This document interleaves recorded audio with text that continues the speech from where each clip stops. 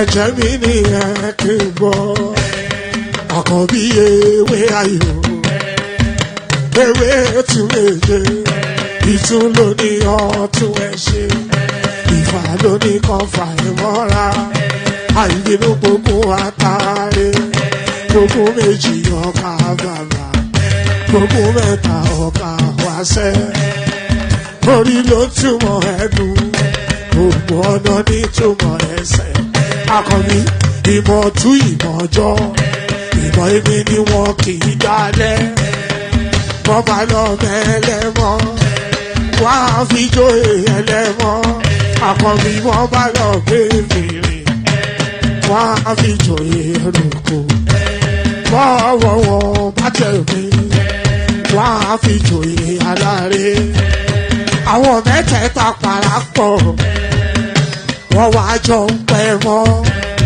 ẹ̀ẹ́mọ́ olóko jẹ wọ́n pa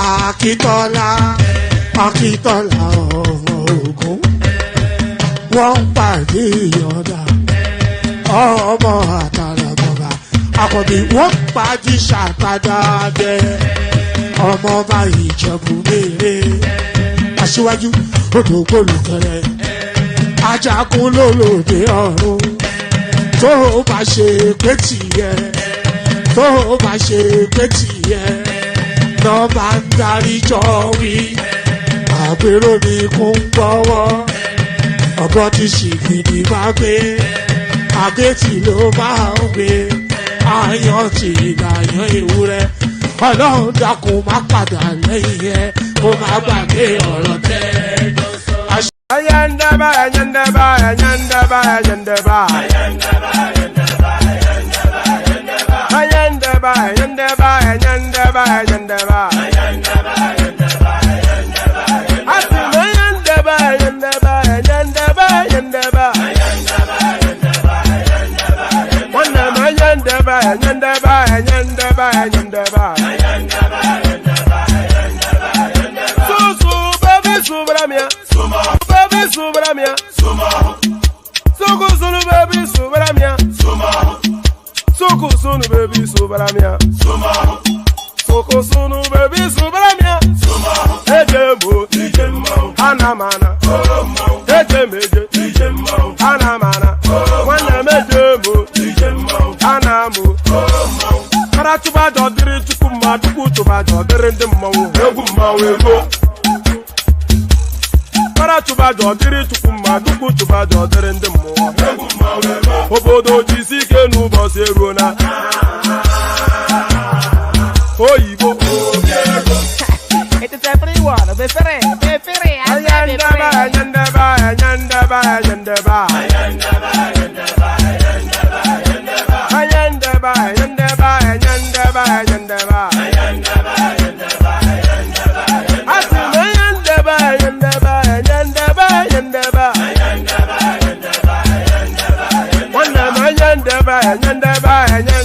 ayandaba So baby subramia, Soko sunu baby subramia, Soko sunu baby subramia, Soko sunu baby subramia. Ladies and gentlemen, sometimes you just have to act like you are drunk, like you are crazy. Confuse your enemies, confuse them. Oh, but yeah, we mo. Yeah, we mo. Oh, but yeah, we mo. No masai ga ponto mo. Yeah, dia gugeme. Okwitara kara mi nguru ma mi ga kuru mu gwo ya baby mo. Abe Maria. Why feeling? Ayandaba, ayandaba, ayandaba, ayandaba. Ayandaba, ayandaba, ayandaba, ayandaba. Ayandaba, ayandaba, ayandaba, ayandaba. Ayandaba, ayandaba, ayandaba, ayandaba. Asim ayandaba, ayandaba, ayandaba, ayandaba. Ayandaba, ayandaba, ayandaba, ayandaba. Wandaba, ayandaba, ayandaba, ayandaba, ayandaba. Ayandaba, ayandaba, ayandaba, ayandaba. So baby subramia. Soko sunu baby subramia, Soko sunu baby subramia, Soko sunu baby subramia. I Since I was born, but now I am getting old. My convoy is 5 vehicles, and you cannot buy fuel unless I'm inside the car. So I will pay them. No more. I know. The governor was paying for petrol himself for his convoy. When they get to a gas station, he will come out and bring out money and pay. In fact, at Oka Government House, then when he was governor, forget about drinking champagne, what they are now doing there. Then he gave out old newspapers as substitute for toilet roll. If you are going to the toilet, he will just to save money. Yeah. He was going to run somewhere. He said he's going for interview for job. Peter, can't you give him a job? Peter, can't you do this? The boy doesn't even have. I said, none of my children have car. I was the only person who is governor and bank chairman, not to them. Isn't that mesmerizing? But I know that Peter B. I know that he's a smart man. You know? But the governor, that Obi, did he say anything about that 200 million from security vote that he was caught? His convoy was trying to smuggle out of the country. Did he say anything about that? No, he didn't. No, but he talked about that 72 billion he left behind for his handpicked successor. Because when you hear that Peter Obi left 75 billion, if anybody doubts it, call me. I know where the money is. I kept it. Did he talk about? Yeah, he did. Yeah, he did. I know the man that he's now fighting. You know, remember? Yes, now. I know. Of course. Did he talk about what is it called again? The liabilities he left behind. Did he talk about that? No. It, like signed contracts that were not paid for. Did he talk about? No. Like thousands of workers that he hired during the last weeks of his administration without provision for their pay in the budget. Did he talk? No. So there it is right there. So that clip really it tells you the life cycle of politics. So there is no permanent positions, or it's an ever evolving space at the political space. There's no such thing as a permanent position in politics. So that just speaks to that. Bayo, I see you there. Just stay steady. It might take about half an hour for me to go through all the to lay the ground for the conversation. But if you're there, then you go on first. So let me get into it. Let's get immediately into matters that we're discussing. So we kick it off with this one. Rise, and this is essentially a cautionary tale to the obedient space. That's why I titled the session the way because they pay no cognizance to anything. It's just a hate-led space.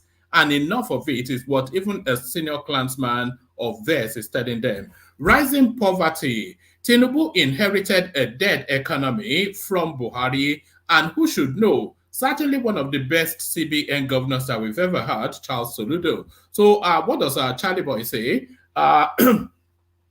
The governor of Anambra State, Professor Charles Soludo, has stated that President Bola Ahmed Tinubu inherited a dead economy from his predecessor, ex-President Muhammadu Buhari. He made the comment during an interview on Channels Television's Politics Today on Thursday. His words, this government inherited a dead horse that was still standing, and people didn't know it was dead. Soludo highlighted the challenges faced by the current administration, emphasizing the enormity of the issues. Let me take that from the top again.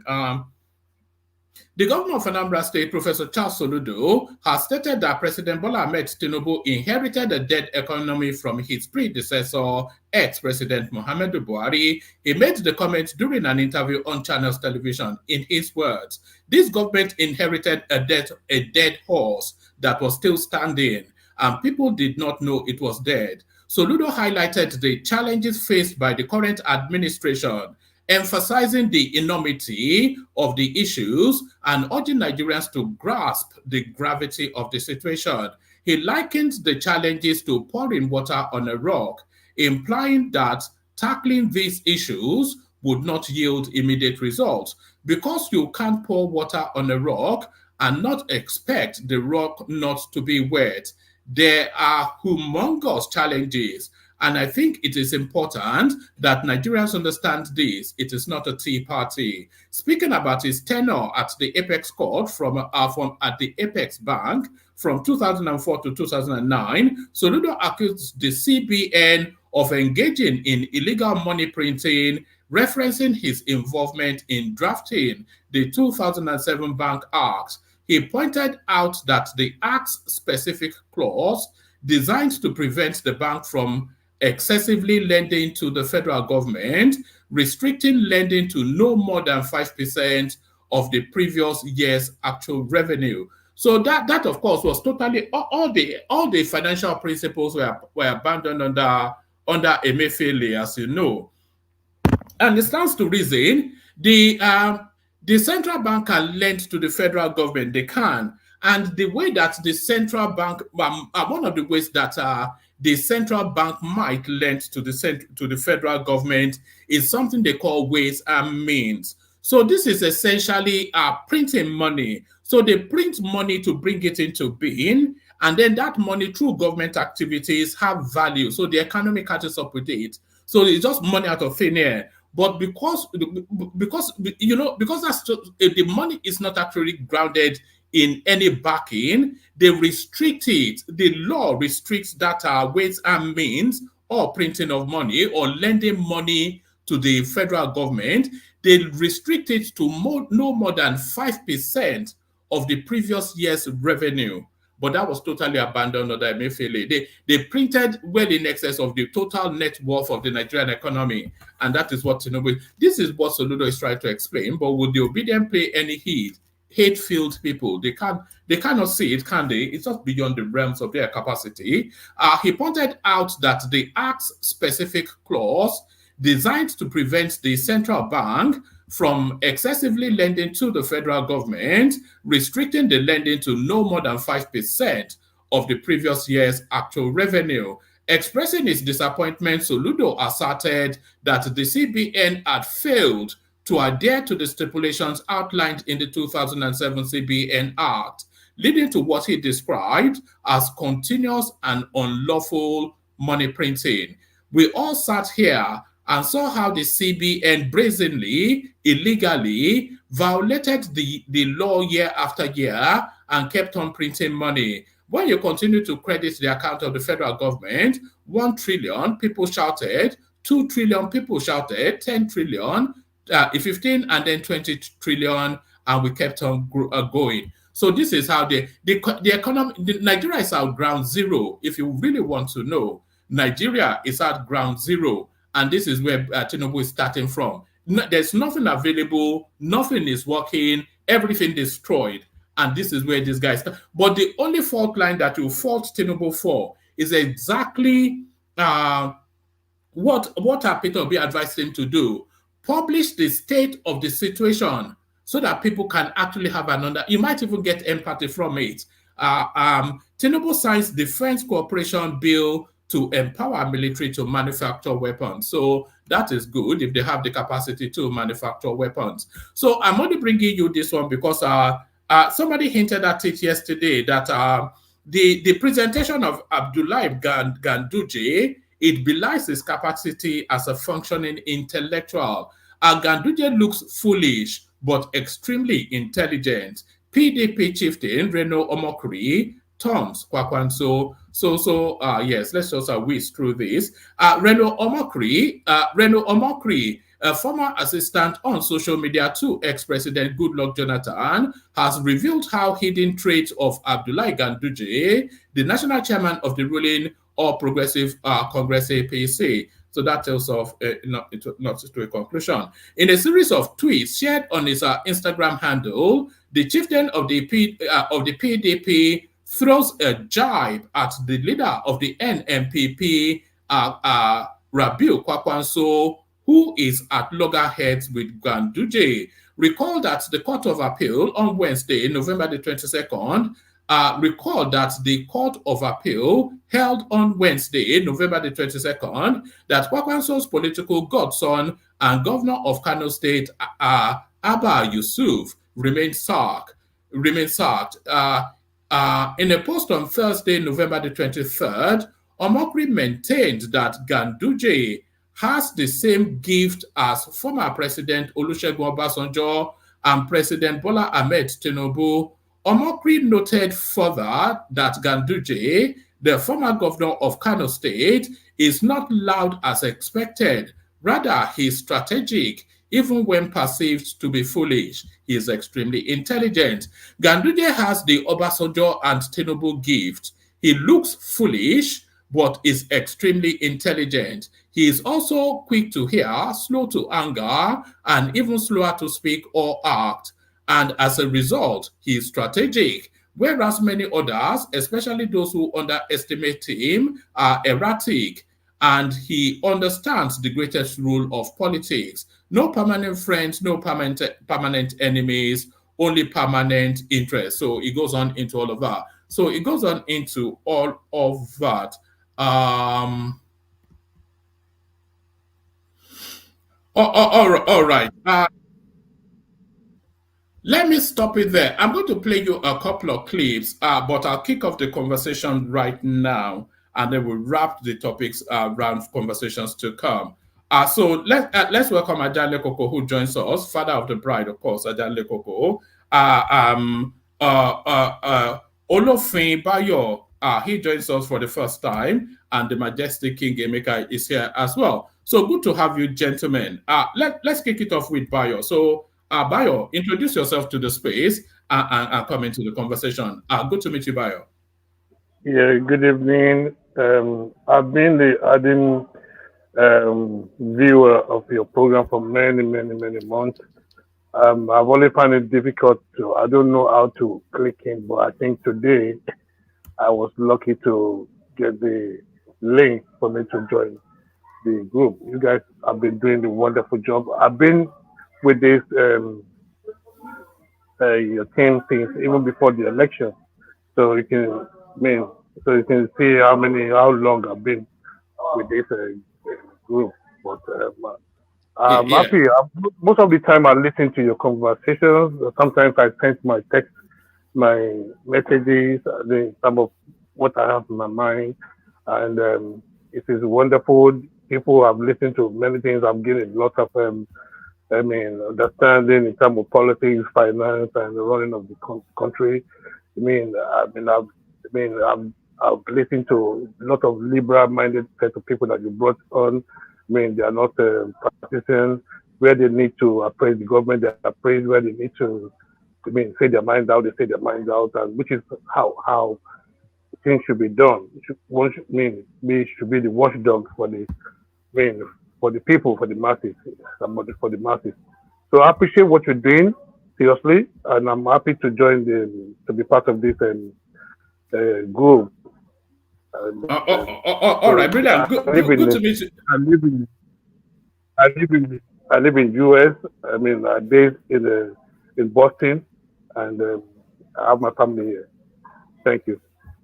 All right, good to meet you finally. At least good to meet you formally, it should be, because now you've decided to join us. So good to have you on board. Is it Olofin or Olofin? Is that what it is? Olofin. Olofin Bayo. So what does that mean, Olofin? Olofin is the second name of Oduduwa, and it means purity. Purity. Yes. Purity. Olofin means purity, integrity, honesty. That's what it means. And if you get to Ife today, the cradle of Yoruba race, when you read the palace, you will see this is the palace of Olofin Oduduwa. So I don't want to go there. I've listened to one time like that you are talking about the history of so I just keep quiet. But I like to listen to people and learn. Did you disagree? Did you disagree when we were talking about the history of the Yoruba people? Did you I partially agree and I partially disagree, because I am a true direct descendant. Like I always tell people that Jesus Christ asked senior brother and junior brother, there's a lineage. Those lineage persists in Israel to date. those lineage we're talking about, it's not only Joseph that was born in that family. They have their lineage. Those lineage, when we're talking about lineage, those lineage we're talking, they still exist today. So I've listened to different versions, everybody's speaking. I've listened to different versions. But I don't argue. I try to learn. And I like to go back because there are some people in Ife today that are very, very old people that know a lot of the real true history. And most of these people have met them in the past. And even my great grandfather, I have a book that was written that he gave to me. Their writing there was calligraphy. Sorry, Bayo, 1 second. Rational mind, make sure your mic is switched on. You're not connecting properly. Sorry, carry on, Bayo. Carry on. Their writing at that time was in cursive calligraphy, that they used to put this the feather into the ink and they will write. So I have a book that my great grandfather passed to my grandfather and that was passed to me, and I want to keep that personal because, as I said, many people come with different history. But as I said to you, hold on. This book that yes, was passed down to you, is it about Yoruba history, about your personal it's family? about Yoruba. It's about Yoruba history. Then you cannot keep it to yourself. You have to transcribe it and make it public. If you want help with that, contact me. It's an important document. Where my fear lies is this.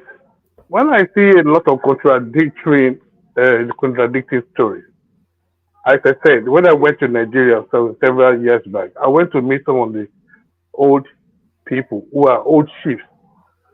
Some of them are still alive, and some of them I try to verify because you need to do a lot of why are these stories like this? Are you doing audio recordings of this? The conversations with the elders. You have to capture it. Make sure you are. Are you recording these things? That's why I'm coming. No, I didn't. But this time around, I'm coming by the grace of God very soon to Nigeria, and those are things I'm going to do. I never knew. See, so a lot of things that we take for a lot of us take for granted. There are a lot of things that we take for granted. I said by listening to some of these your conversation, it exposes me. It exposes a lot of things to me that some of the things that we think is, oh, nobody's going to fight it with you. Nobody's going to drag. People are dragging even your name with you now. So that is what is going to propel. Give an instance of what you disagreed with in our conversations we've had previously. What did you hear in the course of, and you went sorry? If I can recall, I think I can't remember one of the speakers that said where the Odua came from, and they said when they get to the Ife that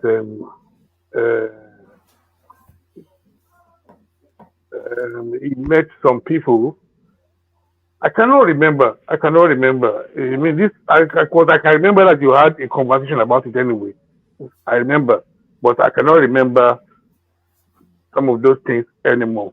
But I remember that during those days, that particular time when you are actually having that discussion, I chip in some one or two things that I can say, and I just keep it like that. Because this is not about, it's not only your platform that I've had people having such conversations. I've read different diversions, different things, and to read this particular book, maybe by the grace of God, when one day we're going to see this particular book, is very difficult for we nowadays to read because they are in cursive, they are in this calligraphic form that they used to write. It's not the way we write now. So it's not the way we write now, and sometimes I find it difficult to read those things. As I took it back. So I'm coming by the grace of God this coming year. I'm going with the book, and I know by the grace of God, if anything I get out of it, since I am on this platform, I would definitely let the platform know. Then I'm going to have an audio record. I'll be seeing even the KBAC. The KBAC too. They are not even, they are KBAC, the real present KBAC. he has a history, but I don't think he has a deep history. Are you talking about the sitting Oni? Depends, yes. He's vast, but it's not deep. It's not like the sorry, are you suggesting that his lineage does not trace to that throne? Are you saying that he should not be sitting there? No, in all fairness, it's not only it's lineage. Yes, lineage. It's not only one. It's not only one ruling house that we have in Ife. It's not only one ruling houses. We have like up to 3 to 4 ruling houses, which they are all brothers. They are all blood. It's just like when they were saying that Oduduwa has 7 sons, and these 7 sons they moved to different towns, villages to become king, and people are saying that it is from Benin that Ife came, and I used to tell them no, it is not from Benin that Ife came. It is one of the sons of Oduduwa that moved down to Benin. That is why in Osun today we have Oromiyan.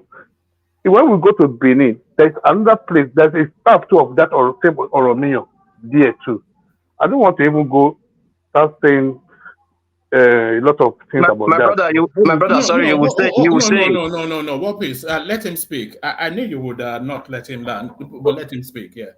So, sorry, what please? But my great grandfather is the real Olofin. The real Olofin. That's why my name is Olofin. And if you go to my page, I used to say it there that I am a direct descendant of that lineage. Yes. Does the Olofin lineage trace to Oduduwa? The second name of Oduduwa is Olofin. Are you claiming you have? Are you claiming you have a bloodline to Oduduwa? Yes, sir. That's what I'm saying. Yes. Are you claiming you are the son of God? Is that what it is? Are you the Yoruba version of? Not the son of God, though. Not the son of God, though. Don't get it wrong. We are all by the Yoruba pantheon. By the Yoruba pantheon, though, by our pantheology, you are the son of God. Do you know Olorun means God? Am I right? Yes. Olorun is God. Olofin means somebody who knows law. Hello? Olofin. Yes. Somebody who knows law. Thank you. Yes. My lineage, our title is Odofin. So it's not far from yours, but carry on. It's not far. God bless you. Yes. Anytime you hear Odofin, anybody that hear Odofin knows that they are from a chieftaincy. They are chieftaincy family. It's not a name. It's not a name that they give to anybody. It is a direct own. You own it. You own it. Just like when you hear some name like Balogun. Balogun is you own it. It's not a name they can just name if they give birth to this to someone and say, oh, my child name is Balogun. No. It is a lineage of a fighter. That family, they own it. So my name, Olofin, is purity. Olofin means somebody who knows who is what do you call it? Who preserves laws. Olorun means God.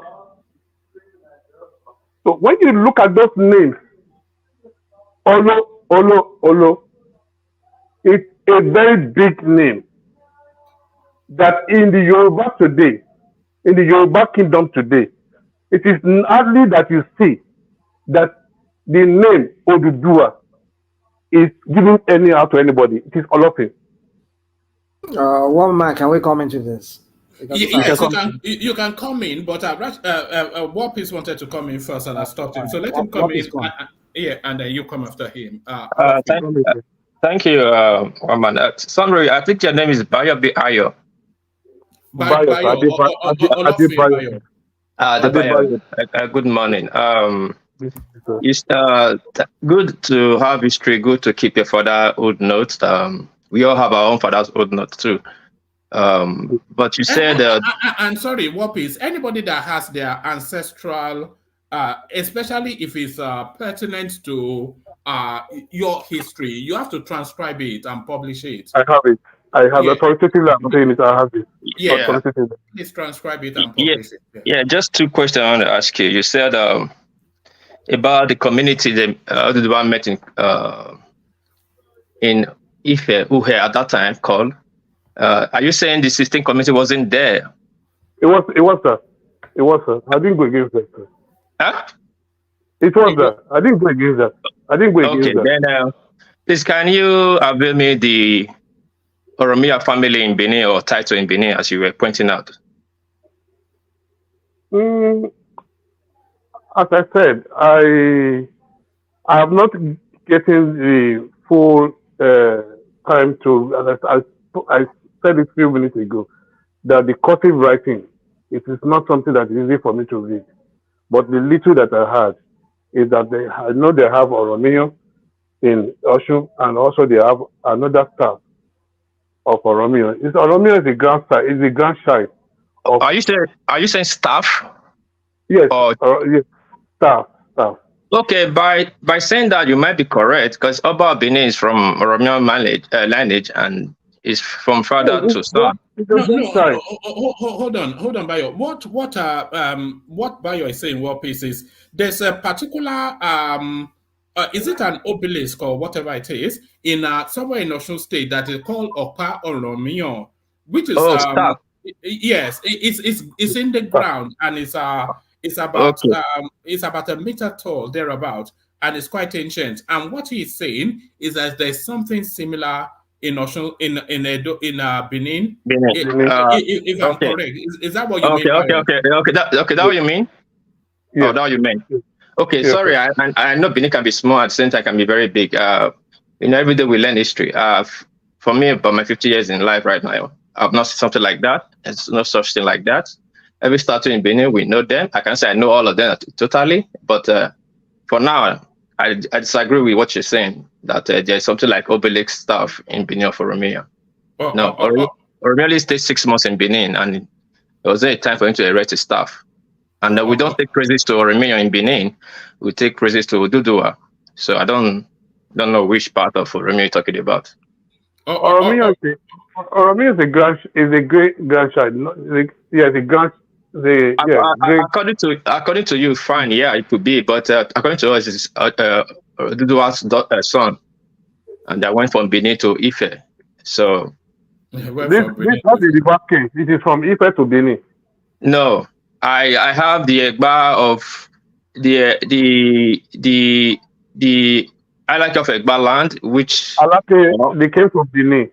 Hold on, please. The Oba Benin was there recently. I have the video, and he said it. There's no doubt about talking about where Orino came from. I mean, not came from. I mean, he left Benin. He came to found Oyo. Simple. On international TV, international media, Chinese, everybody was there. Which one are we talking about now? That's why I said something. Sorry, sir. That's why I said that on the beginning of my statement that I have learned to listen. I have learned not to say no to a lot of things. But I want to stick to what I have and make a good verification. Just like what the host told me a few minutes ago, which I have never done before, which I am going to intensify because of my, what I call it, negligence. Yes, I will call it negligence because I never knew it's going to get to this stage. But one thing that I know I have, which I know I have not taken my time to really study, it is that book, because those writings, I hardly can read it, but I can read some. So I'll be going with those particular book. It's an ancient book now. It's an ancient book. Sorry, before you move on, I agree with you, and I will encourage you to continue. I know you know some facts, but I want you to take all your facts from 3 angles before you conclude and hold on to the one you believe, and don't change the one you believe. Like you said something, but I know you know, and with time you can talk to your own people about that, and which is true. So kudos, continue. Good luck. All right, take a question from Rational Mind, and then we go back to the politics. But let me just say this: you see that book? Try and scan it, because those old books, they tend to quake. I don't know what the term is, but they tend to fade off over time. So if you're able to scan it in some way, scan it as well. But Rational Mind, you wanted to. Okay. Yeah, woman. What brought me charging in here is because of what you said. I'm so surprised that a young man like you will be speaking Yoruba like something I don't even understand. You're trying to pronounce somebody's name, Olofin. You say Olofin. I mean, like, I was like, what? No, I thought it was Olofin. Olofin, which is I was like, what are you? Out of everybody that can criticize my Yoruba, you are not one of them. That's why most of the time when I will just be glued to you guys in the morning. Bring that pound sterling out. Let me teach you. Oh, sorry, one man. One man? Sorry, it will be okay for. Okay, I'll write you a private chat. You ask Bayo. I like historian like this. I'll write you in private chat. Then you communicate with Bayo. It's okay, one man. It's okay. All right. Okay, so to our friend, Mr. Olofin, you said you are one of the descendants of the great Odua. For me, it's just that sometimes the way I know Yoruba over the years has evolved, and most of the Yoruba that we speak today is not as close to the Yoruba that was once spoken in the time past. Now, when you were trying to like compare Olofin, Oluorun, that's how we pronounce it today. But the right pronunciation is Oluorun. Oluorun means Olu is a kind of a Yoruba. It's a title that shows more like a title. It's a title, but when you say Oluorun, somebody who owns the heaven. But then if you want to transcribe it, it just basically mean Olorun. So, but I don't know how you were trying to like. That's another thing why I want to interject you. The right pronunciation would be Oluorun. But today people just say Olorun. You know, it's the Yoruba we speak today is not as close to. Let me not say as close. It has there's been some kind of evolution in the way we pronounce. Rational mind. One more, can I quickly come in, please? Here we go. You want to interject again, right? Yes, because what you're saying is not correct. So what is not correct then? So you have to understand that there are different versions of Yoruba language. So the different people pronounce different words in different ways. Not so Olorun. Hold on. You can't just say. Hold on now. I understand. I agree with you that there are different dialects of Yoruba, but it is when you say Oluorun. That is the Ibadan Yoruba you're talking. No, it's not. That's not Yoruba. It's not Ibadan Yoruba. Whatever you're talking, trying to make it understand. In some people call it Olodumare. Some people call it Olodumare. Mare. It's I don't know how to pronounce that. I don't know how to explain that word. But can I ask one question here? Can I ask one question? Did anybody knows anything like Ifa divination among you here? Do you know anything about Ifa? Not anybody on the panel, but there's Mike who is an Mike, Ifa. one man. Not only Mike, no, you have Ifa now. And Babati as well. He knows a bit of it. Well, you see that book you're saying, One Man. I don't think it's a book that is meant for everybody's eyes. Olofin, you can tell me if maybe that's what it is. I think what you're referring to is some kind of Ifa kind of divination writings. No. But I don't know what he's talking about. This is real history. The reason why I asked is based on what we are saying just now. Is there's Odu. You know, Odu. Yes. Odu. O is a very powerful word in the Yoruba land, in the Yoruba tongue. O. The word O is a very powerful alphabet. that connotes a lot of things in Yoruba land that a lot of people doesn't know. The importance of O, Owo, or Lo, O, Olu, or whatever you say now. My brother, I actually brought is it not the same? Is it No, not no, the same? hold on. Let him give that explanation. Carry on, Olofin. Hold on. You have to let him make at least the point. Yeah, Then I just maybe want to quickly say something before he goes on. I just want to say, is the same O is what they used to pronounce thief, right? Then it's powerful. O is a powerful word. Okay. Very powerful alphabet. The reason I know the book that is with me, it is not Oduifa book. It's an history book of Yoruba. We have to see, or we have to show Odufa. It's different from Odufa. Is it written in Yoruba language or what language? It is written in calligraphy, cursive. Cursive in Yoruba. Is that not the same as the... Okay, just go.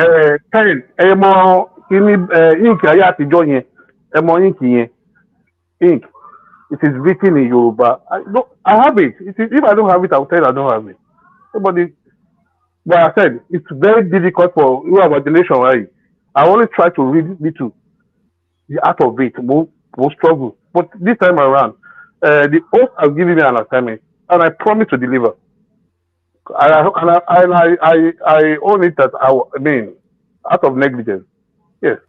But this time around, at this few months, has taught me a lot of things that I need to try as much as possible to do something, even not for me, but for my children and generation to come. Because the reason why my great grandfather passed it to then it got to me. I don't know how it got to me, but it got to me. They gave it to me. Yes. And I keep it in my house in Nigeria, not even in America. It's in my house, in a very well preserved place that I know. Because me, I have Ifa, so that's where my Ifa is. So. Sorry, which stage your Ifa got to Babalawo? Ifa is different from Babalawo. No, I mean your Ifa got to the stage of Babalawo. All right. I want us to get back to the politics. I know. One more, please. Sorry. No, we've been in. We call it Ron Miller, and it has stages. The most highest stage that you can get to if you upgrade your Ifa is up to the Babalawo stage. So what stage is?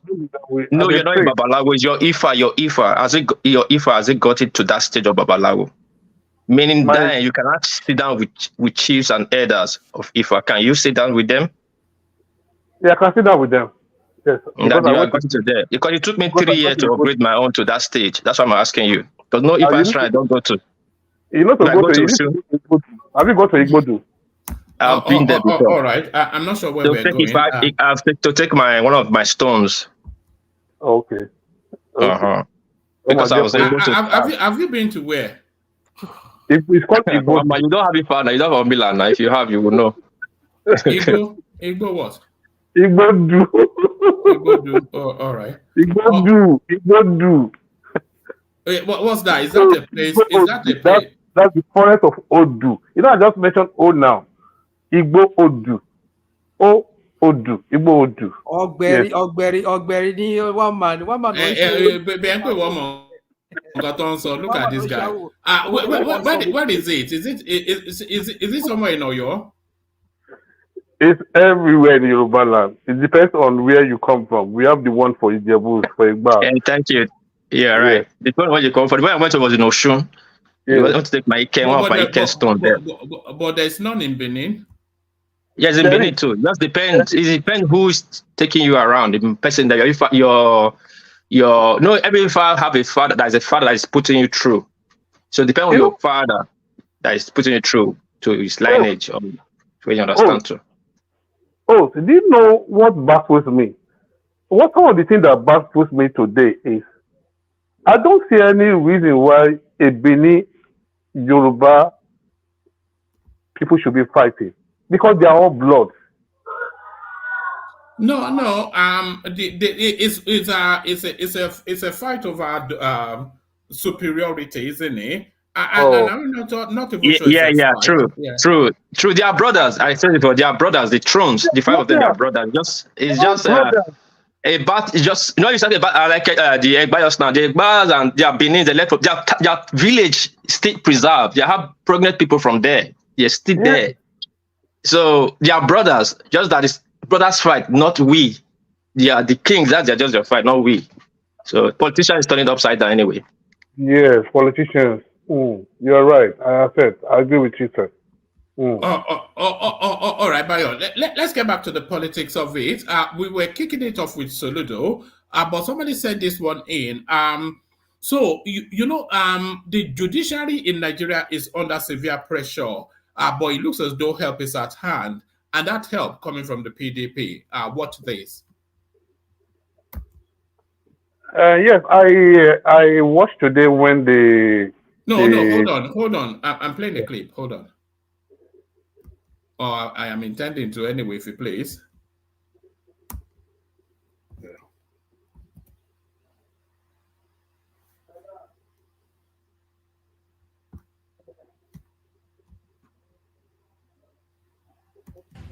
Distinguished members of the press,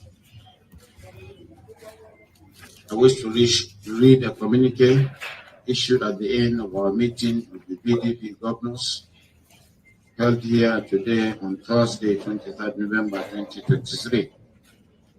The PDP Governors Forum held the meeting under my leadership at Bauchi State Governors Lodge on Thursday, 23rd November 2023.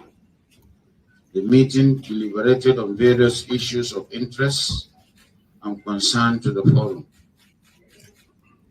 The People's Democratic Party and the country and issued the following communique. The meeting reviewed the recent judgments of the Court of Appeal concerning governors of various states and noted the mixed outcomes. As a forum, we once again restate our overall confidence in the judiciary to do justice. We believe that the Supreme Court will do justice in the cases where we recorded temporary setbacks like Zamfara and Plateau states.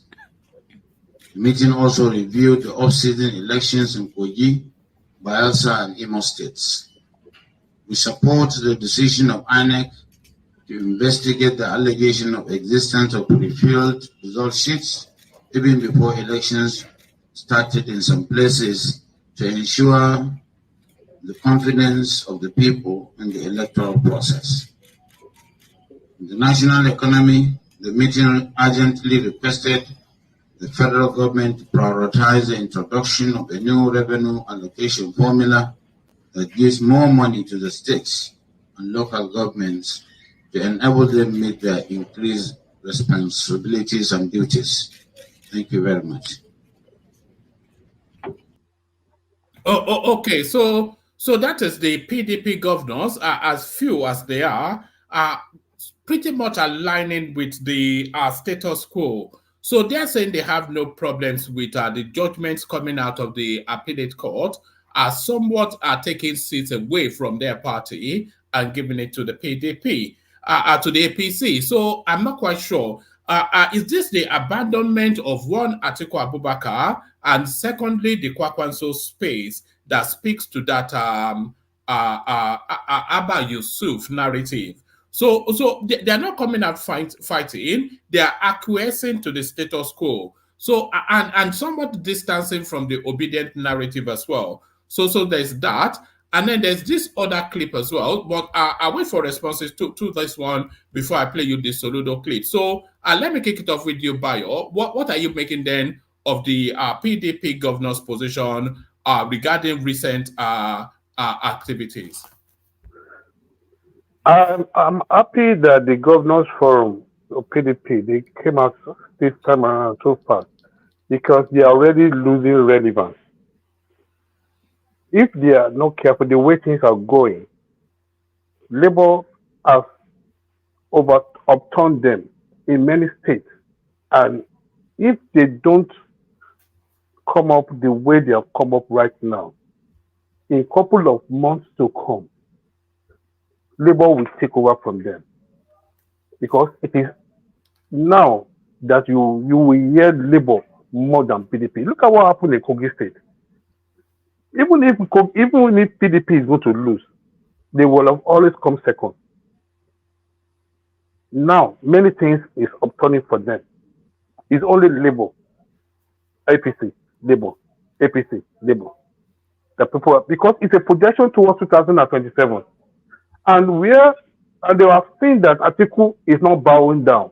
I'm sorry to say that Atiku took them to where they don't know. And is he trying to drive them to where they did not know? And they've seen it. Those governors, they have seen it. That they need. By your point of correction, Ogi is SDP that came second. Not I said it's SDP that took second. PDP took third. Yes, I know. That's what I said, sir. I said SDP took second, where PDP took third. But before, it should have been PDP that would have taken second, no matter the situation. But because they are losing relevance, because PDP right now, they are losing relevance because of Atiku. Atiku was one that fought Dino on them in Kogi. And everybody raised the voice. They raised it out that why would you force Dino on them? And you see what played out. And they could see that what is happening. That's the reason they are trying to nib it on the board now and reorganize themselves. They need to bring back a lot of people to have confidence in them. It is about bringing confidence. Those people they've lost during Atiku's. Do you think they should lose more people before they start to bring people back? That is what they're doing right now because Atiku have made them to lose. That's what they're doing right now. They're trying to put their house in order. They've started it with this that you see today. They've started building back their house. They've left Atiku. They've left Atiku. I left Atiku went to his school today. Atiku still wants to play that game of I must be the president. And they've seen where he has taken them to. Now the party needs to be financed. The party needs a lot of things to put themselves together. And they cannot be in the hands of somebody who is leading them in a lonely land. So what they did today is by bringing a relevance that they are still on ground and they are trying to fix their house. They are trying to build the house back so that other people that have left will start having confidence in their PDP. Wike is still one of the big factors. These five are one of the big factors. There are many big factors that all this while, because of Atiku, they lost out. So what they've done today is to let the whole world know that they are an opposition that are ready to reorganize themselves and organize themselves constitutionally. That's what I think. Thank you. Do you think part of that reorganization, because there has to be a bit of house cleansing and a bit of bloodletting as well in the PDP, so they have to prune back quite heavily before they start to rebuild.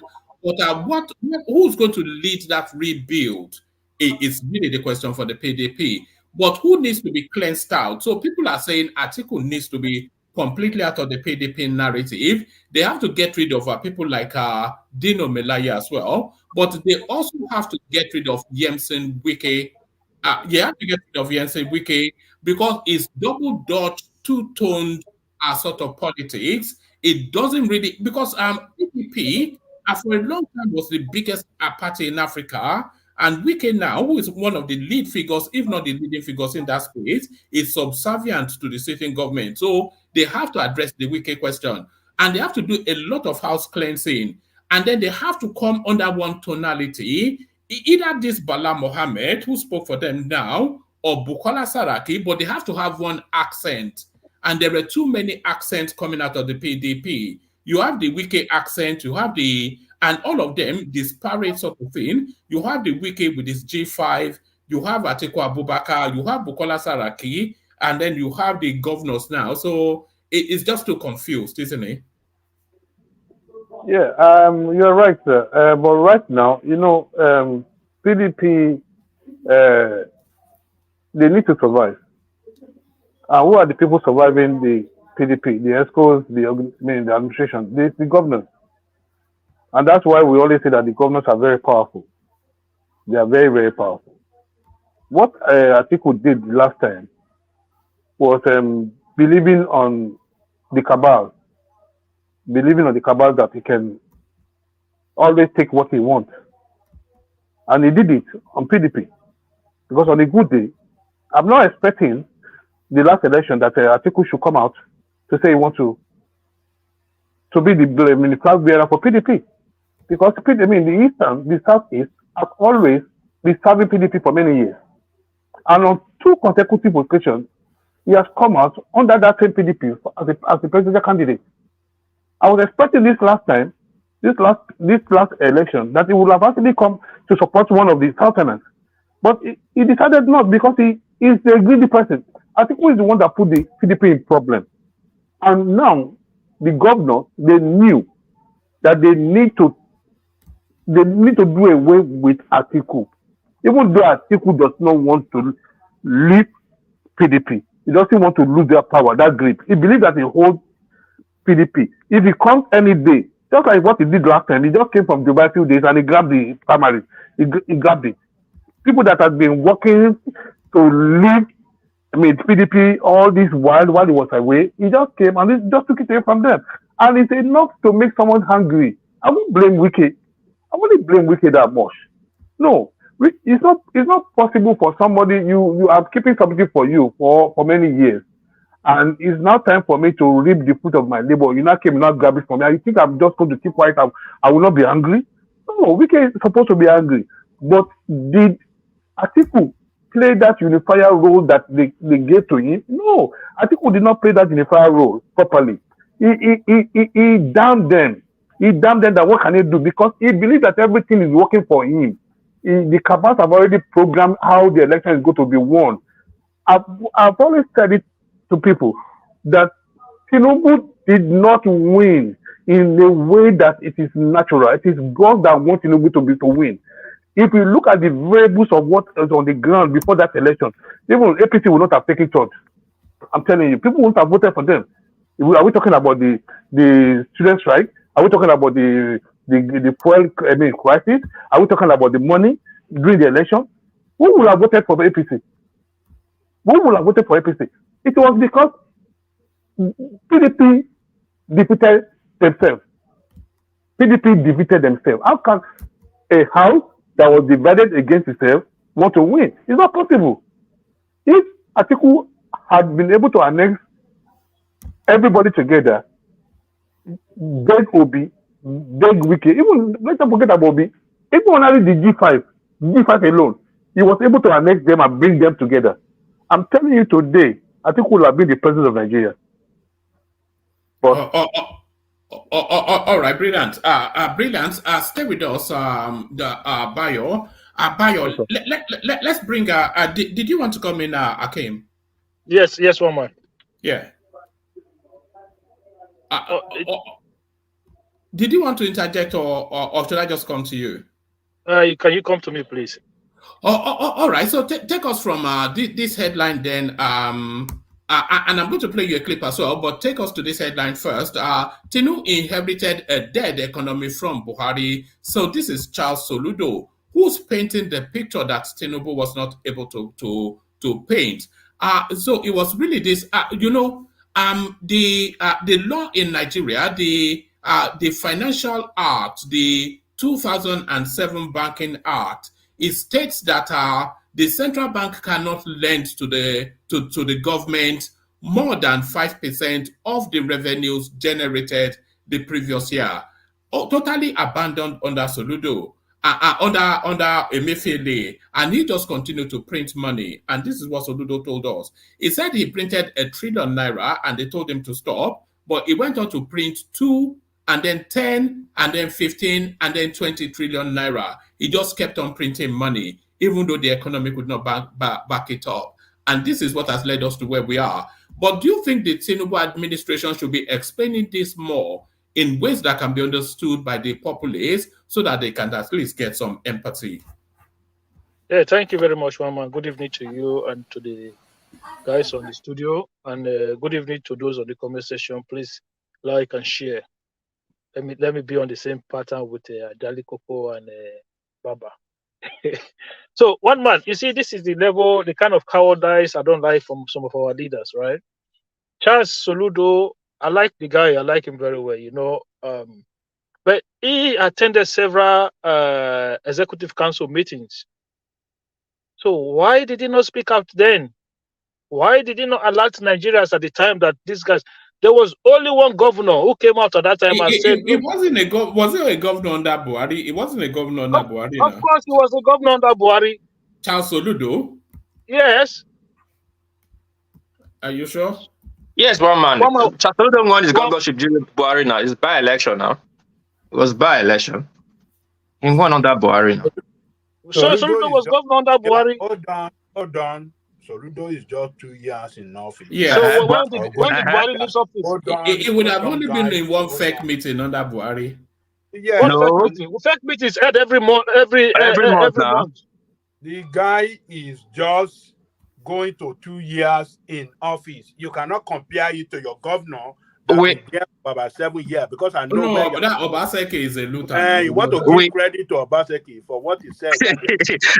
No, when Obaseki all raised that is where Hakim is going. You guys, Ajali Koko, that is where I'm going. I'm going there. That's where you are going. You want to I'm going there. I'm not hiding it. Soludo and give high credit to your own governor. That is where you are going. Yes, I have to do that. You got it, man. Hakim, I have to do that.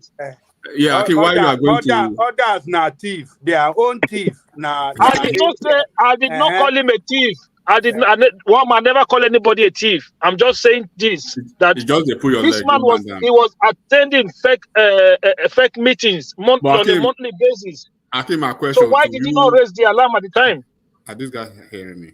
Hello. Yeah, I can hear you. I can hear you in Bati. Okay, I know the bash Baseki. So it's for you and World Peace. I shot with World Peace behind the scene, I think 2 days ago.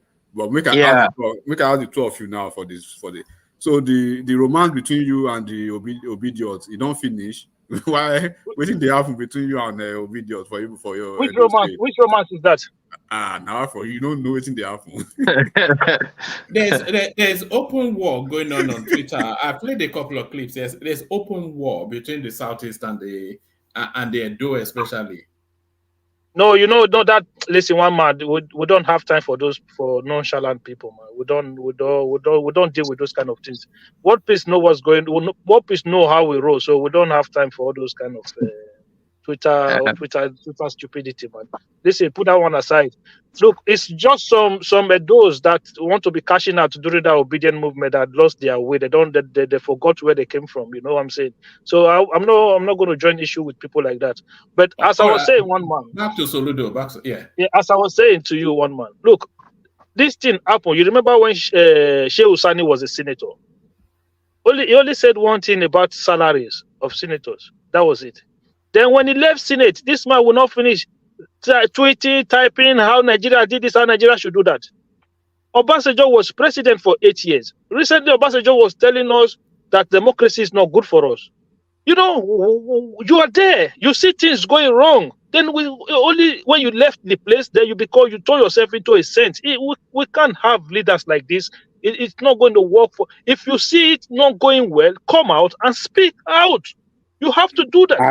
Hakim, Pastor John never said democracy is not good for us. I don't know misinformation that we are trying to carry out here. Obadana for one day never said democracy is not good for us. He could criticize the person. Did you listen to him recently? He could criticize the person in the lead of the nation that is not managing the country well, but not that democracy is not good for us. Obasanjo never said that. No, he said democracy is not good for us. That was what he said. The comment is out there. The video is out there. It's not a hidden thing. Apparently, Ajaliko did not hear what he said recently. Yeah. No, but Ajaliko did not even watch the video. That's why he's talking. That's why he's arguing. It's 2 days ago now. He said openly. He said democracy is not suited to Africa. Yeah, something like that. Exactly. All right, gentlemen, let's hack him through a bit so we can roll it around quicker. So one man, as I was saying, at the time, there was only one governor that came out to tell Nigeria that the federal government was printing money to pay salaries. And it told Nigerians that... Who was that governor? There's no need for me to mention him because I don't want some people. I don't want any issue here. So I will say that one man. I'm going to quickly roll back the tape, right? I understand. I don't know. Enigmatic must have a personal issue with Obaseki. I don't know what the personal issue is, and I know very well. Enigmatic do not live in Edo State. It does not even live in Benin. I will be very shocked if Enigmatic have visited Benin in the past how many years. So now have your Gedegbe no go there.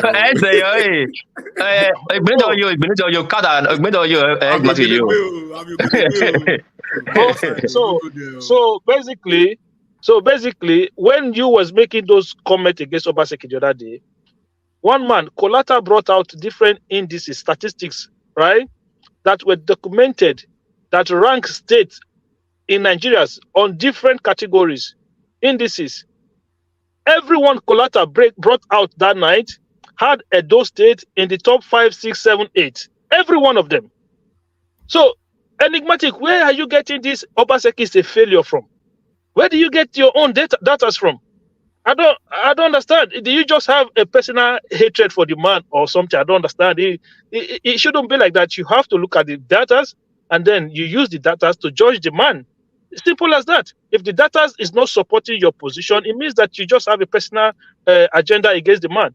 So I supported Obaseki. So even if it doesn't matter what you say, I supported him, and I still support him today because I know the man has done well. So I'm not here to try to dodge or want to know. Tell us areas of where it done well. Tell us.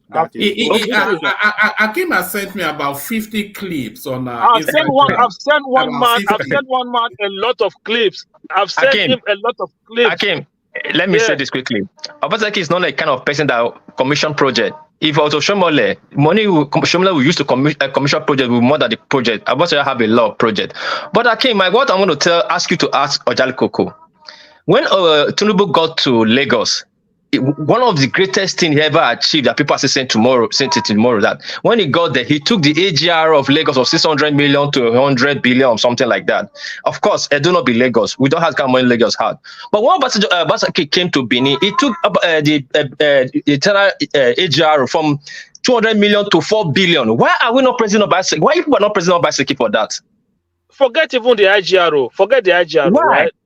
Enigmatic, I'm going to give you a challenge today. Remove Lagos now. Let's put Lagos aside. The rest of the Southwest state, including Ogun State, that is supposed to be very wealthy, including Oyo State, right?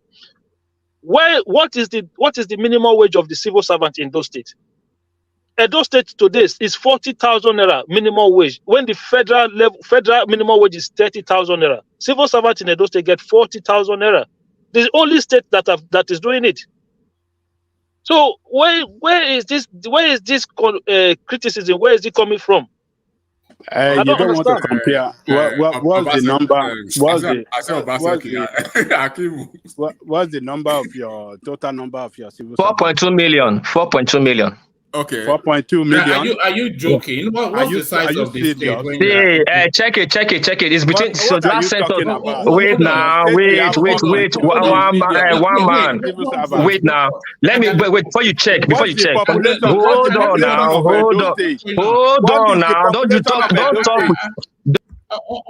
Sorry, I've sent both of you to the back. Please, let's have one voice. Just one voice. What's the population of Edo State? Is just a question for one voice. Yeah. Wait, hold on. Okay, let me respond. For the last census, at rough estimate, from the last census is 3.8 to now, rough calculated is 4.2. Check it out. Your Google is your friend. That's the population. And you have your civil servant at 4 point something. I didn't say civil servant. I said population. I just said civil servant. Okay. The question we are asking is I didn't say civil servant. You listen when I talk now. But you have to slow it down a bit. Let's slow down. Okay, sorry for that. I was just talking about population. I wasn't talking about. No, but that wasn't the question. So Ajalepo, have that say, and then I can take the floor back. The question is that what's the number of your civil servant? What's the total? Okay, sorry. civil servant in the state. I don't have the numbers. I don't know the numbers of the civil servant that they have in Edo State. I don't have that number. But what I'm saying is, it does not take the fact away that Edo State is the only state that have paid 40,000 naira minimum wage to its civil servant. And it's not like the man is owing salary. It's not owing salary. And on top of that one, Ajali Koko, you have to understand this. Lagos State is paying more than that. I said, take Lagos State out of it. This is what I said before I made that comment earlier. Okay, I said, take Lagos State out of it. So, Ajali Koko, this man, when this man came into office, right? He's leaving office. There are 2 refineries, modular refineries in Edo State, right? He's leaving office. There's an IPP independent power plant in Edo State today that is giving 24 hours electricity. The central hospital, the governor's office, the palace, the high court, all the businesses around Sapele Road, they're all connected to that independent power plant. So I don't understand, where is this criticism coming from? What is it that the criticism is that this is a man that came in that does not follow the rule of law, that denied the assembly to operate at their own free will, in line with the constitution. He bulldozed the roof of the assembly of the state. He used his team of thugs to send out many of the assemblymen, and governing with 9 of them out of 27. What was the context, Jalikopo? It is not the context that matters. No, you cannot say without looking at the context. No, forget about those. No. So when it's convenient for you now. No, the context is not this issue here. The issue is that, hold on, the we're context educating our is not people to listen. So no. The context is not the issue. The context is not the issue. No, the issue is the context. No. Okay, let Adan Lekoko land, and then you add context. Yes. This is the man that does not follow the rule of law, that run that state dictatorially for himself and not by the mandate of the people, because the assembly constitutes, the representative of the people. It did not allow them to operate. So he's running the state at his own will and at the detriment of the people. So he cannot be checked when it comes to the way he manages the resources of the state. And you guys will come and then champion this guy. What is wrong with you? Is that the way you where you live in Ireland or Britain? Is that the way that the democracy is run over there? Okay, Jalikoko, I'm going to respond to you. Akim, just a second. Let me just put something very, very straight. Look, and I believe people can maybe bear me witness on this platform. The only governor so far, and I stand to be corrected, the only governor so far that I have actually said anything positive about is Governor Zulum of Borno State, and for obvious reasons. Apart from Governor Zulum of Borno State, I have not had anything, and I don't think, and I do not believe, and I don't think any governor in Nigeria is singled out for anything praiseworthy at all. Because when you look at the enigmatic, you put him in the top 3 of the worst governors in the state. Obaseki. Yes. Yeah. You put him in the top 3. Absolutely, it's one of the woeful. It's in the league of Otom, of Yaya Bello. Yaya Bello is one of the yeah, but the figures, the statistics, the data don't back what you are saying. Hold on, when you get to Kogi State today, when you look at the statistics, it's still Yaya Bello, you will still see something, 1 or 2 things he put on ground. The same thing as Otom, right? Even the same thing as all the governors in Nigeria. But what I'm saying in essence, we have a governor in Osun State now who have been in office for more than a year that we cannot even point to anything that he has done. There's a governor in Ondo State now, is an absentee governor who is ruling, quote unquote, ruling his state in Ondo State from Oyo State. And people are defending that, and they are actually, profiling excuses for that. And this is the same governor, when he was NBA chairman, that was on the jugular of Yaradua. Then he was always on the TV, writing articles and everything to kick him out of office. He was the one that actually proposed that doctrine of necessity to get Jonathan into office. So this is the same governor that is actually a son. So when I'm speaking, I'm not speaking because I hate Obaseki or I hate a governor or the other. The only thing you can actually accuse me of is sometimes when you speak at probably at the federal government, I'll give solution. Like when we were talking about what are the duties, what is that lady from Imo State, the Minister of Trade, that what actually Uju. Is it Uju? No, not Uju. That one is Anambra State. The one from Imo State that I said, and I told everybody what she does. This job description of the Ministry of Trade and Investment. It's not the kind of ministry that you see in your face, but the work behind the scene and the work. And I said everywhere the president goes, she goes. So I give you stuff like that. But I will not stand here, right, when I know that derivation funds that is accrued to all the Niger Delta states. And I gave statistics of, for instance, in Delta State, we have a couple of people from Delta State. They will be on this platform, right? They will be the first one, yelling about the other state. When Delta State, right? When Delta State is being pillaged on a daily basis by their leaders, right? So I'm not going to be speaking for any Nigerian governor at all, because those people, they are emperors in their little enclave, right?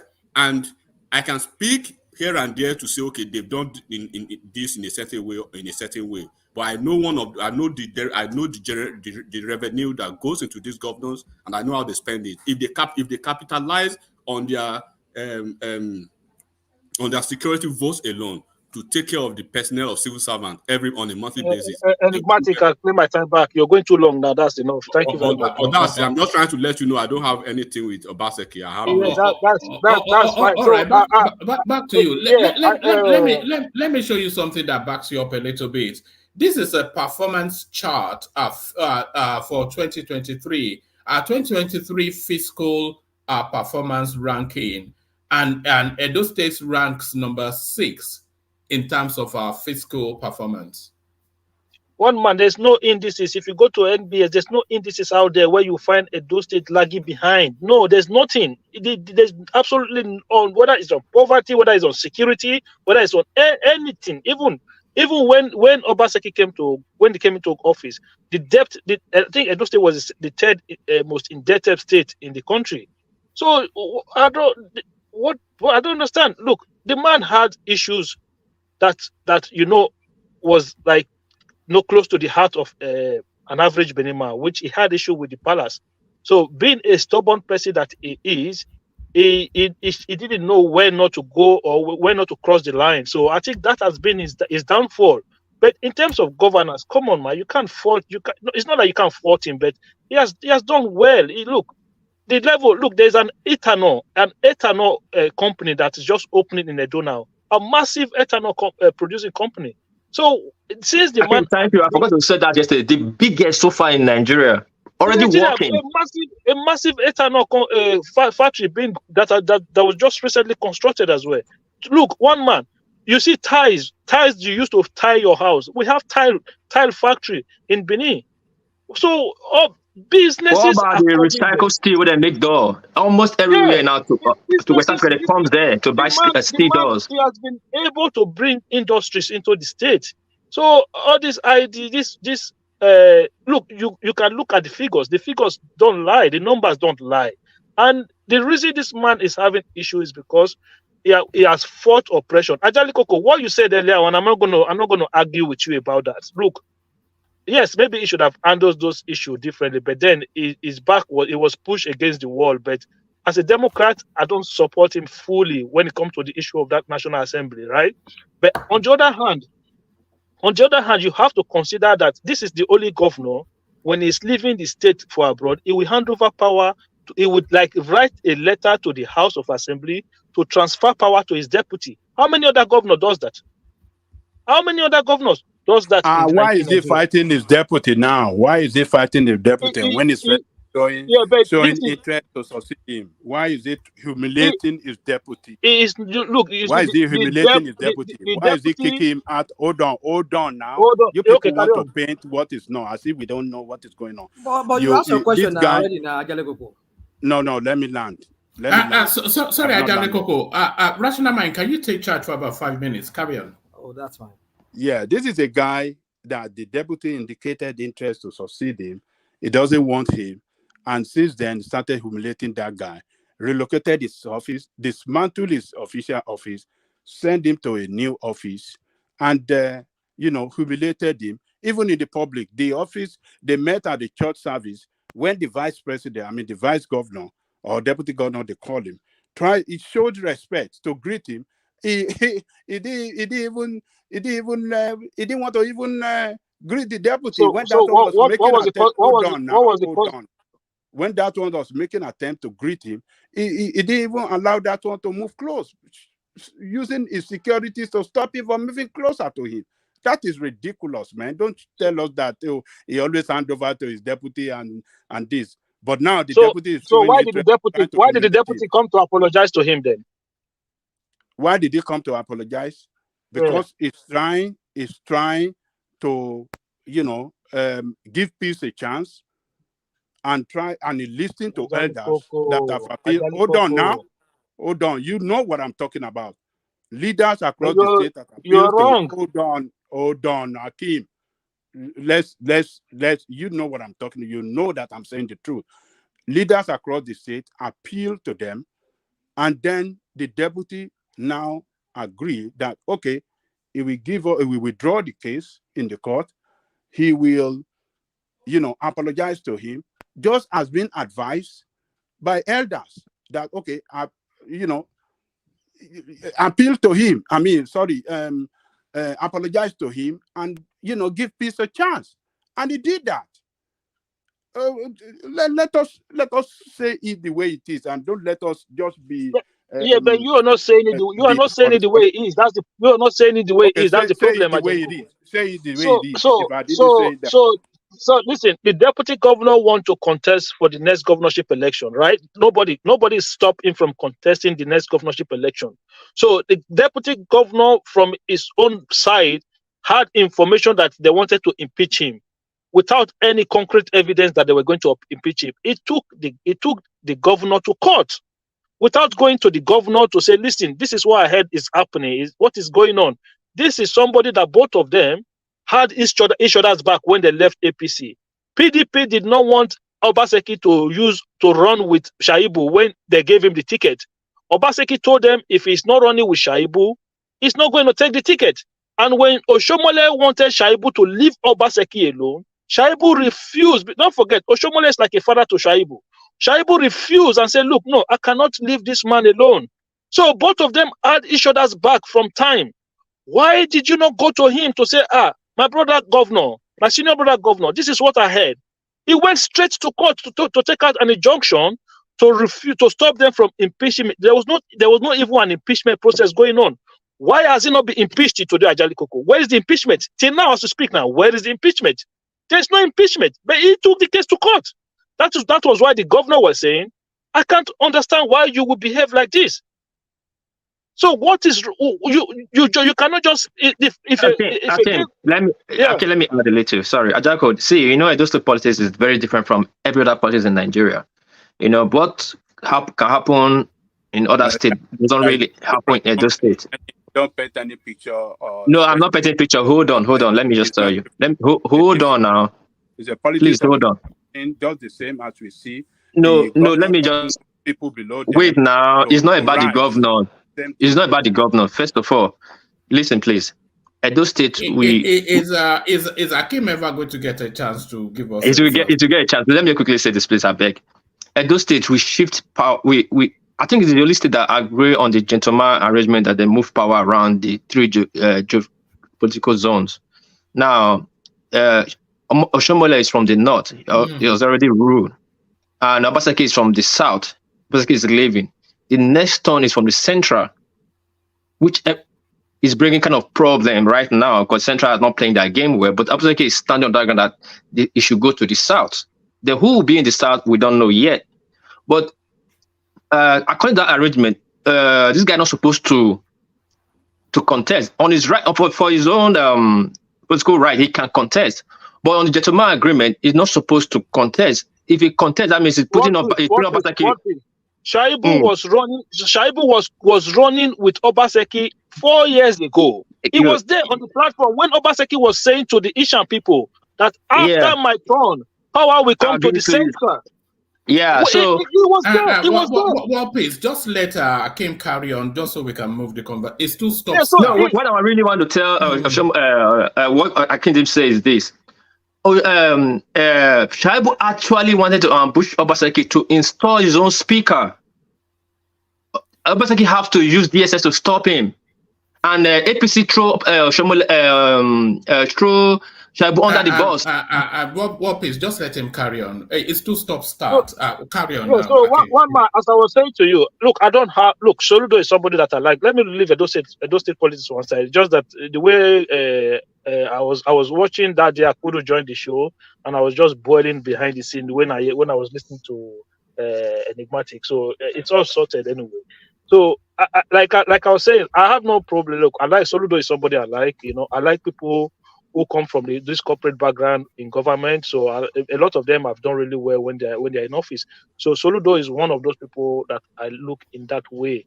So, but I want to see people in power when things are going wrong. They should come out and speak to Nigerian people to say, look, this is the situation we are at the moment. Look. You guys were talking about money that they got from Emefiele. So people were saying there's no way they could find such money. But now they are telling us that they printed even way more than that. Way more than that. So it means that Emefiele still have money stashed up somewhere, because they're not going to tell me they spent all those money in Nigeria. Who do you think we should hold accountable for that administration? Is it Buhari or Emefiele? No. You will say Buhari, he cannot force him to do what he knows is wrong. No. One man. Well, all of these things would not have happened under Sanusi now or Soludo.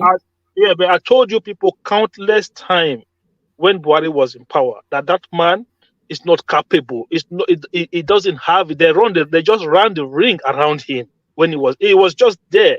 Maybe somebody was even signing on his behalf. So if Tinubu want to do what is good, now he's holding Emefiele. Abubakar Malami have to go down. He must go down. So once he hold those two people in their brokers, they will call for, they still have a lot of money hidden. These people still have a lot of money hidden.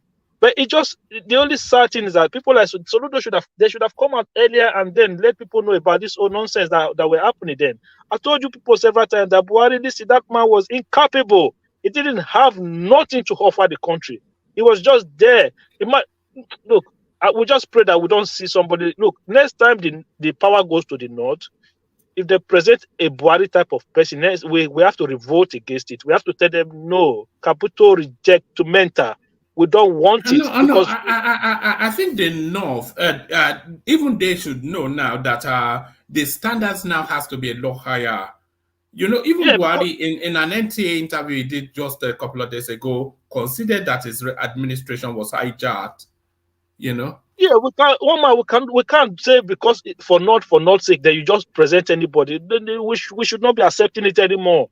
If they present some idiots, then we have to tell them you have to go away with your idiot. We don't want no idiot anymore. Okay, we want people who are. We are not saying they are not capable northerners. There are a lot of capable northerners who can run the country, but don't be looking for a populist anymore who have nothing to offer the country. And look at where the country is today on its knees.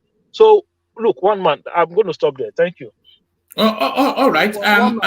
Yeah. When did Buhari admit in that NTA's interview that is because there was a clip that he considered that is I think is actually never did. Okay. All right. Did you watch it? I watched part of it. Yeah. All right. Watch this. What do you miss the most about being in office? Miss? Oh dear me. I don't think I miss much. How would you adjudge Nigeria's diplomatic ties with other countries of the world. What would you say were your footprint in that regard? I am so preoccupied with the local problems that I hardly think about the external problems. There was this impression that your administration was hijacked by some cabals. In fact, the word cabal became so popular during these last 8 years. Was it a figment of imagination of Nigerians, or was there something? Do you really feel that your government was hijacked? No, in any way? it must have been. In the first months of your administration, you came out to say you have never been this ill. So there it is, right there. It must have been. What did he say when it was his comment? He said it must have been. One man. The one I watched. Because one it's only one now. What do you mean the one you watched? I watched is the same one. You know, they were just highlights. They were just showing highlights of some of the things. The one I watched, the full clip where he was speaking in full. Man, what do you mean the one you watched? Is it different from this one? Hold on now. This is the same one. I mean the full one. Not this one that you just give us highlights of what he said. When he was thrown questions, you know how he answers questions. He was saying, "Why did you people tell me that my government was hijacked? Why did people tell me?" There was one where he said that in the full clips, in the full clip. Why did you people tell me? But his wife told him. His wife told him at the time. This is they just show you what you just want to see. This guy was just it was a woeful interview. Although it was more like a stage thing, we know, but his wife told him that his government was hijacked. Hakeem, we know that. But that is how like, for example, when he was asked a question about his health, he was saying my daughter should know the answer to that question. My doctor was what he said. Was it Dr. Why can't he speak about about it? This guy is just a man, he just find a way of evading questions. No. It was an You say what? Is it incident or accident that happened to Nigeria? Look, one man. Look, if there's a way you can just erase something. I wish we could erase this man's time as a president, as if it never happened. He has done real damage. He has changed the trajectory of that country in a negative way. I'm telling you. Look, you see what is happening to Tinubu now. It's almost like a karma. You know, it's like a karma because he who went to go and bring this man from wherever I found him from, I don't know. So it's good that he's the one suffering the consequences of Buhari's action. I know that there are lots of Nigerians who are bearing a lot of pain and are going through difficulties right now. But it is good now that it's Tinubu that inherited all those problems as well. So it should also... Yeah, but things have worked to plan for Tinubu though. Everything that he planned, he brought in Buhari to force Goodluck Jonathan out of office so that he can replace Buhari, and everything that he planned happened. Yeah, everything that he plans happened. Yeah, so hope he enjoy it. Okay, I hope he's enjoying it because at the end of the look, I don't have issue with Tinubu. You understand? But when people are making decisions, sometimes you have to have the general interest of the nation at heart. He must have known that Buhari didn't have what it takes to run that country. He must have known that from day one. You can't just go and pick anybody to come and run the affair of that country. Look at where we are now as a nation, struggling. But these are difficult. Akim, let me just say something to one man. But one man, just listen to what you just said now. Everything worked according to his plan. I mean, to whose benefit? No, but that remains to be seen now. It's no. You don't need to tell me that's what. Oh no, I think rational mind was interrupted. Oh, sorry. My something just I all right. You see that we don't have to wait and see it. Already it's been seen already. Look at what is going on in that country. Look at how people are lamenting. Look at the inflation, the inflation rate in Nigeria right now. Because of this guy. Yeah, but Soludo has explained that now. Do you want me to read it out again? No, you don't need to wait. You don't need to read anything. You see, one man, I don't know when sometimes we don't want to praise people for the sake of wanting to praise them. This same Soludo you're talking about, was he not part of the economic team? Like Bismarck, Rewan, all of them, when this idiot was there, this idiot that you just showed us, Bubu, when he was there. Was he not part of the economic team of Bubu? Why did he complain then? He was part of the economic team. The people that were advising, is it Bubu, was it Oshibajo? They were advising them on economy then with Bismarck. Listen, that issue of advising him. The only thing Soludo should have come out to let's not do this. Why did he complain then that these people are? Yeah, that's what I'm saying. He should have come out and complained then. So why now? So now he's now a well, why would he come out and complain? Yeah, and then now you are praising him like you mentioned Bismarck Rewani. He was never off the television explaining to us both the model that should work and how the government was getting it wrong. Countless interviews he did on that, always on television. We know, but one man. Do you remember? Kemi Adeosun, right? Yes. Yeah, she had issue with her NYSC. But what led to that secret being revealed? That lady came out and said, NNPC were not remitting the right amount of money to the federal government. That not until she refused to share federal allocation at the time. She refused. She said, not until NNPC remit the right amount of money, there's not going to be any federal allocation. What happened? They kicked her out. They came up, she forged NYSC. Those certificate forgers were accusing somebody of forging NYSC. All of them there. Okay, they kicked that woman out. So the question you need to ask yourself is, when they brought the other woman in, was it Usman or the other northern they brought her in? Nobody asked about the NNPC remittance anymore. They closed the OT down like that and just move on. They share the money among themselves.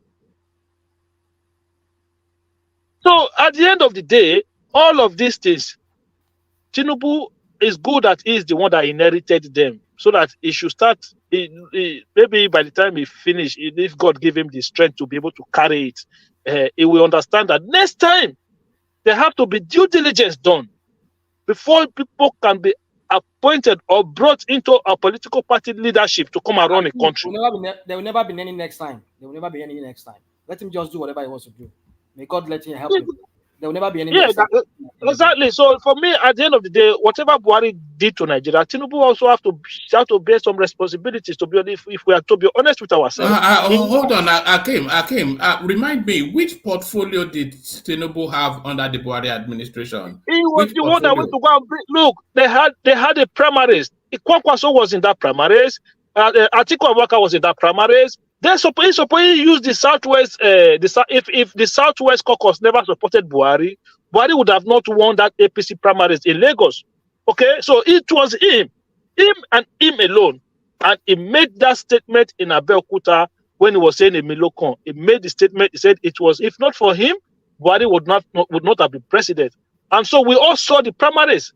The APC primaries that took place in Lagos, it was the Southwest caucus. Buhari was behind Kwankwaso in that primaries. It was the Southwest caucus that tipped Buhari over the line. Even his own northerners.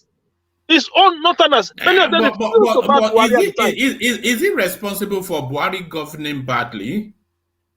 Akim, Buhari was not behind. It was Kwankwaso that came second in the panel. No, Kwankwaso was ahead before. If you remove the Southwest caucus, Kwankwaso was leading Buhari in that primaries. If you take away the Southwest caucus. But you can't take it out now. What are you talking about? So was it not Tinubu that gave him? Was it not Tinubu that gave Buhari the Southwest caucus? The primary is, the voters in the primary carries all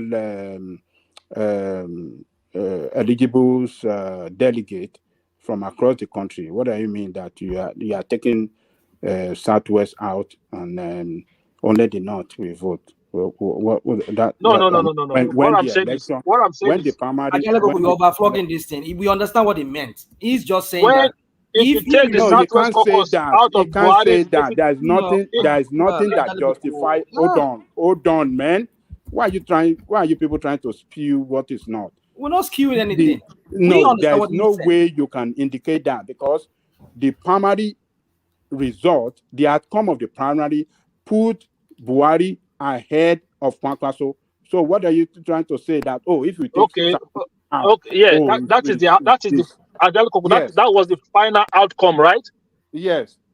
Okay, so There's what no I'm saying way, now, there's no what way I'm saying now, you can justify that. Oh, Kakato was leading among the Northerners. There's no of way you course, he can was justify leading that among the Northerners. because there was Ajalikoko, no primary. did you follow Because the there was no primaries? primary to that effect. There were. There's no way you can justify that. Ajalikoko, how do you cast vote during primaries? You cast it state by state. State by state, you cast votes in primaries. Buhari was behind until he got the Southwest vote. What are you telling me here? If look, there are people on the platform, they can verify what both of us are saying now. You cast caucuses state by state in a presidential primaries. So if Tinubu did not give him the Southwest caucus vote, he lost to Kwankwaso instantly.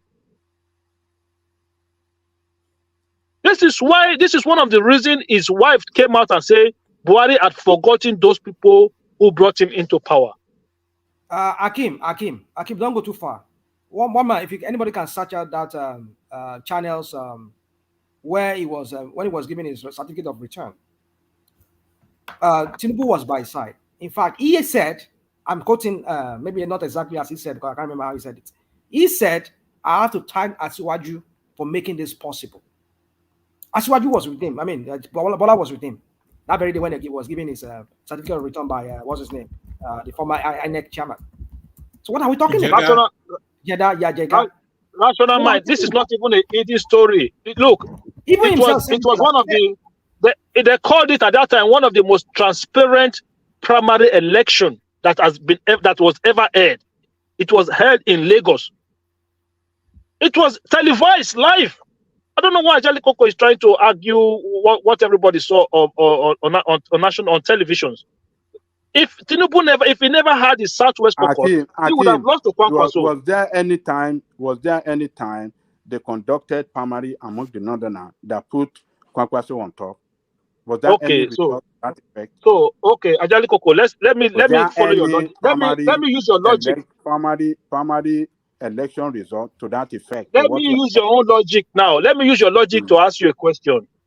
If this guy from Sokoto, what's it called? The former governor of Sokoto, what's it called? Kwakwanso. No, not Kwakwanso. This Ganduje. No, not Ganduje. The guy that Tambuwa. If Tambuwa in the late minute, if Tambuwa did not align with Atiku, was Wike not going to win that primaries? The last one. That one was different. But it's the same thing. Hold on. There wasn't any situation like that in the primary of APC. It was one time. It was the same thing. Hold on. It was one time election and result came out and Buhari won. That was what happened. There wasn't any rerun or whatsoever. Buhari won one time round and he came on top. That was Kwankwaso came second.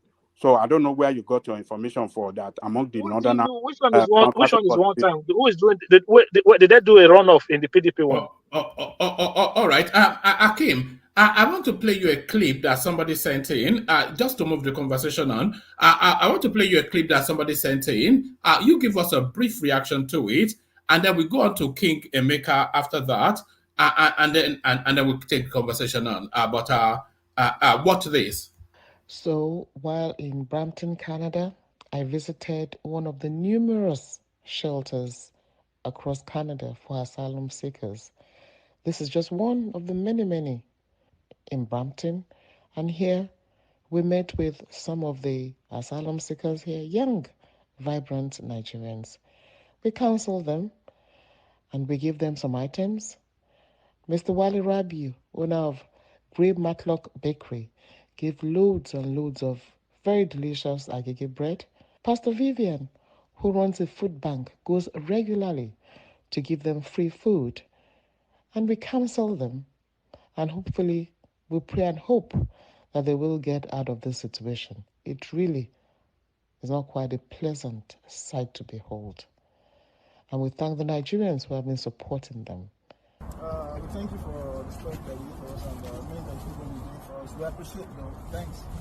And we just got good news to our brothers. We've been working behind the scenes, though we're not on camera all the time, but that's fine. My name is Pastor Vivian Etuka. I'm the founder of Better Food Bank. And by virtue, I had a meeting yesterday with the Peel board. The Peel was, they were doing the budget, and Mayor Brown has promised us that by next week, fingers and toes crossed, we should have about 800 beds that will become available, so they will be able to be sitting somewhere on it and being able to. You will need to endure.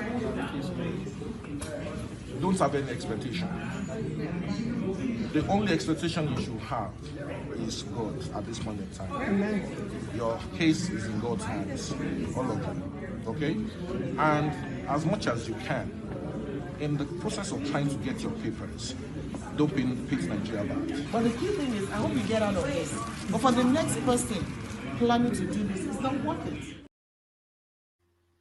All right, so that was Adbike Dabiri speaking to Nigerians, illegal migrants into Canada. So that illegal migration thing, how did they even make it to Canada illegally? How do you bother? How do you end up in Canada illegally? Is really the wider question, Akin. Yeah, one man. Some of them might have gone through the U.S. border to Canada because the way it works sometimes when you have a favorable asylum system in a neighboring country where you know that maybe they have even if not equal but a high level or a good economic system in the neighboring country, this tends to happen. We've had the same issue here in Ireland when your government came up with their stupid Rwanda policies. So that led to high influxes of asylum seekers in the Republic of Ireland as well. So these things does happen. And, what's the Nigerian situation there in the Republic of Ireland?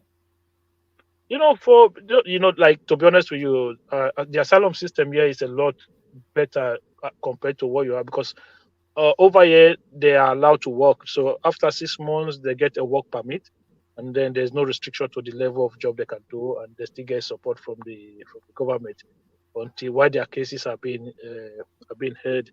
So that's why you see a lot of people cross from the UK border to the Irish side of it to come and apply for asylum. And I think at the time when this Rwanda policies was still going on as well, I think that was one of the factors. But this is a very small country, and it's more like how is the demography changing? Is Ireland becoming black? We wish one more, but it's still a very highly populated Caucasian, like proper white country. Like we're still talking maybe low 90% white. So, but the thing is, you have a lot of Latin Americans, Brazilian coming now. So no, not more of Brazilians. The migration journey often baffles me, because you need a plane flight, don't you, to get from Nigeria to Canada. So how then do you get there illegally? It's really the one man you're acting. Maybe you are acting like you were born in Europe, man. You must have gone through these struggles. If not, I did not. Okay. I did not. Yeah. So a lot of people have gone through these struggles. So a lot of people came in there with valid visas. They overstayed their visa. There's no way for them to get whatever they want. They'll just jump into the asylum system.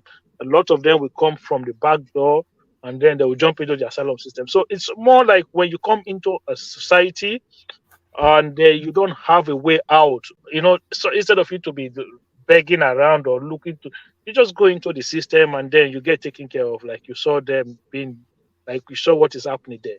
So look, some of them might have genuine fears, some of them might be like just economic migrants. So at the end of the day, it's up to the government of that country to decide which is which. And look, finger crossed, hopefully they get good decisions on their cases and they get to start. What's the black experience like in Ireland?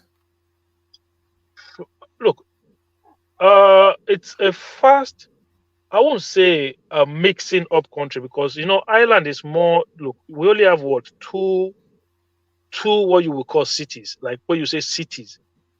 and you won't even put them to the size of Birmingham if you want to look at it. So you will not even like. So you have Dublin. Dublin is the number one city, but brother, if you live in the UK, you will know that it's still a small place. So there are places you drive out from Dublin city, 5 minutes, you see countryside. So then you have Cork, right? So Cork is still like small place as well. So it's a farmer's country, It's more like them green arable land. So that is what it is. It's not. So it's still a white, No, but white, white. how do they respond to black people? Yeah, but look, because the things have changed really. Yeah, because since I've been here, they've had several referendums to kind of to move in a progressive way. So even there's a Nigerian lady that won an election in Navan not long ago, and I know one lady that was running for councillorship in Longford as well. So Nigerians are participating. Even I have fellow Nigerian brothers and sisters who are very into the system here as well in the county where I live. So we are moving. We are moving one man. We are moving, but they are very receptive. They take it upon themselves to want to integrate. Don't forget, our prime minister here is LGBT. So so we have moved. So your prime minister is gay. Yeah. We are progressing one My man in God. that. We are progressing very fast. So they've passed a lot of referendums recently to when it comes to same-sex marriage, when it comes to divorce, because in Ireland back then it's like almost impossible to get a divorce. So those things they are changing a lot now. So and they are very receptive to migrants. So a lot of things have changed. One man, I won't lie to you, compared to what it used to be. A lot of things have changed. So so for those ones in Canada, one man, you have to understand. Look, it's a struggle that a lot of people have gone through. So for those people who have experienced such struggle, you look at those people and you somehow you see yourself maybe 20 years ago. We cannot be one man. We cannot lie to ourselves. You know what I'm saying? So people want to lie to themselves. Fine. So when you look at those people, sometimes you look at yourself 20 years ago. It's okay. This is where we were passing through at that time. So these things happen in life. So my prayer for them is that they get what their heart desires, and then they are able to stabilize themselves and have a good life. All right, brilliant, excellent. Stay with us, Akim. Let's go on to King Emeka, who hopefully is still there. Emekus. Yeah, I'm going nowhere. Yeah, good man. So yes, the politics. What are you looking at? We're headlining with the Soludo inviting people to back off the current administration, that the country was bankrupted by the previous one. So what are you making of that? And what else caught your attention in the news? Okay. On this platform, first and foremost, let me greet everyone. Good evening, fellow Palanese. Comment section. Good evening, viewers at home. Good evening, or good morning, good afternoon, wherever you are in the world. It's not a global village. I hope we're all enjoying the session. I've been listening attentively. Quite an interesting session. Always a delight here. Please gather your loved ones, friends, family, and even enemies. Let them all sit down and enjoy with you. You can't enjoy alone. Don't be stingy. Okay. We've been singing, or we've been speaking highly of Governor Soludo. I think he's a different breed of an Igbo politician. He's highly cerebral individual, able to predict things properly. One of the first governor, if not the first, that called out the Obidient movement and actually wrote directly to Obi to tell him that he knows what Obi is doing. So he's trying to play his politics right. To me, I'm happy with him. We've all been yearning for an Igbo leader. I think he's trying to align towards the center.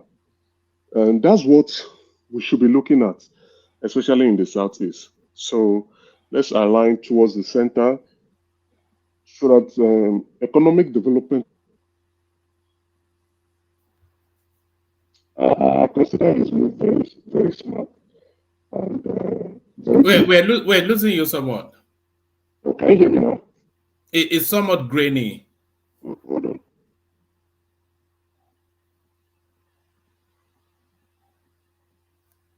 How about now?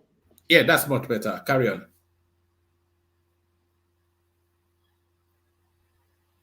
Oh, we lost him completely. All right, we lost him completely. So let's go. Let's go to rational mind. Rational mind. We've got Emeka back. Emeka's. Carry on. Emeka, carry on.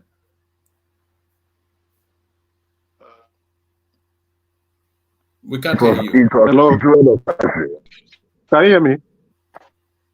Yeah, we can now. Hello? Yes. Okay. Yeah, my headset was the battery was dying, so I had to take it off. Anyway, sorry about the interruption.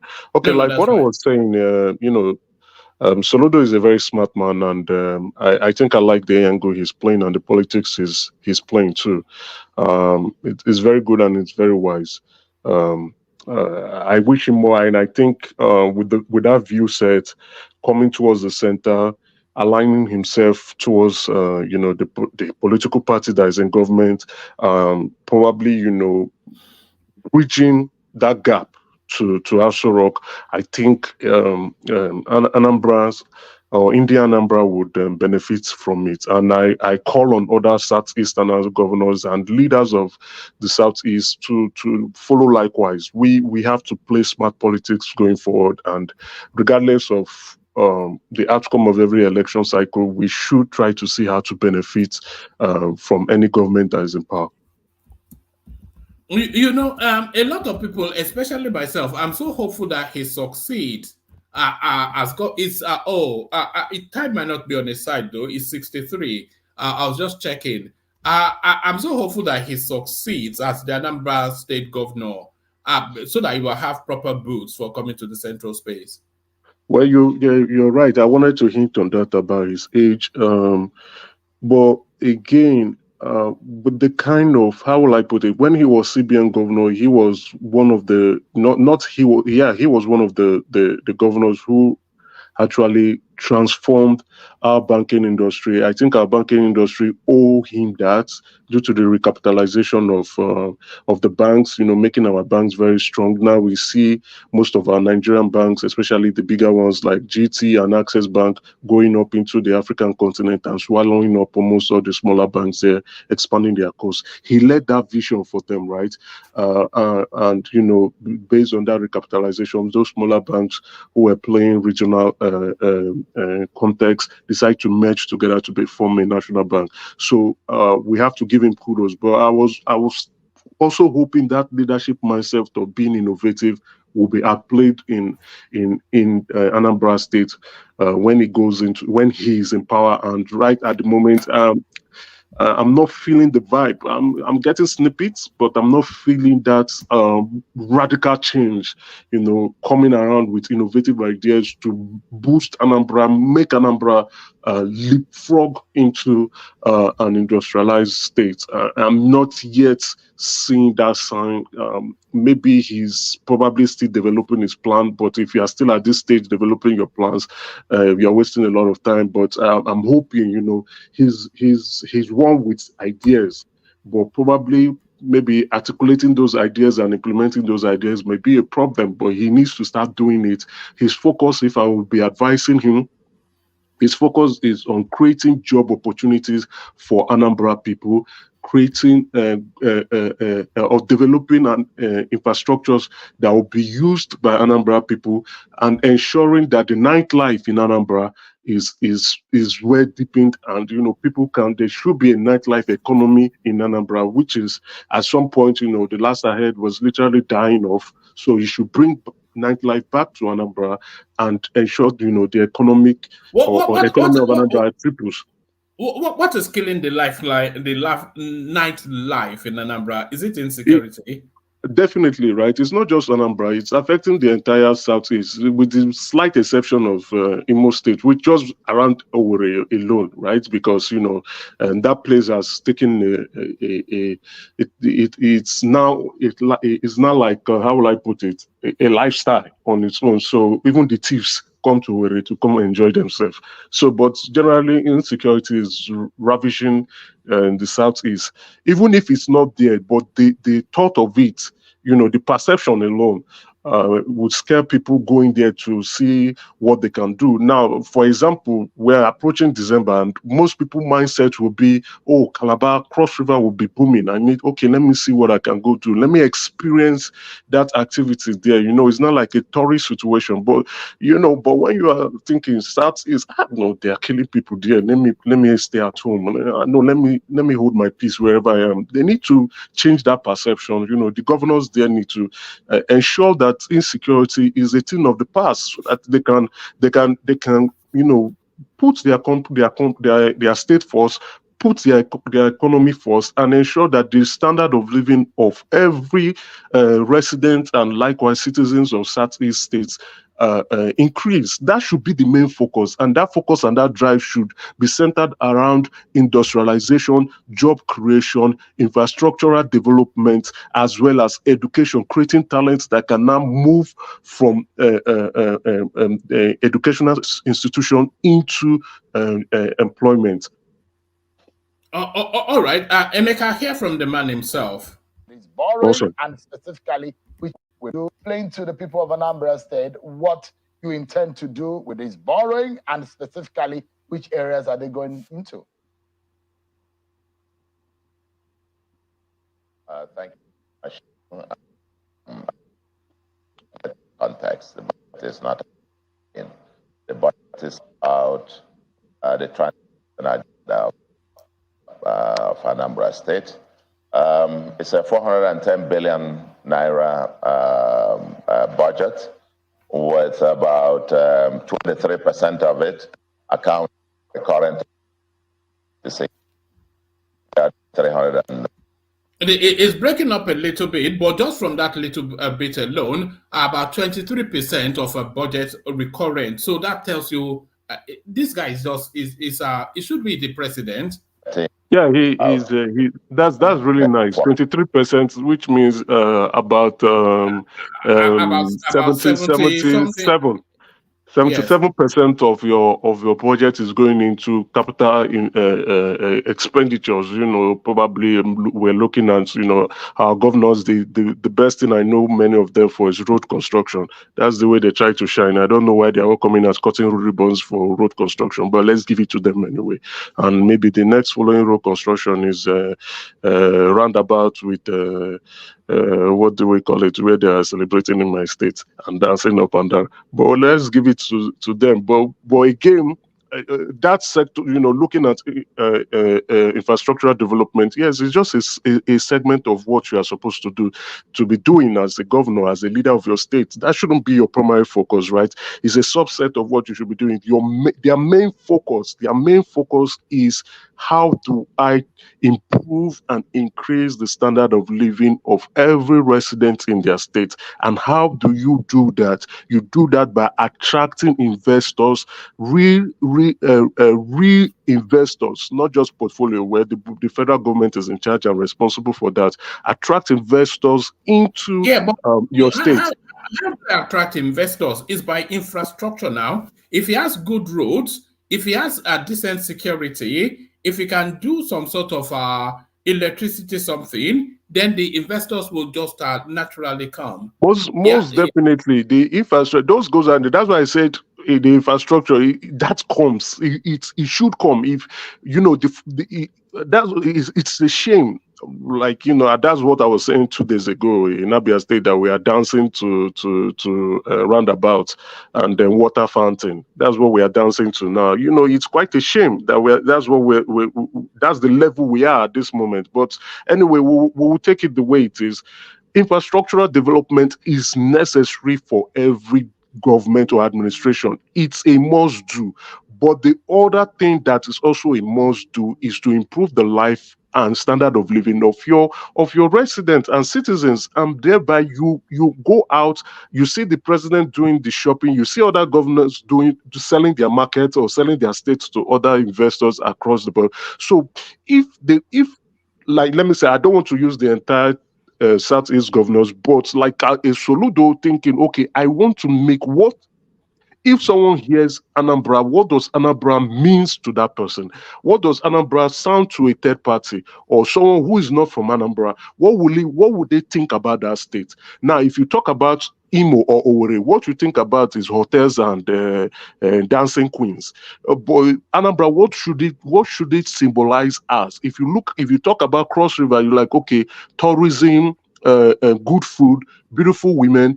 You understand, and tourism. I mentioned that, but Anambra, if I am Soludo, I'll be saying an industrialized state in the manufacturing hub of Africa, of Nigeria, probably Africa, maybe in 20 years' time, and you begin to channel that strategy towards becoming an industrialized manufacturing hub by going out, okay.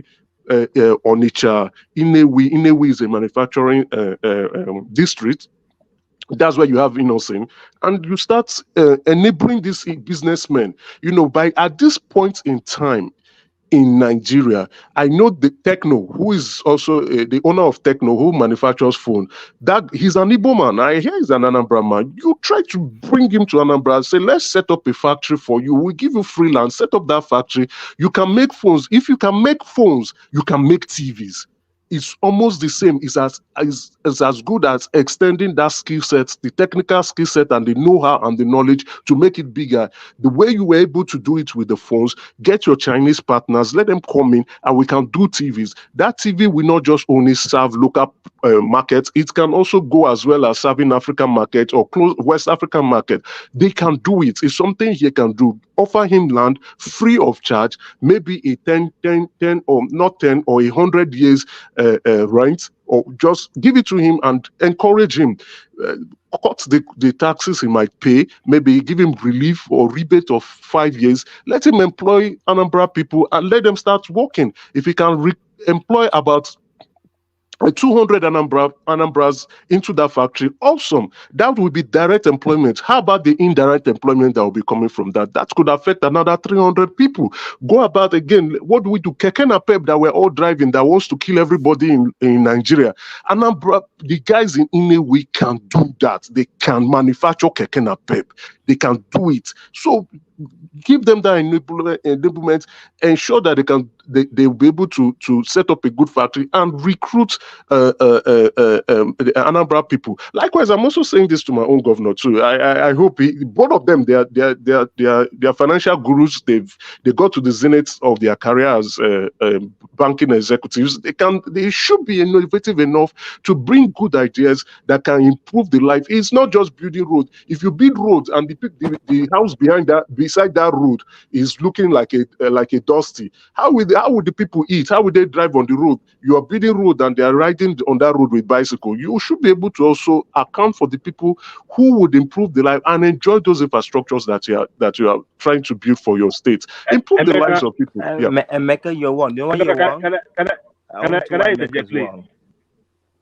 Hold on. Let Charles go first. Charles. The one you want, in Yoruba land, Lagos only developed city in Yoruba land, in Igbo land, and you should develop new develop. What are you talking about, bro? Get your facts right.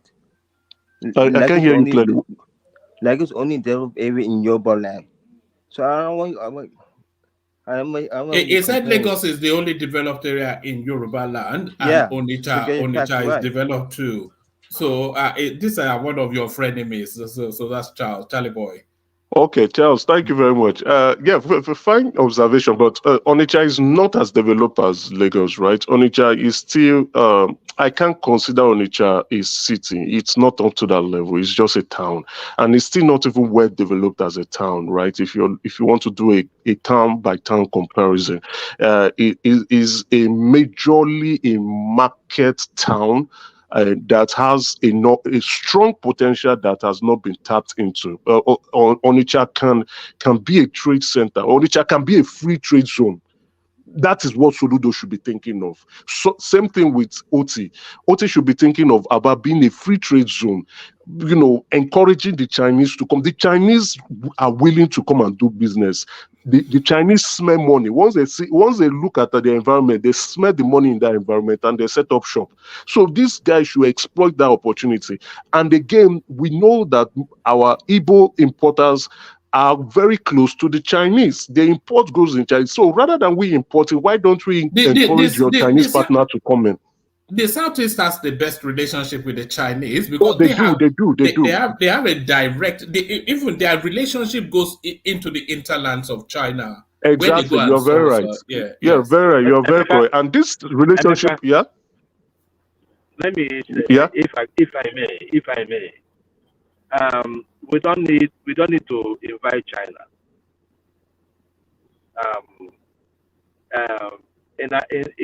In your state, other states, right? They have the wherewithal. Go and ask those people in Aba what they actually need. I remember when I used to do some shirts, in Aba, and I sell it in Lagos, right? And what do? We put made in Italy, made in Spain, and they buy it in Lagos. However, when you talk to them, they will still give you, if you show an Aba man your shirt, they will tell you if it was sewn abroad or if it was sewn locally. And the difference is the machine. They have been talking to the governors of your state to buy these machines, because that machine, what it does is that it sews the clothes and it flattens it. So sometimes you see some sewing and you can actually see that, probably it was handmade and all that. They have paid for all those machines, they could not get it. Leave Soludo alone. Soludo is a fool. What? Yes. I said it. It's my governor. Because they never. Because they no. Forget. No. Let me tell you something. We know what is going on. Soludo is probably the best governor in Nigeria. Before the presidential election, you guys were hold on. You guys were calling Soludo solution.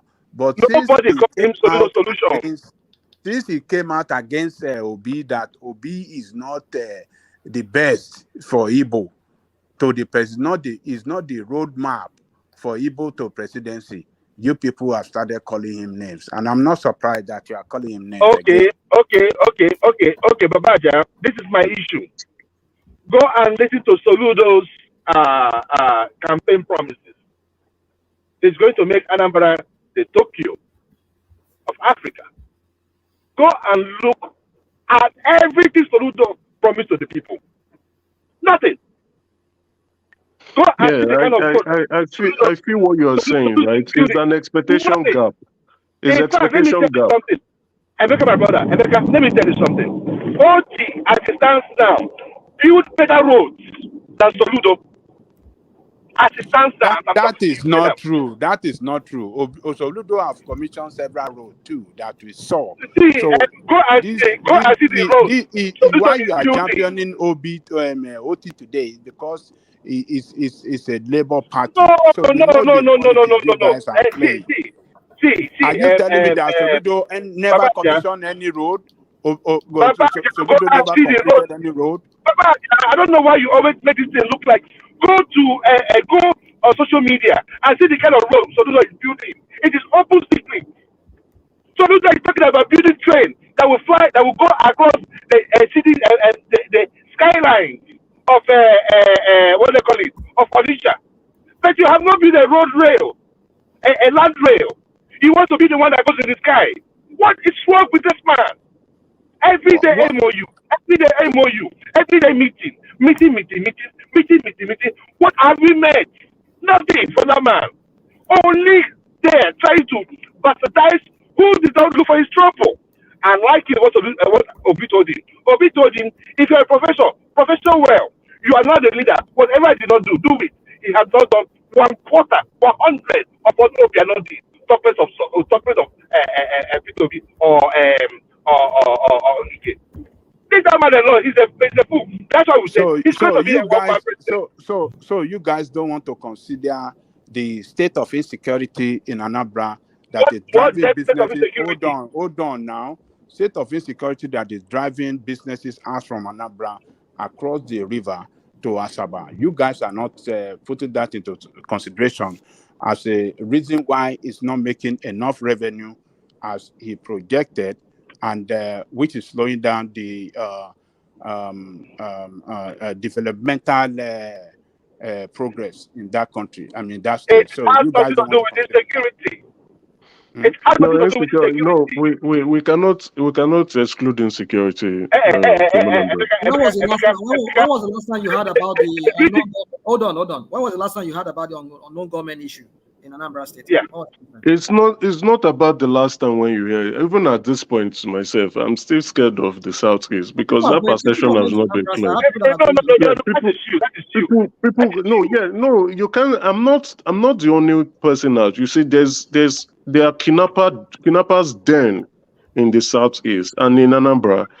You understand? Even in Abia State, right? They said they went to a market and they saw, where the Hausa people are, you saw the bodies that has been buried. That's not a good perception, right? It's not. You see, when was this? This was last month, I believe. We discussed it on the platform here. It's not a good perception. It's not a perception that would go to your subconscious.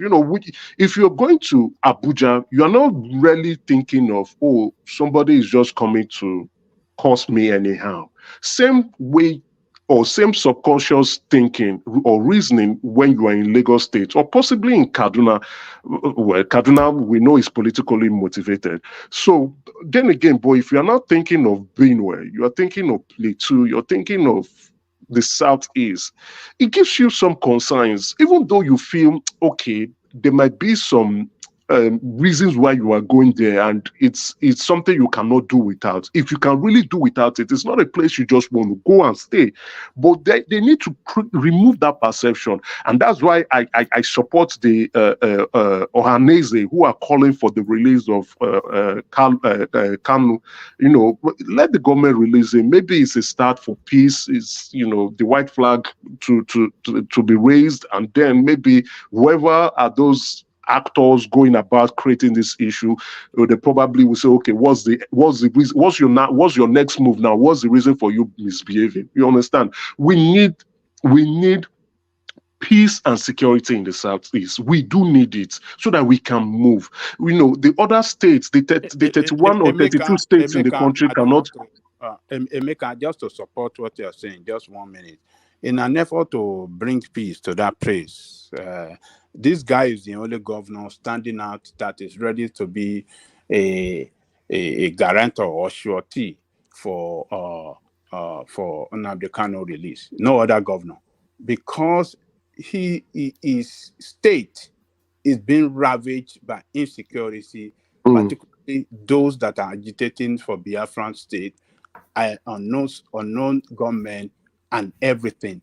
It's scaring people away from bringing businesses. It's scaring investors away. I agree with you. Hold on. I agree with you. Let me land, man. Hold on. Let me land. You will come in. It's scaring people away. Businesses are moving at an alarming rate out of that state to Asaba. Out of that state. Look, okay, for example, look at Ebonyi State. The past governor, I mean the present the Umahi. Umahi. You took it out of my mouth. He beat the Gigantic Mall. He beat all these things. Did people go there? Is it not because of insecurity that people did not go? Did the Igbo people go there to invest or to occupy all those big spaces? No. Let's be realistic. No business will go to where there is insecurity. Baba Jalikoko. You see David Umahi that you mentioned now. Have you ever heard them praise David Umahi upon all the work that man did in Ebonyi State? You see, Never. Never. Have you ever heard them praise David Umahi? He built a university. Let me say He something. built a airport. He constructed a lot of flyover bridges. He did a lot, but you never hear them talk about David Umahi. Because But he they will never say, supported they will Obi. call That's why they never praised him for anything. Alesoti, and everything's Alesoti.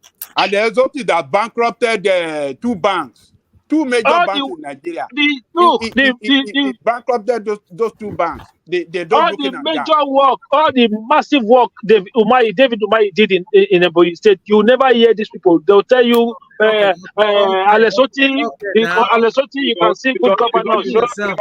Because you know nothing about the Southeast. You are just there, blabbing for no reason. You have no knowledge about the Southeast.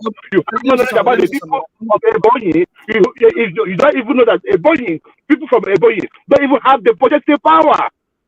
The airport that you build, how many of your citizens will be able to fly through it? How many will be able to afford it? So all of you are here just talking. He did it. We have praised Umahi the way we're going to praise him. We are not going to buy that for him because I don't know what you want us to do. We don't praise people like that. He built a road. That is his job. Yeah, but you are praising Alesoti. You are praising Alesoti. Okay. Can I say something? You see, Ajale Koko, this is our what about. We do a lot here on this. Nonsense. Hold on now. Let me say something now. We do a lot of what about on this platform. Okay, tell me the what about now. We just look for excuses just to justify the what's that word I'm looking for? The incapability of some people, or some people not being able to perform.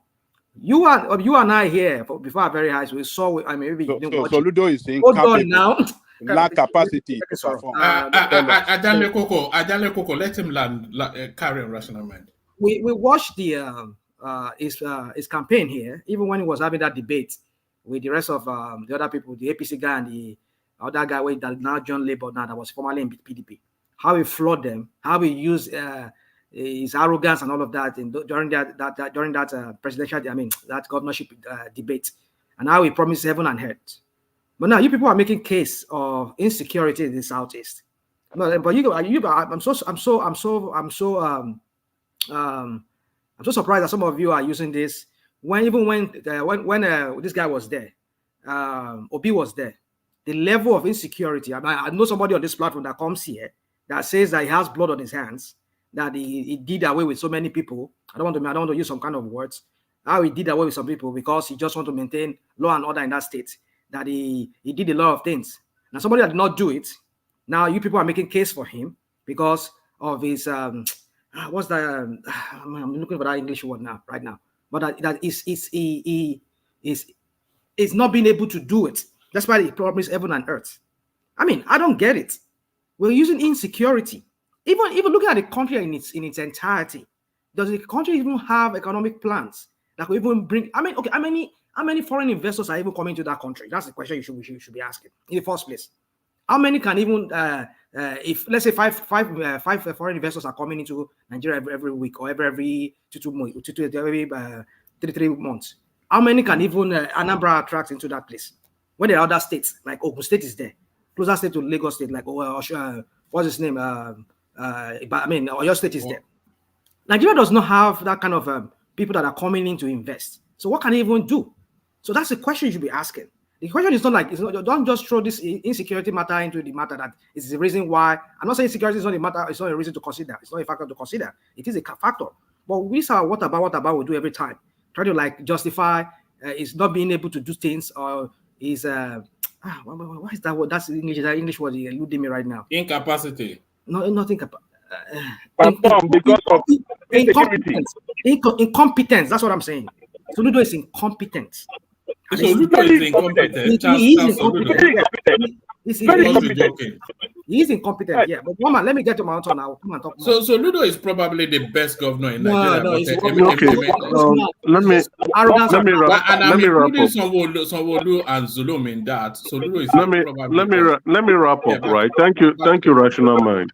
To wrap up, I think somebody's is yet to mute.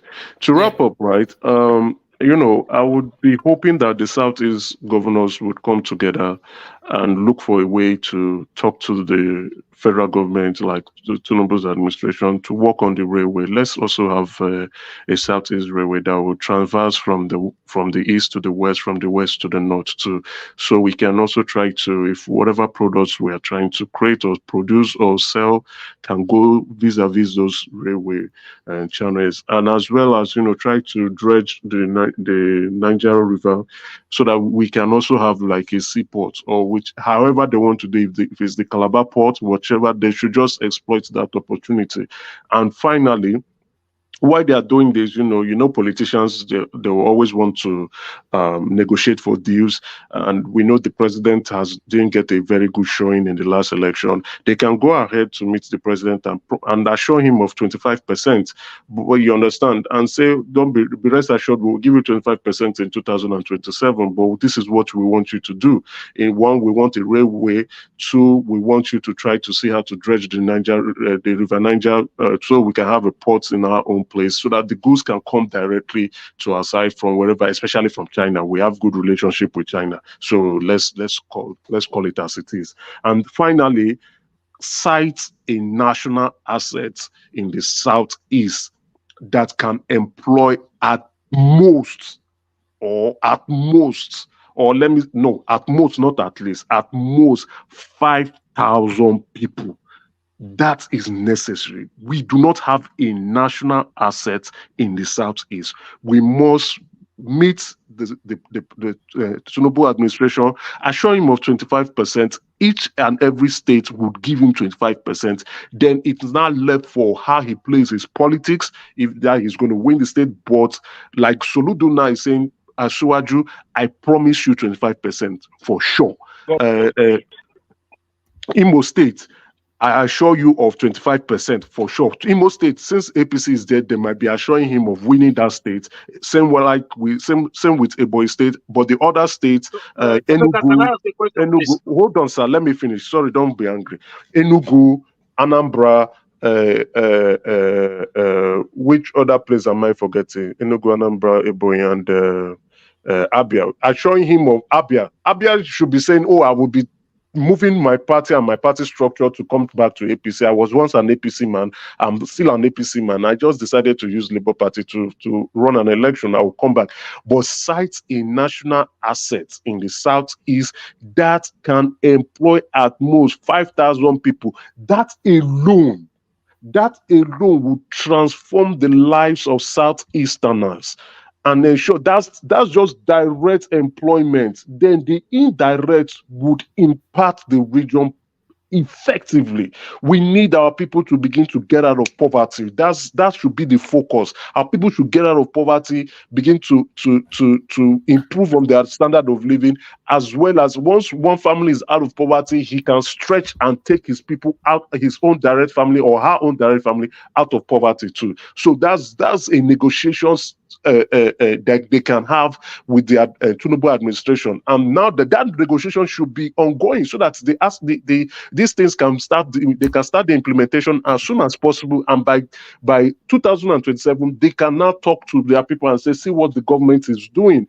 We have to vote for this man so that we can get much better benefits coming to the Southeast." Thank you, my people. Good evening.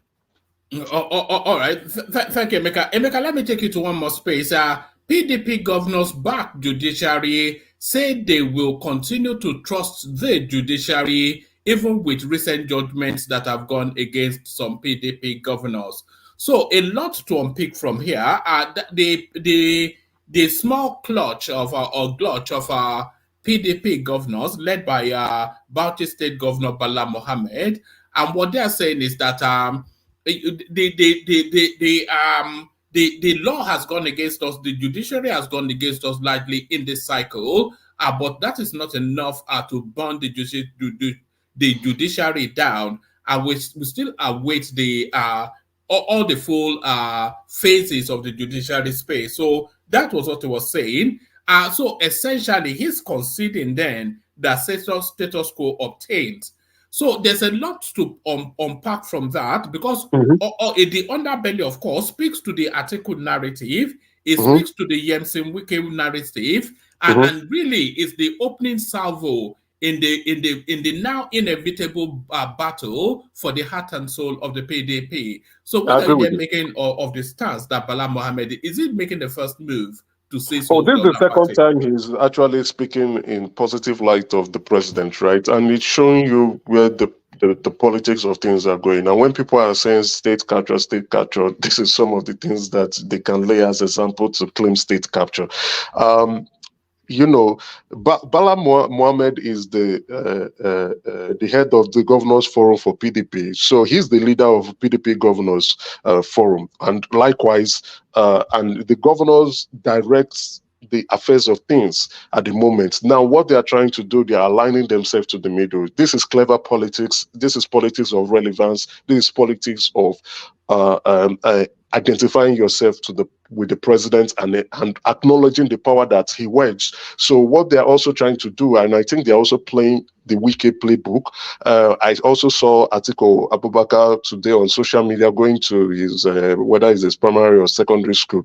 It appears that Atiku doesn't want to go back to Dubai to stay. He wants to play the politics effectively. But again, it seems there's an ongoing discussion on how to salvage the PDP and where the line to toe, but things will reveal itself and unveil itself in the future. But what I can see clearly here is that they are going to align to what Wiki wants, and what Wiki wants is what Asiwaju wants. So and then that with the view set, and they're probably going to be expelling Atiku. So. And again, you can also see the direction Atiku is going, discussing with Peter Obi. That discussion is ongoing. I mentioned it last week.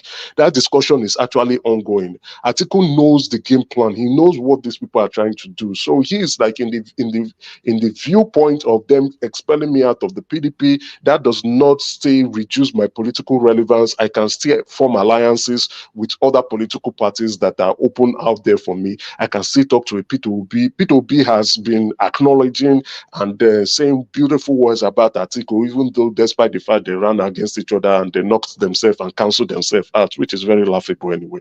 You know that alliance, I can't see how it can possibly work. Atiku, Peter Obi, Peter Obi has grown too big an entity within the Nigerian political space to subordinate himself to anyone, and Atiku is not going to run as vice with anyone. They can have a loose understanding that they will align to fight the greaher enemy. That's the only way. And they cannot run on the same ticket. Yeah. Atiku said it. He has said it. And actually, not him saying it. It's out there. That's the only way to have a refight. It's like going into. It's like a dog going to fight a lion, right? So you're only going to come out with a shot if the dog will survive. The dog will survive without his head. So the only way to go against an Asiwaju is to form alliances. And they themselves, they know a Labour Party can't take on the APC. A defunct PDP can't take on the APC. It's not going to work. It's a losing battle. And these two political parties can't go into the same. It's like we are all going into the same market to struggle for the same goose, right? It's not going to work. So you're only going to give the APC a head run, and a head start. So the only way to really have the muscle and the power to go against this. The only way it can work is if Atiku abandons his ambition and then sponsors Peter Obi, but then I doubt it. I doubt it. Yeah. I doubt that. I doubt Atiku is going to do that. Likewise, I think if it's not going to work, like what you're saying, it depends on his level of hatred for Tinubu, though, doesn't it? If he hates Tinubu as much as it looks like though he does. No, it's not just hatred. Like Atiku wants to be president. He wants something. Is telling him, and it's within his rights anyway. He wants to be president. I think it's his babalawos that have told him that. They're all telling him that he will be president. So I have an inside joke for myself. Every time I think about it, I just laugh. I picture myself meeting Atiku, approaching his marabouts and telling them, "What do you see of my future?" You know, after paying them, they rubbed their calabash, shook it, and they said, president. He said, "I will be president." They said, "President." So as he was leaving, they forgot to tell him his vice. We saw vice president, his vice president. So he forgot. You know, he drove off quickly before they told him that he's vice president. So he was thinking maybe after vice president is president. So that's my own inside personal joke to me. So, but they have actually told the president and vice president, they are not the same thing, but there's a president inside the vice president. So that's what they communicated to him. But he took it that, I will be president, because he's very confident about it. And when it's his right, he can go, he can fight for it. He has the political relevance. You can't knock out an article. He's very, very strong politically. He has his political associates. He has made people billionaires or millionaires, and he has people who trust him and believe in him, and those he can convince. Probably he will be able to convince a P2B to become a vice president candidate, and both of them will run on a joint party. Don't rule that out yet. Don't rule that out. Why I say don't rule it out is because a P2B who keeps on acknowledging Atiku openly in the public, what will he be saying internally? You know, not only that his vice president candidate, which is Dati, has also acknowledged Atiku. So it tells us that there's a discussion going on. Maybe they are still trying to formalize how the structure is going to look like and what would come out of that structure. But something is going on. They are cooking something, and we will know when it's finalized. One man. All right, brilliant, excellent. Can I make a contribution on this, please? Okay, yeah, have that contribution, and then after that we go to Rational Mind, and then after Rational Mind, Joel wants to talk us through a clip that is submitted earlier. But let's hear from you first, Akim. Well, thank you very much. So I want to quickly say, with the issue of this criticism of the judiciary, the judiciary, and all those one-party state stupidness that people have been going on about. Let's look at the record, right? So one of those governors standing there, the one with the canopy hat there, is a product of the judiciary. Duoye Diri became a governor via the Supreme Court. He was sworn in. He was given that mandate, which he woefully lost to David Leon, right? So he is a beneficiary of the court. So that is for Bayelsa. 2019, APC were not allowed to field candidates in River State.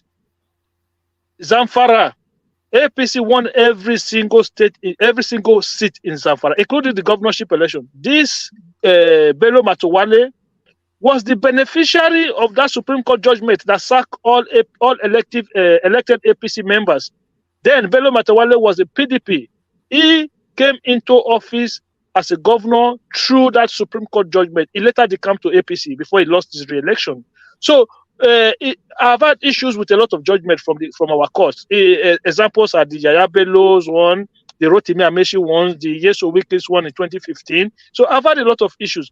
But look, when it favors you, even Peter Obi, the same Peter Obi that came out with a scathing criticism of the court, he was a benefactor. You could call him a Supreme Court governor, the way they call Opus Odima a Supreme Court governor. You could call Peter Obi a Supreme Court governor, because if not for the court, he would not have been a governor. So all of this judiciary criticism, when it did not favor them, for me, I think it's born out of ignorance and selfishness. When it favors you, it is good. It is the last hope of the common man. When it goes against you, it is going to destroy Nigeria. These are Nigerian politicians playing politics with everything as usual. Thank you, one man. All right, brilliant, excellent. Rational Mind, you're up next. Rational Mind. Yeah, woman, I'm here. I'm trying to unmute and trying to switch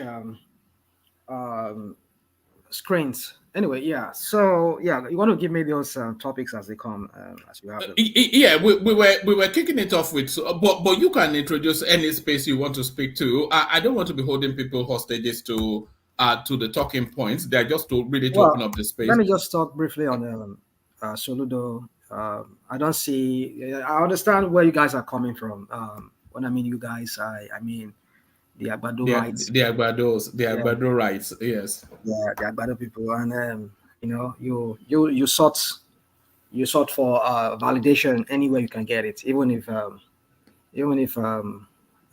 goat gives you validation, gives attainable validation in any way, you would this is the same goat maybe you've considered as something else. You will suddenly see him, or that you see that goat, you see it as something at that point. So it's just so ridiculous, and so uh, I mean, it's just the height of ridicule. I mean, it's just ridiculous to me just to hear when people uh, start praising somebody just because he validated Tinubu or APC in some ways. I mean, I just don't know the kind of politics we're playing in that country. Politics with no ideology, with no concept, with no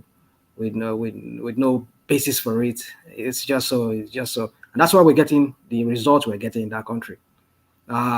This guy has been neither here or there. I mean, this is the same guy who invited Obi some few weeks ago that I was even commenting that it's like he's gradually seeing the handwriting on the wall that if he's not careful, he might lose his re-election because with the kind of political climate that Obi has created, especially in Anambra State, considering his clout, his political weight within Anambra State at this point, going by the last election, presidential election, anybody who is the sitting governor there should be jittery.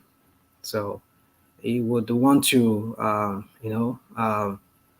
kind of like wanting to pander to them in some ways, made them look like, oh yeah, I'm now a paddy with you people now, the Obidient now, so that when it's my re-election time, you people can vote for me or something like that. That's all I see, because he invited Obi in one of those events, one of those series of events he has been organizing. He has been doing all kinds of seminars, trying to woo investors. There was one I saw the other time where he invited all the Anambra, India Anambaras. He invited them. He was telling them to invest in their states, blah blah blah. And he brought another one. He keeps just doing all kind. I mean, and each of these forum or whatever seminars he keeps doing, I'm sure these are running into millions, if not billions of naira that he will be spending just to organize all of these things. And yet, what is there to show for it? I mean, well, you can see what is there to show for it then. I mean, we some of them we've spoken about them here a while ago. So for me, it's just sometimes the hypocrisy I see here with the Agbado people. When they come here, they just when they hear just somebody just give one kind of validation. Like I see you setting aside the Agbado might or the Agbado rights. What's your assessment of Charles Soludo? Because a lot of people, I have to tell you, they rate him highly. I one of them, of course. Yes. You might rate him highly based on what he did when he was central bank governor. Yeah, which I would say. You see, Nigeria is. Shall I tell you where I started to respect? I've always respected him, but immediately after he became a governor of Anambra State, he came up with a policy using technology to address an age-old what was a problem, but really an opportunity, not only in Anambra but in all of the states in Nigeria. We're talking about the Agbero sort of space. So he came up with a ticketing system which is digitalized, so that our transporters can just digitally pay whatever levy is owed to the local government, etc., without having to get that ticketing Agbero sort of experience. And with that swoop, he created an audit trail for government revenue. He securitized it somewhat with data policy, and also addressed the menace of just a lot of policies, because the guy is such a blue sky thinker. It's a real privilege for Anambra State to have him. Well, man, you just spoken Dogo Turenchi. That's what I just hear from what you just said. I'm not saying what you've said. It did not. I mean, I don't know how true those things is. I heard him when he said he was going to implement some kind of way of collecting some levies or some kind of tax through electronic whatever tricycle people or the transporters will have to pay. Not the kind of one that Tinubu has in Lagos, where all these agbiros, they are collecting the money, they print their own tickets. There's no country I've ever seen where people are double taxed. You know, all the whole tax is passed on to passengers. Imagine you carry a person from Ojuelegba there, you go to Costain there, you drop people down, you pay tax there, you pay the Agbero boys there, you go to Lafiaji in Lagos State, in Lagos Island, you pay, you go to Eko, Ido, you pay. I mean, what kind of system are we running? You know, and all this money doesn't go into the coffers of Lagos State. I'll give it to him that maybe if really he did that, but I don't know how true that is. That's what we heard that he was going to do. Now everything's going to be electronic. And that is what I've also championed here, even before Soludo said that. Now, why can't Tinubu or his minions in Lagos State, I mean, the governor, sit down and see a way of making sure that people are not double taxed, people are not heavily taxed, because all these taxes is going to the passengers. That's why you want to take motor from Modelek there to Costain there. You'll be paying like almost like 500 naira just for them to drop you off there. I mean, it makes no sense.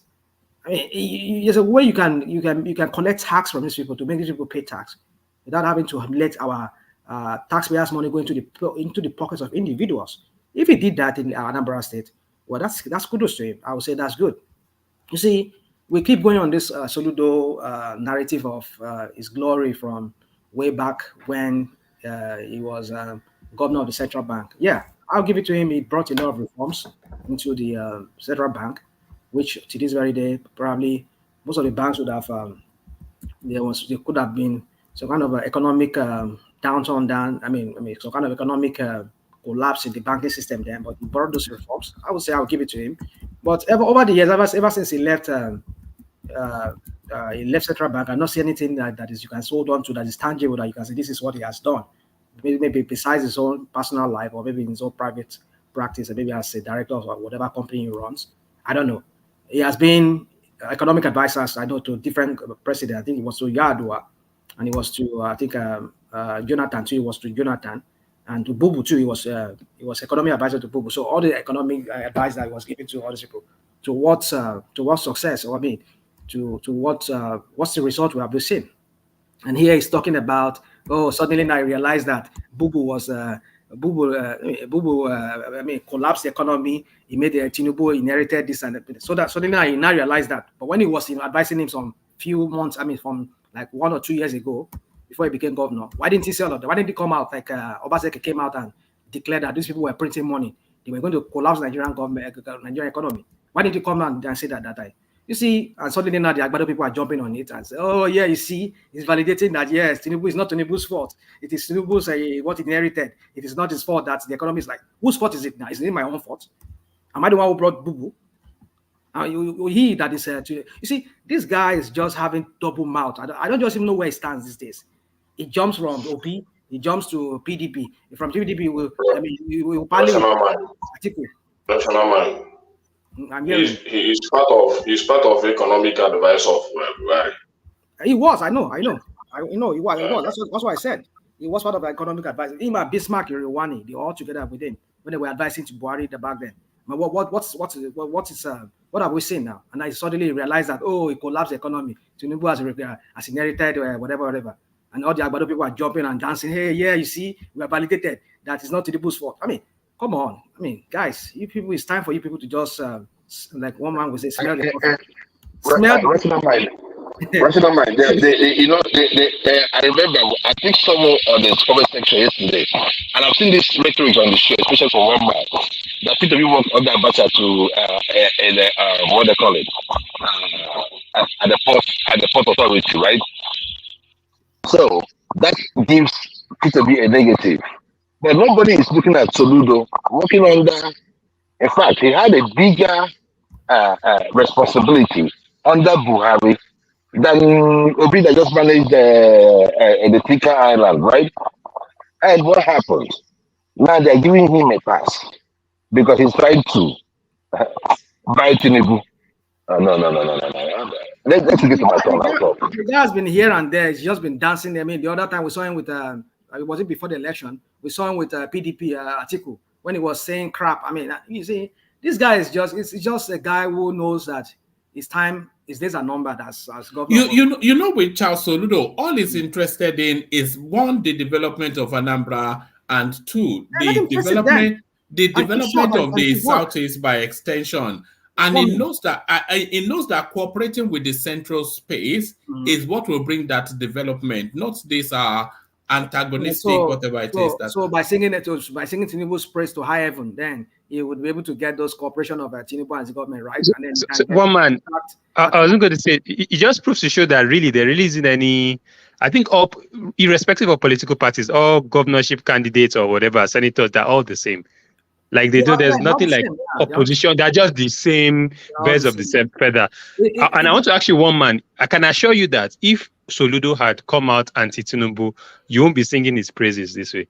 I know you well. You'll be saying Soludo stole money when he was a this thing. They will dig all his past for him. Exactly, they'll dig all. But now that it's Tinubu now, you will support him. And that's just the thing. It's just what just makes me like it's just the ridiculous way that the Agbado people just kind of seek validation anywhere, anyhow. I mean, and they would just give that validation to anybody because suddenly they realize that Tinubu is the best in the slice bread. Come on, give me another topic. Let me go. Rational man, before you leave that space, do you see our women dancing naked in Oka today because of the rate of cultist killing in Oka? See? The women of Anambra State. Those are residues of obese administration now. You know that those are the residues of Obi. You know that when Obi was governor of Anambra State, that state experienced worst insecurity. And yet he performed. Right? How did he perform? How many times he performed? He performed. But one man, I thought the worst insecurity was during unknown gunmen and IPOB now. Which one is? You see that? No. But that is actually the worst insecurity now. Go to the National Bureau of Statistics now. If you go back, hold on, let me just address this because it's my state. If you go back these days, you see them as unknown gunmen, right? Of which Asari has once said that he's part of that crew. And Tinubu has not done something about that. So, I mean, I'm going to leave that. But I believe that insecurity in Southeast is state-sponsored. No matter how you want to look at it, it's state-sponsored. It's what Abacha that said that if insecurity starts 24 hours, government has in it. Do you understand what I'm saying? So, that time, we had Masob under P2B. They were ruthless. If you come down to Opiweka, with a boss, before your legs don't reach ground, they will supply you and stab you joint if you do anyhow. That was what we were seeing. And Anambra, we used to be very insecure under Obi. Obi came and cleared those areas. So I don't want to take so much time from Rational Mind. But Rational Mind, I just want to tell you that God bless you. You're on point. We have he's a quack leader. It's just our Nigerian politicians are just hypocrites to the highest order. I mean, they'll just dance here and there. I mean, I was thinking him because of his track record, his past, being the kind of person somebody said he's cerebral. Yeah, I think I see him like that. But he has a little bit of arrogance to it too. This Igbo arrogance. Sorry to say, I'm not trying to be. I'm not trying to be tribal. Is that arrogance not based on achievement? People conflate arrogance with self-confidence sometimes. He has gotten life right so often that he trusts his own judgment, and that's what you're saying as arrogance. Well, man, you see, you might say it's not arrogance. You might say it's confidence. Sometimes when confidence becomes when it gets a little, or maybe a notch above that level of confidence, then it becomes arrogant. That's why I say it. Sometimes it can be. If you watch the last debate, if you see the way he was bullying, that kind of he was bullying the rest of the other two major candidates, like other candidates that were there. I mean, he was like making himself look like he's the candidate to beat in this election because his party was the one that was in power. I mean, I watched it. I was like, this guy, you have some bit of. Not to say speak in a consistent with our Igbo brothers, but I'm saying that Igbo arrogance. You can say it in him like, okay, well, who are you to talk to me like that? I mean, it's a better representation. Kind of. Yeah, that kind of arrogance. Well, let's not go there, one man. I just don't want to make it sound. Yeah, it's a better representation of that. What better representation? One man is just a politician, and the way he's just going about this politics, that's what's just. I mean, I respect him as. In fact, his performance at the CBN was what I really look at as his record. That yes, this guy, if he ever becomes a president, I think he should be able to perform. But you see, one thing about Nigeria is that the way that the country is structured, if we don't go back to what lately some leaders are just clamoring for, like you yourself, you read here the Afenifere people, they said, if we do not restructure Nigeria, we're not going anywhere. That country need a revamping, a total overhaul of the system. If we do not do that, we're not going forward. So somebody like him, I don't see him, even though if he become a president, but the way Nigeria is structured, look at what is going on in his own state now with all the crap. I mean, easy. They call him, the constitution calls him the chief, what's it called? The chief security officer. And he cannot even act. He's just like the paper tiger. He cannot even send his state police or whatever police he has under his control to go and arrest the situation. He has to wait for Abuja first. Has to wait for the IG of police to give instruction. I mean, he doesn't have anything under his control. So what kind of a system are we running? How effective is that kind of system going to operate? And I can't even bring it. I understand that insecurity could be one of the reasons why it's not making any headway in bringing enough or bringing real investment into that state. But the thing is, just shut up and do his work and walk silently and do whatever and get out of that. Rational mind. Trying to make please. Rational mind, please.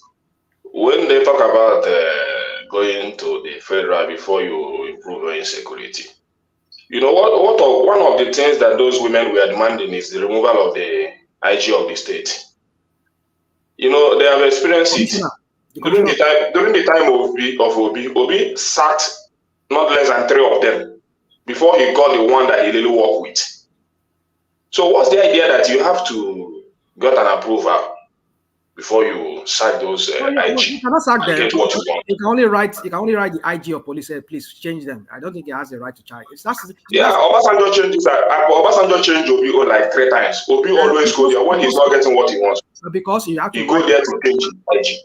Hold on, because he must have wrote Obasanjo or wrote the IG of police that this commissioner that I have here is not cooperating. I need another one. But my point is this: is that if we do not overhaul that constitution, rewrite another one, or just do a kind of a brand new one, or just overhaul the whole thing totally, we're not going anywhere. We just be going at this snail pace of development that will never bring that will take us to nowhere. Well, man, let me just go to that topic if you have a all right. Take us to the PDP space then, and the governors having a press conference to say that they are not against judicial pronouncements recently. Yeah, you see that guy called Bala Mohammed is a mole there among them. I don't know why everybody just skipped that aspect. He's a Fulani extremist, by the way. Yeah, we go again. Yeah, but we know we had no way he stands on that. Yeah.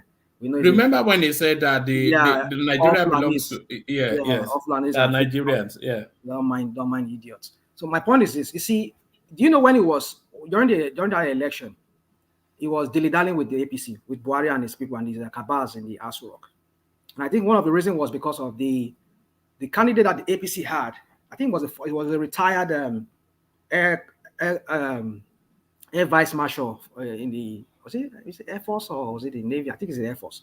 That guy too is another strong guy in that state where Bala Mohammed. He would have lost that election if really Adebi never got some kind of assurance from the cabals within the Aso Rock. He would have lost that election. He almost lost that election, but because I think that Air Vice Marshal or whatever that guy was. He never really had some backing of the Tinubu. I don't know, maybe it's more of, I don't know. There's how that area. But what I'm just trying to say is that this guy was doing wali water. I mean, as they say in Yoruba, doing parleying with the APC in one corner. Himself is also guilty of what he's now accusing other people of doing. I don't see. You see what PDP is suffering from traitors. I mean, that what is killing PDP right now are those traitors, and these traitors are the ones that seem to have the back of that party. Now, who are these traitors? Atiku is one of them. Bola Saraki is one of them. Tambuwa is one of them. This guy we are saying in the screen here, Bala Mohammed, is one of them. So with this kind of people within the PDP will not go anywhere. So is there need for purging? Well, even Wike too is one of them. I mean, I don't know if I mentioned Wike. Wike is one of those traitors within the PDP. These are the people that will do anything. Are you talking about interests rather than traitors? Their interests. You see. That's why I said to you, Wama, at the beginning. I said we don't have leaders with ideology. We just have leaders who are just about their own whatever stupid interest we might call it, whatever personal interest. As long as they continue to be relevant in the political arena in Nigeria, they don't mind anything. They will throw anything under the bus just to achieve that. That's not how politics should be. Because when you lack vision as a party, okay, this is what APC stands for. They are socialists. We are capitalists. But you look at yourself. If I cross over to socialist, does that mean that I'm now aligning myself as a socialist? Is that what I am now? And I'm coming back to, you see, that was why I was listening. I was trying to read. I think I read a little bit of it. What Falana was saying. He says it's time Nigerians needs to start punishing election riggers, election people, more like people without ideology. But I don't know, that is far-fetched at this time, because these criminals now they've hijacked everything to themselves. They will call the shots. Either you vote, you don't vote. All they just need few people to come out on that day of voting just to validate their election, And as soon as they get few people, they'll just declare that maybe the real people that voted, maybe they're not more than maybe 1 million. They will declare 20 million people as voters because they can write the results, because already they've hijacked the whole system to themselves. So that is the violation, because when they see, at least when they could get cameras to go everywhere and see some polling booths where people are queuing just to vote, maybe like all of them total 1 million, they will just write 20 million there and say that 20 million people are voted. That is just the validation they are looking for. So either you vote, you don't vote, it doesn't matter. They only need few people. So my point is this: is that when you have this kind of people, they can always cross carpet from one party to another, because they don't even care. All they need, they know they have their money, they can influence whatever way you do, influence the figure. So my point is this: we can never move forward. It's time for Nigerians to stand up and start punishing these people who are electoral offenders, like the likes of this, the one that is from Bauchi State, the Senate President, former Senate President Lawan, who went through the back door, who never contested in an election, but he was declared winner of that election. Or even Akpabio, that is not the sitting senator. You see, when you have criminals like this, they call the shots. So there's nothing you can do. There's nothing you ordinary people on the street can do. Except maybe like some kind of revolution or some kind of real election whereby people come mass and they really voted these people, punish them. So the point I'm trying to make is this: PDP is suffering from traitors. These are not interests. These are traitors. Because I don't expect these idiots, of course, it's federal minister, capital territory minister, who was once calling APC cancer, and now is dilly-dallying with them. Wow, is that interest? Rational mind. So, I have a theory on what is going on. I think this is just old school politicians fighting back. What I believe is that they've seen that, I think Nigerians, there's been some form of reawakening, especially with the OB movement. So I'm thinking both APC and PDP have felt threatened with that, and they have decided to more or less consolidate their forces to be like what I see is that there's going to be both PDP and APC are going to converge, and the opposition really is going to be like maybe the MPP and Labour and stuff like that. Because I think, I think, like I said, I think PDP is dead really, but I think it's the game plan of most of these old school politicians to actually consolidate their power, form like a major one party that would check any form of instigation, especially from this rising political youth in terms of Labour and everything. But that is what I see from the political perspective of things. You see, it's very early for us to even predict what might happen, because for me, I just believe PDP is gradually going to oblivion. I won't say they are totally into oblivion, because already they're losing seats in every corner. I don't know if you've seen, they've lost one seat in Plateau State now, which is the former governor now. You see, that's another thing we're seeing. Lalong is being given. I saw that on Sahara Reporters. was it Sahara or the Gazette? I saw. I mean, it's giving a certificate of return. I mean, they're just losing receipts here and there, left, right, and center. You ask a question, what is going on? So gradually they're just kicking them out, and when they don't have anything anymore, I wonder maybe there are 5 or how many governors that still have. We're going to see how that play pans out. But for me, you see, I don't know how PDP is going to handle this matter, because the people that are holding that party, the likes of Atiku, Wike, Saraki, other people, Tambuwa, and all of them, if they expel these people, which I don't think they can do it, because if they do, that party will totally collapse. And who is going to hold that party? Who apart from these people I just mentioned? Weekend, all of them. Who among them? These are just new governors who are just coming in, and not even Bala Mohammed. Bala Mohammed is another traitor, another huge chameleon among them. So they should not just believe and rely on him to all this crap that he's saying, that his press conference is giving. He's a real chameleon. That guy's a chameleon. He will do anything just to be relevant. If it's to join APC or to be dilly-dallying with them secretly, he will do that. So for me, I just don't see a way out for. I mean, maybe like somebody said a while ago that maybe Atiku has seen the advertising on the wall that PDP is not going anywhere. It's better for him to just start forming a new political party and start forming an opposition right now, which I see if Obi join him, Obi is going to lose people like myself.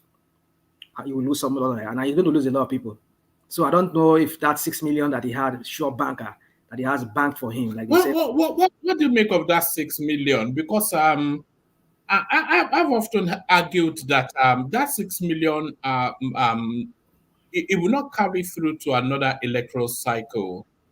Because that 6 million, it seemed like a moment in time. Certainly, a lot of his Lagos votes, they are not carrying through. A lot of his religious votes will not carry through. How do you know what, man? Because that narrative has been debunked. What narrative has it been? Who debunked it? By who? The Yes Daddy tapes, the cynical exploitation of a lot. Do you not think that Obi has been somewhat demystified? No, that's not what debunked it. If anything debunked it is if he makes any faux pas right now, like if he starts maybe making some alliances with people of shady character like Atiku or Saraki or Wike, I think he might start losing people. Although we need people to come join a bandwagon, but I just realized that for me, if we have to make a headway, we do not really need to recycle these old politicians. If, for me, I look at him as a lesser evil among all the rest of these evils that we have, evils in the presence of our politicians. I see him as somebody whom we can use to ride into some kind of a new era of politics in Nigeria. But then, if he's now start trying to continue his relevancy by forming alliance with people like Atiku, I don't know. I fear he's going to lose a huge chunk. But he's always been allied with Atiku now. I'm not quite sure. You know, a lot of people struggle to understand how Peter Obi can be the face of change when he's so embedded in the system that we're all trying to run away from. Well, you can say that because he's been part of the system. But like I said, he's the for decades. Well, if you can say decade, you can say millennium or whatever. Millennium, it's up to you, woman. But the thing is, like I've said, I'm not saying he's a saint. He himself has said it. But the only thing is, I look at him. He's the only person that you see that is selfless among all these politicians. He does not have some kind of contract that he continues having with the government of any state or even the federal government, the federal level. He's the only person that does not collect some house allowance or whatever allowance they say they give to governors. Tinubu has this one that they call himself Atiku. He does have his own too. As a former, I'm not saying she, but the point we know is it Intel or whatever he calls it, his company that was getting some MPA contracts and other contracts here and there. That's Atiku. So he's the only one that does not do. He has his own personal business, which he has done before he became governor, which he continues doing. I mean, that's the only thing you can hold him to. And maybe when you say the Pandora paper that talk about how he move his money for tax haven countries where you won't have to pay tax much and we make more money. I mean, everybody does that. So I don't know what some of us are talking about when we talk about use that as an example of corruption, which maybe that could be corruption, but for me, so rational. I look at all of these things. I just say, okay, well, I won't expect this guy to rational mind. So can evade tax. It is normal. That is what you are saying. Everybody does that. No. It's illegal. What you are it's saying. illegal. Let's not go to that. It's a legal thing. It's okay for Obi to evade tax. No. The people do it. Let me say it's okay. People do it here in Is America. it normal? Is it legal? Hold on now. Elon Musk. Is it legal? It is not a matter of. Can I answer your question? It's legal.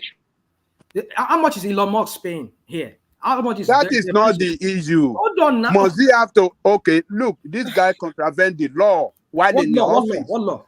What the law says that whatever he has in terms of savings in any account or overseas, he must declare it. This guy did not declare it, and you are saying it is normal. That is what you are saying. Just because you want to cover, you see, this thing that some of you guys will do here. You want to call the Agbado people. Oh, these Agbado people, they like supporting this thing. But you're old. Whatever is doing wrong, it's okay. But he did not break the law. What are you talking about? He did not break the law. What are you talking about? He put his money in a trust. He put his money in a trust in another country. In another country. Why did he declare it? Why did he declare in a declaration form? The law requires that he declares it. I think who was asked that question. He said he doesn't know. Well, he doesn't know that he was supposed to declare it. Yeah, he said he doesn't know. But it's not. I mean, it could be that he does not know. He didn't say that. Hold on. He said it in an interview. He said that he did not know. Hold on, because when they were asking him, when they were asking him why he did not resign, that people were saying that he was still a board member or certain banks. He said that he was in a board meeting when the court case came in his favor. So he just ran to Imo State, to Anambra State, to get his certificate of return. And immediately, within a week, he now, relinquished his position. After they serving as an Anambra State governor, I don't know. Every time you guys just want to just pick one thing, and you just want to always make him look like Tinubu. He cannot be Tinubu. Tinubu is a thief. He's a common criminal. Stop trying to. I watched the interview, all of us watched the interview. Even the one that say he didn't know. You guys should not. Sorry, let me just say this. That Pandora Papers, that offshore thing, it was actually in his second term when he went and set up. It was in the Seychelles, under his daughter's name, Gabriela. He set up that company, a shell company, and then he hid it under proxies. Some French guy and an Italian guy, they were the front face of that company. So that tells you then that it's shrouded in illegality. It's a lie. It's a lie. How many times have we read? Even Arise TV, Rufai asked him, and he stated it there. Simple. And he told Rufai, I did not break no law. He did not break no law. His family. Do you want me to tell you what he said to Rufai? Because I watched it. He said that because his family members' name were on that company as well, and they're entitled to their privacy, that's why he did not declare it. Which is what he stated. What he said. One man. That is what exactly he said. Hold on. No, that's not what he said. What he said is this. What he said is this. He said that every member of his family has their own account. Hold on now. Let me talk now. He said every member of his family has their own account. And even before he went into governance, that his family member said, look, you use your own money and do your thing, and leave our own money to us. So it is the king's money that these people, you guys are saying that he should have declared. And he's telling you that he cannot declare what is going his, just like his family. And he has every right to say that. Right? Go ahead, play it. This is the interview right here. Do you want us to go through it? Play it, one man. Don't worry. No, don't worry. Let the conversation carry on. I'll listen to it in the background, and when it gets to that bit, I'll play it. We heard what he said. Okay. One man play Dr. Damage's video. That one you are showing recently. Play it for them to hear. I bet is it not getting today? I bet Dr. Damages. Is it not getting today? Let me just wrap up. Yeah. Wrap up, please. Let me end this now. Why one man watches that and help us find out that part where he said something like that. Yeah, you see, I don't want to. I don't just want to listen to people talking in the comment section, but I think I need to address Enigmatic. I think this guy is becoming so insolent. I don't know. Your insolency is becoming so unbearable to me, and I don't know why, for whatever reason, you also daru. Abi, I don't get it. Just because I express my own view as to how I see Obi, you see, I just don't know. I don't get it. Some people are just irredeemable. You can't help them. And when the Nobel laureate will say some people are fascist. What is the meaning of the word fascist? When people don't agree with you, you just want to force them. You just want to make them look stupid. You want to label them names. You want to that's what some of these Agbado people are doing. People like Enigmatic. You were saying in the comment section, referring to me, telling me that Orion will be Odaru. God. I don't know. So people are just, I don't know what. What is the meaning? He said my head don't scatter. I don't go mad. That's what he's saying. That's what he's saying. I don't go mad. This guy don't go mad. I was like, what is wrong with this guy? I mean, I've always tried to make myself look, listen, we're all here. We don't know each other. We don't know each other from anywhere. We're only here just to express our views. And we all live here as friends. Many times I've tried to make this guy look, listen, I don't have anything against you. I will challenge your views. And I will not go that low as low you go. I mean, using insultive words or because I don't see eye on eye with you. So I just leave you to your crap. So apparently, if I really know who you are, I tell you, if I know where you're serving, where you're practicing your law, I'll ride your board. All the crap you come online here, I've been seeing a lot of things you've been doing here. I'll ride the board of attorneys where you are. Man, take it easy now. I will write them and I will tell them what the crap you're doing. Cannot criticize you. No. That's not no. I mean, what do you mean that you want to write is this thing? I will definitely. I tell you if I know. Do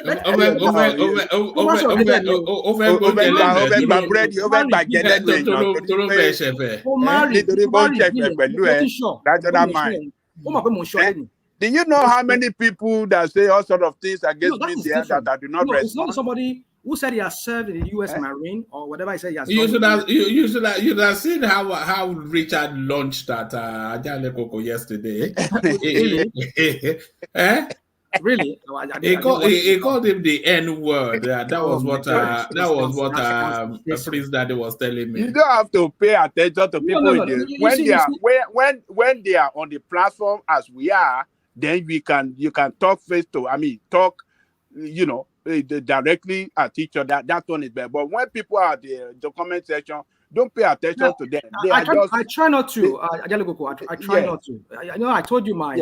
I didn't pay attention to anybody. Some of us here, sometimes when they are the comment section, they will launch attack against me. Yeah, I don't care. I know they are just having fun. Fun. You know, rational mind. The one trick that I've learned over time is not to let people know if and when they get under your skin. Because if you let them know, they will just they will continue to ride you forever. They will come at you all the time. Yes. I'm with you on that one though. I'm with you on that one. Yes, especially when they get at you, you then own it, and then if you don't remove the power from them, then they own you. That's just it. They own you. They be firing at you all the time because they know that they know that when they are bored, they will poke at you a little bit, and then they have their fun at your expense. And one man, that would be different if we don't know each other. There are some guys there that go after me there. I'm not going to mention their name because I don't want to give them any form of publicity. But they do it all the time. I said kudos to them. Let them continue to do it. They are having fun, and let them have fun at the comment section while we are having our own fun where we are on the platform. So let us just I see what you're saying, but you see, when somebody has come on this platform and we've all spoken, we've like known each other on this platform, I expect them not to, to dignify each other members here. If you don't know me, I'm in the comment section and I've never been here in the studio with you guys, then maybe I can criticize. Then I'm like somebody calls them faceless mob. That would be, I think that should apply more to people like that who are faceless, who don't want to show their face, but they can criticize people, even use derogative word, insultive words like Enigmatic is doing. But that Enigmatic has been here, myself and him, we've gone on each other here on topics, and it's going there in the platform and say, "Oh, you want to be a daro." I should read me. It's just the lowness of backward, and he calls himself.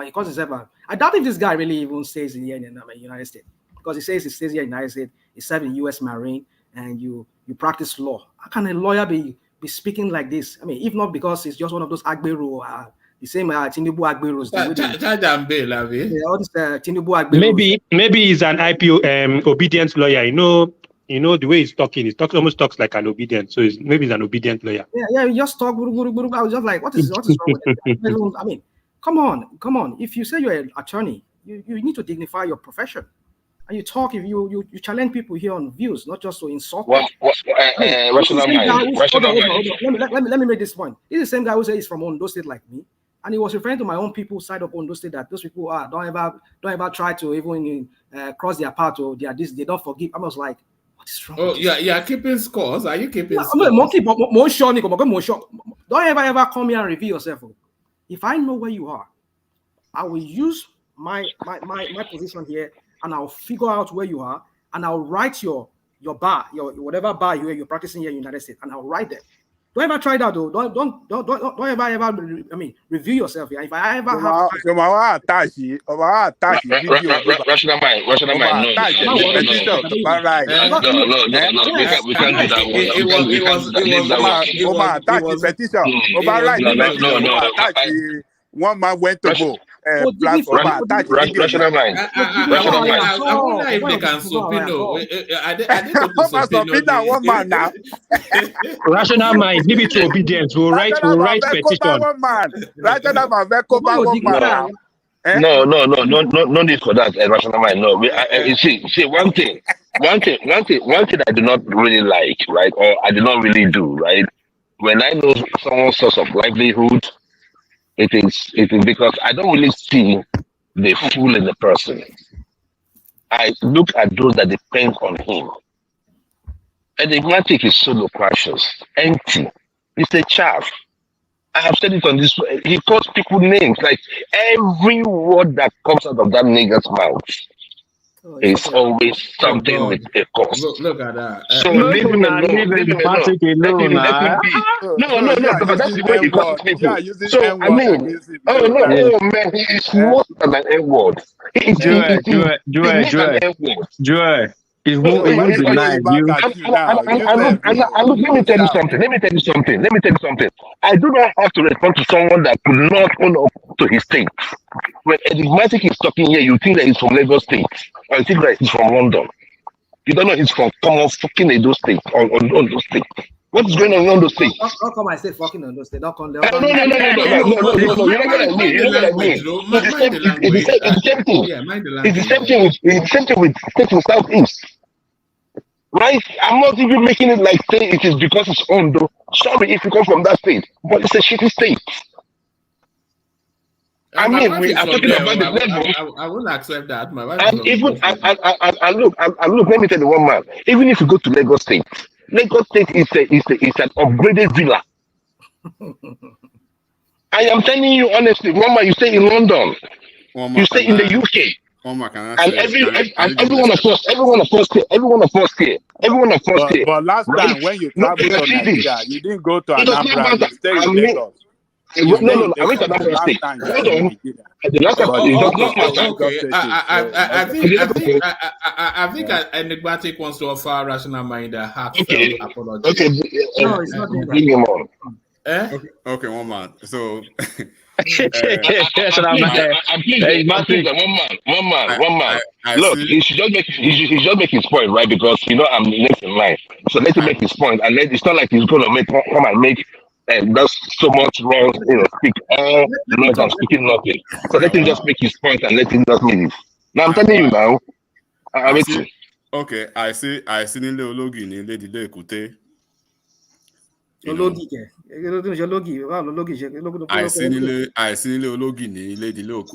at the guy that was correcting my Yoruba. He doesn't know Logini. So Baba Aja will tell you what I just said. It means that even when Enigmatic is not even on the space, some people are still having they are still catching cold. For the bad reasons, though. Well, that's okay. That's fair enough. I mean, people have liberty to their choices of thoughts and their opinions. But I will say this, it was Rational Mind that was actually having issues with maybe my comments, which is fair enough, which I understand is a point. But it's another person that is crying even more than the bereaved. The bereaved is Rational Mind, but the person crying louder than the bereaved, unfortunately. I mean, you can have issues as much as you like, as much as you want, with Enigmatic. It's okay, it's fair enough. I mean, this is just a regular platform where we have time to talk about our political leaders. But in the course of Enigmatics, making maybe sometimes it could be a sabi comments, not basically directed at anyone. But when people want to personalize his political views, especially when he addresses certain political leaders that are not their family members, that are not their fathers, that are not even any way related to them, and they want to personalize it, then, I mean, we can go toe-to-toe with that. Why are you talking about yourself in the third person, by the way? Why is Enigmatic a separate entity from you? Of course, absolutely. So, but that's the fun of it. Can you please go straight to the point so that we can move on, please? That's what I'm saying. It's 2 minutes already, and it's all speaking nonsense. Please say what you want to talk. Make we move on. Okay. The show must go on. It's not about you. The show must go on. Just make what you want to make. It's 2 minutes. It's 2 minutes already. You're speaking nonsense. Say something and let's move on. Okay, Joel, you've made your point before I came, and you are still making your point when I'm here. I mean, can you chill a little bit? You are not a woman, man. It is Rational Mind's case, but you carry the gala for head. Man, chill out. And Rational Mind said he wanted to see my face. He will do this, he will do that. I bet you that you wouldn't want to do that. And I tell you for a fact, okay? You cannot threaten me here. I've not done anything to you. If I call you names, you call me name, and that's where it ends. If I call you a bastard, you call me a vagabond. That's how it ends. Okay? If I call your political leader a thief, you call whoever I support a thief. But you want to threaten, or probably you say you want to write. You can write to the White House as much as you want. Until the hell freezes over, I'm still gonna say what I have to say. And people who are already jumping on their toes almost every time when I come over to the platform, I think you guys need to chill, or else you'll still be having this habit. Don't forget, you guys are very old. You are old, and you need to chill. We are just having fun, okay? You're having fun. You're insulting people. Is that what you call fun? Yeah, it's still fun. Are you done? Are you done? It's 4 minutes. Are you done? It shows how you respect people in your family. That's okay. He's not a lawyer. Leave this one. This one will be lawyer. Leave this one. That's okay. But one man, you notice the two of them, right? The two ranting boards. You see the way Here we go. Because Rational Mind. This guy is Rational Mind. See, one man. Let me just say this. Enigmatic. I don't have problem with you, Enigmatic. If I have problem with you, I will look at you eyeball to eyeball. I don't have problem with you. You're too small. Enigmatic, I tell you, don't be saying anything. I will look at you eyeball to eyeball. You tell me where you are. I'll pull up for you. I will see eyeball to eyeball. Tell me where you are. It's okay. Let's just stretch it out. It's okay. What are you? Why you always come here? You always make. I mean, I'm talking about here or in Nigeria, anywhere. Tell me in your own hood, of those states. Tell me, I'll pull up. It's okay. It's Who do you think you are? If they talk here, sometimes we come here. We talk here. Look, bro. We take it out. I will look at eyeball to eyeball. I don't have a problem with you. If I have a problem with you, I will look at you eyeball to eyeball. I will stretch it out. Don't go and bust. You're too small. You're too small. Hang on, Jewel. I didn't even mention your name. You are not even rational mind. Rational mind. I don't know if you are fighting for rational mind or you're fighting for yourself. First of all, one man and Ajalekoko. I never mentioned you. You had it when he said, "Omakekuni." And so what? And so what? So boy, and so I wasn't here. You were all over the place. I wasn't here. I wasn't here. Àwọn àgbà tèmi nílé orí wọn pé orí wọn ọ̀dẹ̀ dàrú bí àwọn àgbà tó wà níbi tó ọ̀bọ̀ra wọn lágbà. All right.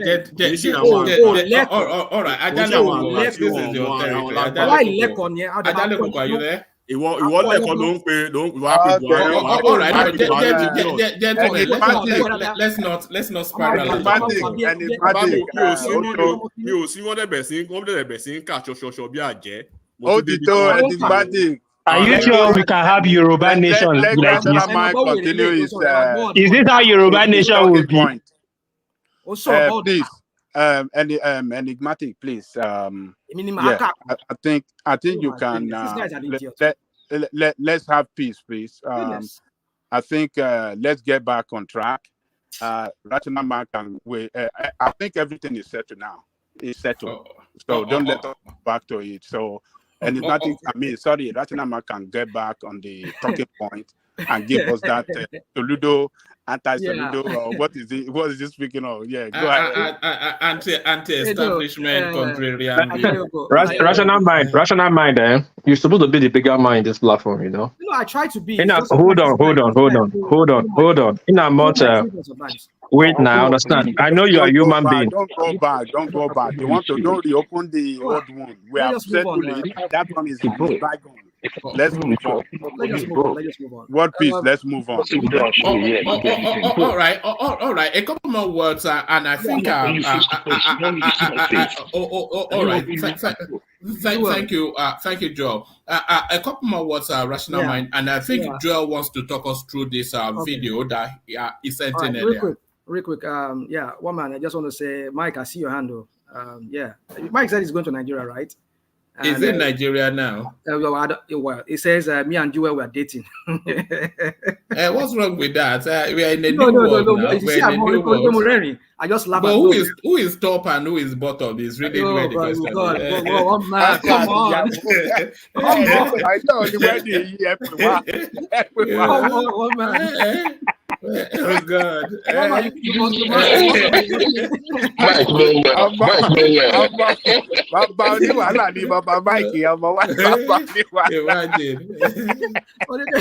Somebody's top and bottom, right? The woman you. Oh God. The little things that you pick up just by being alive these days. Who even knew there was a top and a bottom until you know? It's unbelievable. What is top and bottom? What is all this crap, you know? Yeah. So just to conclude in the conclusion about Soludo, for me, it's just Soludo I'm talking about. Bala Mohammed, I think I'm done with Soludo. For me, I don't know where PDP is going, right, going forward. I see that party not surviving this storm of winter that is coming. The avalanche of people defecting out of that party because of the treachery that is in that party.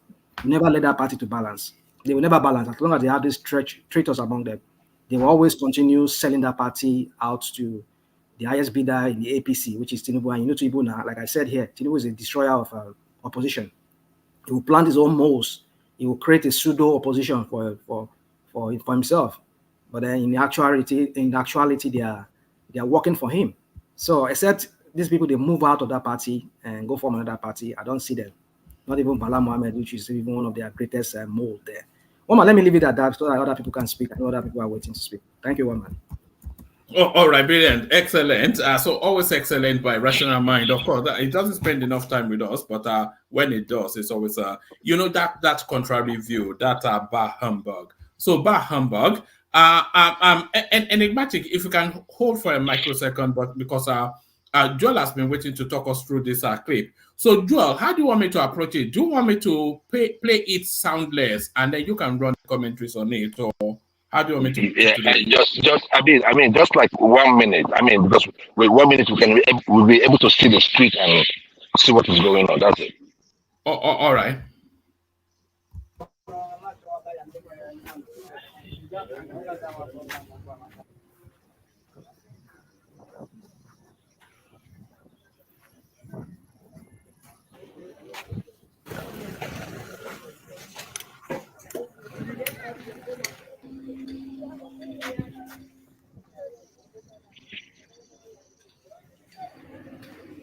Hello guys, welcome back to my channel. If you're new here, you're welcome. If you're a returning subscriber, you're welcome back. I'm currently in a place called Abuliadu.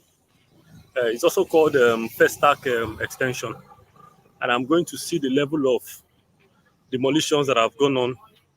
Apparently, the Federal Housing Authority have demolished a lot of buildings in this vicinity. I'm sure you've seen it in the news.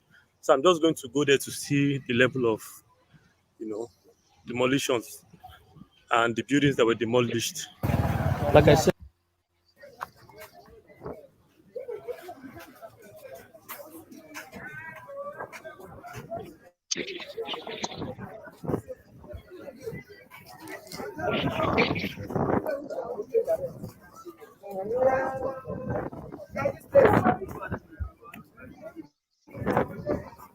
Okay, 1 man. I mean, I think it's okay. We can take it from here. All right, carry on. Okay, 1 man. What? The reason why I said let's show this clip right here is that this is a demolition perpetrated by the FHA. When you look at this environment, you will see that it was properly planned. You can see the roads, you can see the gutter. Yes, it's not that, but you can see the plan. How can we be so mean to go on demolition? If you leave this land to the federal government, are they going to build houses as beautiful as this? Let's take for instance, you say, okay, that these houses here were falsely built. Can't we make use of these buildings here? If you're going to build, you still maybe if the federal government they're going to build all those two bedroom and three bedroom bungalows. That within 2-3 years the ceiling and everything has started falling. Look at that. They even have a transformer. They have a NEPA line. Look at that. 1 man. That is my point. That is my point. Yeah, there but is something wrong. Go ahead. They are you can even say they are building in a waterlogged, water dense area that is not that was not designated for. No, 1 man. If you come to my street, there was a time in my street in Ebutemeta that our roads were like this. It was until who came in after Tinubu that came and tied our roads. Like it's not like it was like this. It had the tar road, but there were huge potholes as big as this, waterlogged area. So that is my point. Look at there. You will see that it was something that somebody orchestrated. These people did not just come and start building these houses. Look at that. There's a NEPA line. So that's the 1 man. That's the reason why I said Do you think it's there's something wrong. Do you think it's punishment for the Rose Vivo Peter Obi Lagos votes? I don't know. I don't know what it is. I don't know what it is. But the thing there is that when you look at this community, I bet you there are Yorubas, there are Igbos, there are people from there are Edo, there are people from all over Nigeria that have houses in this area.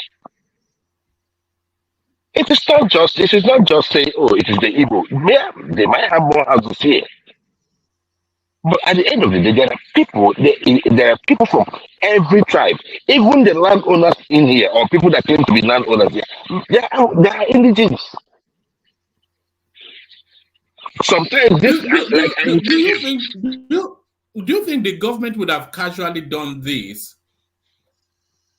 No, what I was saying, like, if you look at the quality of houses here, one man, the quality of houses here, you can as well on this template right now, one man, they have even planned for a wide road. You can tar this road and you make a big estate, even if it means that you seize this place, one man. Why demolish it? You are not going to build houses as beautiful as this. Why demolish them? Okay,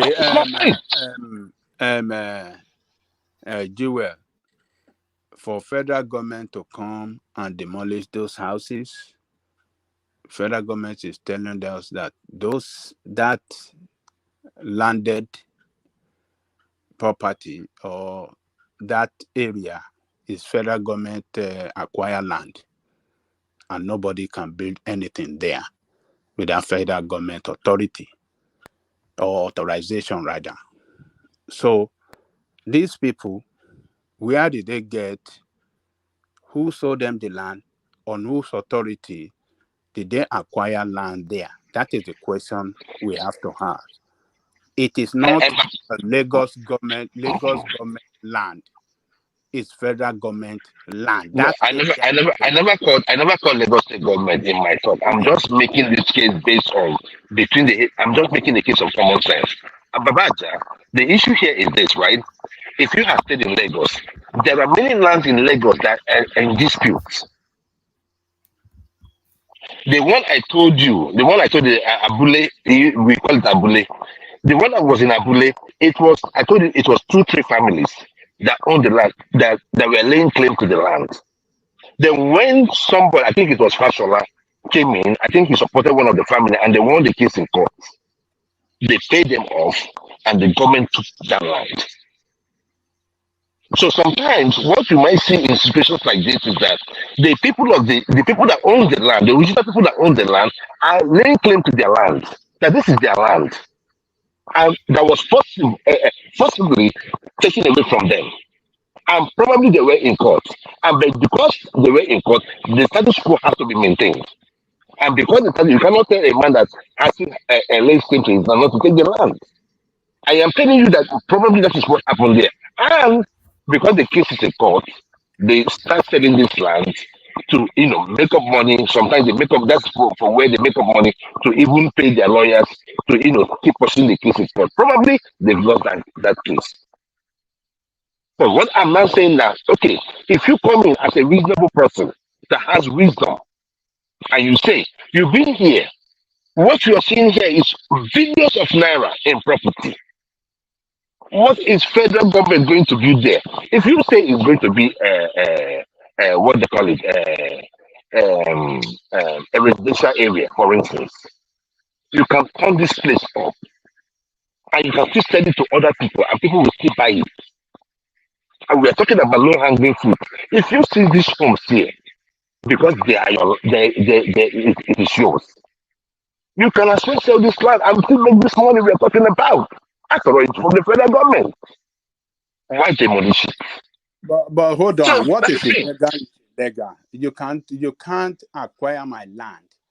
I'm referring to local government, federal government now. Some people came, acquired the land that belonged to local government, build houses. That is illegal.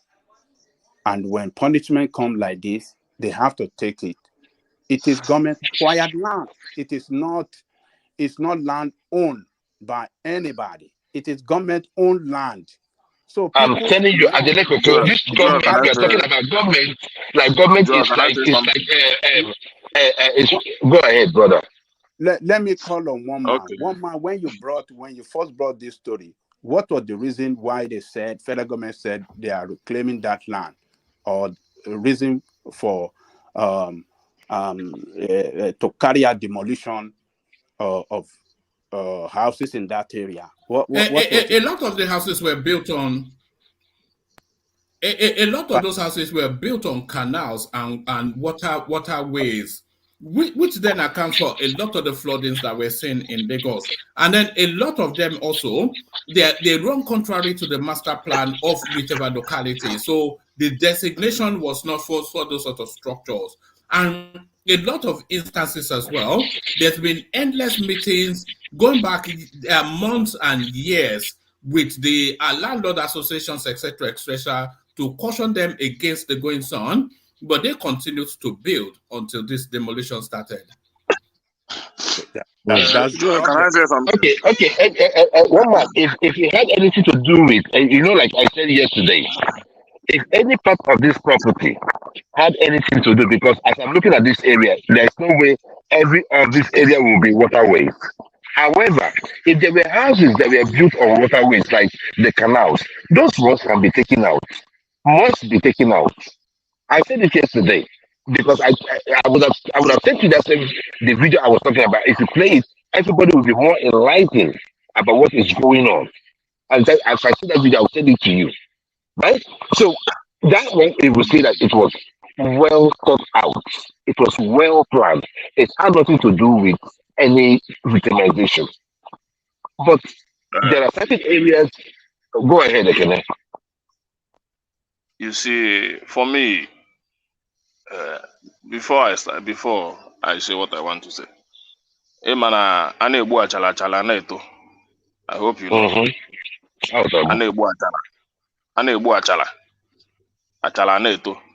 Do you understand? So there is nothing there. The only thing is for the Okay, all these what's things the are meaning of what you said now? We just sold one man. We just sold one man like that. We dey price one man. We dey price one man for market. I can hear you. Now don't kill us, oh. Now don't kill us, yeah. So this is they said they have brought out their reasons. You cannot fight the government. They have brought out their reasons why all this. But my only problem is that all this demolition, like the one in my area, they say they want to build road, all that and all that, and you see where they want to create that road. You will know that this is not something that will happen in the next 5 years, because even down to the time of Fashola, there are still places that he's demolishing, places like Ajambadi and some places, that those places are still like that. That he still gives the excuse that he wants to build a road in that area. But those places are still like that. So, but I know they have their reasons for doing that. There was a voice note being sent to us in our platform that we had their plans and all that. They say it's government property. They want to build industrial park, all that and all that. That people were buying land. But for me, Joel, I'll blame my people a little bit. I'll blame them. We need to apply caution this time around. It's not every property you buy, especially in place like Lagos, because ego na anụ ọkụ n'aka. Ego na anụ ọkụ n'aka, and I ejiri investment egwu just like other people. You just see somebody like a Dangote. The major place that he distributes his cement and most of his products is, apart from Lagos, is Southeast. But you never see him own a warehouse. You cannot see any warehouse that he owns anywhere in the Southeast. But Southeast is most of his. If an Igbo man is Dangote, maybe his business is booming in the north or anywhere. We see him own warehouses everywhere in the north. Not minding that one day government will come and demolish it. So this time around, we need to apply caution. We need to be more political in terms of investment. But, Like that. hold on, don't stop conspiring against us in Igbo. But Dangote is from Kano and his wealth is in Lagos. So how do you explain that? Lagos is maybe is political no man's somehow. land, no man's land. You understand? So before he does that, he knows the benefit he's getting. But most of the place that he's dispose his goods are in the southeast. The only thing you see Dangote in south is trailer parking along the road. You can see 50 trailers along the road distributing cement. You will not see anywhere else. Do you understand? So, but our people is that they want to invest. They don't care. And that is why you see when Daniel Buara came here and said that Igbos are more democratic in nature. These are the issue. But we need to stop that democratic attitude that we used to display. That nothing will happen. That all of us are one Nigeria. All those and all that. But you see, most of the rich guys in the north, they don't own. They have money. Most of them are even richer than most of our Igbo brothers. But they don't buy. They don't buy property the way we buy outside the southeast. So ego na okonaka too much. So let's apply caution, which I think everyone is doing now. Most of our people is doing now. So I have to blame them a little bit, not to be buying properties anyhow, closing canals. Most of the time, the money we spend in building one hostel in Lagos, you cannot spend half of it to build an hostel in the southeast. It's impossible. You spend millions of naira to close those water. Can the narrative not be not to build illegal structures as opposed to ethnic something? Why not just not build illegal structures? Nothing like because there is no way. There is no way. There is no way you can identify illegal structure in Lagos. It's impossible because the people that sold this land are Yorubas. Not necessarily an Igbo man. Igbo man cannot sell land in Yoruba land. Unless the one you bought. Did you go to Alausa? Did you go to Alausa to check? Yes. Yes, because most of the time when you bring out all this government, the document, you see it very clear, and all that government will still come out with a story that so you build a pipeline. This place is not approved. The only thing that when a government changes, some government might be suitable for you, the other might be so toxic to you. So, but for me, the best thing is that the only thing I understand in Lagos is there is no safe place to build or to acquire anything in Lagos. Government can come. As I'm talking to you today, Alava is under Chineke Maiveyeme. We don't know what will happen. But the only thing I have to tell my Igbo people is that I know no matter what happens. So we have that courage. It will not dampen our faith. Do you understand? It will only take time. We have their plan for in the year 2035, in the year 2040. They want to reclaim most of those properties. They say they have a plan, all this and all that too. I don't know, but for me, because they will still resell this place. As I'm talking to you now. This place is that demolition. They will still resell it. They will resell it. Maybe from the state will resell it. Then why not put that? Why not resell it? Why should you demolish it? You should, maybe you can put a price to it and say, okay, because this place has been built, pay social amount, then receive your C of O. And a state that cannot give you a C of O is very dangerous to invest in that state. Lagos State cannot give you a C of O. 80% of buildings in Lagos don't have C of O. And you cannot, not that people don't want to get it, but you cannot get it. It's very difficult to get it. Very, very difficult. So why should my people not be wise enough to understand know the handwriting on the wall? That is very difficult to get C of O in a place you are investing. You continue to invest because you think you have the money. So we should apply caution. But and know what is going on. Ekene, what about the demolitions in Oboronshoki that Adale Koko showed us yesterday? You said? What about the demolitions in Oboronshoki, which Adane Koko showed us yesterday? Where is in Oboronshoki? Do you want me to go and bring it? You can go and bring it now. Because even in the let me tell you this, one man, there is a demolition going on in Port Harcourt as I'm talking to you now. In Ilabuchi, Port Harcourt. Demolition is going on there now. But every house received their compensation. So people because government has brought out a plan, they want to build some roads and all that. Then people say no problem. They mark the place, they gave them time, they arranged themselves, they gave them compensation. Duly compensated. Even Igbo people that have property there, they received their compensation. The same thing happened in Abia State a few months ago. Fully paid. What Lagos State is once they mark, the next thing they put their bulldozer, they don't want to care, they just put everything. One man, would you let me say something if you don't mind? One man. Sorry. Come in. Different. What you are saying, Ekene, is different. If government want to build public any public infrastructure on in an area that is occupied by people, the law specifies that government must compensate them. But when you acquire land that does not belong, that is government acquired land, government owned land rather, but somebody,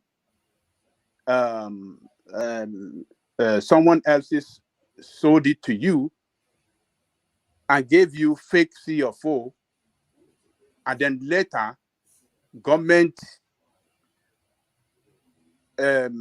discover that, hey, some illegal structure at their own land, government will go and destroy it. So there's two different things. When you acquire land illegally or through fraudulent means, government-owned land, you acquired it through the fraudulent means, government will come after you to destroy it. But if government want to take over a particular area for public development, government will surely give them compensation. Jali Coco, nobody's saying that government don't have the right to take anywhere they want to take. Actually, like the places there. Yeah. By rights, the government should actually invoice them for the demolition. That's what they should do. They should invoice them for the demolition. No matter what, government still have the right to take any property they want to take. They can decide, okay, we want to make this place look like this. We have a plan for it. Nobody say you shouldn't do that. One man, you are right. You are wrong. Government cannot invoice you for demolition if you acquire that land without government authority. And the authority Mr. Aja, you can come and at least you can, if you have time, maybe anytime you come to Nigeria, just ask one of these landlords, do they have their document complete? They will provide it for you. Both the ones from Alausa. They got it through fake. This is fake. They got. I don't know. Who makes this fake? Who makes this fake? How can you know that this is a fake? One man, because you tell them to go this, way, they go this way. You tell them to pay certain amount, they pay certain amount. You tell them to they spend all those millions of naira. At the end of the day, you say it's fake, and they got it from Alausa also. So how does it mean that people working around they could not have gotten it from Alausa? Is that not a crime against the state when you sell a state property? What arrest was made? You're talking about the United States, that they should invoice them. I agree. But you sold a government land. Is that not a crime against the state? If it's a crime against the state, what arrest was made? If there was no arrest made, then you know that the government was in it, that there's something wrong going on. And secondly, one man, we have so much the relation of duty in Nigeria. Those houses, that estate has been there for how long? What was the government doing all this while? You were collecting taxes. All those houses. There is no excuse for that. Well, that's not strictly. Oh, hold on, Ekene. Hold on. Just hold on. Let Enigmatic come in, and then after him, X0. I think other people want to come into the conversation as well. Enigmatic, then X0. Yeah, thank you, one man. First of all, I believe in the subject matter about this FHA stuff is a federal government project. So I don't know why Lagos is in the conversation. So whatever problem that is, I think is they have to face the federal government and see what. And then no government will just wake up, in a jiffy. Probably they slept on the wrong side of bed and they just want to demolish structures. It doesn't work like that. And then number two, I should make it clear that it is not only Igbo people who live in Lagos. There are so many other people who live in Lagos. Personally, myself, apart from Lagos and Ogun State, which I don't have heritage in because of my my royal lineage. You know very well one man, and then Ogbeni knows very well. I cut across 4 different states, even Edo State from my mother's side. So when we talk about certain things, especially about Lagos, and then people want to always personalize every conversation to be a victim situation, we need to be very careful, and you have to always set the record straight in such a platform like this. We have Edo people who live in Lagos, right? People from Oyo State, Oyo State, Ogun State. I'm restricting it to Southwest now. Ekiti State, Ondo State, Osun State. They have numbers of properties in Lagos State. Unfortunately, some will fall victim of all this demolition if you don't follow the right processes or the right protocol. A lot of us even from the Southwest, we have properties in the North and some other parts of the country. When you go through a certain process, there is no way I will advise anyone to go through the processes of procuring landed property without having to involve the services of a lawyer. Let me just say that there are so many lawyers who deal in properties, and they will do everything for you, within the laws, codify your documents, and you never get wrong. So when and then the issue of nobody has put a gun to anybody's head to perpetually stay where you are not wanted, or where you don't want to stay. So when issues happen, people should focus on the subject matter. What are the issues? What are actually happening? Not saying everything that Yoruba don't want to let you live it. So if it is a freedom, if you feel threatened in Lagos, there are other places you can move to in Nigeria. When some Yoruba people felt so threatened at a point in the North, they moved back to some other parts of the country, right? You live in London. If London is no more okay for you, they are not putting a gun to your head to stay in London and be crying every time. Nobody is putting a gun to your head in the US and start crying every time if you feel it's not okay for you. You move elsewhere and quit whining like a teddy baby every time. It's not all about you. It's just about the sanity of the government. We are talking about Lagos State being decongested and being overpopulated almost on a daily basis. And the people who are actually making their daily livings in Lagos and then still running Lagos down, right? And Lagos say we want to do the right thing now, but they still come over to say Lagos is this. Nigerians, they want to go to heaven, but they don't want to die. They want development, but they don't want the sanity of it. Which one do you want? Do you want development or you want to cry almost every time? And they should not forget that every other people we cut across all the nation. Like I say, I don't know if anyone is restricted to just only their state. Everybody else, a lot of people, from Urobo people, Ijaw people, Edo people, Rivers people, the mid-Belta, everywhere they are in Lagos. It's a multinational state, multi-ethnic group. So it's so unfair when every conversation is about they are demolishing structures because Igbo people. Who told you? Where is this data? Where is the statistic that it is only Igbo buildings that have been demolished? And this is a federal government project, not state government. And we should always put the perspective in the right context.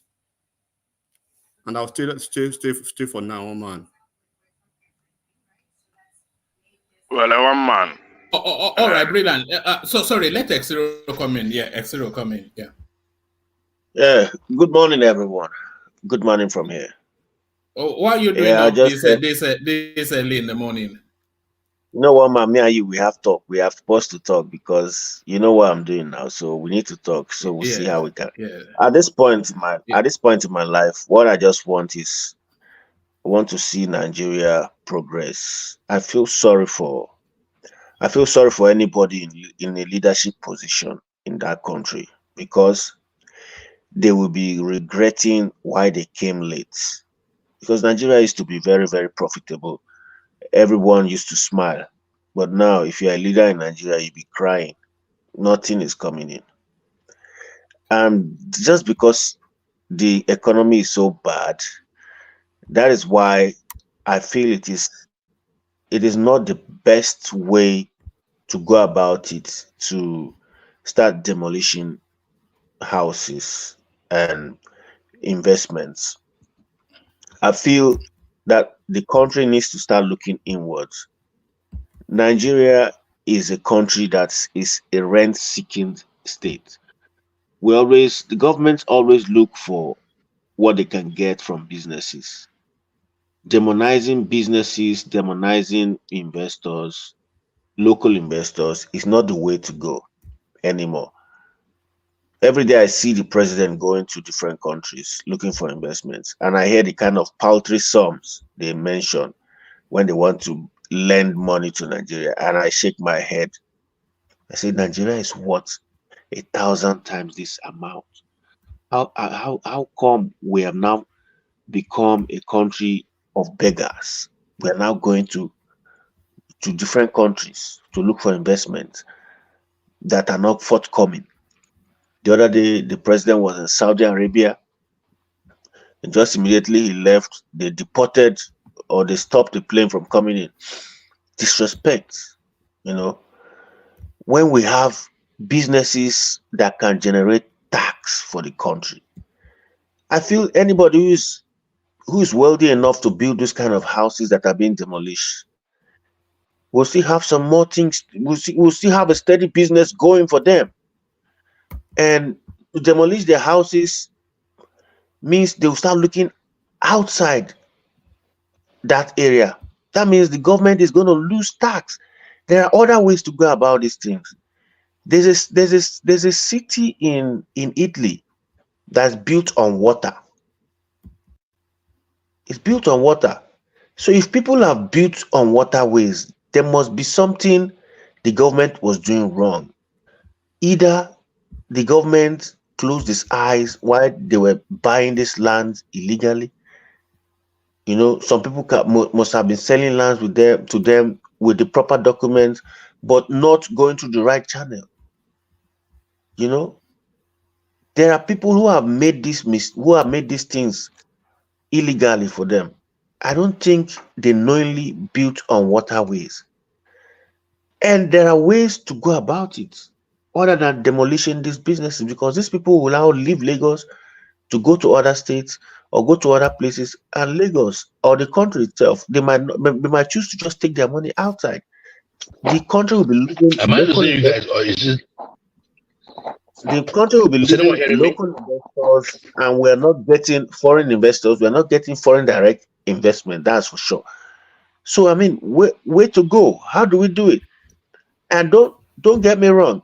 These houses that are being demolished, tomorrow you see that those lands are resold to someone else, and they'll build on those places. So I'm just saying, a country that is losing investment should be kind to these local investors. These people who build this house could be, you know, if you use the right methods, you can make them invest more in the state and employ more people. Well, I don't know what to say other than a country does not despise its own. Even if your investors have made mistakes, there's a way to go about it. There was a time this man, the one-time richest man in the world, he had an investment in a company. The company made an error. There was corruption, malpractice. And he went to the government and told them, listen, this company is employing this amount of workers, and we actually didn't know that the CEO was involved in this kind of corruption. Rather than find the company and make us go bankrupt, we'll sack this CEO and you give us another chance for the sake of those people we employed. And they gave him. And that's how countries that want to progress do. They are kind to investors. In some countries, if you buy a house, they'll give you citizenship. In some countries, if you invest a particular amount of money, they'll give you citizenship. But in Nigeria, where demolition houses, what those amounts people can use to get citizenship in other countries.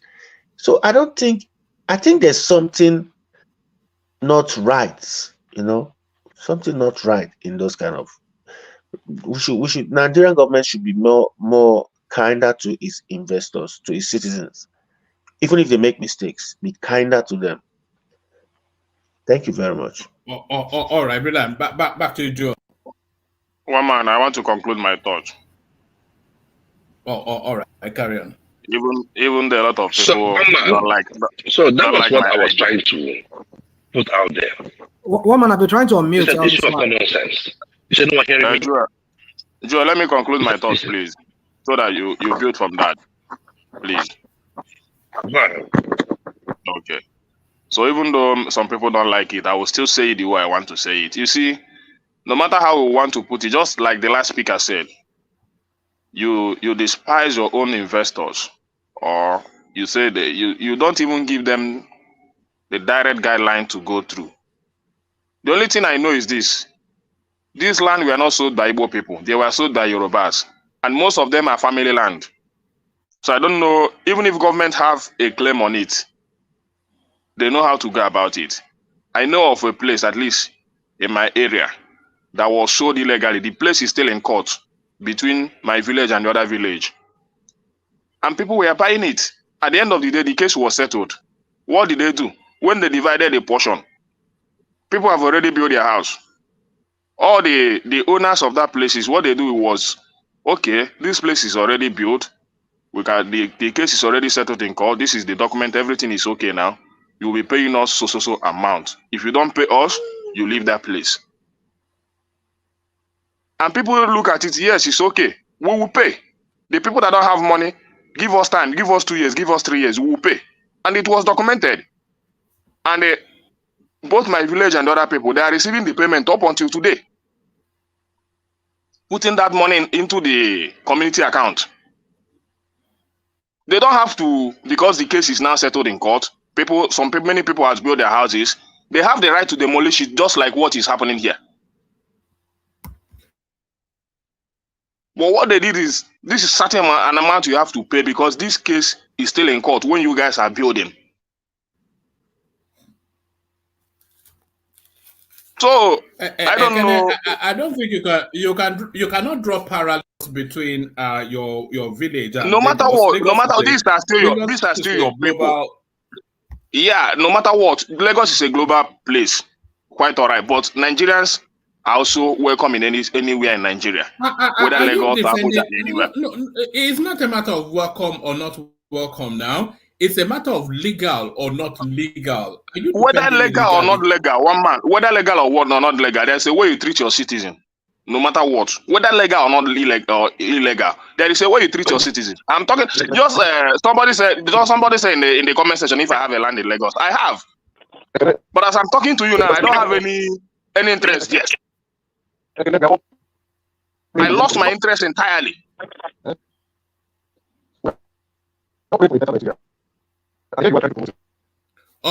right, back to you, Joel. But Joel, we can barely hear you because your system is quaking. My system is quaking? No, you're back now. Okay, so somebody is talking in the background. Nobody's talking. Only you, but your system is quaking. That's just it. But maybe you should sign in and sign back. But one man, can I say something before he comes back? Carry on. But I don't understand. If they are building on illegal, either places that were not designated for that purpose or on canals or anything like that, I cannot understand why there will be an argument against the demolitions. And by the way, before you say it, this is not the first time we've come to this topic. In previous incarnations of this topic, we've come across several narratives. The state government will warn them, and they will have meetings with them for years and years and years. But these people will continue. In one particular instance, and I think it's in this neighborhood as well, they told them that they should stop the building, but they continued to build in the hope that they will regularize their papers at the final call-ins. And when they started the demolition, what the federal space told us was that the places they were especially targeting were people who continued to build after they had stakeholders meetings with them to tell them rather not to. So several enough warnings given, being built on waterways. We've seen the flooding in Lagos, all of that, and you're still saying that what more can the state do? A rational mind. Okay. Joel, can you permit me just to say something real quick before you Go ahead. Go ahead. All right. Thanks. You see, one man, I said it earlier when I was making my submission. I said the Nigerian state is not designed to promote prosperity of the people themselves. When I mean the people, I'm not talking about the criminals who made up some kind of document in form of a constitution or whatever crap they made to their own benefits.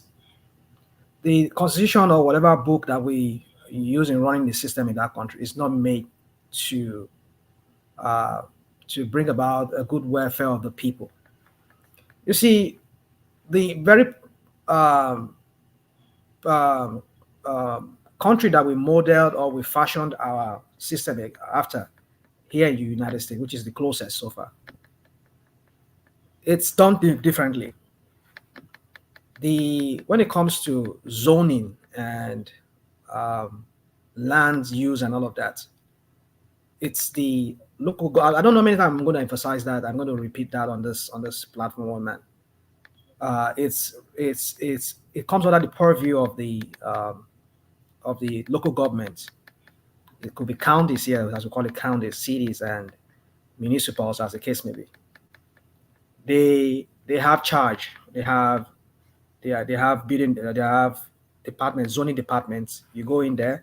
If you buy a land, you go in there. Whatever transaction you want to do there, like change of name and all those kind of things, you can do it there at the county. The county building, you go there, you do all of this. If you want to build, you go in there, you submit your plans. Even before you build, they have to see everything you want to do. Every land is documented here in the United States, even the federal land. You don't even talk about federal land. That one, a federal land, you can't even go there. You want to just have property there. But any land that is designated to the state and to the local government, there's documentation for that. The question is, why can't the Nigerian state, the Nigerian country as a country, if really we are running a country? I don't think we're not running a system. We're not running we're not running a country. We're running an enterprise, of a criminal enterprise of some sort.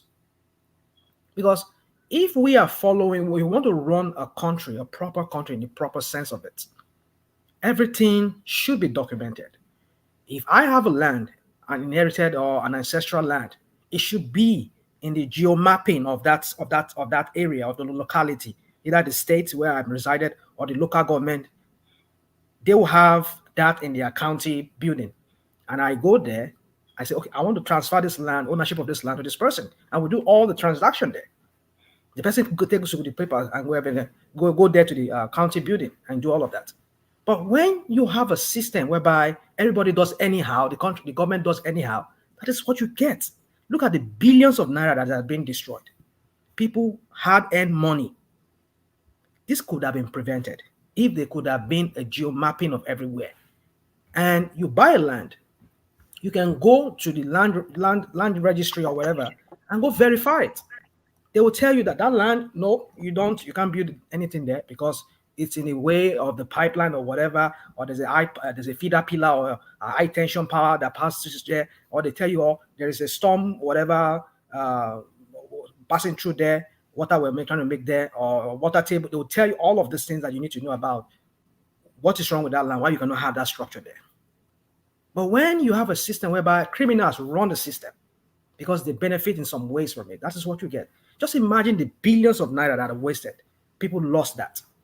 Now, when these people were building these lands, They must have definitely gone to the Lagos State government to acquire some kind of documentation. Why right there? They didn't tell them that, look, submit the plan. They see the plan. Oh, where is this house located? People working there, they could have seen that that land, it's a land that is not supposed to have any structure on it.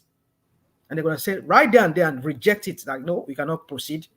Go whatever, whoever gets this land to you, go and get your. In fact, you cannot even do that in the first instance because, in fact, if you want to transfer the land ownership, you must have done that with the agreement of the government. The government will be the third party there for you to do the deal. So when you don't have all the systems in place, that is where you have criminals running amok in that country, whereby so many of my friends, they've lost lands because people sell land and resell it because there's no way they could verify it because they are not mapped. It is not in the database of the government. Even when it's in the database of the government, they collude with the government officials. And at the end of the day, they find out that that land is not supposed to be sold. And they lose their millions of naira, if not even billions of naira, depending on what they built there. So how can you add? And now Tinubu is going everywhere telling this. Mind you, one man, most of these investors, they watch your channel like the one we're talking about. They listen to us and many other several channels. They read the newspaper. They see what is coming out from there. How do you expect me to go and invest my money in a country that does not even have all its crap together? I can today go open go say I want to go into real estate. I built several houses there, and then next day they're telling me that place you are even that's why the government gives me the nod to go ahead and do that. They're not telling me that no, you just realize there's a pipeline that was supposed to pass there. There was supposed to be a sewer line that was supposed to pass there. There was supposed to be an underground cables. I mean, start telling me crap, and you want me to come and bring my money next time again to that place? That's what we're saying, one man. So there's a need for a total overhaul of the system in that country. However, it's going to take us. We need to hit the reset button for that country. We cannot continue like this. How can you expect people losing billions like this? Look at those houses that you're seeing there. You're showing us the pictures. That house, I was just like looking up houses on Gigi now and some other places, some properties in Nigeria now. Just looking at houses in Lagos. That house you're looking, if they want to demolish that very house, that house will be worth over 100 million naira. That's how you're looking. But look at where it's built. Can you see it tilting? I agree. It's not supposed to tilting. But the question is this: in the first place, how did they even get there? If the government gets the scrap together, they've mapped everywhere. Because the guy did not look to regularize. How do you know? How do you know they did not regularize it? Patiently, because they are demolishing it. That's what I'm saying. If you regularize, then they won't be demolishing it. You see, as somebody who I don't need to be saying repeating myself as sounding like a broken record here. As somebody who has worked with the government here, I've seen how system operates. When the house is erected, even from when the land is being graded, they are compacting those soils for the load for the house that's going to be made. At every stages, people will be coming there. You see, I was saying some few weeks ago that there was something I was trying to do in Nigeria. These were the people that frustrated that kind of idea, because this idea I was trying to bring in is going to map so many things whereby the government will be. I mean, I don't need to go into details. I think we had that debate here, but some people frustrated it because invariably, when that everything is on, there's a database for it. You want to go and get land, you want to build a house on it. There are people that will come at every stage. They will inspect the building. They will inspect it from the foundation when you lay the foundation. Even when you're grading the land, they will come there and inspect it. That is what the zoning people. I don't know if they have that kind of department. But when Lagos State carry everything to their own, to themselves, how could that be possible? What is the function of it? But they have that system, though. The question is it working? And how far is it working? It works until people bribe them, and then Good. Didn't you hear but then if you bribe them to go against the rules, then you have to take whatever comes at the end of that. Whose fault is that? Rational mind. Is the briber. No, it's not the briber. Rational mind. Rational mind. Please, can I say something? Go on, please. Rational mind. Obviously, you've lived in a system that works for a while. You're used to a system that works. You seem to have probably forgotten certain factors. One, our kind of people. Two, the current situation at which we are. Now, let me say our kind of people. Last year, I was trying to get a property around Lekki. I met the real estate, and he took my brother to the place with a lawyer, and I said, okay, get me a surveyor, get the coordinates of that area. We took the coordinates of that area. We went to Alausa. We paid about 30,000 naira to check the status of that area. And it was said that that area is an acquisition area. I contacted the real estate person. I told the person is a real, this place is an acquisited area. He said, no, forget those government people. That is how they will say. Don't mind them. Look at that building. They've built us there. They've built us there. They will not do anything. That is how they will regularize it in future. That is the mindset of our people. Until they meet a steadfast government that says no. That is one. Concerning the level of our present society, we have to live in the reality of our time. These things you are talking cost lots of money. We are a developing society. The government doesn't have that revenue. Hold on, which costs less? That people's money people are losing billions of naira, if not billions of dollars. In this instance. What cost? Common sense. I walked away from that property. I did not allow how do you prevent that in the first instance? That's the question. Why don't you because I took the initiative to go to Alausa before even buying the land, to go and check. And they told me right there that is an acquisited area. And I left.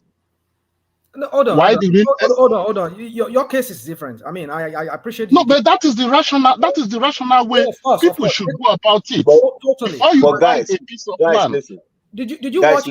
Did you watch Rational Mind? Soludo recently, when they were demolishing some houses in is it Okota area there, and they were saying that all of these people, they have C of O, they have their whatever, and he was saying that we have to look into that. Who gave them all the C of O? Who give them all those documents? Okay.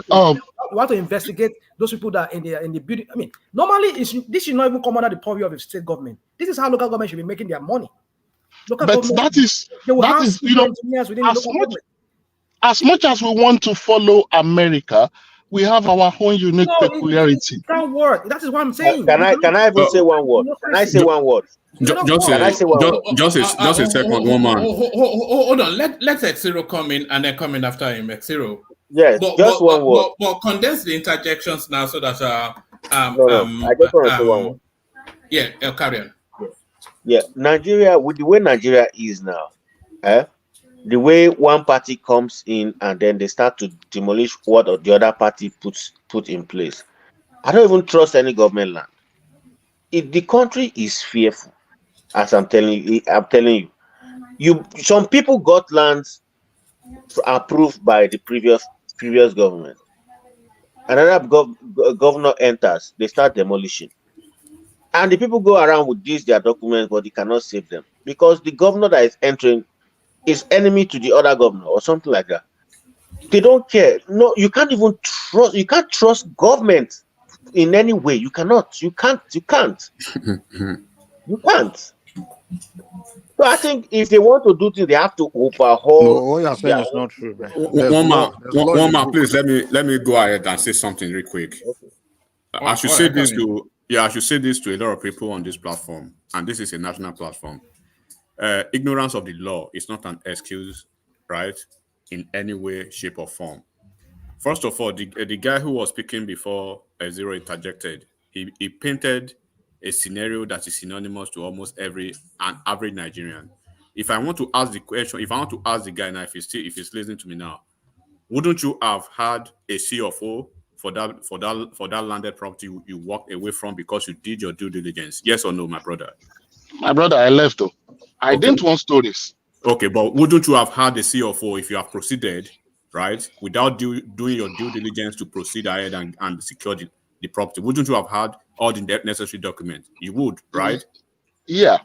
Okay. And then at the end of the day, you will find out what you found out ab initio before you proceeded. So when we are speaking, right, people want to point accusing fingers to certain individuals or institutions. They are not looking at the cross of the matter.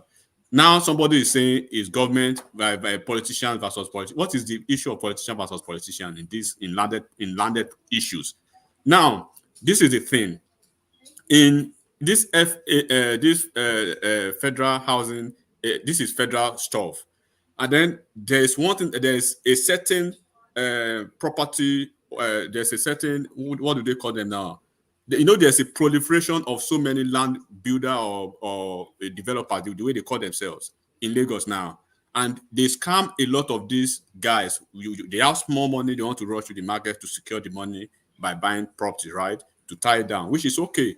But are you doing your due diligence? Because these people will sell dummies to you just to sell their businesses. There was a particular guy in that Lekki Aja axis, right? On the, I think the Lagos state government, I think they published, you know, the whole of the nonsense he's been doing. This guy has been stopped from doing business, but he proceeded to build and develop 750 units of different houses. Eventually, he put a lot of families into trouble. Who would you blame at that point? The scenario again, I'll go back to the scenario of this guy who did his due diligence. Once again, a lot of us, we do have properties beyond Southwest and beyond South, even as far as the North.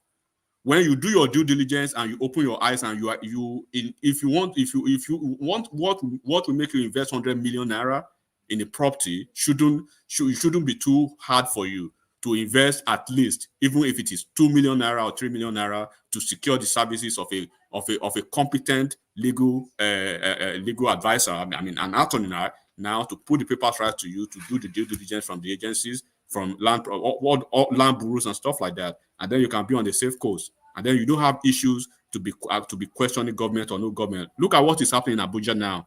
They are selling properties at discounted prices in ABJ. As I'm speaking to you, one man. So you could hear maybe tomorrow somebody will call you from Abuja and they say, "Hey, my property was the worth of my property is maybe 500 million. I'm trying to sell it for 70 million." An average, individual will run to that, but because they know all those houses already been marked for issues and probably they will be demolished in a couple of years or a couple of months. So people need to do their due diligence and at least leave government out of their travels and focus on their blames. They should focus on themselves, what they did wrong. Not every time government, or persecution of victimhood or play with guilt trip. All right, excellent. Back to you, Joel. Have we lost you, Joel? All right. Can anyone hear me? Yeah, no, I'm here. All right. All right. Round on that space, and then we move the conversation on, Joel. Oh, wow. Okay. So, I still stand by what I said earlier. It took years for those properties to be built. And if it took years for those properties to be built, everyone, including the government, has a blame in the game. But looking at the amount of investment that had been done there, and looking at the state of the economy, it was unwise to go for demolition.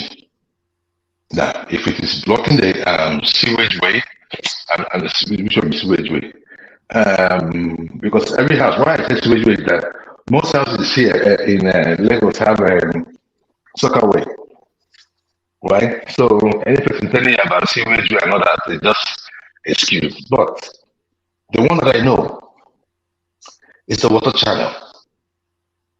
If it's blocking the water channel, then those kind of structures should go off. But in an estate like that, well, man, it shows that we should have been more wise. We should have been wiser in the way we dealt with those properties. Unfortunately, it's the black man's sense. I told you, it's something wrong with the black man's DNA. We are wicked to each other. There's nothing about countryhood. You don't think about people. Some people say that, hey, that if you have such money to build that house, blah, blah, blah. Maybe they might have finished building that house and Nigeria happened to them. So I pity those of them that, built on the right side and have the house been demolished. And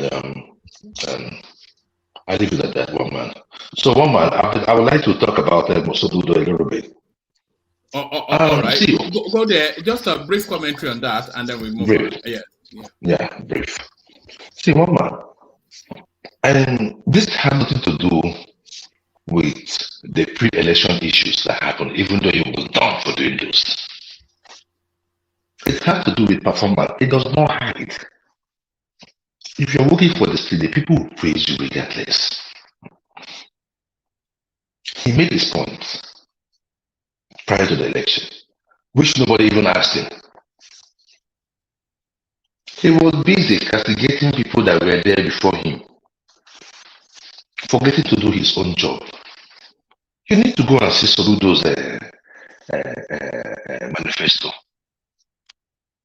It was something that you could look up to for this almost 2 years. Every time Soludo is organizing a conference, he will invite this one, invite this one. Anytime he comes in there, go and see him. I told people the moment Soludo started going to the gym and start showing his chest, I said, this one is an affiliate. He's gone. He has forgotten the reason why he was there. The reason why, who is laughing? But the reason why you're seeing him now pandering towards Tinubu. John, he's doing gymnastics with Anambra women. He's doing gymnastics with Anambra women. Okay, it's okay. Making they do. You understand what I'm saying? Look, in Anambra State, he knows that the next election, he's not going to go nowhere. But this time, with what we're seeing, it has nothing to do with what he said about Obi. Is he performing? He is not performing. All talks, nothing. Even when OBJ, he invited OBJ last year, I remember OBJ telling him, because then he was talking about building skyline trains. Look at someone building skyline trains. You have not built the one that is running on the floor, on earth. You want to be the one that is going in the sky. I mean, I know. You see, I get it. There's nothing bad in, someone thinking big. But, you will count one before you count two. You have not built the roads in Anambra State. You're talking about skyline train. You have not even done anything in terms of beautification of Anambra. You are talking about Tokyo. A passenger brought him down and said, look, there are little hungry fruits. You can use fishery, agriculture. He was telling him. And that day he had pen in his hand and he was writing. I thought that he was getting any information. One man, being a professional sometimes doesn't make you a good leader. Soludo is a disappointment. And if he thinks that Tinubu is going to help him win the election in the next election, Anambra will be all these places. So he knows. He knows. And I know he gets the memo. He gets the memo. Because all this while, okay, professor well, leader, lead well. Nothing. Even Obiano did so far. Obiano is even a star boy compared to Soludo. One man, I leave it at that. Thank you very much. And good evening, everybody. One man, let me comment on Soludo, please. All right. I think we can move the mic right now. People are leave through.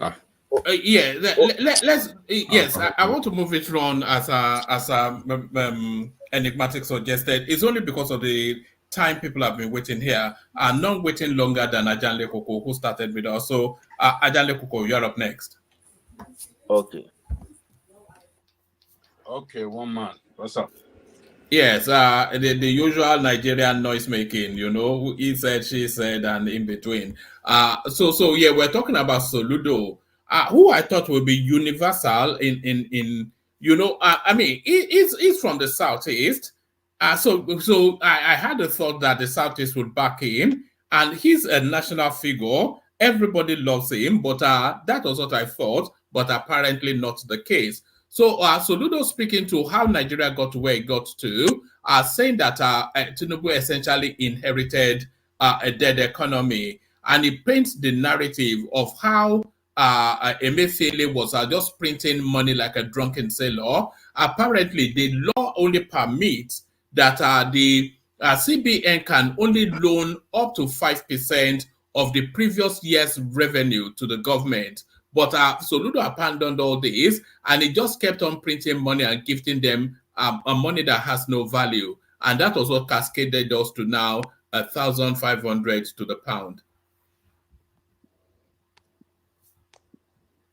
You mean Emefiele? Thank you. You mean Emefiele was printing money, not Soludo? No, Emefiele was Soludo was telling us that Emefiele was printing money. First, they printed 1 trillion naira. Yeah, that's what he meant to say. But you said Soludo. Oh, did I say? No. Soludo was not. Soludo was not the CBN governor. But I just want to correct. I know what you meant, but I just want to correct you. All right, brilliant. And hang around, Mike. We want to hear about your journey to Nigeria. Ajan Lekoko. Yeah, thank you, man. And greetings to our listeners around the world. Happy Thanksgiving to you, to everyone that lives in the United States. And wherever you are, click on the... For me, chicken meal, Baba. Chicken college, we talk Angeli. Yeah, where are the Thanksgiving super chats? No, look at these Americans. About carry on, Ajan Lekoko. So click on the like button, share and subscribe if you haven't done so. Look, whether we like it or not, Soludo is one of our best in that country. And for the way he managed the central bank during his own time, I think till tomorrow, everybody will continue to give kudos to him because he served diligently, honestly, and to the best of his ability, conscientiously, to the economic interests of the country. And we also saw the transformation that it brought to our banking system. So now today, as the governor, I believe he has done some good things. What I've noticed is that the Obidient will never give kudos to him for the good things he has done in that state, just for the reason that he did not support Obi. That is why all these people that are coming after this guy, describing him, with all bad of the bad things they can compare him to. It is because it did not support Obi. And what he predicted came to pass. He said Obi cannot win. It came to pass. You see, one thing that I have noticed among Nigerians is that they don't like the people that says the truth. They don't like them. Once the truth do not align with their political sentiment, they see you as enemy. As we have it in Igbo land, everybody calling for the heirs of Soludo now, so we have it in Yoruba land. Obasanjo is their enemy in Yoruba land. When he says something they don't like, that does not align with their political sentiment, they call for his head. But today, Obasanjo stands to be the best performer among all that we have seen that have managed that country since 1999 to date. We all know that. We saw the patriotism, we saw the leadership that meant well for that country, But, you know, even the Yorubas, the political leaders in Yoruba were, I mean,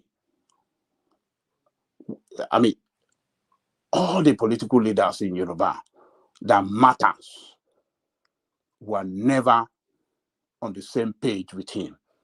They were calling for his head.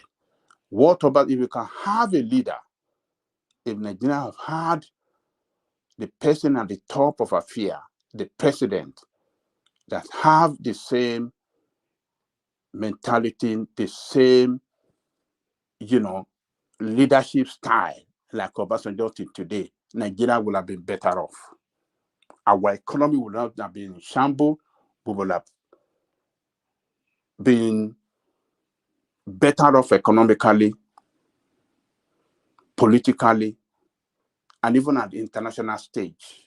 We will have attained the leadership position that we're supposed to be. But because we lack people that lack that political will to stand up and say, look, this is what I'm going to do. This is what I know that is good for the country, and I will not yield to any pressure. When Obasanjo was setting up this, what do you call this account, this SS crude account, everybody cried to heaven in that country. They did not want it. The assembly did not want it. The governor did not want it. But the guy stand firm. He said, well, this is the benchmark for the oil, for revenue, for the oil. If we make above that, that money will be put into this SS account in the central bank. And I'm not going to share that money with nobody. We're going to have that money in savings for the future. That if Nigeria should run into an economic emergency that require us, require us to pump in some money to save the economy, that is where we will dip our money, our hand into, and use that money, to stabilize the economy of the country. So, but what happened after Obasanjo left? We saw corrupt leader like Jonathan. He chickened out. He gave up. Before Obasanjo left, the governors have been calling for this money, that Obasanjo to share this money. Obasanjo said, no, he's not going to share the money, but that money does not belong to them. It belongs to the country. And he kept it. And by the time he was leaving, I think he left about 40 billion. I stand to be corrected. Maybe between 30 or 40 billion. That was what he left in the SS crude account. What happened? Jonathan came, squandered. He shared the money. The governor were putting pressure. He chickened out to them. He shared the money. And then the leftover Jonathan left from 40 billion, maybe he shared it to he left maybe 2 billion. Buhari came, he squandered it the way he liked to, and he left maybe 300,000 or how many thousand that he left before he left. So, and during the time that Obasanjo was doing all these things, Soludo was there in the central bank, managing the central bank affair with this man. He performed well because he had a leader that really, have the interest of the country first before the interest of any other thing. So Soludo now today, these people, this Obidient, that, were championing this guy, were calling him the best of the best. Soludo solution. That was what they were calling him until when this guy, the presidential election last year, before the presidential election early this year, that he wrote that article. It was after that article that this problem started. Everybody started turning against him. it's an anti-Igbo interest, it's not performing, it's not performing. This guy hired over maybe, I can't remember the figure, maybe like 50,000 teachers or maybe 5,000 teachers, so that they can give the best, they can impart knowledge into the student of that state. 5,000 teachers at a go. Aja, can I come in? There are other things he has done in the area of education that I think is commendable, but they don't want to commend anything that he has done. He has failed. That was there. I don't know, somebody that had 4 years, he has not done 2 years, and they are describing him as failure. Just because of presidential election that passed, that he didn't support Obi. That was why they be calling this guy the failure of the failure. This is unbelievable. But today, his statement, he has made another statement of fact. As anybody, except you are enemy of the truth, enemy of fact, that is when you will say Tinubu did not make a big mess when he came in. It was actually carry on. Yeah, carry on. Land, and then I want you to see this video that Larry wants you to see, but carry on. Okay. But I want to interject you. Okay. Okay, go ahead. I have that interjection, but going forward, we want to manage the interjections now at only to necessary. I need to, because me, I don't even know if I will have chance to speak, but that's why I need to have that interjection. Aja, nobody is against Soludo to perform. Soludo needs to perform. That is all we are saying. In fact, if every other governors in Anambra State did anything as a governor, we expect Soludo to do more than, because of the way people rated him and the way Anambra people rated him to become the governor of the state. But unfortunately, he's showing to be the least performer upon all the qualification he claims that he have. Just like Joel said, the last 1 year celebration he did, Obasanjo was there. Obasanjo was eager to give him some clue of what he needs to do. Look at he told him, Obohu in Onitsha is one of the biggest in the country. Why not make that place a hub that Anambra State will be the producer of medicine in Nigeria? Why not build that? Why not support that industry? It would add much to your government. He was just writing down as somebody that knows what he's doing. After that meeting, he left. He never talked about it. He told him about palm oil and all that. Few things that he needs to put more interest in so that his government will be one of the best. He was just writing as somebody that knows what he's doing. At the end of the day, he left. Nothing. He's showing nothing or no interest in that. That is the reason why I love Obasanjo so much. No matter what. He came there, he spoke to him as a son. My son, do this, you will succeed. But what we see today, just like our women protesting naked in Oka because of high rate of killing in Oka, cultists and all that. The high rate of killing in Oka is becoming too unbearing that the women have to protest naked. It happened yesterday against Soludo. This is not people doing propaganda against him. That he should remove the IG of the state and put some security for them in our capital. Did anybody need to teach him that? He's just there praising just worshiping the president. Why not go to him and tell him your need? Change this man for me. My governor did that during his time with Obasanjo. That was their relationship. Anytime he has need of changing anything, he wrote his letter, pass it to Obasanjo. Oh man, let's watch Obasanjo this will grant video. him that request. How long interjection is this long, man? So why are we praising somebody that we know why we elected him in office and he's not performing and he's not doing his duty?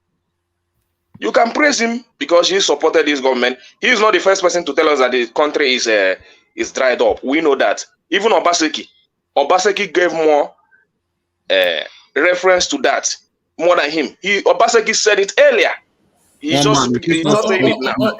All right, Ken, people are starting to complain. So round it up and then let Adan Lekoko land Forget it. all this Soludo stuff. He's our governor. We know what he's doing. Once he make our state stable and what we want it to be, we will praise him. Nobody's against his government. Thank you. All right, Adan Lekoko, back to you. Adan Lekoko, bring it home, and then what I'll do is I'll get round to all of the voices before I play that clip. You can't go down to all the voices. I've been waiting. You have to let me touch all the topics too. A lot of people a lot of things here. All right, you can carry on. But just play the video now. So at least I want to know about that land thing. You know? Just play it and continue. So we get an idea. All right. So you watched that video of naked women in Oka. Look at that. Yeah. You watched it. You got the Vaseline out, Abi. Look at this guy. You got the Vaseline out. Papa Jan Coco, I'd like to engage you on a conversation. Later. Yeah. How long is that video? You watched that video? Now, wow, you watch naked. I watch it too. It's close to 3 minutes. Look at this guy. Because of Soludo, they are disgracing our you women. watch that for 3 minutes. Yes, now I was watching it now. You enjoy it. You enjoy the video. I'm not happy about it now. I'm not happy about it. This is the first time such a thing is happening in my space. Just because of one man, Soludo. How can my women be dancing naked in Oka? Because the governor don't want to do his duty in terms of security. I thought it was IPOB. Now our state capital. That's our state capital. Well, to show you that it's very bad for such thing to happen. Well, what I want to say is that, well, Soludo have a big responsibility, but at the same time, we have to know that Soludo is not in control of the police. The police commissioner sent there is by the federal government. He has no control over him. And there's nothing, he can only support the police to perform their job, but to change this police commissioner, he doesn't have that power. He cannot even give police an order. Police will not carry it out. If he asks for, if he tell police to do something, they will ask the inspector. They will seek for the approval of Inspector General first before they go ahead. They will never act on its own order. Never. So we have to understand how the security system works in Nigeria. So, but so far, I think this hatred for Soludo, you guys know yourself that because he never supported Obi, that's why you have been doing this thing. And the state of insecurity in that state, he has done some little bit, even with him coming out to ask for the release of Nnamdi Kanu, knowing fully well that most of the insecurity are ravaged in that state because of unknown gunmen, Biafran IPOB asking for Nnamdi Kanu release. So, and he has stood out, among others, that, look, federal government should get this guy out. He's ready to stand out as surety for him.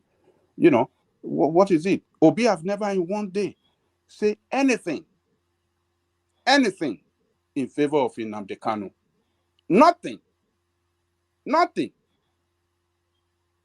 He never at one time say anything about Nnamdi Kanu. Every time he want to dodge that question of insecurity in this, or IPOB. He was running away from answering question on IPOB or something like that. It never at one time condemned. So that people will say that he's an IPOB member, even when he has not spoken. People has labeled him IPOB member. He has never said anything to call on the government on what they were doing, maybe on their own side. What they are doing wrong in that place. He never said anything, concerning IPOB problem or whatsoever. So, but one man, you can play the video and let's see what's going on. All right, let me play it now.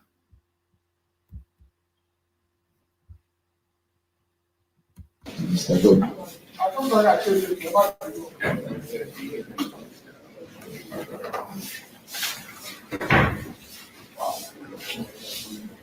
The Honorable Commissioner for the Environment and Water Resources, Mr. Soludo, Special Advisor to Mr. Governor on the Environment, Mr. Olakunle, the Permanent Secretary, Office of Drainage Services and Water Resources, Engineer Nuruddin Olalekan, Directors here present. We welcome all our guests who are property owners and residents of Agumbi and Ajiro area of Lagos.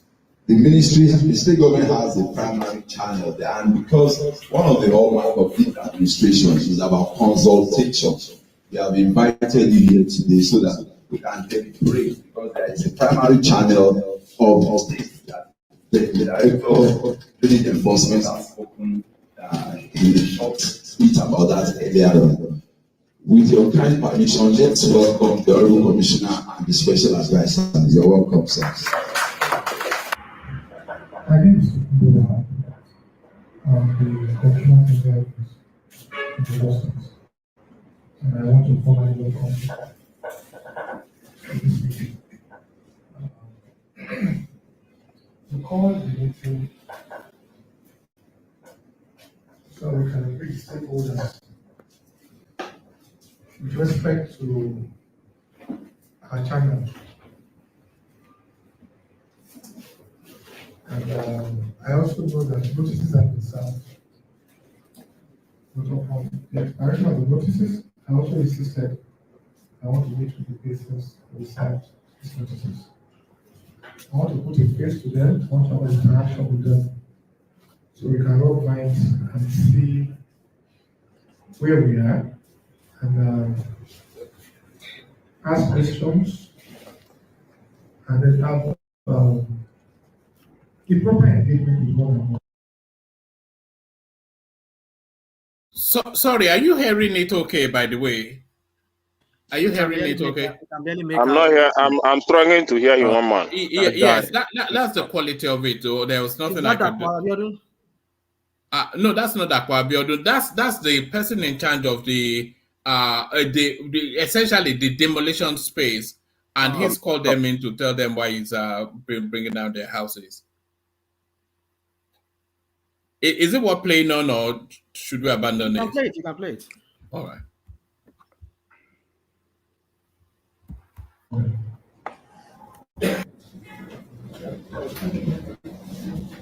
That's the 00 of the channel, the most upstream section. And we have Bridgegate Estate. Which road is this? It's within the estate. We have Bridgegate Estate to the right and Olamusa to the left.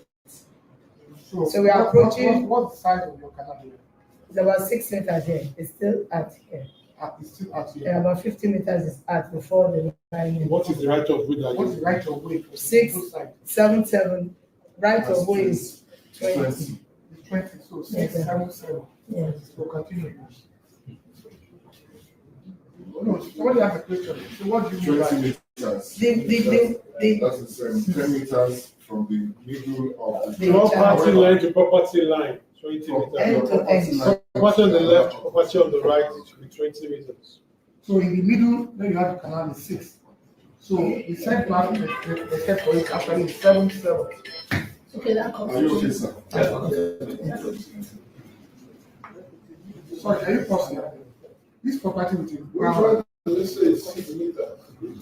Both sides. The width of the channel is 6. They have setback 7.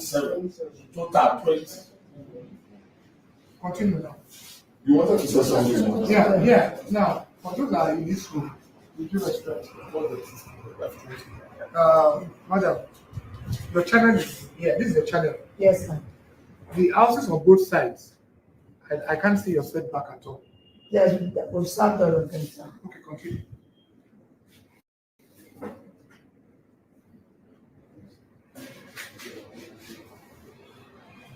Pause. There's a bed. That's the bed. Not a bed. What can be done? What can be done? Narrow there, sir. Hold on. From the picture you're seeing, yes, sir. You can see the concrete wall of the canal. Yes, we find that. To the left, I don't know what we have. You can see that there is the biggest one on the left, and you have on the right. Yes, but you both be 7 meters. Right? If you go further down, you can see that it has been encroached on the left, narrowed on the left. Just to now be like you have it on the right. So continue. You have to also understand the picture we're saying. In fact, after this line, you see it, the beauty there. Yeah, so that one is even in because they're not going construction. That's yes. Chopping. Chopping off. The market. That's narrow building. It's on the market side. It's shopping mall. And that's I won't give. How about the one on the left? They are shanties, have you? Markets, they are selling there. So this roofless building is what? It's ongoing construction. It's ongoing. So where's your setback? We have.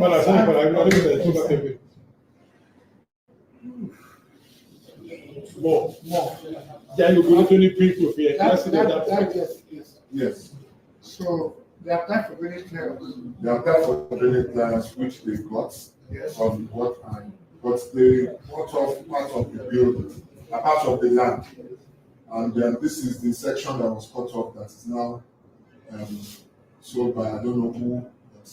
This is clearly illegal. It was supposed to. It belongs to the pink house before. It was a setback to that property before they encroached on it. Yes. Continue.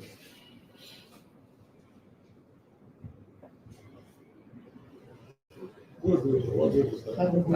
Abugi Road.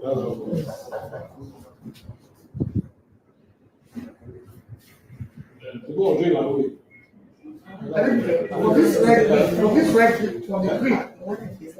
For this green, yeah, all those houses on that to your right. No, it's the back of them. So they have to go. This is the channel. This is the wall of the channel, and there's no set. Maximum you have every 1 meter.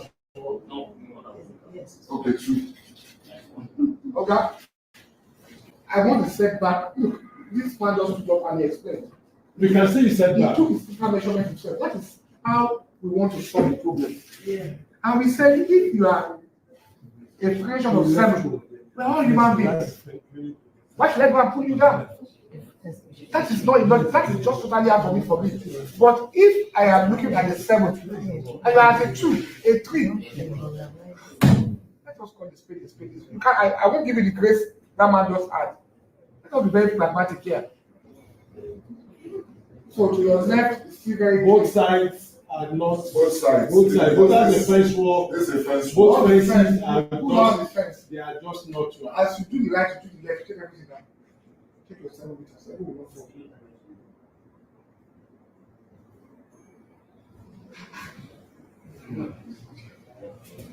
What's happening on the right? Is that my drainage setback only to access road? Yes. Yes. Why? Why? How many meters? That should be 7. No, let's have to establish 7. How many meters? 7. Yes. You can't be anybody access road. So all the houses using the access road, they should go and find the access somewhere else. This is my drainage setback, and it's for a purpose. You can't use access for your own houses. No. Each building should have a standard access. This is for drainage cleaning. Let us call it spade a spade. You can't do things like this. 4 or 5 estates. So who can the approval to use the canal setback for access? Are there approvals? I'm not aware of it. You can see that these people have a gate and this other one have a gate. Okay, go on, block all of them out. Go on to the access from yours.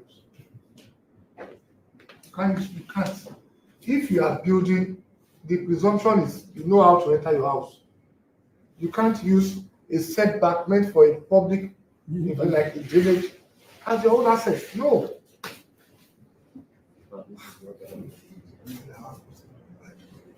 Yes. So we are good to the lagoon now. We are in the lagoon now. So that's fine. Sorry, these houses on that outfront area, what's that? The distance to the buffer to the lagoon. There must be a buffer to the lagoon. Because lagoon here, but what's that which that white one standing there? That's standing there, yes. That is if I operate it, It's Ronald and Becca section. Is there meant to be a buffer? There should be a buffer to that place. Now, please, there are some cases that will not intervene. And I will say this because I will say the ground rules based on what the law is. His own is related. Provide one man. I think we're getting it. I don't know if there's anything more wonders.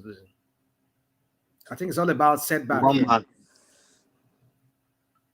man. It looked like one man is not there. No, I am here. So I was just saying I was muted. I think it's quite clear now. It's quite clear. There's a canal. You saw it also. I mean, why am I even telling you? There's a canal.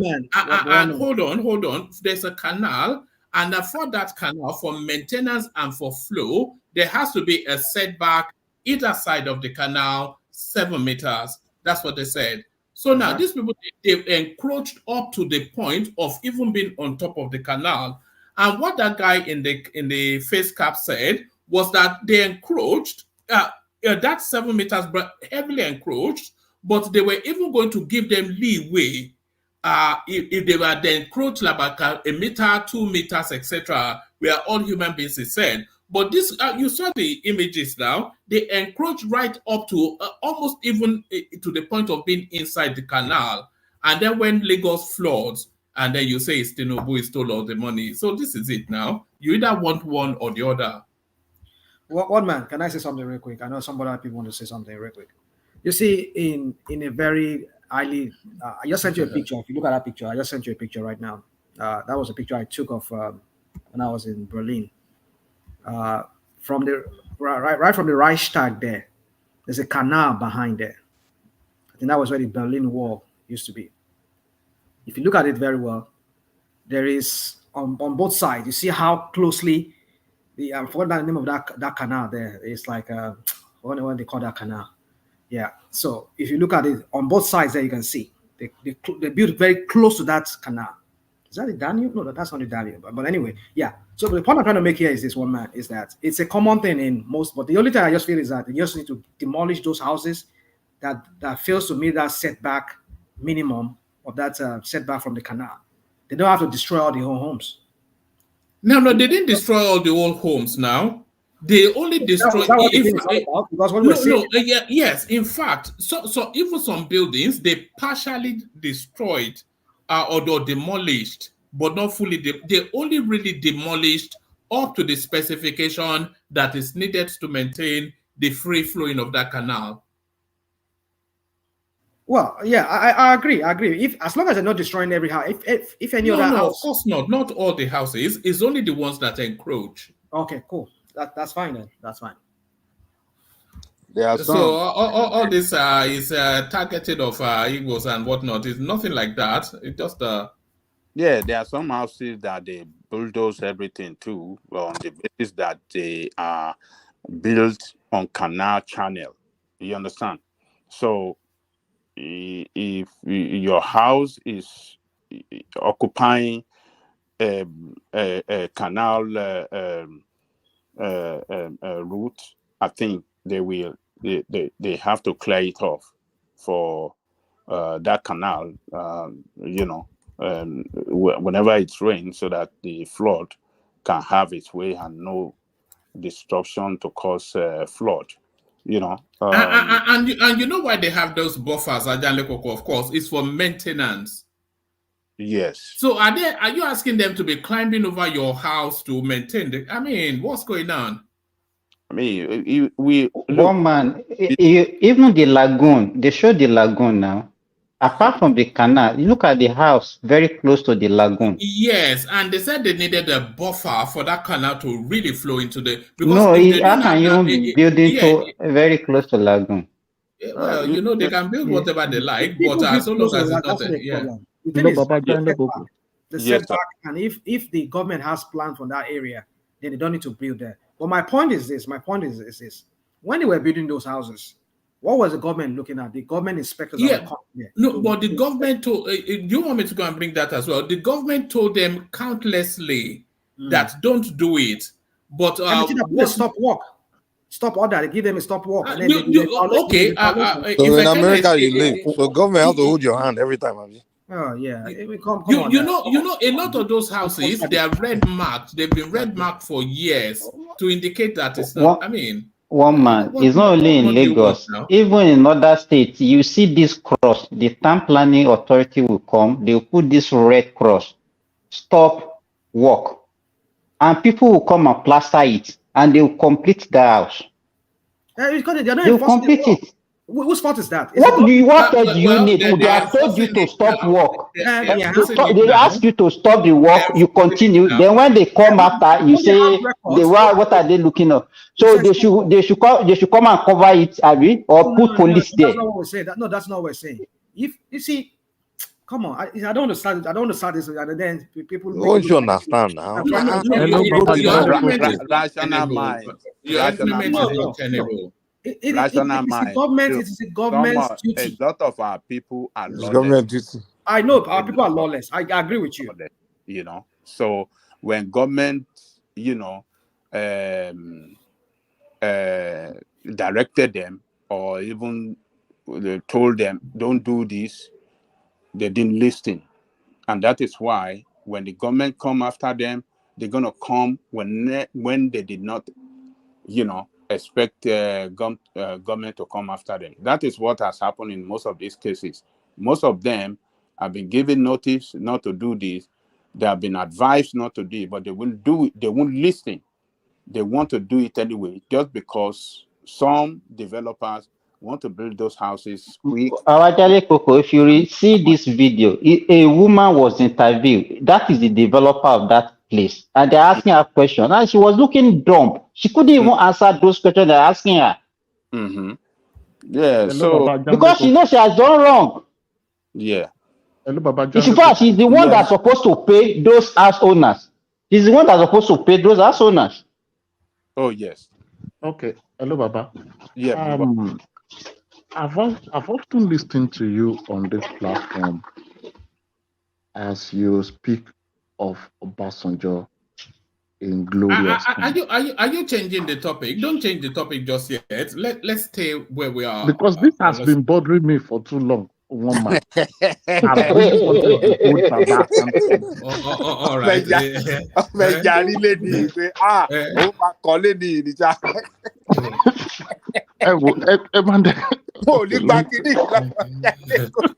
was not only you, even me, Seb. I was.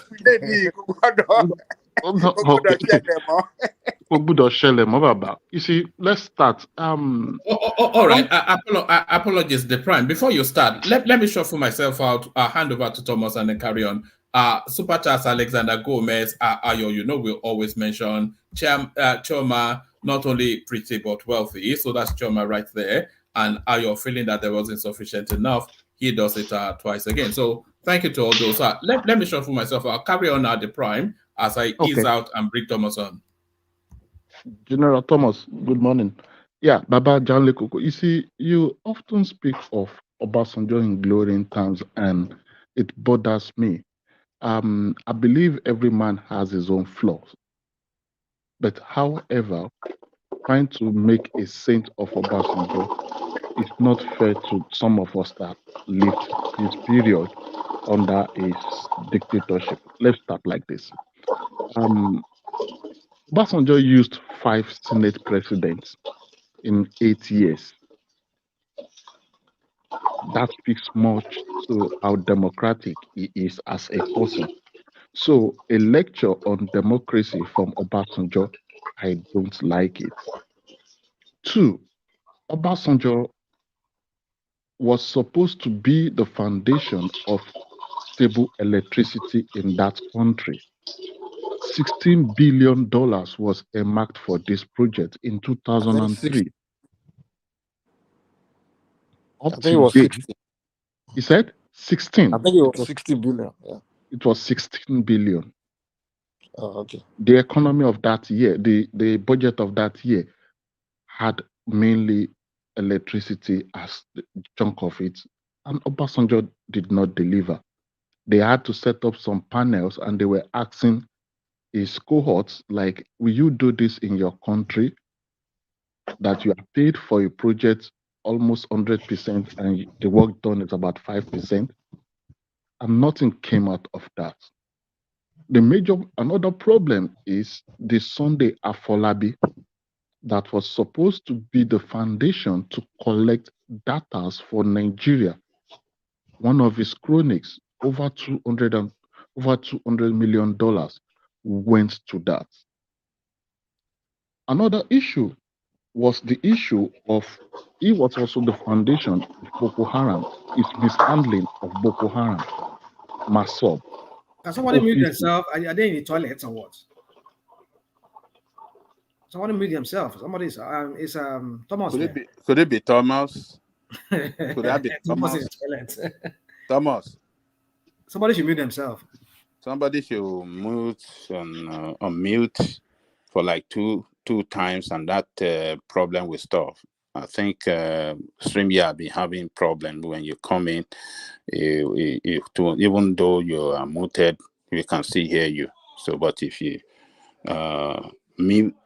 unmute like twice like that, you'll be better.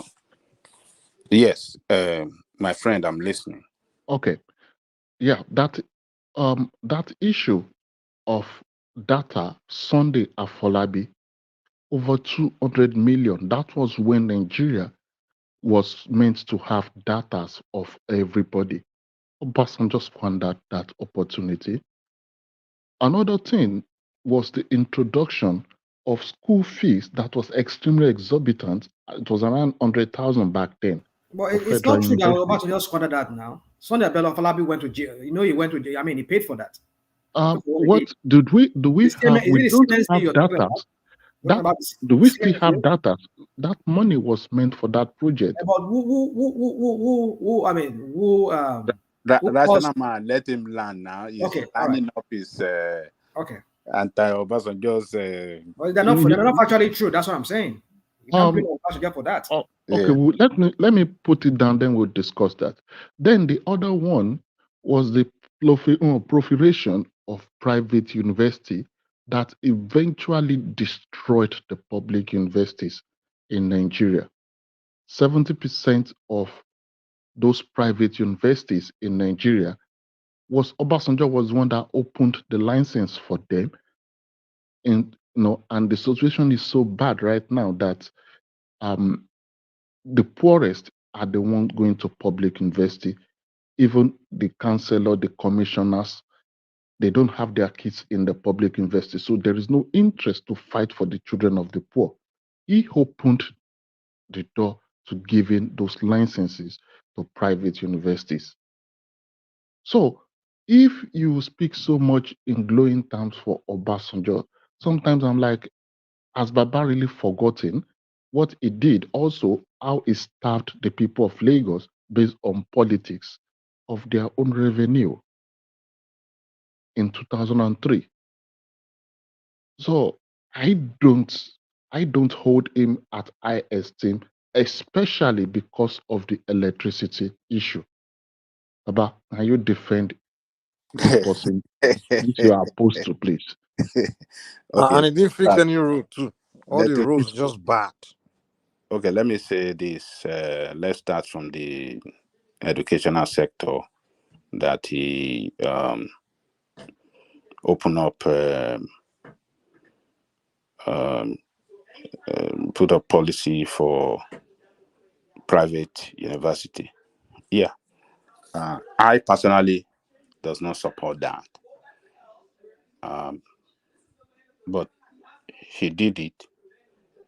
That should not stop the public university from being funded well if we have good people managing our state.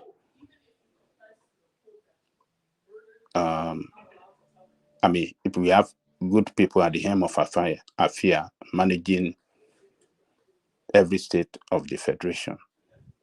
It is not Obasanjo that told them not to invest on education in their state.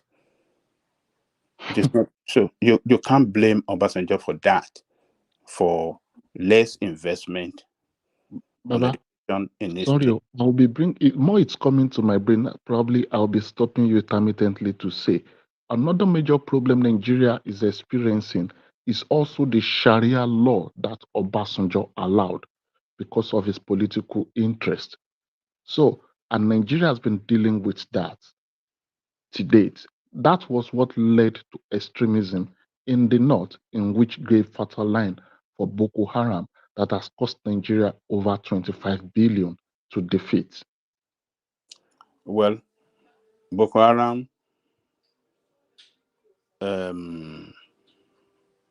Boko Haram arms group did not start during the time of Obasanjo. It's sir, with due respect, he opened up Sharia law for Shetima. People remember. Can people remember, please? Yes, we remember it Yeah, started that's true. early stage of his administration, and we all knew why the Northerners were shooting that Sharia. They were using it, inviting him to use force on them, and then they can use that to dismantle his government, because already within his party there was crisis within the party for the reason that Obasanjo was trying to manage the resources of the country well, and the Baba is off. hold on now. So he did it. So he did it for selfish reason. Hold on. Can you listen? That we are engaging in discussion. So Obasanjo, all these, what do you call it? This 160 billion that they are sharing now, Obasanjo kicked against it. He didn't want to approve it for them. Obasanjo actually, they built this thing for them, for assemblymen, housing estate, where they'll be living in Abuja, just like 1004 that we had during the Second Republic.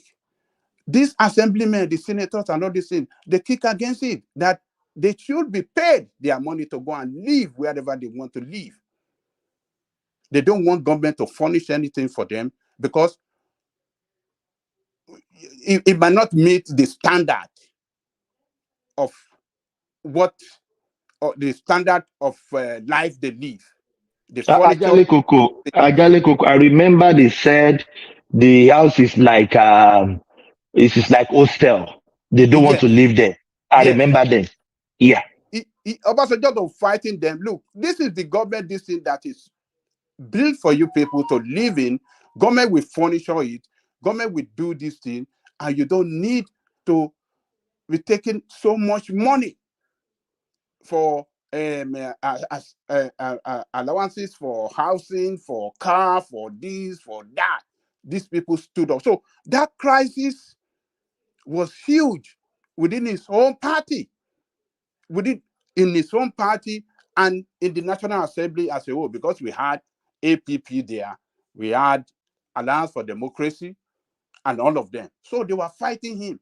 So Ajale Coco, in a nutshell, how did the money get misappropriated? How did the money get embezzled under Obasanjo's watch?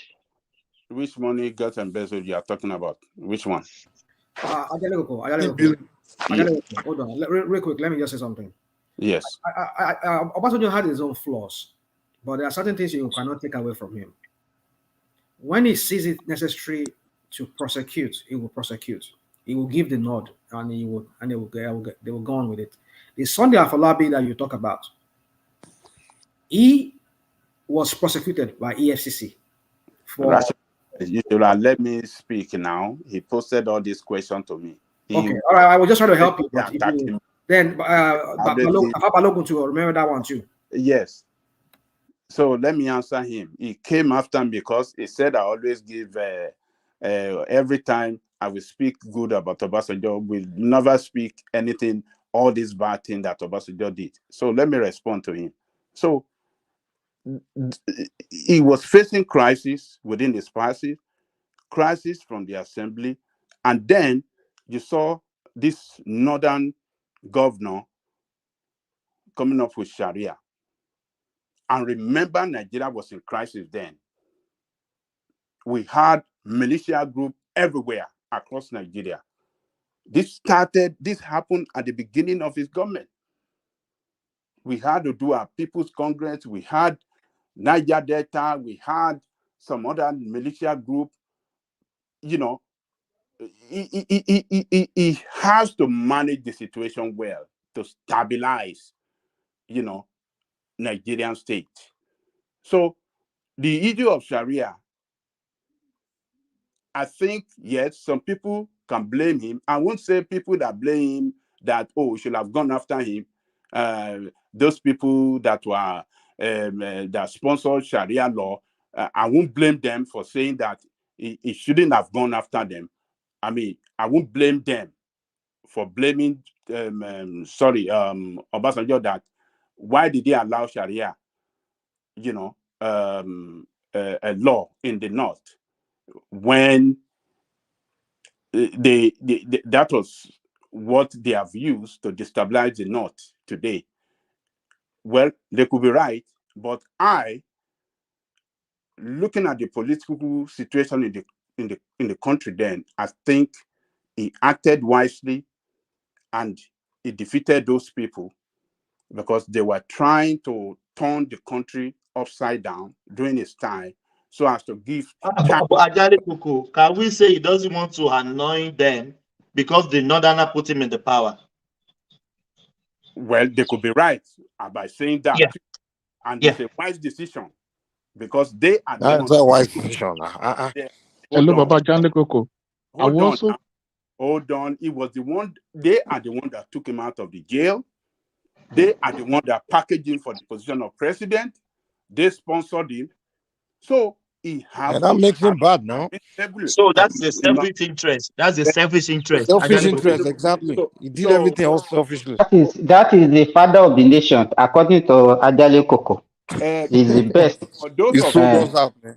For those of you, he's selling out, you know. Yeah, for those of you that are not politicians, yeah, you can say also Tinubu is doing something now. Has he started prosecuting any northerner? Why are you not describing me as pursuing his serving interest? As Tinubu started, is he not prosecuting Emefiele? Is he Hello, only Baba. in jail? Hello, Baba. Let me drop this last one. And why? Tinubu, by the end of 8 years, if he ends up doing like Obasanjo, we attack him too. Tinubu is trying to be careful too, because people that gave him the power are the northerner. They make it possible for him. So the power that be from the north, he has to manage them well, so that not by now giving them Sharia to destroy the country, giving them things that will destroy the country. If we start to do that, then how does that Sharia destroy the country? They just told you that's what created all the Sharia does not destroy the country. The Sharia. So you support the Sharia? The Sharia is not a law that can be effected on you as a Christian. You agree with the Sharia, but the point we are making here is that he was bad. We don't agree with it. It was anyway, bad. Let me say this. Let Baba Ajale Koko finish, because you know the way it started. Richard came yesterday. The same point that Richard was trying to make him understand yesterday was where it started from. He said he doesn't have control on how the National Assembly spend their money. And he was fighting Richard on that same thing yesterday when Richard was trying to put that forth to him. Meanwhile, Baba Janle Koko, I will add the last point by saying Obasanjo did one good thing that I like by not plunging Nigeria to war against France with Bakassi issue. So I give him credit for that. That he No, had but to, what can you say you give credit to that when he because I shielded think our he land away to another country? I think he acted in the best interest of Nigeria. The other That's very leaders best have interest. brought. So He's France a will come and invade coward. us all the way from Europe. No, no. Because you are afraid of Cameroon. Even the United, what do you call, international court rule against us on that Bakassi land. And So because he presented a weak case, he presented a weak case. He wanted it like that. You know, when you wanted something, you can present a case that will not flow. What That is what he did. why are you guys just like this, jumping from pillar to pole? He presented a weak Which case. post? What do you mean by Yes, weak that is case? what he did. They ruled. That's Okay, what he when did. you say he presented Do you a know weak case, Baba Jale Koko, what happened after that? Even Bola Ajibola, if you remember after that, after they shielded away that Bakassi to, do you know what they were saying after that? He deliberately did it. You remember, if you remember Simba, Bola Ajibola. Simba, let me even have to wait. The what do you people that could have oh, wait, guys, give me a second. The people that could have decided which go country I want to one be part of. already giving Wait, that now, land give me a second. Give me a during the second. war It would have been to the them, Bakassi people themselves, to that place. because the Bakassi people themselves would have pushed for referendum and things like that and choose where they wanted to be. But he didn't do that. He literally just gave it to, because this is not the first time a part of Cameroon, a part of Nigeria went to Cameroon. The people of Ambazonia, they used to be part of Nigeria, part of former Eastern region. They were the ones that But decided man, at the end of why the day Ajale where Koko they wanted to speaking go. like this? Can Cameroon invade Nigeria? Can even France invade Nigeria? No, Even don't the mind people of Jele Bakassi were Koko. He will come protesting here and that be they are telling not us story as if he's the only one that knows the story. During the Agbon regime, they tried it, and when in Nigeria, when they see the fault, they stop it. During the Agbon regime, they tried to stop. So when he was not defending Obasanjo, he will be portraying Obasanjo like Jesus Christ. Well, I know that is what during that Obasanjo regime, I didn't even like being in Nigeria. Everywhere was bad, road was bad. There was no road being fixed. Everywhere is just. Have you checked Ota Road? Ajale Koko, hold on, please. Have you checked Ota Road? What happened in Ota Road? You know, because I plow in that road very Road is a well. death trap. Obasanjo, we're supposed to be cursing that man, Obasanjo, okay, for that thing. If you are looking for the most corrupt leader in Nigeria, is Obasanjo. Obasanjo farm. Is he the owner? Is he the owner of the Obasanjo farm? Simba Ajale Koko, let me make this comment. Even let's leave the Obasanjo farm. When the Northerner use the resources of the country, have you traveled to the north before? I've never traveled there, but people say they have a little bit of good road. If Obasanjo cannot fix the road in his own nose, Obasanjo, I am pointing to my nose, in his own nose, it doesn't fit. He refused to fix the road in 80 good years. Okay. The guy was busy giving the North everything they wanted. If you see the road Obasanjo fixed in Sokoto, for the software of Sokoto, the guy just giving everything to the North. They put him, just like what Koko said, they put him there and he came there to serve them. That's all. Well, let me tell you this. A lot of you, yes, we have that generational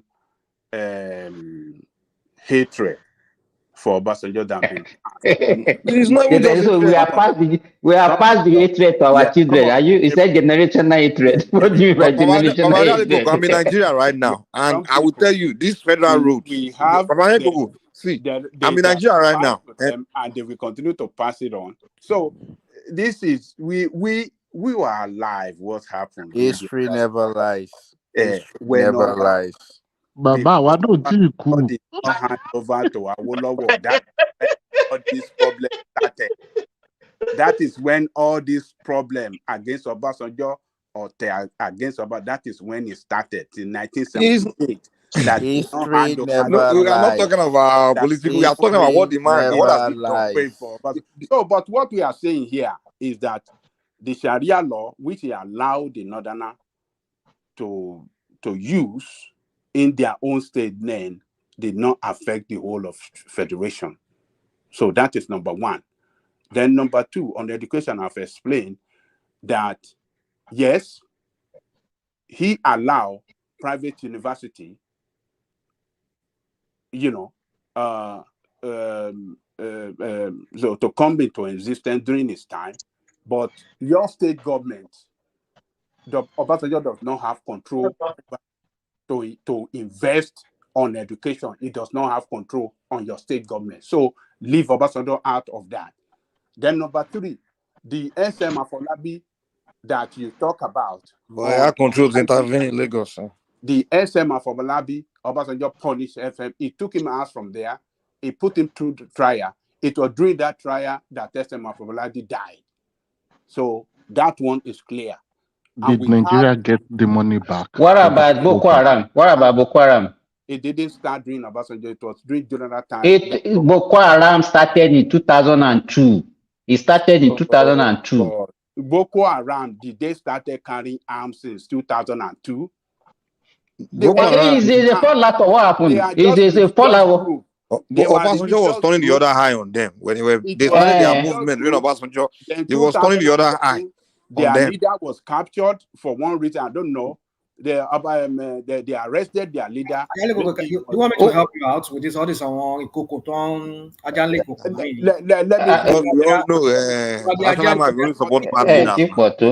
They arrested this man, the leader of Boko Haram. He was just an ordinary man too. He have his group of people. He's a religious leader, and police arrested him. They put him in jail.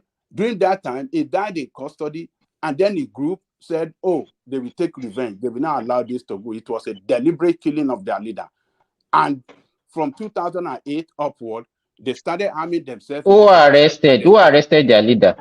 Who arrested their leader? Police. And he died in police custody. You know that. Who asked the police to? Who asked the police to arrest him? You don't know this history.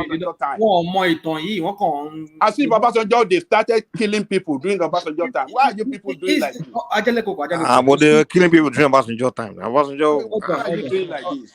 Then on the electricity, look, if not for, what do you call this guy?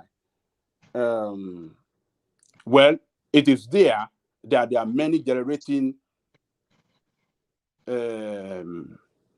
generating units that were built during the time of Obasanjo. Maybe there are like 7 of them. So it is there. But before Obasanjo left, they sold, what do you call this thing? The refinery to Dangote to $1 and this thing, and some of these generating this thing uses diesel. I can't remember the one. Maybe it is the Egbin or somewhere that was using diesel. No, the one in Egbin used gas, Tama. It was later they converted. It started using diesel. It started from the beginning using diesel. They later converted. They converted it and make it be using gas. So this. Wait. Power plants don't use diesel. What do you mean? No, Baba, bí bàbá jẹ́ kò ṣe máa ń fògbójú parọ́ fún wa nù, máa ń fògbójú parọ́ fún wa nù. You can't generate power plant. You can't generate power using diesel. That's a lie. You use gas or you What are you use talking? thermal. Your power, the generator that they use it in industrial. Why would you use generator to generate power? Hold on, no. A power plant does not use diesel. It uses either gas. That's what they use. Okay, maybe it's gas. Maybe you could be right. Yeah, it could be gas. I think it's petrol. Yes. So those places. No, gas, not the way you call gas in America. Gas will make gas. Liquefied gas, not petrol. Petrol. Not petrol. No, not it's petrol. A natural gas. It's a natural gas, not petrol. Petrol. Oh God. It's not petrol. I know they use it. I know they use this. No, you can't use that. It's like a nuclear power plant or a coal plant or a coal or a power plant that is powered by either coal or a nuclear. You can't use what they already refined, like petrol or diesel. You can't use that to Diesel, generate the exactly. electricity. You have Okay, to use you the guys, natural gas. let me leave it. So those money were invested in power generating plant, maybe like 7 of them across the country. He did not finish one, Babajale Kuku, before he left. Not single one was finished during Obasanjo regime. Go and check. Oh, what do you mean by not No single one? Oh, okay. Well, he built, what I know is that they committed those funds into, building of. Why did they set up panel of inquiry after that morning when he left? Why did they set up panel of inquiry? Why didn't they go and arrest him and prosecute him? And he challenged them openly. When Buhari was telling that nonsense, he said his head is not correct, that he doesn't know what he's talking. He said he can go and check his book, and if he found anything wanting against him, it should take him through prosecution. That is what he told Buhari. What did he do? Then Buhari just fear him because he doesn't want trouble. Why can't he prosecute him? If he have anything against Obasanjo, Obasanjo came out challenging Buhari openly that you are talking nonsense, that he doesn't know what he's talking, that is very shameful of him, that is telling lies, that if he have anything against him on those things that require them to prosecute him, he said it's available for prosecution. What did they do? You are following your APC that lies from day one. You honestly think it's not even APC. During that time, Babajide Kuku, remember, it was even Yaradua. It was even Yaradua. It's not APC. Babajide Kuku, just listen to me. It was Yaradua that even started the investigation of that fraud in that power sector. It was during the Yaradua regime. It was one that raised that panel. So it wasn't APC at all. It was Yaradua that destroyed everything because all the... you can see now. Because initially it said APC, now it says Yaradua. No. What I'm saying, I say your APC lied from day one. They've been lying since the beginning of Buhari. It is not a matter of APC. We are talking about what happened during PDP regime. It was the same PDP. We should forget about it. I am talking about Buhari that was lying. That is what I was referring to. That he was lying from day one till it destroyed country. All of you were supporting Buhari that time. All of you, the Yoruba. Don't talk about Buhari. What about the allegation? When it destroyed Babajide Kuku, when Yaradua raised that panel that time, he was the one that alleged initially it said $11 billion. It was 2007 during Yaradua regime that he raised that panel of inquiry. Because when he came in, he discovered that with all the money that Obasanjo voted for power supply, he has nothing to show. Nothing. Yeah, what do you mean by nothing to show? Can you go on Google and just search for it? Sorry, Thomas, maybe mix it up a bit. I think Mike has been trying to come into that conversation. So if they can open it up. Thomas, are you even there? So Thomas is not here. Almost busy. So on your barbecue. Yeah. So look, Yaradua even did the worst. If Yaradua did not devote the lances given to Dangote and $10, we won't be having the problem on petroleum that we are having, that got trillions of your money for subsidy. Those guys will have, developed that oil sector well. And what we are going through economically today, maybe we won't have ourselves in this mess that we are going through. So forget about Yaradua. He fumbled during the same time. He did some good things, but there are some other things that he did wrong.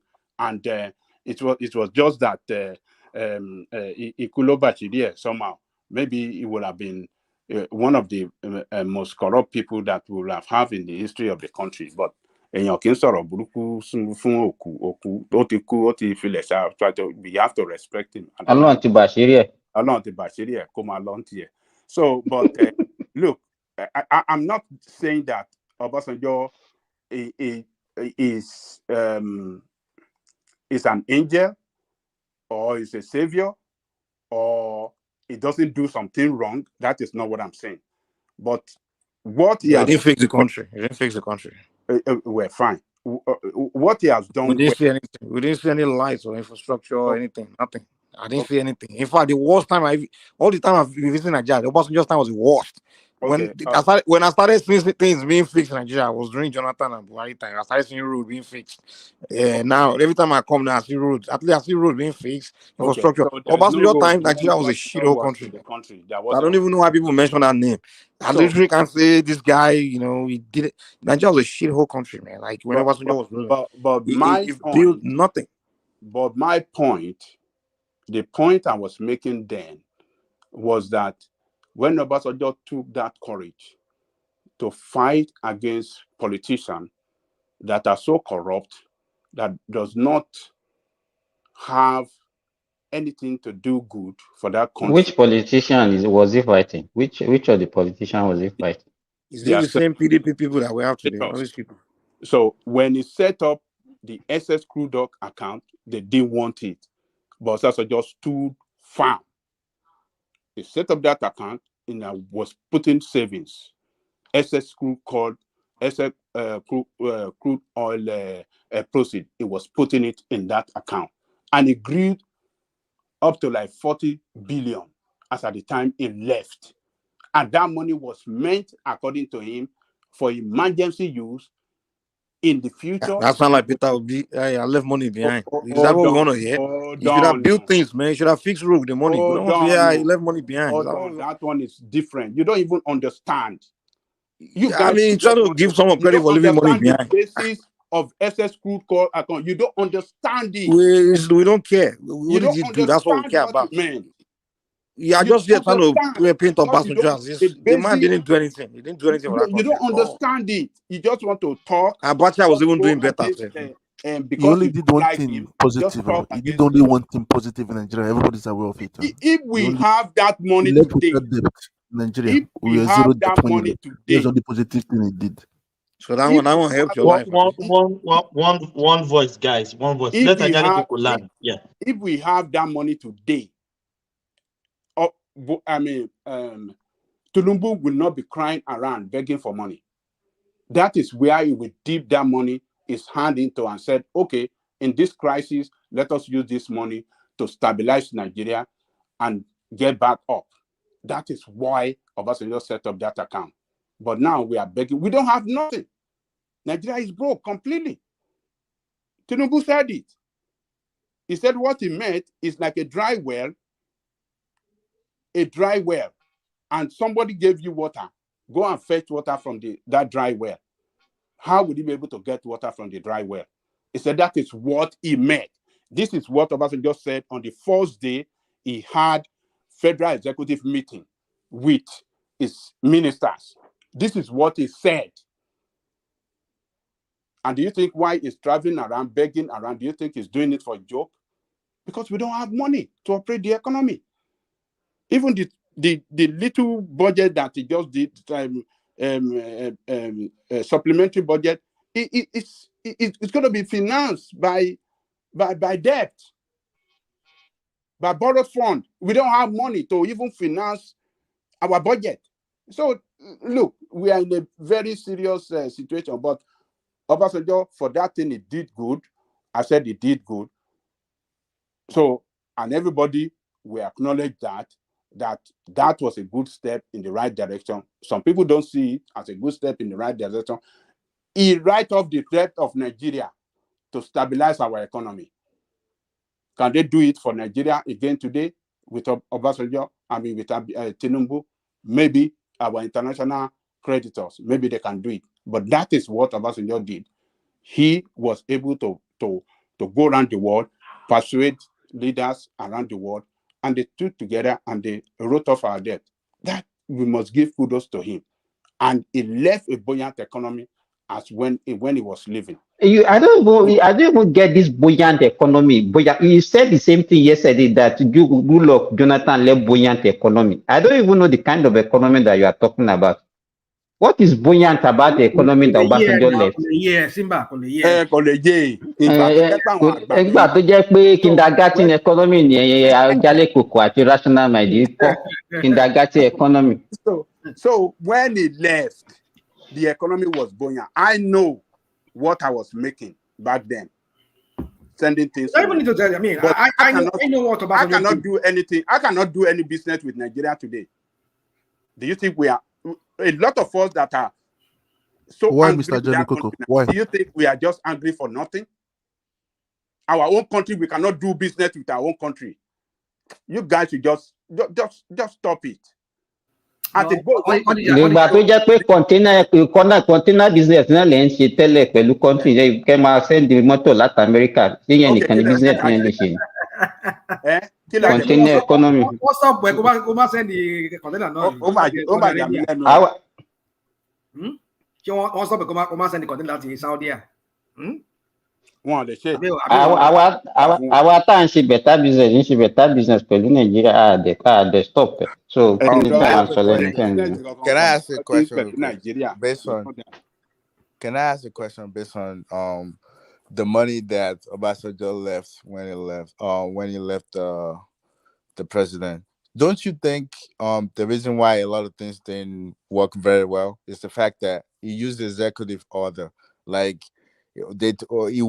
assuming he worked with the legislative, like they put together a good law in place to make sure they manage stuff. Don't you think the problem that happened where the money goes to wastage, the money that he was able to accumulate from the petroleum, whatever, don't you think if he actually worked, because from what I heard and what I read, Obasanjo and most of other leaders that come after him, they act like a dictator.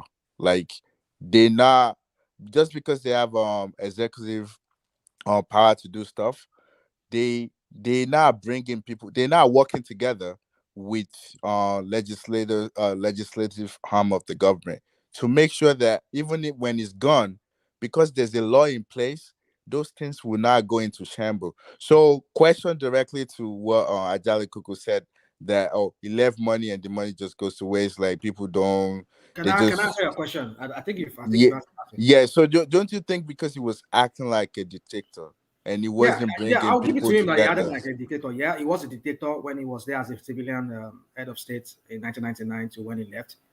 And I could give you a reason for that. Don't get me wrong. I know Obasanjo has his own flaws. I'm one of those people that are criticizing on this platform. But when you look back in retrospect, comparing him to what these idiots that have been there after him, all of them that came after him, including the present one, you can understand why he did what he did. I'm not trying to excuse him for whatever he did. Sometimes there could be some necessary evil that has to be done so that to achieve some good. Like I said, he had his own flaws. Every country, like we talk of countries like Finland, Sweden, some of those Scandinavian countries like Denmark, they have what they call sovereign fund, something like that, sovereign wealth fund, something like that. These are the money that they banked somewhere. Even the US has something similar to that. They bank those money somewhere for the rainy days when things are going down. They can pull out from there to as stimulus or as whatever the case may be. But Nigeria has nothing. When this guy left, the idiot that left there. Wait. Hold on. Let me land. But those money, but because the point you're making. I will explain. Hold on. I will explain. But however, while he was saving those money from excess crude oil, like for example, they put a benchmark on the sale of crude oil. We're going to finance this budget, say 1 billion naira budget. And we're going to get money to fund this budget from the sale of crude oil. We're benchmarking this crude oil at $50 per barrel. Now, when they sell those barrels of crude oil at that time, maybe because of the economic situation, then it jumped up to like $70 per barrel. So $20 extra. Those are the $20 they mopped up. It mopped them up. Mind you, the budget they did was for $50 per barrel as the benchmark for the budget, financing the budget. But they now sold it more than that. Let's say $20 extra. Now, that was one he mopped up and he banked it into one account, excess crude oil account. He saved that. So, but then that does not make that the $50 that he got, that he was supposed to use to finance the budget and to give to local governments or states for their own financing or for their whatever thing they have to do with their own state, he gave them those money. He didn't deny, except for maybe Tinubu, when Tinubu was proven stubborn because of the issue of, we all know what happened between him and Tinubu with the issue of creating more local government. But other states received their own. So the point is that $20, just for example, that he saved on each of those, that was what he saved. If he had given it, if he had shared it along with that money that was supposed to share with them, he had shared everything with them, then there will be no point because the economy will have to sink at that point. It is what we have in reserve that our creditor sees that makes us look at, these guys are wealthy, they have enough. What is even Saudi Arabia manufacturing beside their oil? They don't do anything beside oil. But that's the mistake. He didn't bring along the legislative. That's what we see. I understand your point. He's saving the money, but he was doing it based on executive order. He wasn't working with the no matter what how stubborn the legislatives are, he should still work with them, no matter how stubborn they are. You can't let me give you a context. A legislative arm. You see, we were coming out from very corrupt government in the military to civilian dispensation. I mean, all those guys that were coming in, they were all criminals too. Obasanjo knows the game. Hold on. All of them. Hold on. They were all criminals. Now, this saga of forged certificate, that was what we started seeing a lot of them. Even Tinubu was not immune from that. We saw that at that time. We talk of Buhari, Salisu Buhari, and all of them. A lot of people were a lot of corruption allegations were just coming up. A lot of them were also even involved in corruption. Look at how many of his ministers did he plant them there? Okay, you Sunday Afolabi, you be there, make money, and collect bribe from Sajem so that you can collect. He didn't put them there for that reason. He wanted them to work for him. But when they were found wanted, he prosecuted them. So that you won't take that from Obasanjo. Obasanjo made sure that when it comes to maybe it could be selective, but I don't really say anything selective because if Tafabalong as a Yoruba man can be sent to jail, Sunday Afolabi can be sent to jail. Who else again? Even members of his party were not immune from that. EFCC was even this sportsman now, this Lagos man that usually attack Tinubu, this former NABA officer, the former governor of Ondo State. Who was his even member of his? He went to jail. So what are we talking about? You see, there's certain things you will not take from Obasanjo. He might be selective, maybe he has to select it, but the thing is this. You're not answering my question. He was working with criminals. What you're talking about has nothing to do. He worked with them. He worked with them. He wasn't doing things. He worked with them. He wasn't signing executive order. These people, hold on. For the fact that these people does not love the country, they wanted to pad the budget with their only own. Obasanjo loved the country. Hold on. He loved the country, yeah. If you don't, he did. These people does not look at what they are doing now. Do you want to tell me they love the country? That is the way they started, which Obasanjo pushed back against them, that we cannot mismanage the fund of this country. When that time we were in serious economic problem like this, Nigeria wasn't having up to 1 billion in the foreign reserve. When he came back, when he became president, we were having less than 1 billion in our foreign reserve. And what did he leave? When he was leaving, it grew up to like maybe about 50 or 60 billion. But Nigeria was under sanction. No, it was 31. It was 31. Babajale Koko. It was 31.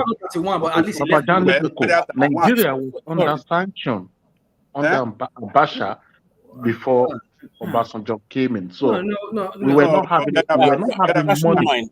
Rational mind. Let Oriola put a position. I think he's been trying to put a position for the last 10 minutes or so. Oh, Oriola? Yeah, actually I did, but my point is this, because I was going based on what Ajale Kuku said.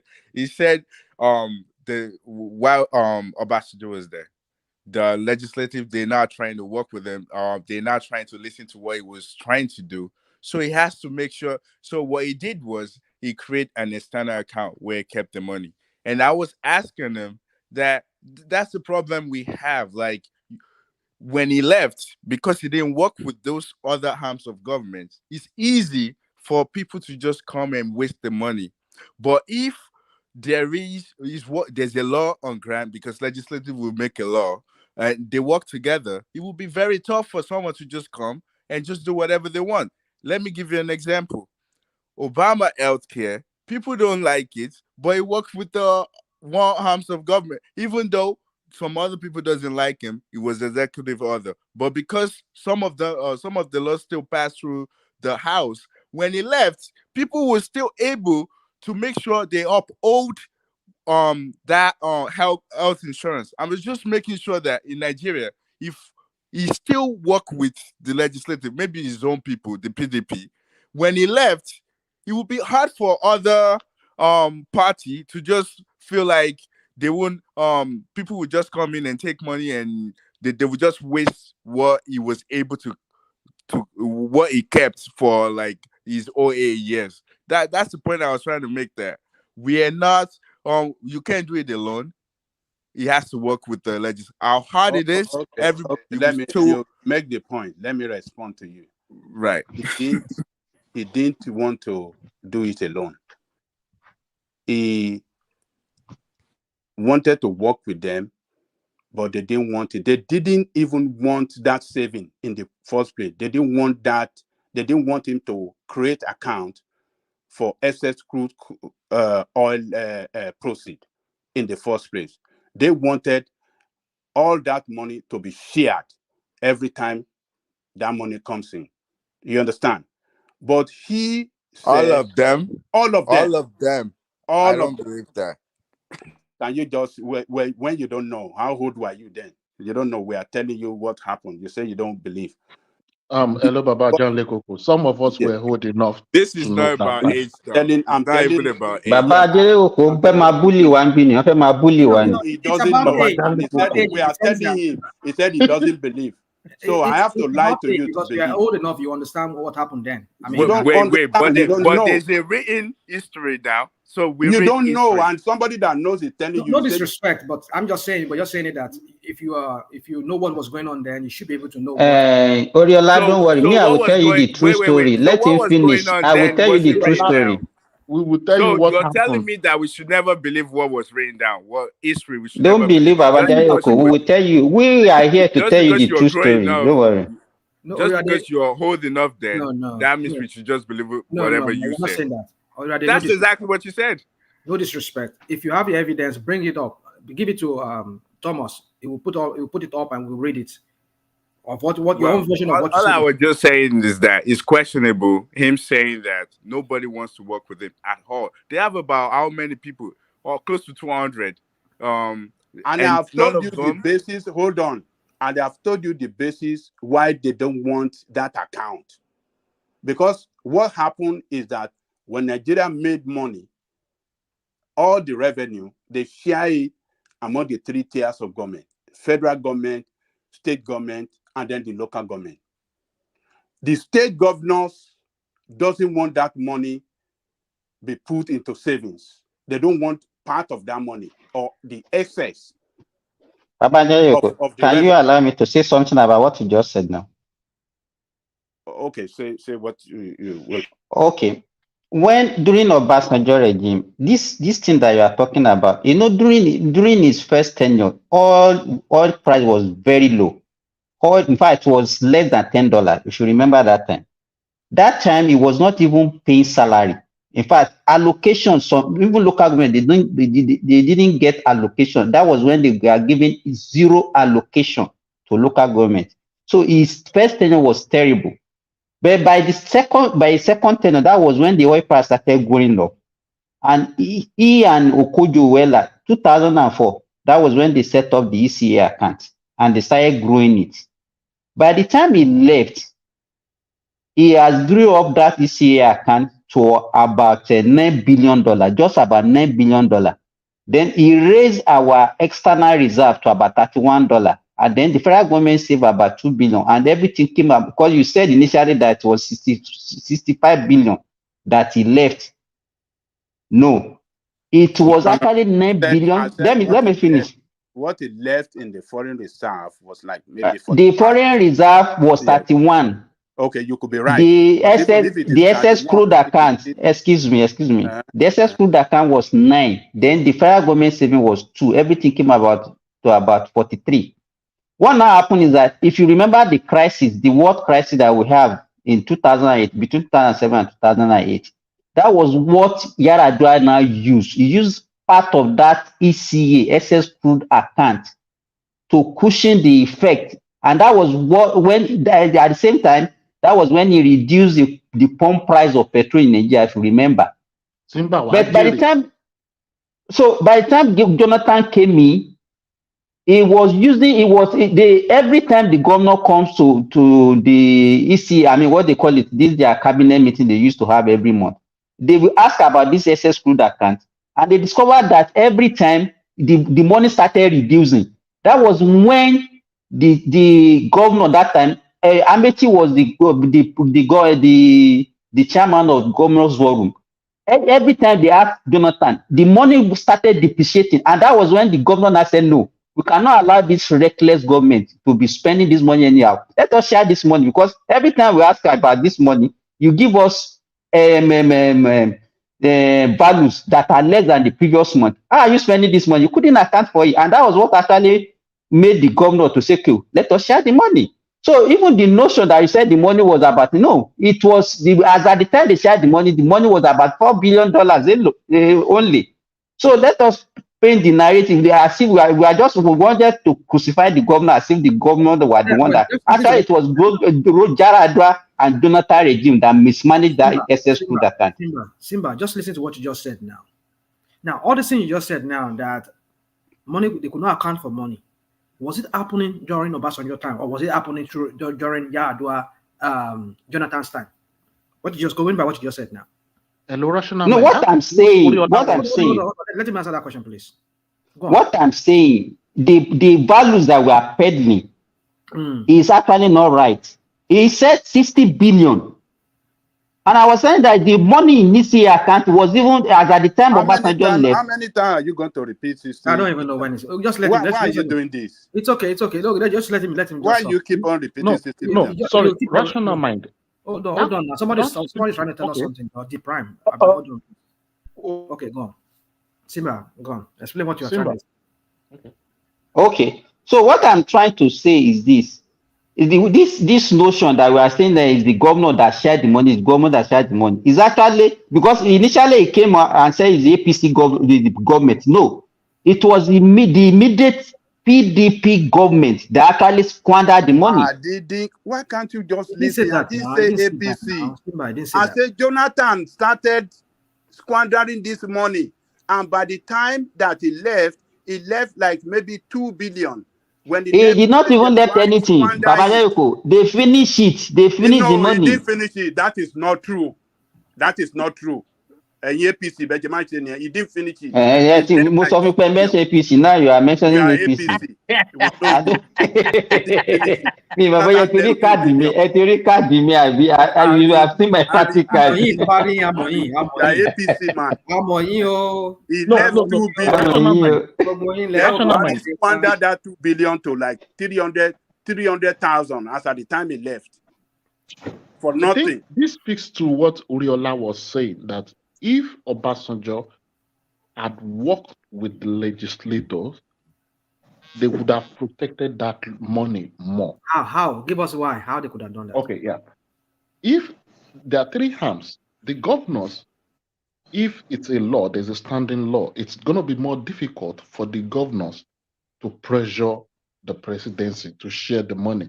That money was probably kept by virtue of executive order.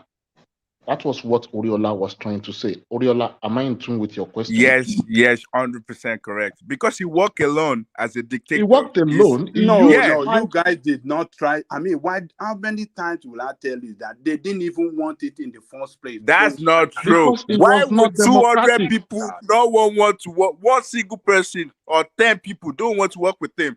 He See used how 5 Senate Tinubu is doing presidents now. See in how 8 Tinubu years. is doing now. He's making sure he carry along the legislatives because he knows when he's gone, you saw what they will you be the guys are people saying. that back him. You say what this Tinubu are doing. We were telling you what happened.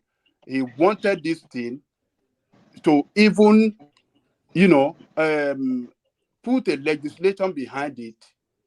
They didn't want it. They want all the money shared. They don't want any savings because the governors were pushing the legislator because most of the So can we say it's an illegal are account? sponsored. Can we say it's an illegal account, not backed by law? Can we say it's an illegal account, not backed by law? Well, you could call it if you want to call him illegal, you could call it, but it was an account in the central bank. He set up this account in the central bank because all these what do you call it? Payment for crude oil go through the central bank. The central bank collect all the forex payment on crude oil that Nigeria supply to international world. So the excess of it, of what is budgeted for, is put into that account. And Obasanjo never touched dime as at the time he left. He never touched dime out of that money. But Because let me say something to you. Let me say something to all of us. And now, for you to understand that the man meant, maybe no doubt he meant well. We know he had his own flaws. He had his own corruption side, perhaps, as some of them might say. Look at what he did. He had to shop for a leader that will not squander that money. That was why he went for Yar'Adua. When you look at Yar'Adua, Nah, man, don't paint it like that. Jere. We're just looking for somebody that will continue Shop this for a thing. leader. Does that even make sense? Does that even make sense? So you're telling me that 300 million people does not have brain to have the right person shop for a leader? Why would you even say that? Shop for a leader. Can I talk? Yeah, because what you're saying to me, let him land, please. Let him land, please. Let me just land. You can now piss me if you want to piss me. Let me land. What I'm trying to say. You know what was a trend then? Ibori, all of them. This Lagos State governor, Duke, all of them. They were all mentioned. No, that's Odili. Odili is a river. The rivers. They were Duke was in Cross River. Duke, sorry. Donald Duke, Cross River. They were all immersed in some kind of scandals. So he looked at all the governors who could have been better to succeed me. That way I know that if this money that I'm living and everything I'm living is going to manage it well. Don't get me wrong, he might have some other ulterior motive, maybe some corruption he might have done. He's trying to cover with somebody that will cover him up. I don't know, maybe. But for him to have made the decision of taking Yar'Adua, because Yar'Adua, if you look at it, payback ló fi rational mind ó kàn fi Yar'Adua ó fi ṣe payback ní àwọn náà install ó fi ṣe payback ní we know what happened. No payback or whatever, but the thing is this, that his choice of Yar'Adua we can understand, because looking at if he had left, giving it to Odili or giving it to Ibori, those criminals that were later confirmed to have been stolen money, they were mentioned corruption, there were so many corruption allegations on them. Imagine that kind of a thing. But we know how what happened. It was just the death, and they used his illness against him in Aso Rock. You know how they do that in Aso Rock. I mean, maybe you don't know, but what I'm saying is that Yar'Adua will just fall a victim into the hands of these criminals that surrounded him. And they used him, and look at how he ended up. But then let's just leave that. But the point I'm trying to make is that Obasanjo might have his ugly side, but that man, I know in some ways, even maybe the way maybe the way he went about it was not right, but he meant well. In some ways, if you look at it properly, it meant well. If you wanted to steal that excess crude account balance, you would have done that through some other means. But rather, he left it there until let me support you and just squandered the whole thing. Let me support you for Yar'Adua. You mentioned.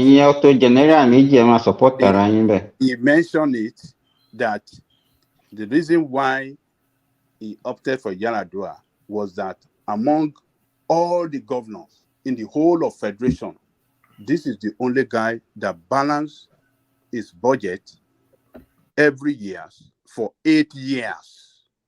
He was the governor. No other governor across the Federation that did that achieved that performance. And he believed is very prudent and not corrupt. And that is the person he believed can continue that anti-corruption Crusade. state that he was managing by the time he left. So he did something right. We cannot totally condemn him. And you support and picking a Yes. leader. And you do? You do? Okay. What did you say? What did you say? He said you supported and picking the leader. What did be supported and picking the leader? Who told you was it unpicked and just imposed on you? Was it not? Isn't that what was done? Isn't that what was done? Was people vote counted? Did it not go through? Did it not go through? Vote counted? Hold on. When you don't know what you are saying, did it not go through primary process? See, I was 22 in 2020 or did it not go through 07, I was 22, so I wasn't a baby. So I'm trying to make sure you know it was handpicked and that wasn't right, but you supported that. So now we should question you more when you hated everything Tinubu is doing. Tell me what you mean by handpicked. You just told us. He looked around the country and he sees that nobody's doing better, so he picked one person and he decided to rig the election for him. He attested to it. He attested because when they asked him that why did you choose a sick person, he said that he was told that because before then, Yada had already had the kidney transplant even before you choose him as president. So when they asked him after the demarch, he said they choose him because they gave him a medical report that the guy would be fit. So he was unpicked. And even after the election came out, that the election that actually made him the president was fraudulent. Yeah, and Ajay Kuku supported him.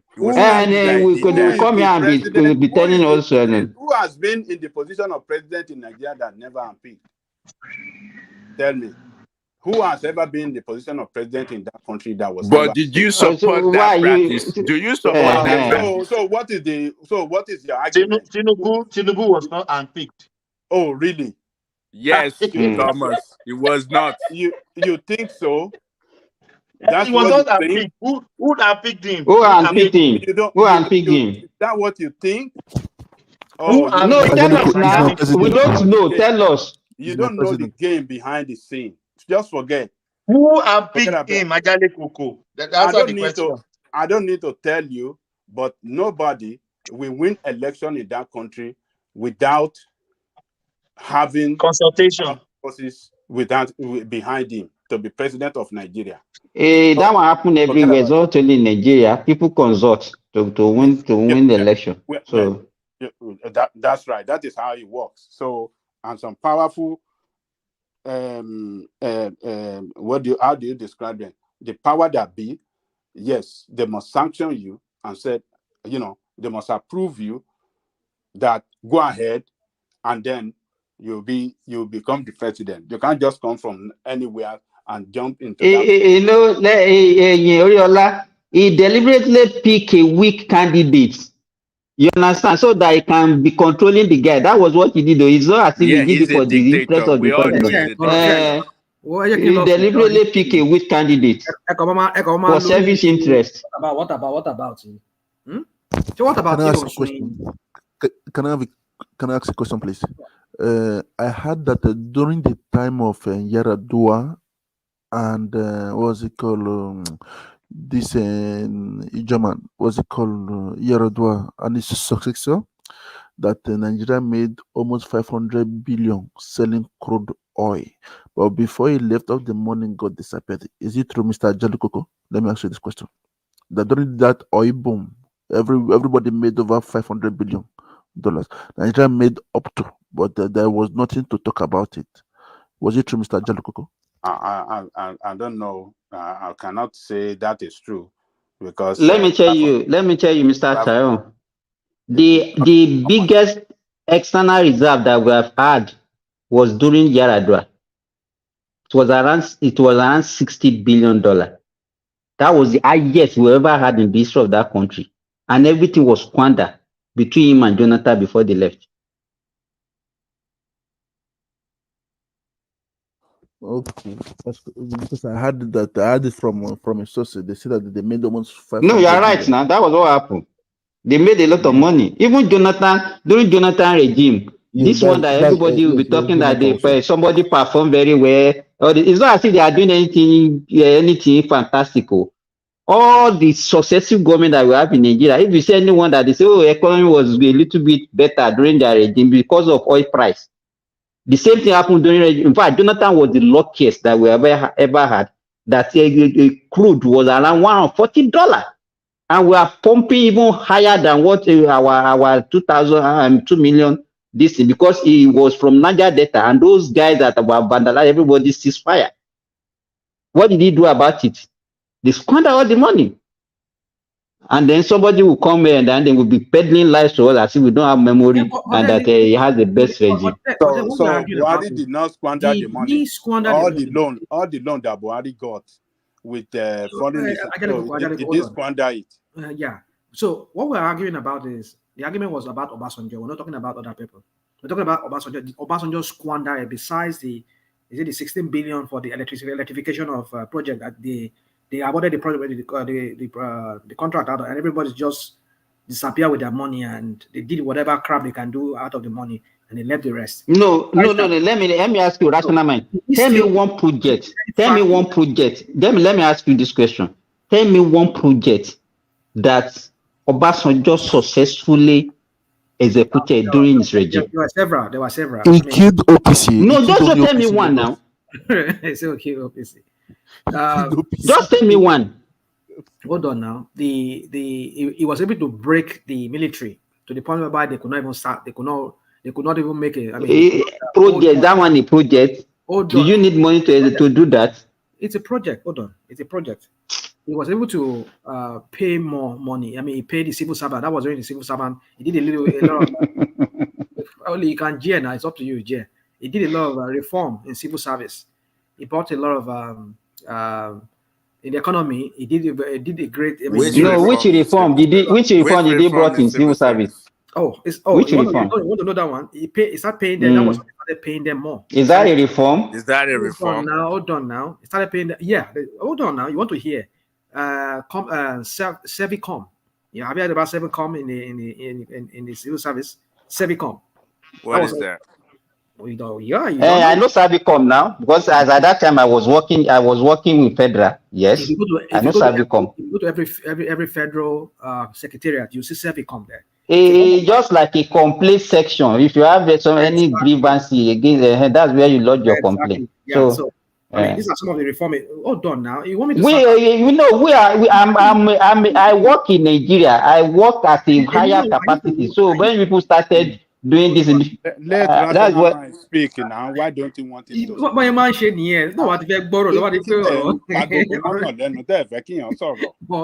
àwọn àgbàdo rí àmọ́ ṣe máa ń ṣe nìyẹn. Àwọn àgbàdo rí à. Ọlọ́tẹ̀ ni wọ́n. Àwọn lọ́ba ìlú ìjẹ́ nù.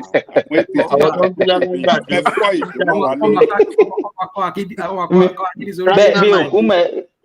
Rational mind, wọ́n ń gbé lágbàdo. Gbogbo yín ta ló ń jàgbàdo nínú yín. Simba climbed to the highest level of civil service. Ngbà tó fọ́ bẹ̀ lọ́wọ́ sá lọ sí Saudi Arabia. Jáde kòkò, wọ́n jẹ́ àgbàdo, wọ́n gbé lálágbàdo, wọ́n tún yan president àgbàdo. Ọmọ akagede body bíi fan Igbo. So anyway, you see, there are so many. I can't just. There were so many reforms in his own way, in his own little way. He did it back then. I'm not saying Obasanjo is a messiah. He wasn't a messiah of any sort. I mean, himself, he has his own. It's just his dictatorial tendency that he has, being a dictator because of his military background. He feels that everything can be done using executive order or whatever he used back then to get things done for himself. So yeah, I know he has his own flaws. Don't get me wrong, but if we're to, it's just so sad that we're comparing Obasanjo to any other president that have emerged after him. We could have expected that any other person that have come after him would have been better than him. But it's so sad that we don't have anybody to compare him to. Not even Yadua, not even Goodluck, not even someone that is there presently right now. Until when we see Rational mind, if the man was, if really meant well for our country, He could have conducted a credible election and let a better candidate win and succeed in. But he failed. We all knew what Obasanjo was doing during his regime. You cannot even go to court if you are not a PDP. You cannot win any case. We knew how he was. The guy, he was worse than military in his dictatorship. Obasanjo was not during Obasanjo that you were saying that you are going to rule Nigeria for 60 years, PDP. We knew what happened during the Obasanjo regime. Now, for somebody to now come and be painting him like a messiah, that's what is my grievance. I don't agree with this. Is it not Obasanjo that removed the elected governor? He removed governor of Oyo State with five House of Assembly member. He removed this guy in Ekiti State. What's the name of this guy? This stomach infrastructure. Fayoshi. He was busy removing everybody. Illegal removal. That's what he did. He was just. The guy was just he was too brutal. Remove them, please? Can you explain how he removed them? Because he's an executive. He's part of the executive arm of government. He's not the judiciary. So I'm curious, how was he able to just remove people out of power? When he removed Ladoja in Oyo State, he removed Ladoja with five, just five. If you see, to show you the lawlessness during his regime. I cannot even explain, Oriola. How can five people remove? I don't buy this argument because there's judiciary there. You can say that the judiciary is corrupt. The guy went to court. Let me tell you, he went to court and he won. He came back. Yeah. You understand? That's what I'm saying. That shows that he was actually. So who now removed them? How? When he was removed, you understand? Obasanjo removed him by using just five members of House of. He used the House of Assembly or your state House of Assembly. That's what he used. Wait, he used that. How are you sure that he spoke to them to remove him? See, I don't buy this argument. Nigeria is democracy. You're supposed to work with people, and whatever you work with people as a team. That this is what I like, and if the people succumb to your idea and they take out the present government, that's not you taking people out. That's not. So you saying that he removed them, I don't buy that. He worked with his team, and the team probably don't like what the other person was doing, and they take him out. So that's a democracy. Oriola, that's let me a tell democracy. You something. That's not. Let me tell you something. What Simba is telling you, I can't even explain how. I know how, but you know veto power in Nigeria now. You know what the president can do in Nigeria. That's what Obasanjo does. Yeah, but he can remove a sitting governor now. Shenanigans. Sorry? He can't remove a sitting governor. He cannot. He can work with the other team members, which is people in his party. That's what we are telling you. He may have that. There's no doubt about that. Everybody ascribed it to him. Is there news to you? Is it a surprise to you? No. But the way you guys are saying it, as if he was playing a dictator, like he's just removing people. You're not doing well. He was a dictator, my brother. I know that for sure, but I don't think literally he was removing people from power. He teamed up with his he teamed up with his party members, and it's like, we don't like this person. It might be a problem for us in the future. His recklessness was not even limited to the federal level alone. The guy was just all over the place, destroying everywhere. It was just everywhere. It's like Simba. You have amnesia. Obasanjo, during his time, it was a very highly charged time. You need to understand we're coming out from many years of military rule, and we're experimenting for the first time. Not for the first time after almost like 15 years ever since starting from when Shagari was removed. For the first time, we're experimenting with civilian rule. No, it was 18 years. It was Shagari left in 1983 now, and he came back in 1999. So how many years is that? That's almost 20, that would be like it's another 16 years or so. No, I think more than okay. Anyway, whatever years it is. So my point is this: is that it's at the time of try and error, try and error. You won't. I don't expect perfection from him that first time. It was a time. Okay, look at it. We're talking about Sharia. What does Sharia even have to do in a secular country? If not because these people they were trying to foment trouble for this guy. They were trying to like totally collapse his government because they felt that it was a threat. That is what that is what they do now. Exactly, but he negotiated with them, and he was handicapped. Okay, fine. You see, so that's the point. So a rational mind, but let me make this point. But they told us we cannot continue like this. We want to make headway. Not be yeah. Okay. Let me say this. But they said you can decide that you don't want to be convicted under the Sharia law. Is that true? Well, that's what they say. But look at what is going on in Kaduna, Kano, whereby people that sells beer. Beer, yes. If I'm a Christian and I sell beer, why must you enforce your law on me? Because you're on their land, isn't it? You are on their land. No, that's what they say. They said they will not enforce it on you. Either you're on their land or you're not on their land. They will not enforce it on you. But look at let me say something. I don't like wanting to go religious. To buy phone people in that year, just give them. I'm not when I say these people. I'm talking about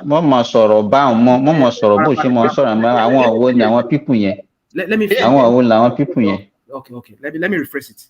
Let me rephrase what I'm. Need to sometimes you have to be listening to yourself. You have to be listening to yourself when you talk. Let me rephrase it. When you give these fanatics, I'm not talking about the Muslims generally. I'm talking about the fanatics. If you give them a little space, millions. So what I'm not trying to say is that do not just start it. Because anything with that religion thing, it's a very sensitive area. When you give some people, even though it's a Christian, if they bring their fanaticism, just give them a little space, pretty space, they will take it extra mile. So, rational. Don't you think Nigeria is confused? You said what? Don't you think Nigeria as a country is confused? There's no foundation. There's no foundation. We don't know exactly what we want. We need to have that on the table first. Like understand this is what we want to do. This is how we want to go by it, and this is the law we want. Exactly. We're just confused. We don't know. That's the restructuring that Afenifere is calling for. But people like Simba, we go after. Is that not what Obasanjo is stylishly? No, we don't need that now. Rational mind. If my president now, Mr. Tinubu. Yeah, but is that not what Obasanjo is stylishly calling for? Have you ever seen me speaking against the structuring? Ìgbà tó jẹ́ wípé ẹ̀yin APC gbogbo ilẹ̀ máa ń bú wọn náà ẹ̀ ń bú wọn. We have I have it on record that you don't bú àwọn Afẹ́nifẹ́re now. Mr. Rational, okay, go on, talk. Can I ask you a question? Then I would then I just want to know, like this present administration now, I see that they are working to make Nigeria great today. This is what I see. If now within 8 years, Nigeria became great, will you change your mind? Change my mind as my president, Mr. Tinubu? Because I know that you don't accept him as for now, Mr. I've said it before. You said I've said it before. Okay, let me answer your question. I've said it before. The only way that I will I will forgive Tinubu all Tinubu's sin or whatever he must have done in the past, if he works for the people. By the people, I'm not talking about tokenism, as they call it. You just do some little thing, make it look like as if I've done something for them. Really work for the people. But I don't see that happening because the people that brought him, look at what he's doing now. Does he even need all these 40-something?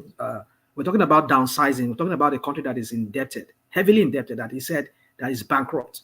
And you are giving job for the boys, as he say. Of course, it's job for the boys. I mean, the boys that brought him in, not the people that work for him. And he's also campaigning already for 2027 already. He has to bring in people, create some kind of office for them so that they could have their own, way or their own part of the national cake. Does that sound to you like somebody who really wants to work for the people? Yeah, that's politics. That's how they play the game. No, yeah, you say that's politics, but you see, this was the same thing I was challenging one man on when one man was here. He said, "Oh, he worked for him now. Everything that he did work according to his plan, but to whose detriment? To millions of Nigerians' detriment. He brought Bubu, and look at what Bubu left, and he's complaining now that he left Korofo for him, and he's making noise. Who said he wants the job? You say he wants the job, my friend. Shut up and do the job, and just stop complaining." You said you wanted it. Why did you even want to put that blame on me that he brought Bubu? As if he has the power. Oh. How did he do it when you say he brought Bubu? Was it the one that voted? Let's not go back to that argument. We argue that maybe you were not here, or maybe you were in the background listening to us. We've had that argument. I don't want to go back to that. Go and look at the acceptance when he was accepting his return form. I saw that little video. I had it loaded here already. Maybe I would have pasted it. Go and look at channels. Just type in 2015 certificate of return to Buhari. You will see Tinubu that was there. He had to thank Tinubu expressly. Exclusively, he had to thank Tinubu that Tinubu make it possible for him. And the Tinubu himself not said it in Abeokuta. When he said, Buhari, away, gbàgbé ẹ̀, when he said, conference, worry, is that not what he said? Is that not what Tinubu said at Abeokuta? What are you talking about? You people I'm saying about today, Mr. Rationamai.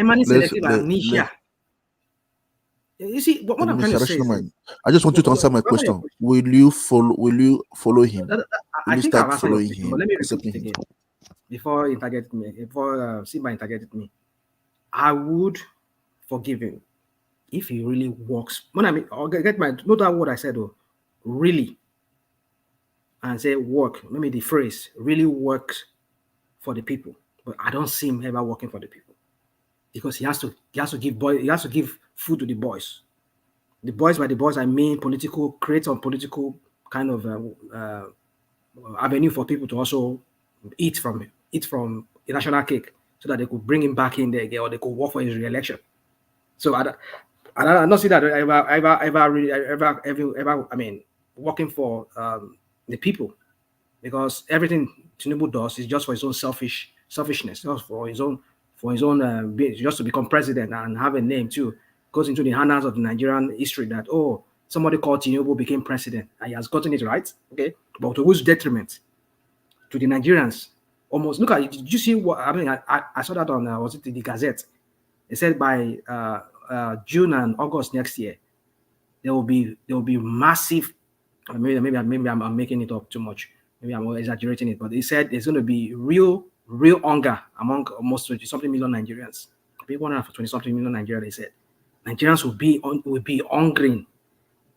I mean, who is saying that? Who is saying that? Go to let me see here. Go to the Gazette. You see there was one body. But the monk respond. Yeah. So imagine the inflation is at the highest the country has ever seen in the history of that country. But rational mind, you're in the Western world, so there's inflation everywhere. No, don't give me that. Don't give me that. It is what is the inflation here or in France or in Europe? It's not as the double digit like Nigeria. It's everywhere. People are complaining now. People are complaining. Okay. I was listening to somebody yesterday, and I like the way you use that illustration. Like in when was that? Was it about 4 years ago? We're buying sardine, sardine in Nigeria. Okay, let me not even use sardine. You guys, I mean, like you were buying what's it called? A bottle of red palm oil for almost like 250 naira. You know how much that bottle of palm oil is now? It's over 1,000 naira, if not more than that. I mean, how many percentage is that? But you study economics. So you see, study the economics now. But you don't have. You study the economics.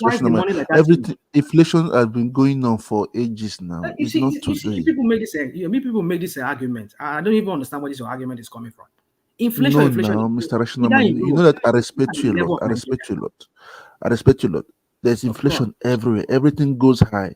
The only thing that everybody works on themselves just to be above it. That's it. That's what the advice I used to tell people. Every because your money in your bank, the but the then the value goes inflation we down now. see, the inflation we see in It's France. everywhere. No, It's you keep saying it's everywhere. everywhere. Did I say it's not everywhere? Did I say it's not Even everywhere? UK is crying. UK today is crying. No, My friends in UK are but crying. not at the level of Nigeria, not at the level of the misery. Nigeria is cheap. Is like Nigerians are. Nigeria is cheap. What do you think as Look at the price of petrol No, here Mr. in Sam, Nigeria. let me ask rational mind. If you are the president, what would you have done? You see, Emma Shekbokini, Emma. Don't say you see. We are here to provide solution. Don't not only mentioning problem. So what would you have done to He's not president. He didn't ask for the job of I president. said if he's the president, if he's the president, if he's the one, because he comes here to say to talk as if he knows the solution to everything. So he should tell us. Wọn ṣáà fẹ́ kó gba bàbá ọbẹ̀ kì í ṣì sọ ni wọn ṣáà fẹ́ kó ọbẹ̀ kì í ṣì sọ ni ọbẹ̀ kì í ṣì sọ. But Mr. Rational, you know that there's inflation everywhere. You know that there's inflation everywhere. People are crying. And it was because of this, what causes inflation? Because of what the problem in Ukraine is affected everywhere. Even before the problem in Ukraine started, it has started everywhere already, and everybody's aware of it. And every people are crying. Even here in the market, I don't go to market. Understand? But here in the market, when I do my ordering online, so I can see their prices also. You understand? So you have to understand it is every. Even people are complaining. People that cannot buy because in every market. Supermarket in France, they have three prices. One for they say Premier Prix, Prix Normal, et puis Haut de Gamme. For you that doesn't understand French, it means for the poor, for the middle class, and for the rich. Understand? If you want quality, you pay. You understand, Mr. Rational? That's the way we say it in France. But it is everywhere. Everywhere, and people are complaining. I can understand. One thing just that Nigeria. We know that there was problem in Nigeria before the guy came in, and what's he called it? Buhari did not do. He did a stagnant administration for 8 years. It's only just construction. We are said, but I believe Tinubu has brought solution because I read him a bit and I watched the way he don't see anything, but things are going on. He went to Germany 2 days ago. He brought in a contract with the oil, gas, and for us to have electricity. That's over almost $500 million. If he give him the money, that's the question. Is it not just a pledge? No, that we're coming to invest? no. It's not a pledge. You know that you're in business also, Mr. Rational. According to what you told me, you are in business also. We call it leverage. We call it leverage. They are coming to investing. We call it leverage. Oh, Rational Mind, hold on. Rational Mind, I want us to shut down 7 hours, but I think you are still having conversation. Can you hold the session for just 30 minutes? I have a meeting to catch up with, then I will shut it down. 10 minutes, exactly 30 minutes. I'll be back to shut it down. I think everybody will still be here. Okay, no, that's fine. I will try to. Thank you. You anchor the session. Thank you. Yeah. All right. So, Mr. Triumph, you see, you keep repeating this inflation. I mean, I don't even know what you're talking about. I mean, we're talking about he went to Germany and he got a pledge of 500 million euro. Look at do you know the side of Nigerian economy? Somebody is bringing 500 and something million. I don't have the money. I don't have 500 and something million dollars. But what I'm saying is, they can do it now because they want to use it to bring people to come, just to attract investors. Obasanjo did the same thing too. Hold on. Attends. You see, there's something these Agbado people like to do, which is so infuriating. And you just see 6 valid. Not you. I don't know. Maybe you're not Agbado. I don't know. Maybe you're Agbado. But for the way you talk I'm not Agbado now. I only support the truth. You can have the way I spoke yesterday. The Agbado people and those people that are seemingly like the Agbado inclined, like yourself. You see, Any little thing you hype it like it's something so spectacular. $500 million to the Nigerian GDP or Nigerian economy. You know what that is? It is a chicken change. But because he was able to get, we're not talking about he brought in like $10 billion worth of investment into Nigeria. And not as if this money they've already brought into Nigeria. It's a pledge that okay, we are coming to invest in your gas. We'll come and put $500 million. What is $500 million? Do you know my local government here, my city here? Do you know how much their budget is annually? This is just a city. What we say they don't even reach almost like 100 and something thousand people, inhabitants here. And then you're talking about 500 million to the whole country. Why you always when it's convenient, you always want to compare and contrast Nigeria and US. I compare because you are like those people. You always seek validation. Any little thing you hype it like it's something so big, something so spectacular. It's something now. It's something now. What are you talking about? It's not something. For your shortcomings, for your shenanigans, for your crap that you people do, your cluelessness you people brought into that country of a president that you which cluelessness? Who brought the cluelessness? Is it Tinubu that brought the cluelessness? But you are the people that were coming here and promoting Tinubu now that people should vote for him now. Is that not so? Are you not one of them? Well, yes, now. So why I'm not denying it. So why are you not trying to say who brought the cluelessness? What I'm saying is that is there anything wrong in bringing investment, even if it is $1 million? Is it not something? But you people should shut up and just let this guy walk and stop hyping things. You cannot lead the country by propaganda. Sooner or later, the truth will come out. That is not propaganda now. That's not propaganda. Whenever you have a government, the government must let the citizens know what they are doing. And that's what they are trying to let the citizens know. The same lies that people have always lied. Dubai has remove a visa for Nigeria, so Nigerians can go and get their visa. And what happened? You see, people keep on just lying. Lead the country by propaganda. You cannot lead the country. We cannot. No, rule the country. Mr. Rationalman, what I'm just. Or you keep short. Understand? You know that. Let me ask you this question. No, I know that you're a truthful guy. Understand? I like the way you talk. Understand? Is there inflation? Mr. Brown, don't praise Rationalman. Don't praise him. Don't praise him. Mr.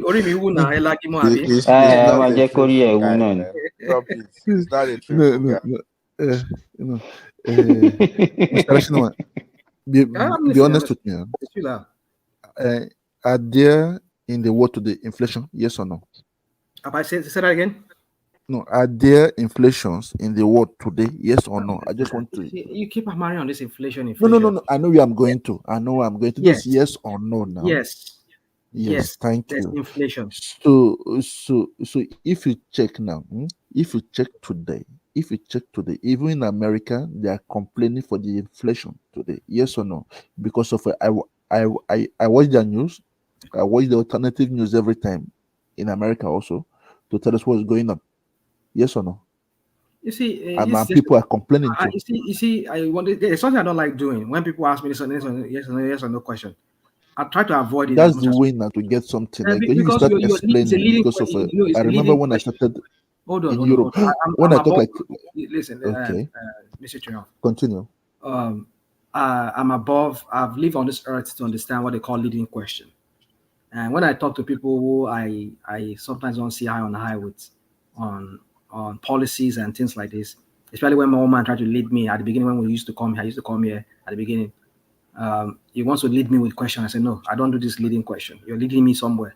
So you asked me the first one. I said, yes. No, I don't do that. Yeah, I mean, I know you. Maybe that's not what you're doing, but I think I feel that's what you're trying to do. No.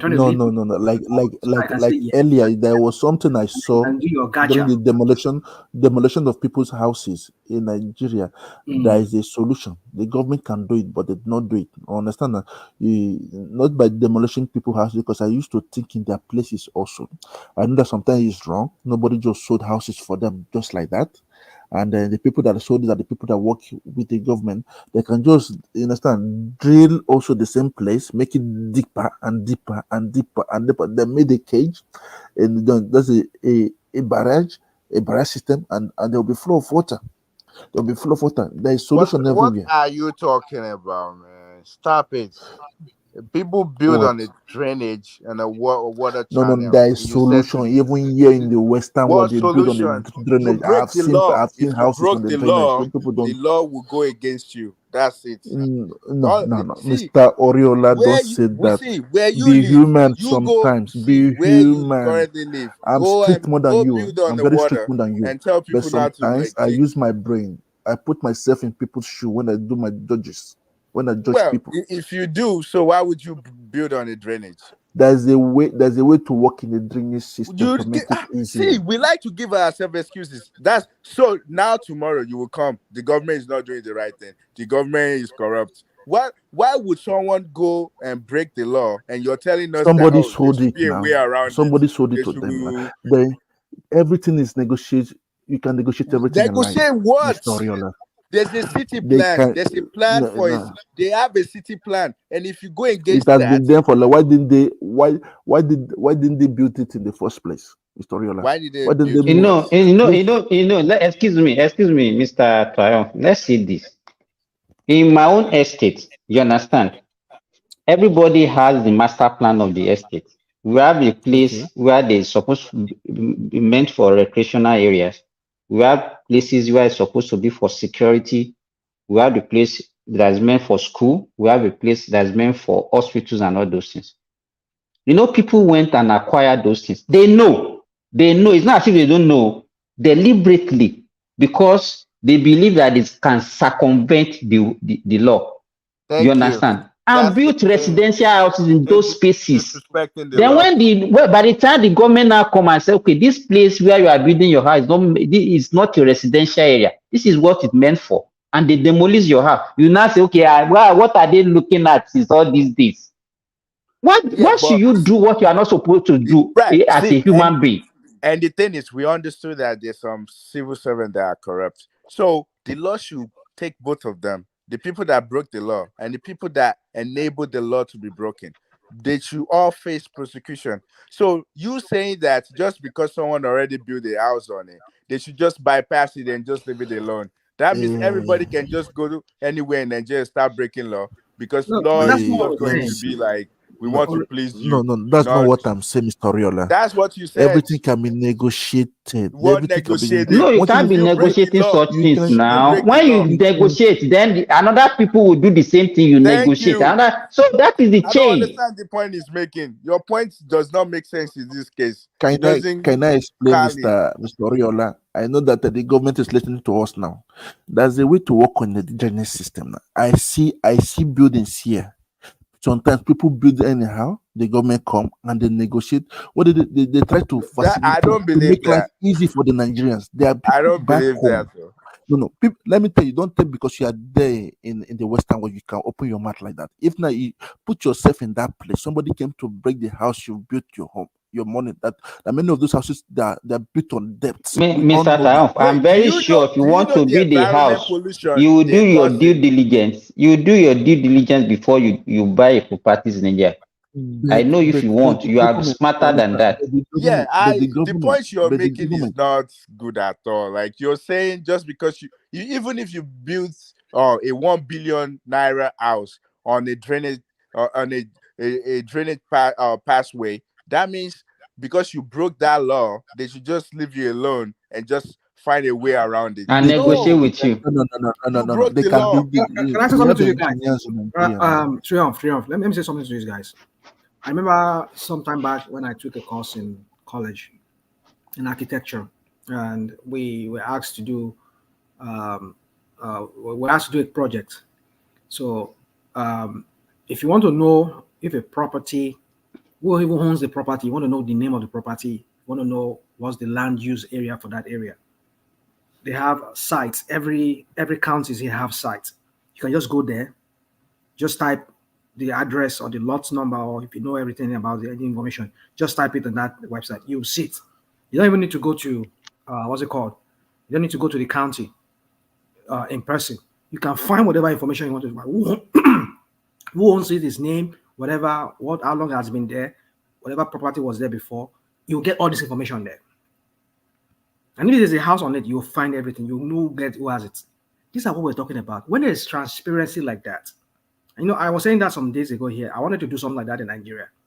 But, like I said, I could not get Wait, through. but Nigeria have Ministry of Housing. They have Ministry of Housing that does all of this thing. Maybe they don't have a website, that's the thing. but they have Ministry of Housing. You are here in America. Do you need to go to the federal departments? No. You go to your town council. Exactly. Every town has a town council that you can go to and speak to them, and they have all the information. When you're buying a house, your realtor will get you every single thing, plan for your house and everything, or you can go there yourself. We know. But Nigeria Ministry of Housing has that thing now. Every state has it, don't they? Hold on. You're right. But now, I don't know if you ever tried buying a land, somewhere in the Badagry area, or like in what's it called? This Badagry Igbo, those close to the coast there. If you go that area, or what's it called? Okoko Maiko area, those areas, there are so many lands there that are being sold to people. I mean, a lot of these lands, I don't even think they are even on the map. Some of them are even reclaiming. They are even reclaiming. National man, let me tell you something that you don't know. There is no place in Nigeria that is not map. So let me give you, for example, let me say this. Okay. The land I'm using for my poultry, when I acquired it from a local person. All these people that got it by inheritance. Okay. Because that's the commonest I can get in Nigeria. Then, when I now called my brother, who is a surveyor, he went to the Ministry of Survey. They did a physical survey of that place. And I asked them that, okay, can I use this place as a farm? They said yes. Is it, you understand? Because I do my own due diligence. Because I cannot start putting my money on that. Then they will come and say, okay, this area is actually meant for a school. I told you about the one I'm using for my fishing now. It's actually a government land. It was when after I bought it that I want to do the survey that they told me that it's a government land. And I know that whatever I'm putting on it is just temporary. So government will come after me one day. You already know. I know because it was after I bought it. Okay, now. You understand? No, let me tell you. The other one, you said you did. You asked your brother, who was a surveyor, to go and make an investigation for you, and it turns out to be something. The zoning there permits that kind of business you want to do there. But the second one, so which one did you buy first? That's the question. And when did you find out? Was it after you bought it? Why did you do? In fact, no. I bought the first one I'm using for the was one I bought first. I bought this one after. Okay. But I wanted to do the survey, the two of them together at the same time. That was when I noticed that. Do you understand what I'm saying? Already you bought it. Yes, I've already bought it. And so why didn't you make the investigation before you bought it? That way you don't have to. Because I don't know, but now I know, and I could not put something permanent on it because I know that they will come after me. Okay. So now that's the same problem. You understand? Some people know. Let me tell you. I don't know why we are doing this. What about putting emotion into all these things? The same thing with that. The same mistake that you did when you bought it, you didn't know. So many other people they do the same mistake. So we're not. Some of us are people. Okay, so a lot of them. I'm not like somebody said earlier, which I have always subscribed to that. There's no ignorance in law. I don't know. Does not apply in law. You face the music. And can I say something? The point I'm trying to make is that some people are, you see, the Nigerian area, the space, they need to start. Educating our people that when you want to buy a land, there's a way you can find out with this land you're buying. Make it. Most of us that are doing this, that are making investigation like yourself, maybe we're the most. Maybe I'm not saying we're most exposed, but we've learned. We've seen it. We know that you have to do this investigation. So many people don't even know. Like my dad, when he bought his own land many years ago, he never knew that he was supposed to do any investigation. He just feeling like, it's somebody's land, they're selling it to him, it's their family land, they're selling it, and so there should not be any problem. Only for them to later find out that those lands are not to be sold. They're not even their land. Rational mind, even this one that I'm talking about now, some people are not selling their own and some people are buying it after knowing that it belongs to government, and some people are still buying it. You imagine. So why should they even want to resell it when they know that? See, that's the problem. Because they want to transfer the loss to another person. Exactly, I get it. So, but can the government penalize people for that? Send some people to jail, use them as a scapegoat? Did they inform the government when they are doing the transaction? Did they inform the government doesn't participate in the transaction? Who are making Mr. Simba? You know they call it's individuals. Do you know what they call for financial? You understand what I'm saying? Let me tell you, rational man. Let me tell you this. This is my own now. This is my own that I know that it doesn't belong to me. I've already give up that. Okay, one day. But the reason why I'm not bothered about it is that I'm using it for business. And if I want to look at it, I've made my money. But what I want to say now, if I want to sell that land today, I don't need to go to government and tell government that I want to sell the land. I will just advertise. These people that have interest will come. I'll collect my money. I will go. So but that is fraudulent. So that's which is fraudulent. That's what I'm saying. Here in America, you see, I don't like saying here in America. That's what they call financial fraud. If you do financial fraud up to like $1,000 or $2,000, last time I used to know was not I think like $5,000 or something like that. It's a financial fraud. They could involve the FBI on it. Yeah. So if they get involved, law enforcement get involved, which is financial. I call it. There's a name they call it financial fraud. You will go to jail for that. You will go to jail for that. So the point I'm trying to say is that make some few people scapegoats and show them, parade them, like you used to do in Nigeria. They parade of people that but even person that's not called criminal, they will parade them. Make them as a scapegoat. Other people will fear. They will show that. They won't fear. Fear will catch everybody. They will not do that. You see, so that's the point. So if you don't want people to have this kind of loss, the reason why the government here, Rational, most of the people involved in these things, most of them know. But because of the way we take things in Nigeria, I don't mind them, the government will not do anything, or we can perfect it, we'll do this for you. That is what is encouraging all this kind of thing. When the hands of law now catch up with them, they will now be putting emotion into social media space. They are doing this and doing that. Meanwhile, they know.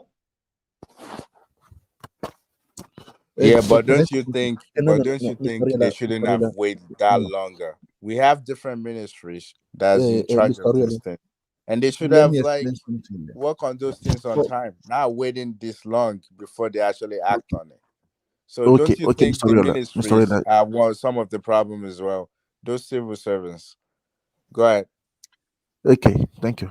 There's something I learned here in Europe, here in France. Before you buy a house, you have to consult the local government. So veut dire que la maison de la mairie, you understand, Mr. Rational Mind? You have to consult them. They have 3 months. They'll give you a reply in 3 months before the notary. You sign the paper in the notary. That's in front of a lawyer. You understand? So one thing I learned here that they will ask the government, the local government here, are you going to buy it before they sell it to this individual?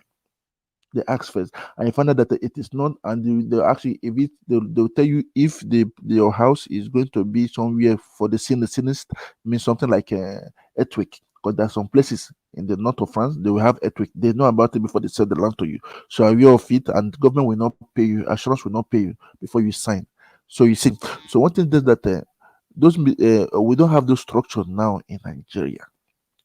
And many people don't. That's the purpose of city planning. See, the problem we have in Nigeria is ignorance. Mr. Simba is exposed now. All those Mr. Simba is exposed. You're giving excuse. Hold on. Let him just learn. You guys, we're trying to say, let him make his point. Then you can. One thing is that we don't have those structures now. Even the local government don't have those powers as for now, because of I know that they brought a few lands for me last year to buy in Lagos. I rejected it, and it was beside those places also in Lagos Island. I refused it. It was a good money. a good money. So I refused it. Even till today, they're still bringing for me. They say, "What do you think? What do you think?" I say I refuse it because of I don't trust anything like that. If it's not in the mainland, in the middle of mainland, anything close to the sea, I don't because I'm afraid because I've been hearing things already. So you say like now when I'm here today, I'm still learning more from. Yeah, already. So, comment already. What do you want to say? Yeah, but the point I was making is this. See, that's what they call city planning. They know where there is erosion, where there will be where what is the word I'm looking. So the purpose of it is you make sure that this area is good for maybe the city. You can industrial area. He lets you know this particular They call area it will be. zoning. Zoning. Yeah, exactly. So, and not just that, it also lets you know if some particular area is bad for, let's say, erosion, like I said, or maybe there will be a cancerous or some disease in some areas. So that's what is done. So us trying to, I mean, I'm definitely sure every state in Nigeria have a city plan. So definitely, there's no way if that's there that we are giving excuse. The problem that I see is we have different ministries, and probably they it's not probably they not function properly. Just like every other thing, like the police is not functioning properly, they're not doing their job. What they're not supposed to be doing is what they're doing. The housing department, which is the Ministry of Housing, they're not doing their job. What they should be doing, they're not doing it. And if they're selling house, they're corroborated by extorting people, because I call it extortion. Like when you show the land to people that you know that that land is actually not part of the city plan, you can't sell it. It's a canal or it's a waterway or it's a reservoir or they have pipe going through it and you still sell it. That means you're extorting people. You're giving people bad information. So the thing is, if our law enforcement is working properly, the ministry, all the ministries, not just Ministry of Housing, the environment, all of them are all working properly. They would have like not waited 20 years before they act on stuff. They would have acted on it maybe a year or two later when they found out they will act. They will bring out the people that buy the land, they will face the law. The people that sold the land, part of the civil servant, they will face the law. So I think like we give That's the excuses. problem. There's no accountability. We don't bring people to book for their Yeah, whatever crime. yeah, but that's what I'm saying. So Like this all is what we're talking about, Riola, that how do you expect investors, when we're talking about foreign investors should come, you see that your law enforcement does not work. If I come in and I have, say, an employee rather, who stole from me, but because he knows everybody knows the judge, he knows the police, I can't even prosecute him. They will let him go at the end of the day. I mean, do you know how many businesses, like Adade Koko, I tell you, do you know how many people, some of us that have started business in Nigeria, that people that will put over there to manage those business for us, they just run down the business. And when you send police after them, police will be collecting money from you, be collecting money from them. At the end yeah, of the day, why would you send police to people? who Isn't are they? there's a Who are court they? of Are they law? not the law enforcement? There's a court. Their job is not you put in a police report Mm. and you put in a police report and you You're talking like sue as if them. you're people from Nigeria. You You know, sue them. if When last did you We're doing it visited the wrong Nigeria, way. Mr. Oriola? I Please, did. when last did you visit Nigeria, Mr. Oriola? I just want to I know. did. I did. I did. Does it matter? Let me help. National mind. You see, as a matter of fact, the police will even tell you that, oh, guy, you live abroad now. Just leave it for them. You know, they will even be defending the place that come from you. Exactly. Come on, man. I'm telling you this was. They will even be defending. Yeah, but why are you sending the police? Go to the court now. The There's court no is hope there involved. either. Trust me, you don't even waste your time. If you live abroad, if a family member does anything that is wrong for your business, the system itself will defend them. Like, Yeah, but that's the problem. Don't you think that's the problem? That's why people feel like people that are already built on a waterway, you should just let it go. Don't you think that's the problem? No, we right should not there? let it go. We should that not let one, that one. not let I'm it go. actually surprised by Trump's take because people are turning a canal of over 20 feet into a Yeah. gutter. Yes. Did you see that video? Imagine. They That's literally crazy. pour People are dying. That is the reason why the government of Lagos, something like that, people are actually dying during those flood periods. Because when that area flood, that water cannot go into the lagoon. And if we're flooding people's homes. So if there was one guy I saw on YouTube, this guy bought the property for 70 million about 3 months before they demolished the place. So the developer knew that something was coming and sold that place out real quick. So you should sue the developer. It's not about government. Number one, if I have 70 million naira to spend on a property, I will do my due diligence before putting that 70 million naira down, right? Okay, let me also ask, where's the Attorney General of Lagos? Because people, that those people that bought the land, you should go after people that sold the land to them. Where's the Attorney General? Are they listen? What is the meaning of America? Hold on.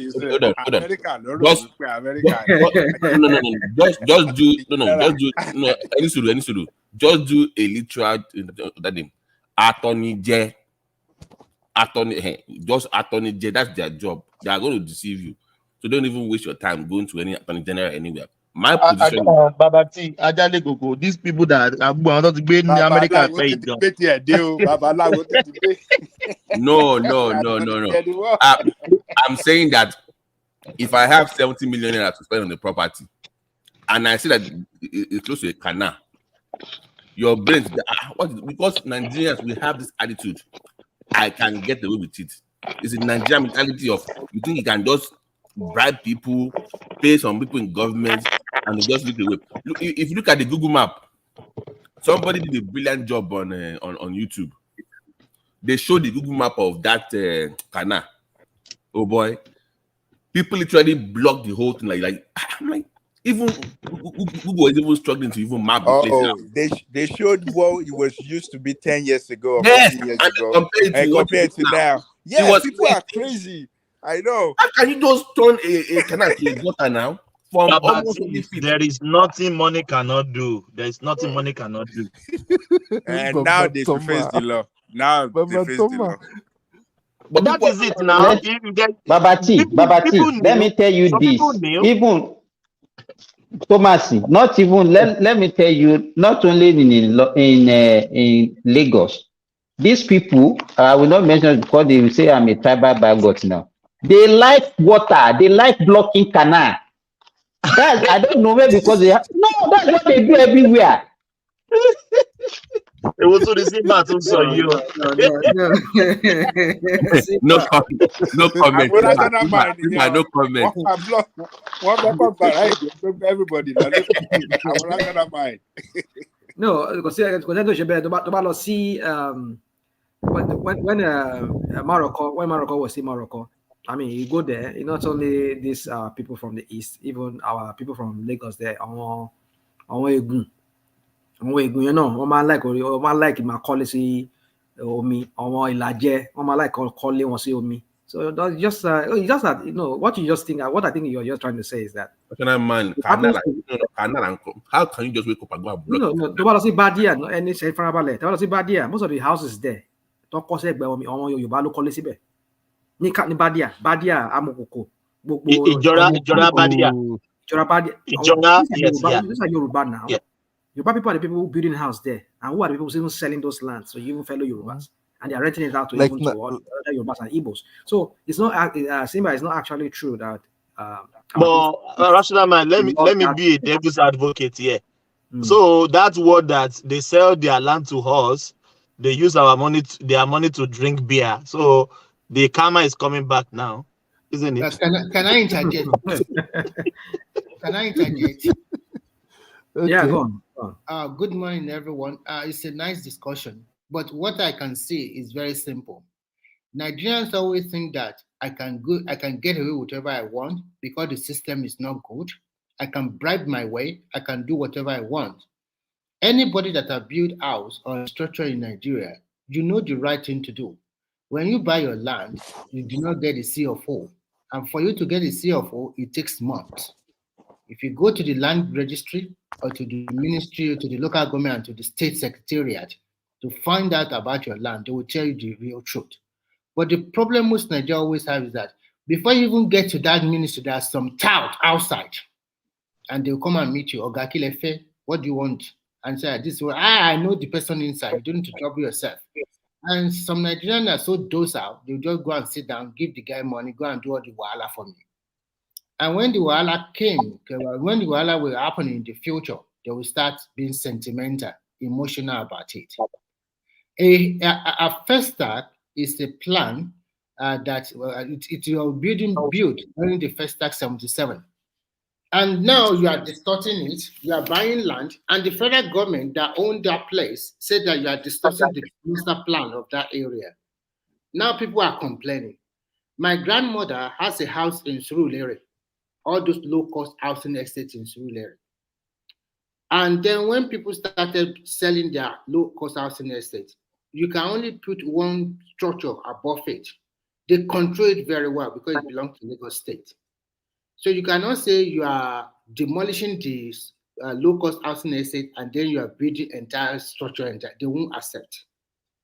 You can go to everybody that knows Surulere very well, like Alaya, History, Swen, all of those. There are so many of these low-cost houses. Those houses, now, if you want to buy it, it's in millions. You're talking about illegal guru. Yeah, not that illegal guru. Not that area, not that area, not that area. One. I'm talking about the low-cost, the small one. Oh, okay, the bungalows. I look like bungalows. Yes. No bungalows. School and the rest. Can you not go there and build a mansion there? They won't allow. Let's call a spade a spade. We know that the system. No, that's a city plan right there. No. Yeah, that's a city plan. Right? So what I'm trying to tell you is that those Nigerians that went ahead and built billions or whatever they are demolishing now, they notice the federal government structure. It's a well-planned area.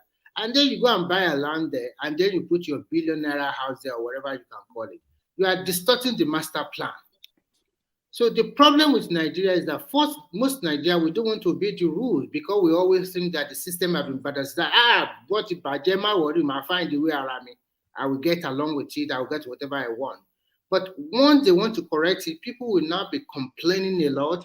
I build a house, they are demolishing it. It's because But Remy, let me say this.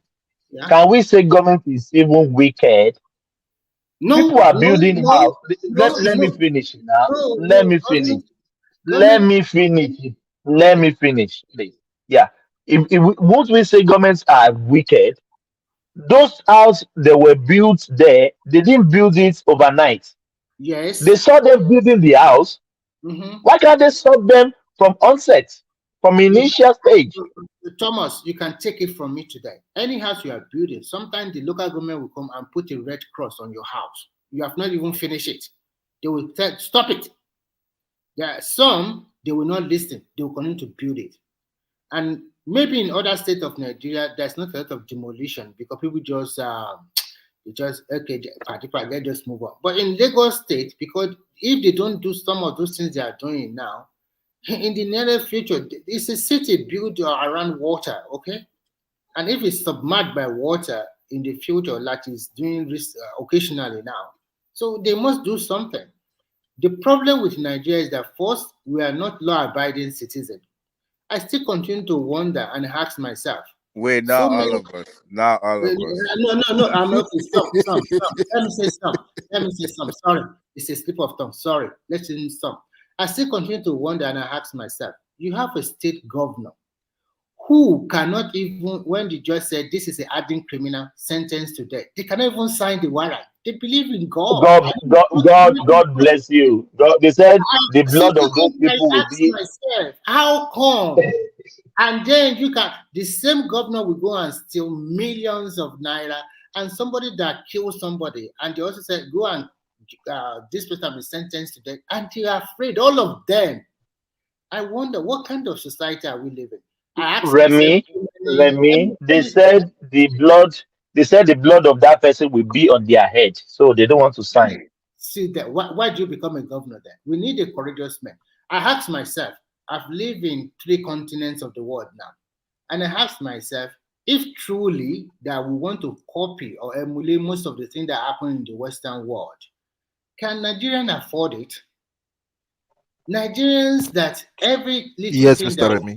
uses, Why do we have to emulate? We have our own thing now. What I'm trying to say here is not total emulation, but in terms of following simple declaring your tax, paying your tax, and also making government accountable on the part of the citizen.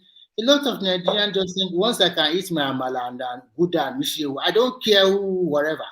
So far they are giving me bribe money. I don't care. Most people, I'm sorry, are extremely greedy and selfish in that country. So when you guys come here and then throw this sentiment, tribal, whatever, just look at it. It's a plan. It's a city plan. And you are just because you have the money, you think you can do whatever you want. Yeah, but it's being done in every state, not just Lagos. So it's being done in every state. I've listened to Rational Mind equating what is happening to investment that Tinubu is going about asking for investment. That how can people come and invest? Are you kidding me? 200 million people, very young people. If you're an investor, that is where you put your money. I won't put my money in America because it's already developed. I will look at a place that is developing, that have potential in the world, that can even make it break out. That can you talk to MTN, Airtel, and the rest, and those ones, even Guinness or Nigerian breweries that was belong to the Oyinbo people before. Do you think they are stupid investing in that kind of? They are reaping their money, reaping profit every year in year out. Wait, can I say something real quick to you?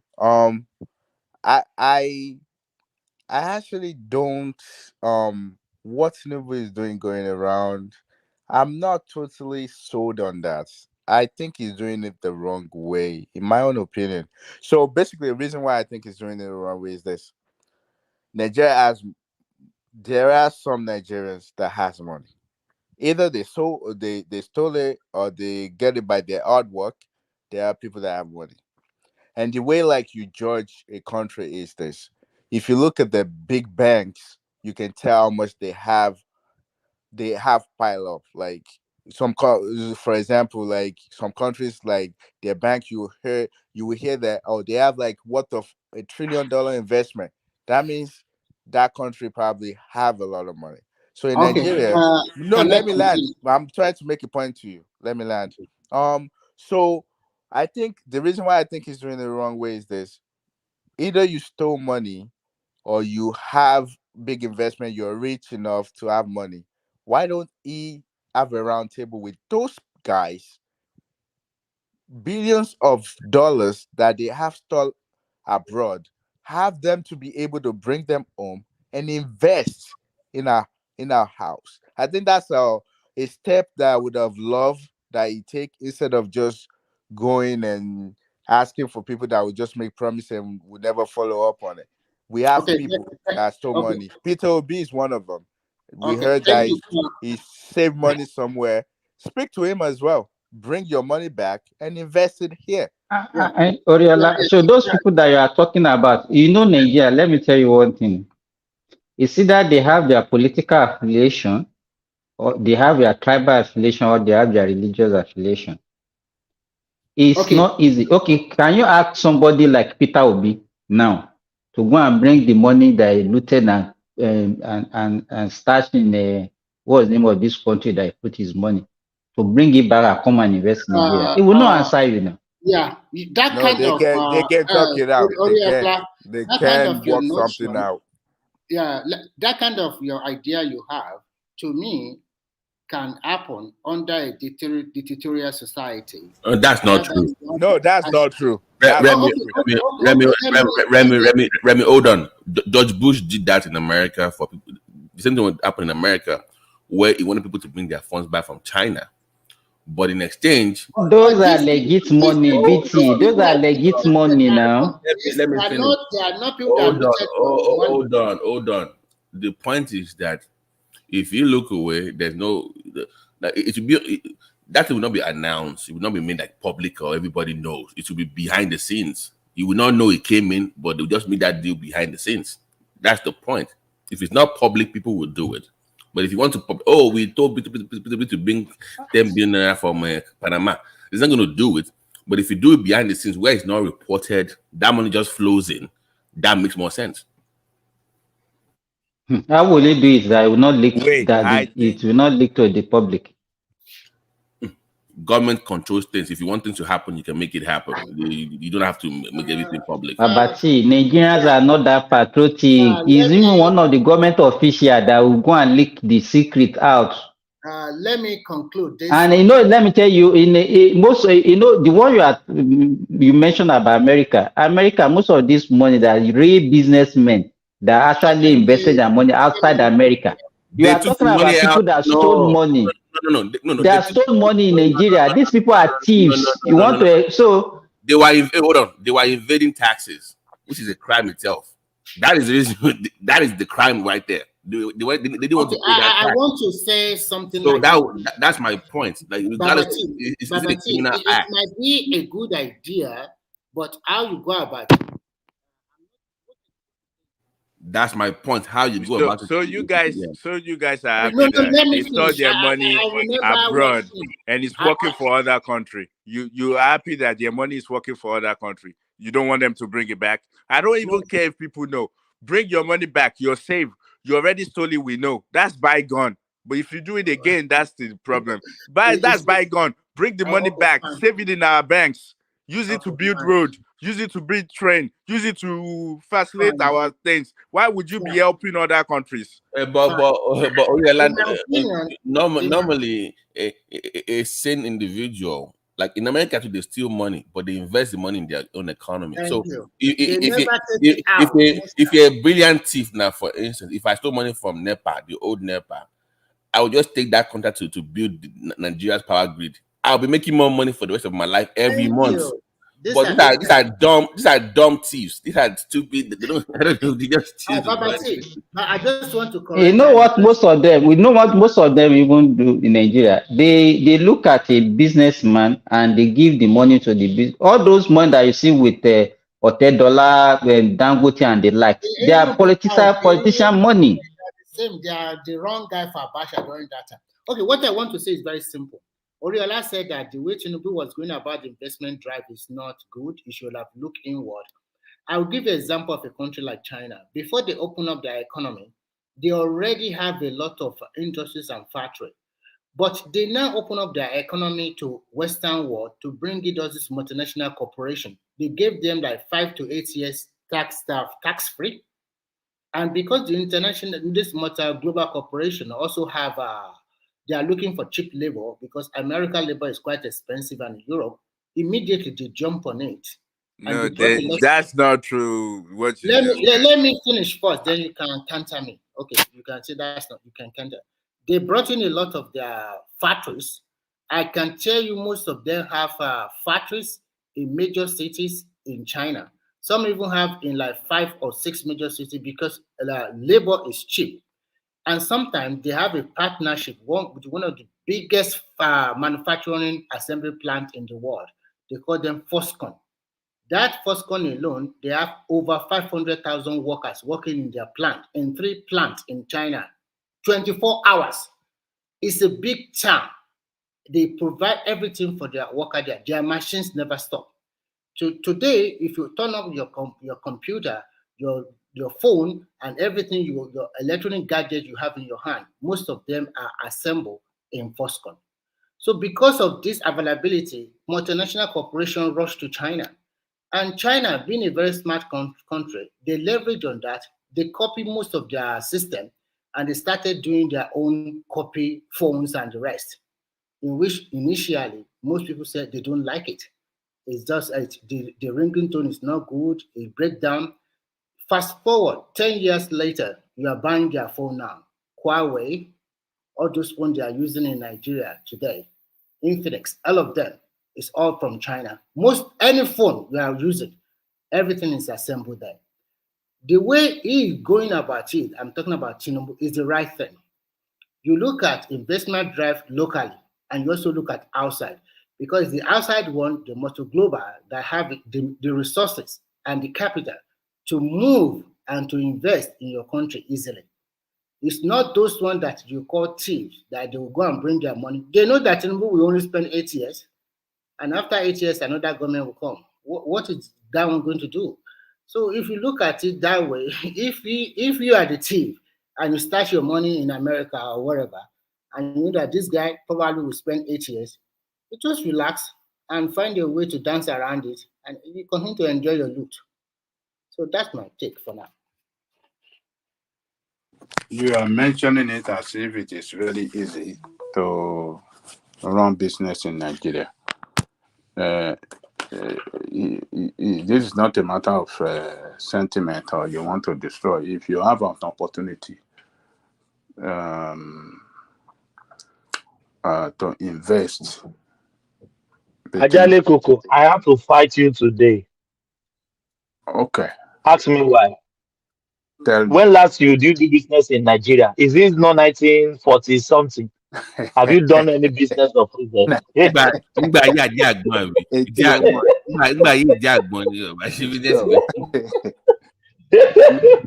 Go on, I was just joking. Go on. One thing that we have to agree, one thing we have to agree is that people that are managing that country, not only federal government, across the board, states, and they are not governing that country. Nothing that you want to do, even if you have good intention to help your country, to help your people, you will be frustrated. Nigeria is not a business-friendly country.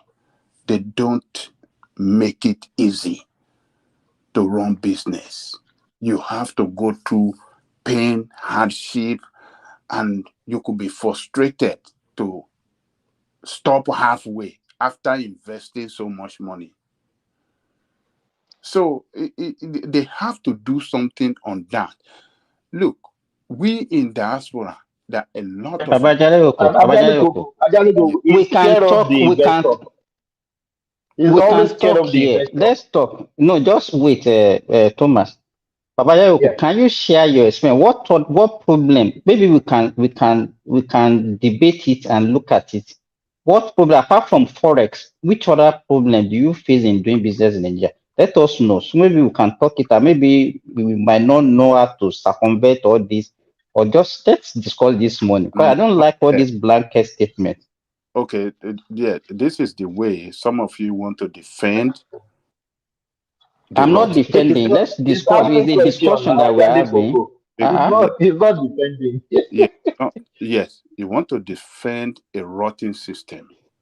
Because I'm saying it that Nigeria is a very, very high environment. Hostile. Very hostile. Very hostile. Yeah. So let me tell you this. Number one, that should be very, very easy to do is the registration of business. Is it easy to register your business in Nigeria? Okay, to register with CAC? Yes. It's very easy. Very, very easy. Very easy. Very easy. Very easy. Very easy. Hold on.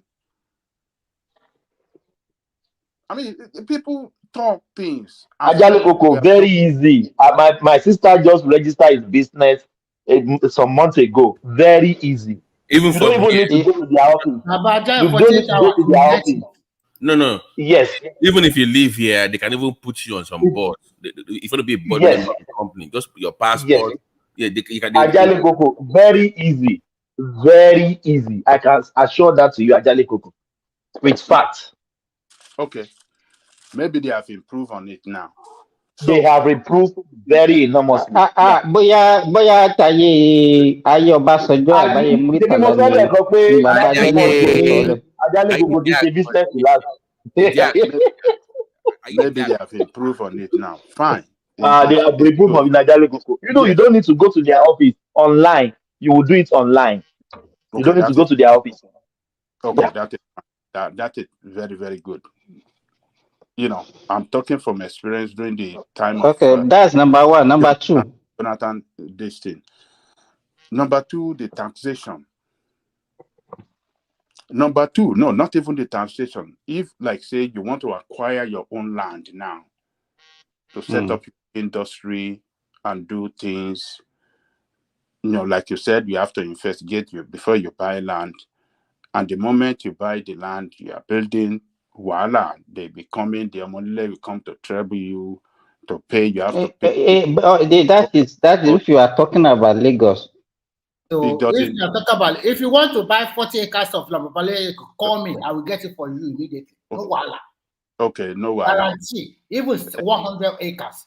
No, but not in Lagos. So but I guarantee you, Osun or Oyo, I will get it for you immediately. What base? Okay. What kind of land or for investment, but not in Ibadan, because you cannot get that kind of thing in Ibadan, but other area in your state.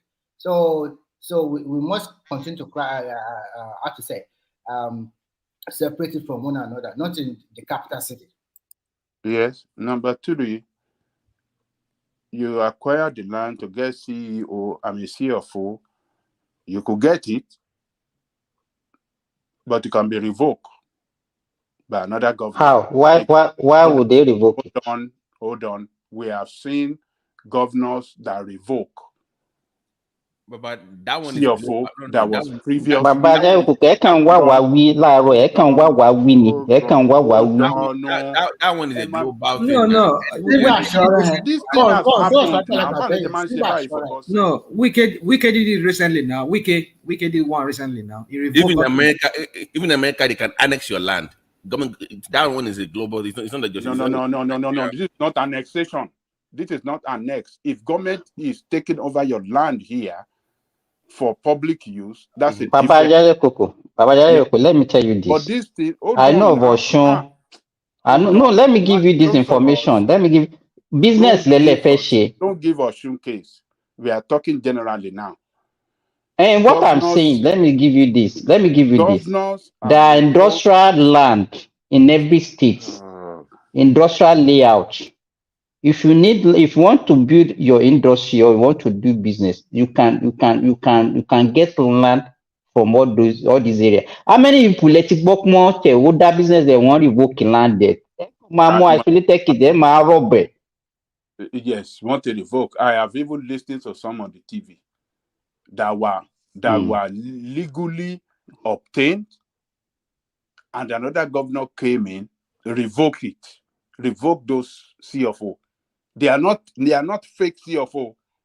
They are one given by a previous administration. He revoked them. So what did they take the land? Oh, stop this, man. What is the question? No, it's a question we are discussing now. Why are you are giving us information? Tell you all of this. I don't need to tell you all of this. We have seen situations where governors revoke CFOs, and they are not fake CFOs. These are CFOs that were given by previous administrations, and he revoked them. So that is not a place.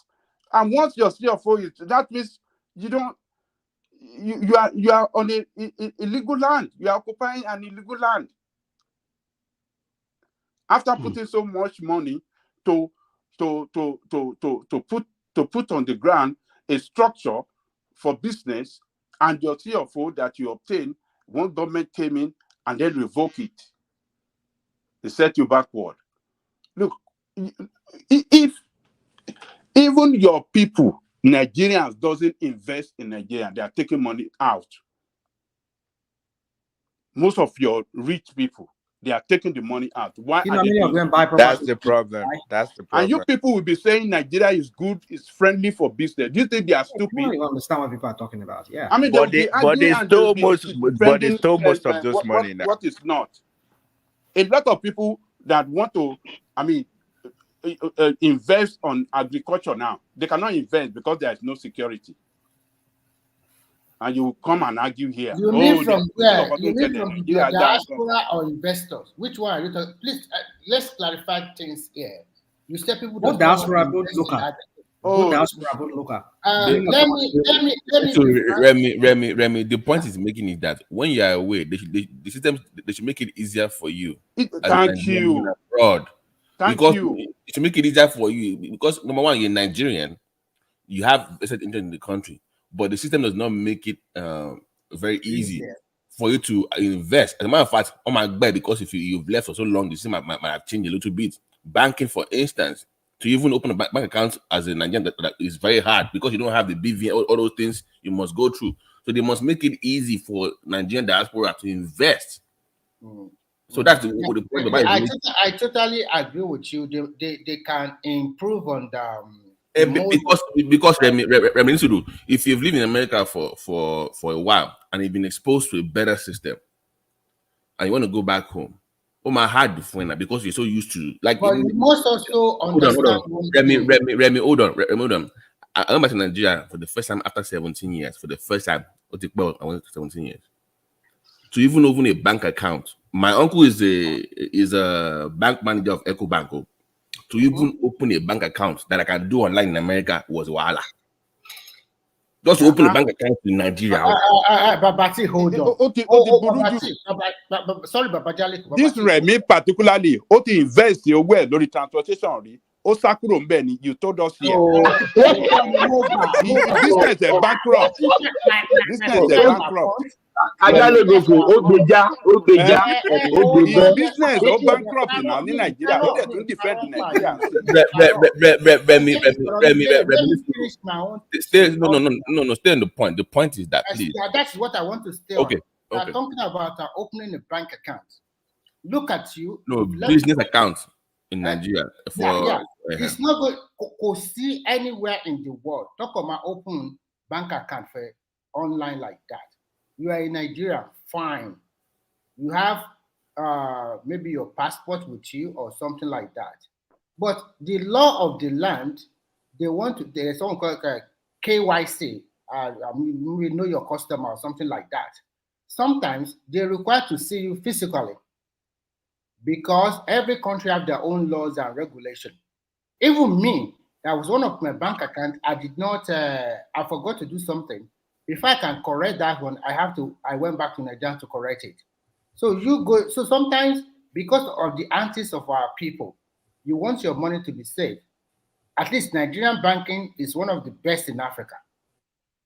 If not ranked among the top 20. No,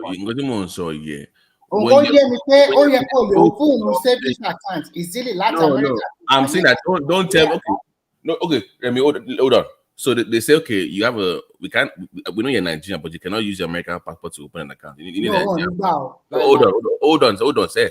I actually have my old passport, that the old one I left with. They say, okay, expire passport. Can I finish? Hold on now. So they say, okay, go and get your national ID card. You can use that one or get a new passport. So I get to National ID office. Oh God, our generator is not working.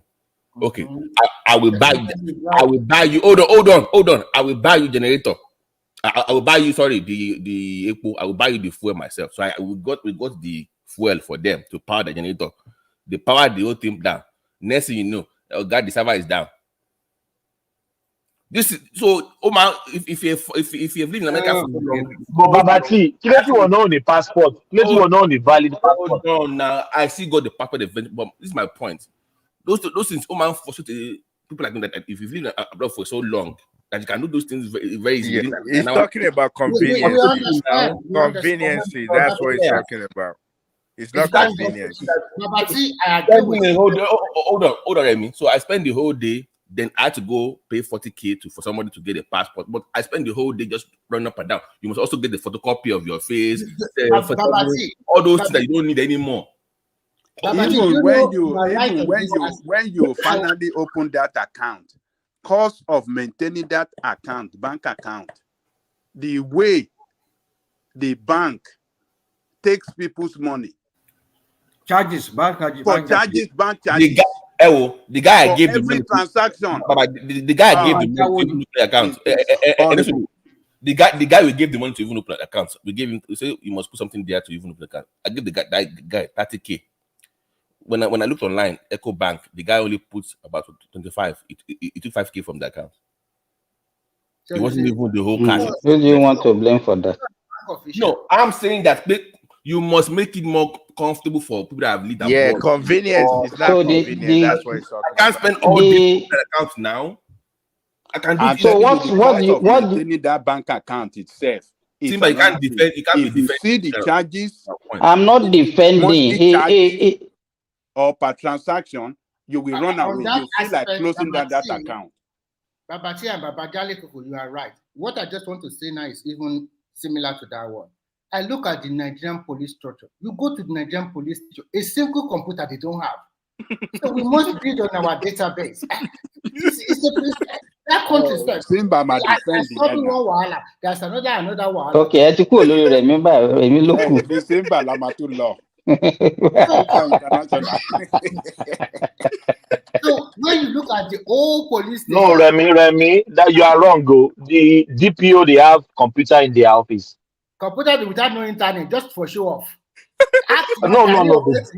Can you operate it? They have, they have, but they should have on the everybody need computer to the internet. So one last cherry police reform Nigeria. O de kọ́kọ́ mú ojú ẹ̀ kọ́kọ́ pàdé mọ́lẹ̀ nù for kọ́ wọ́n bó ṣe máa tún gbogbo ẹ̀ ṣe.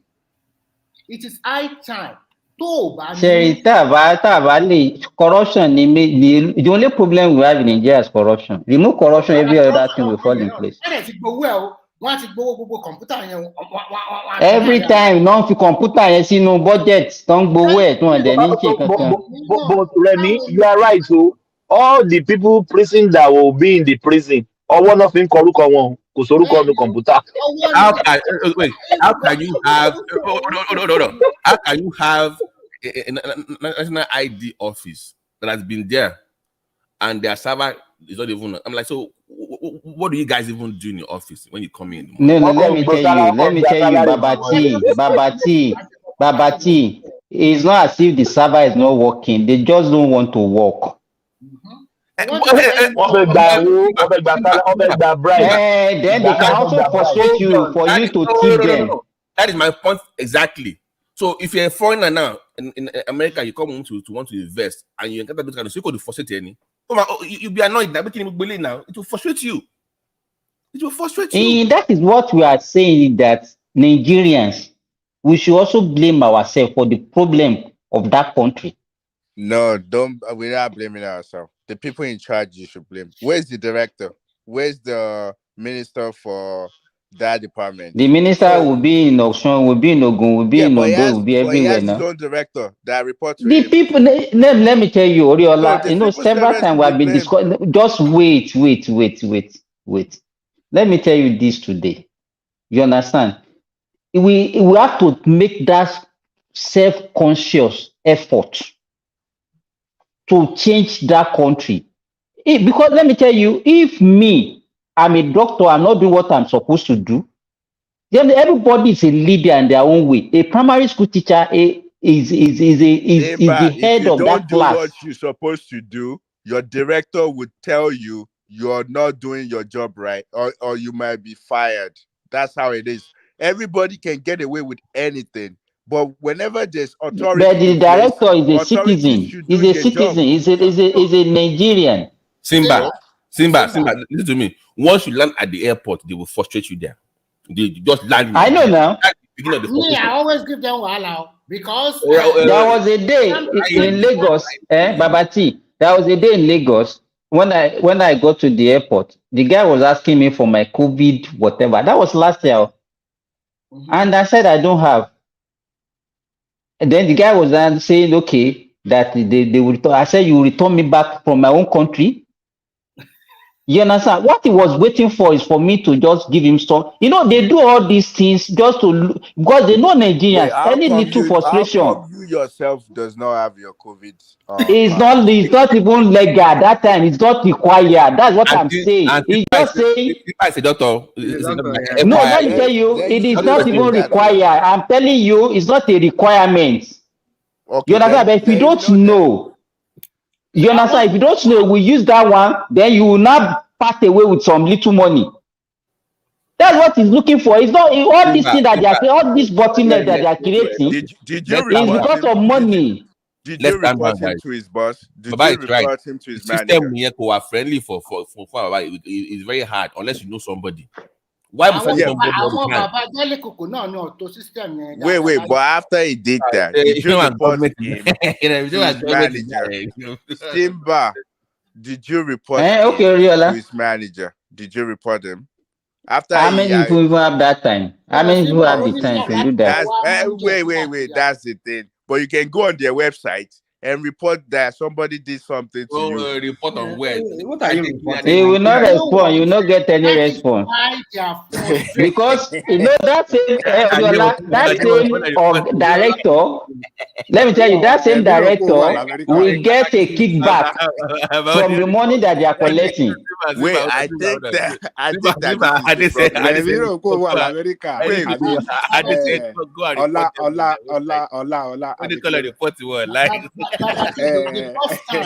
My first time of traveling out. It will work, oh. You guys are just thinking it would. They have presence online now. Oriola, you know those guys that you meet at the airport? Do you know that they pay money to get that posting? You understand, Oriola? Those guys in the airport, they paid money. They paid the so-called director to get that posting in that airport because they know that those are juicy posts.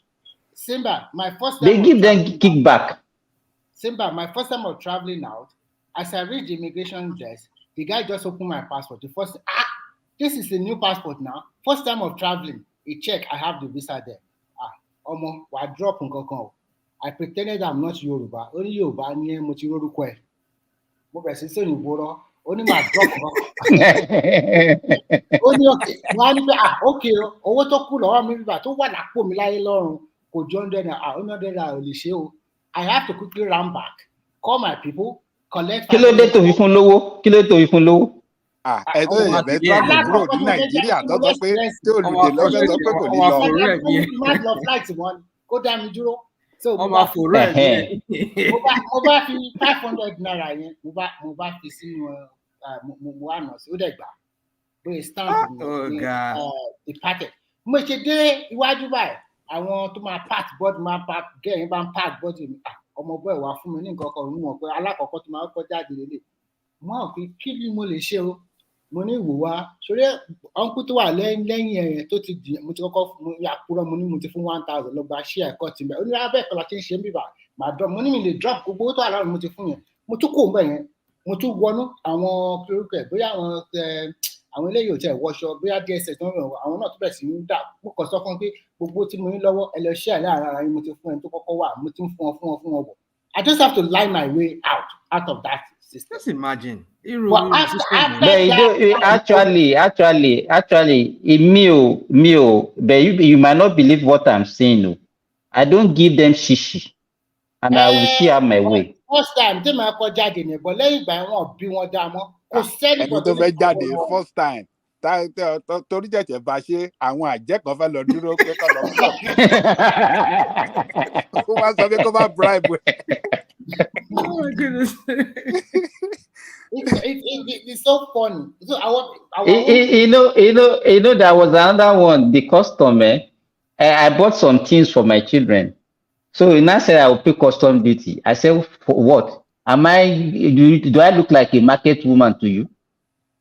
You understand? You know, sometimes they will put some things to you. It depends on the way you respond. If you respond in panic way, or you don't, as if you don't know, then they will use it against you. There was a time I was about to carry some beans from Nigeria to Shanghai, and then the quarantine officer told me I cannot carry the beans. And I asked him, what's the policy? This particular thing must get a certificate. I said, what kind of certificate? I said, this is not my first time of taking beans. I said, I have to just get that certificate. I must pay 2,000 or 4,000. I said, well, as you can see, I don't have any money from me now. So the next thing I will do is that I will probably call one of my family members. Do you have a bank account? Can you give me your bank account? And give me your bank account and they will transfer the 2,000 to you immediately. Behold, the guy refused. So said, no, I can't do that. At the end of the day, he gave me that certificate free of charge, nothing. I don't even need the certificate. I don't show them to them in Shanghai. They don't even care. So if I have given that 2,000, that means that 2,000 will go to his own pocket, cash. He gave me the certificate at the end of the day, which is free. So there's a lot of things that they are doing. Our people are the architect of our own problem. Is this also leader? Is it Buhari? So how do we fix it? Mr. Oriola, when last did you visit Nigeria now? When last did you visit Nigeria? I just want to know. Are you talking about me?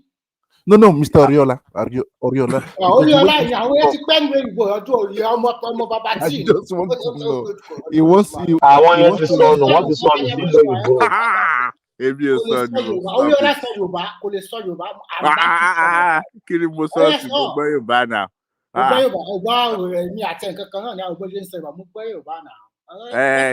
Kí ni mo sọ?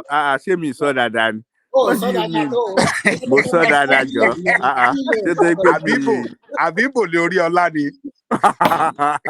Ní ṣe Igbo, Àbí Yorùbá boy náà. Tọ́lá bẹ̀rẹ̀ sí ń sọ pòwe fún ẹ̀sìn èmi àti ẹ̀ máa lọ́ọ̀sì ni o. Èmi gbòwe dáadáa náà. What do you mean? Gbẹ̀rù Yorùbá dáadáa. Oriola, that means if you go to Nigeria now, and the immigration officer stopped you and asked for some gift. What will you do? What will you do, Oriola? What will you do? You got to report him to his superior. It won't work. It won't work. Yeah, but that's the way to fix things now. I understand you guys, but that's the way to fix. You have to visit Nigeria. We contribute money for you to go to Nigeria just for once. You just need to contribute money to me. I was there last year now. I was there last year, January. So you mean that you did not wet the floor for them before leaving? No. The thing is, we are all like guilty of that. I do give them money when they ask. So why are you complaining then? I'm not complaining. I know it's bad. But it's bad. I'm not. It's bad, but what can you do? Everybody, I remember the first time I was leaving Nigeria, even my biro, my pen in my bag, they took it from me. Well, they were just I can't taking remember something. that. So I left it. I said bye bye. So that was it, because it happens. Even my driver was dropping me at the airport. The military guy in front of me just stopped me in front of my car. I said that Baba, you're leaving. I said, for what? I said, you're leaving us now behind. I said, I'm going back home. He said, where's your home? Is it not Nigeria? I said, Nigeria is my home, my second home. He said, everything in your pocket is for us. Then I just took money in my pocket and give to them because I don't want to waste time. If I miss my flight. That one is understandable, because carrying all your small change naira to France again for what? That means you are going to keep it for the next. No. They took euro from me. They took euro from me. Even Mr. Triumph, I'm down to sure that from your house, even they can collect your boxers. Nigerian people, they are waiting for you to go. They will collect everything: your boxer, your handkerchief, your shoe, your everything. They will.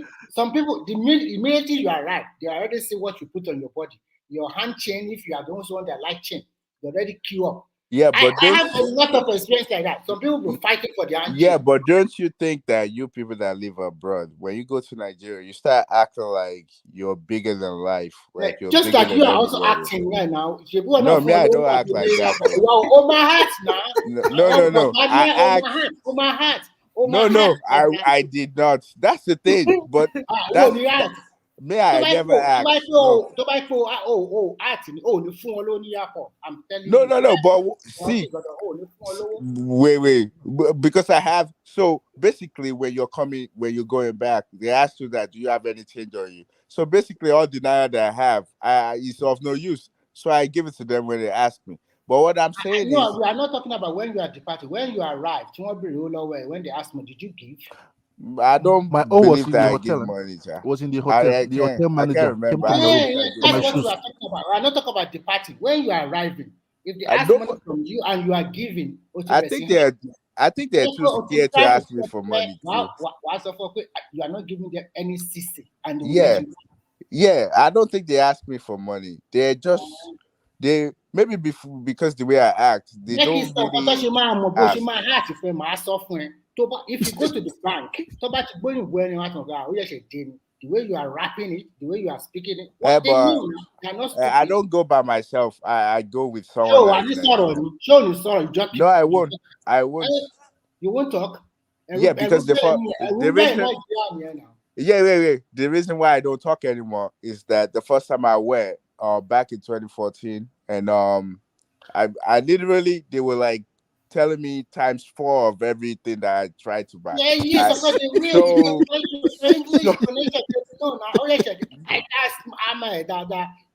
Yeah, but that's what I'm saying, that since then I don't usually go to anywhere by myself, and I don't really talk either. Like, so I for just people like you have not really do you understand Nigerian system?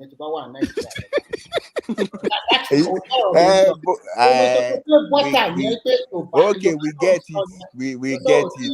I get it, but it's not the right way. I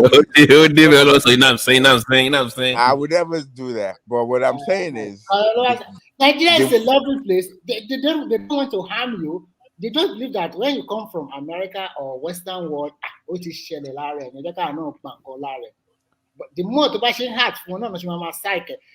see, I saw a video. there's nothing wrong with that. No, listen. I saw a video of area boys hyping one rich guy in Nigeria. The guy gave them dollars. They were telling him, "You are wearing facades, you are wearing Amas perfume." They are just quoting everything the guy. And the guy was happy. If those guys hype you, you will drop. Those Yeah, but that's what I'm saying. Me, I act normal. Like, I dress It reminds normal. me, I don't it reminds me of that movie, that Owo Blow, when they used to hire people on the street now.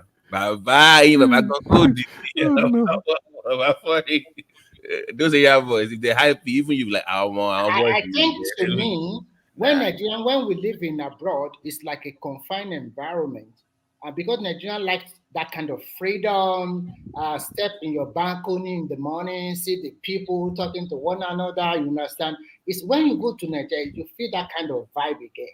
And you quickly want to also belong, no matter the problem of the country. Yeah, but like I said, I stand on what I said. Everyone that goes from abroad to Nigeria, they act like they're too big. They try to things that they don't do in things that they don't do in America or wherever they live. They start acting that way. One of my friends that got picked up by the police in 0304. You know that G unit era now. Oh yeah. This guy he was in med school that time, very well spoken. Only for him to want to go to Nigeria, and guess what he did? He bought all the G unit stuff. Exactly. The way they don't not doing it, you know what I'm saying? It was kidnapped.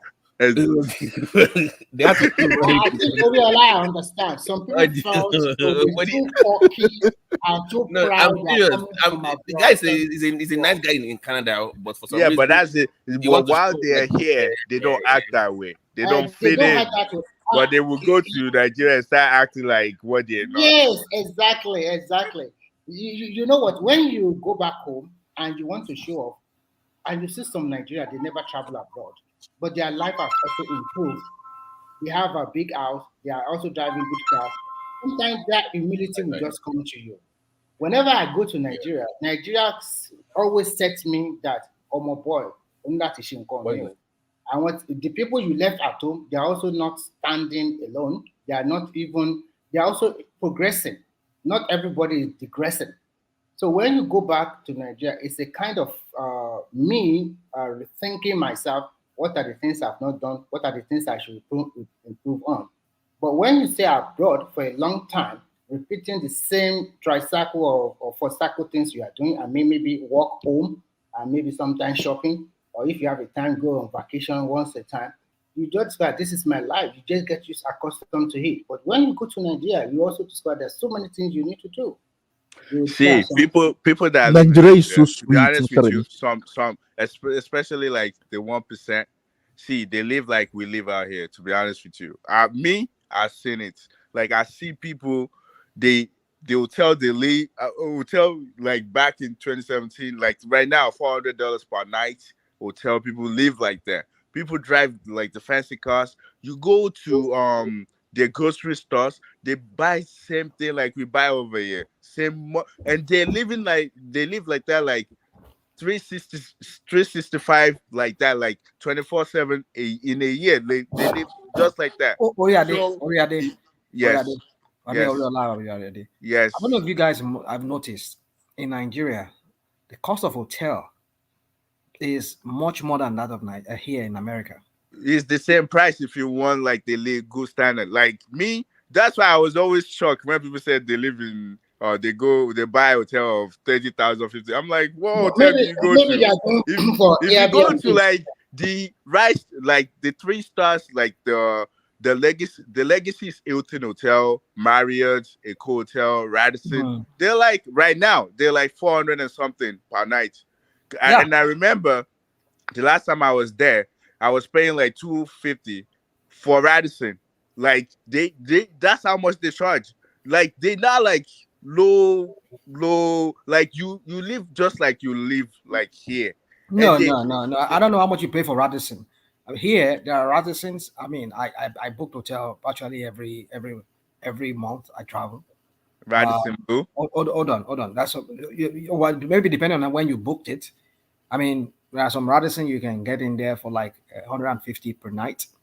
But Nigeria is just so crazy that you'll be paying like $400 per Yeah, night. but we have to remember 600 now, 600 now, yeah, Mr. wait. Rashima. But you have to 600. remember that It's they're extra using. hotel now. So See, if you have the money, so wait. Remember, they have to watch out security because when you go into those hotels, they even scan you to go in.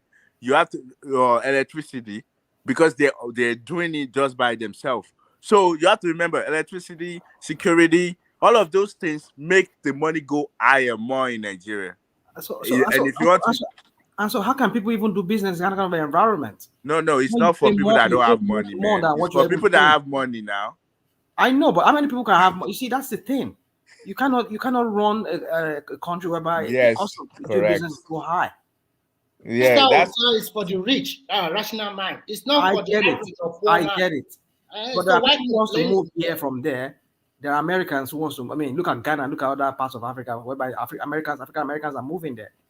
So when you say you want people to come and invest, and people cannot even invest because of the infrastructure that is not there, and that is why so many other businesses that are already there jacking up their services. Rational mind, you continue to look at these things from a different perspective.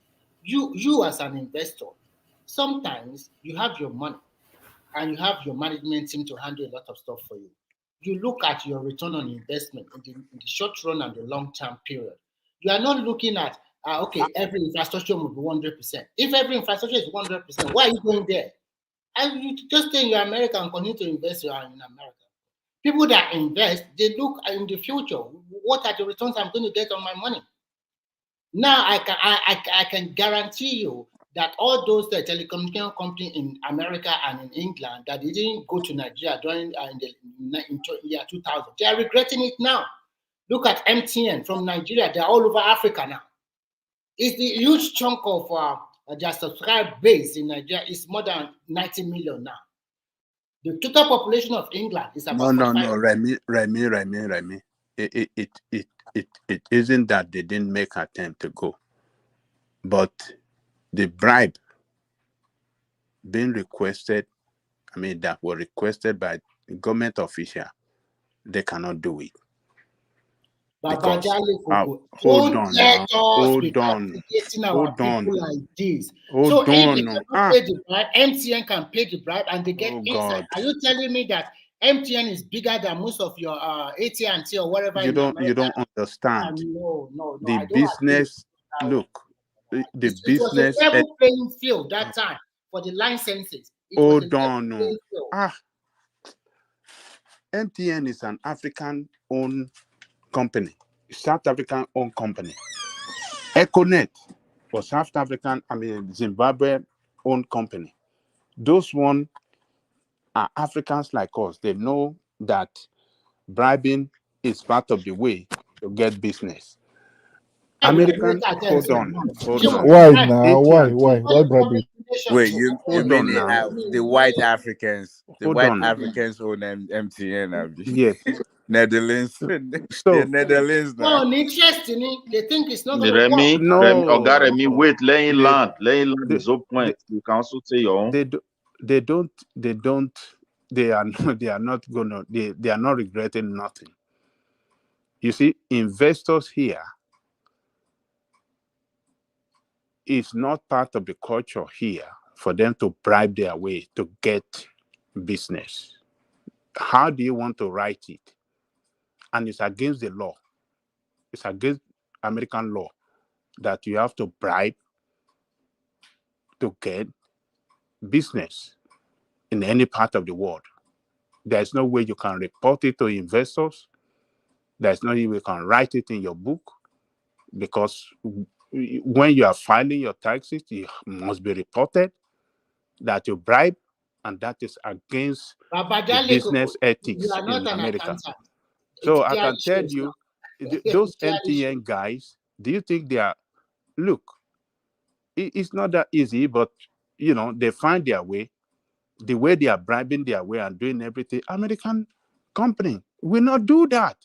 American company will lobby and they won't do it. They won't do it. And part of that money can be. They won't do it. Why don't you see Great Britain businesses coming to do? Why don't you see some other European company or even the German? Why don't you see them come and compete? You think they don't have interest? But the bribery, the way the bribery that you have to go through, the process you have to bribe your way through before, and you will continue. As long as you continue running that business, you must continue to bribe some official. No, you can't do. They don't run business like that. Baba Jalekuko, I totally disagree with you. When they are licensing all those telecommunication companies, it was during Obasanjo regime, your man. Mm-hmm. Everything was open. They invite bidders from all over the world to come and to come and bid for these licenses. That time they were talking about 4 or 5 licenses that time. And most European and American companies, they never show interest from day one. Because they never believe in Africa, and they never believe that kind of thing can work in Nigeria. Like no, don't say that. You don't have never believe. That's not true. You don't have the money. That's why Mr. Remy, Mr. Remy, let me also add to. My name is Remy. Don't call me Mr. Remy. Okay, you know, Sweden is also very high in terms of telecommunication investment. I have met somebody here, exactly what Ajale Koko. No, yes, Ajale Koko that was talking. Exactly what he said was what that guy explained to me. That because of the bribing, there is no way they can be able to do that. You understand me? So they abandoned the whole something. They came. A lot of people came. Don't mind them. And it's true, and they have to work on it. Let me tell you, business model in Western world, the way it works, accountability alone prevents so many nonsense, prevents so many things. And that's why you see they are millionaires who escape through. They are the most quiet people. Because if they bring themselves out, they are in trouble. I'm talking of Europe. America is a little bit loose, not to talk of European. I'm telling you. American side is a little bit loose for them. What I'm trying to say, you cannot generalize everything that because of corruption or because of bribery. Mr. Midwest, I don't agree with you. Let me tell you the fact here. I don't agree with before our recent move from 1999, we used to have all these top European companies in Nigeria. We have Guinness. We have the French like SCOA, CFAO. They are also in Nigeria. We have all these other multinational corporations in Nigeria. Liver Brothers. All of them are in Nigeria. They are British. Are you telling me they don't know the system? They colonized Nigeria very well. They colonized our country. Are you telling me they don't know the system? Let's call it spade a spade. You argue too much. The Nigeria is not. This is not the Nigeria they left for us. We have destroyed the country. So don't say because they colonized us. They left one of the best economy for us, one of the best country for us in the world in terms of currency and economy. So educate people properly. Don't say because they colonize or they do whatever they like. It's what we allow them to do. That's what they are doing. Mr. Chief, Mr. Midwest, they actually didn't leave the country. Technically, they didn't leave. They just gave you a flag, but they were still present. They were behind the scene operating the country. So when you say they left, that's kind of like uninformed. Yeah, they were behind the scene operating. Midwest, you might be right that we have corruption in that country. But what I'm trying to tell you is this: as an investor, and you are looking at your returns on your investment in the future, if everything is El Dorado in your country, what to invest in? If everything is so good, because I always believe where there is dust, that is where there is money. But if everything is paved, everything is glistening, and everything is fine, what are you going to do there? So a 200 million population, with the president going from one country to another country, asking for investors to come. Some will come, and some will never come. And when things continue to turn around for the country, we hope so. And then those ones None will come. Oh, Daro, everybody, I'm going to bed. Good night. You have no goal. None will you cannot say none will come. They just signed. They are not coming. They are not coming. Except those who see opportunity that we want to mortgage our future. They can come in. You can't. Raw materials, natural resources. This is what they will come for: to destroy the environment, to destroy the politics, to destroy the progress of the country, and that is what they will come for. Not investors that will manufacture. You guys are just looking at it from the negative aspect most times. Not negative. The reality is that the government is not willing to do the homework. If they do the homework, to extract your mineral resources, they will create employment for your people. It will generate. No, they have been doing. Wait. How long have we been selling crude oil? Where are we today? We are not talking about crude oil. When are we? How long have we been selling coal and all the rest? Is it not because we are still mining as a continent? Just look at the continent, group it together, and look at when they have been mining up. The crude oil money you are talking to today, they use it to build that Abuja you are looking at. The crude oil money you are talking today, they use it to develop most of the states in Nigeria. Which state is developed? Remy, you are going too much. The crude oil, they use it to send him to school, Midwest. They use that crude oil to send you to school. They are just talking anyhow. You don't go to school. You didn't go to school in Nigeria. You didn't go to school in Nigeria. My parents. Which school did you attend? If you have to, which school did you attend? My parents. Which school did you attend? Let us know. Which school did you attend? You listen now. Let me. You ask me a question. I don't need to be mentioning schools. It's my parents that bought me all my books. No. They were the one who paid my school fees. How much did you pay? How much did you pay? The only time I received free education, it wasn't even measured on crude oil. That was days of Ali and Wemudia, where they gave me free books. And there was no crude oil at that time. It wasn't like a total crude oil. Agriculture was so robust, and we were one of the largest rubber producers, if not for the whole world. As far when was Ambrose Ali? What are you telling us? When was Ambrose Ali? Ambrose Ali that during it was during Shagari regime now. Listen, we enjoyed that administration, and we are still remembering him. That was when I got. We are telling you that the mainstay of our economy during that period was crude. Wait, it was crude, but during that crisis, we survived. We were still able to manage. Which crisis? Shagari economic crisis. So some of his policy, that's when our problem started from. So because of, we were having enough agricultural produce from west, from Bende, north, everywhere. No. What you are saying is not true. Which agricultural crisis? Which agricultural crisis? Look at the question you asked me. You say whether if I'm not getting free school. The only moment I tested free school was that administration. I think I've answered. The rest. Because it was a UPN. It was a UPN. That was let me learn now. Because you want to tell me that I enjoy. What we are saying, if you attended university in Nigeria, what we are saying, let's listen to us, Midwest. If you attended university in Nigeria, it was a subsidized education that you have. You might be paying some little money, but that was not what you're supposed to pay. That's what we are telling you. So you cannot jettison that one completely. Yeah, but is right. He's telling you the truth. Right. I agree with you, my brother. You see, the problem is this: every time we keep mentioning, they are coming to invest in our natural resources. Don't we have brain? What is the purpose of that investing? How long are you going to treat people? The problem. What I noticed there. What I noticed there. All these people that have migrated to the Western world. You understand? You have been away from reality. You understand what I'm saying? You just think that whatever you are seeing, wherever you are, whether you are in America, you are in Europe, you can just come and say, okay, this is the way we can. That we are living in a different environment. We have people with different mentalities. And that is the problem. And that's why people are so bitter. Whatever you say things, you just say, hey, nothing is working. You can, if you want to bring an idea, You have to adopt the idea and adapt it to an environment. Why are you making it personal? Why you have been detached from reality, eh? Ah, why are you being making it? What is the reality You are in making it Nigeria personal now? now. That is so possible. No, actually, we are joking. No, people like Ola and Ayasimba, these are the set of people who said, don't ever say Nigeria, anything is not working in Nigeria. Just keep on praising the country, and then we'll be prosperous people. Even pastors today have changed their lip. And this was what they were teaching us on years ago. Don't say it because it's negative.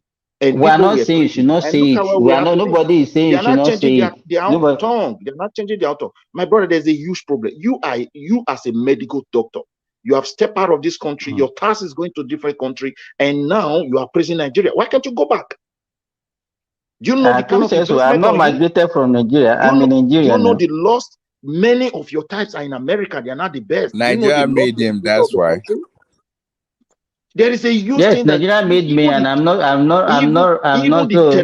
even the telecommunication we are talking about is one of the useless telecommunication in the world.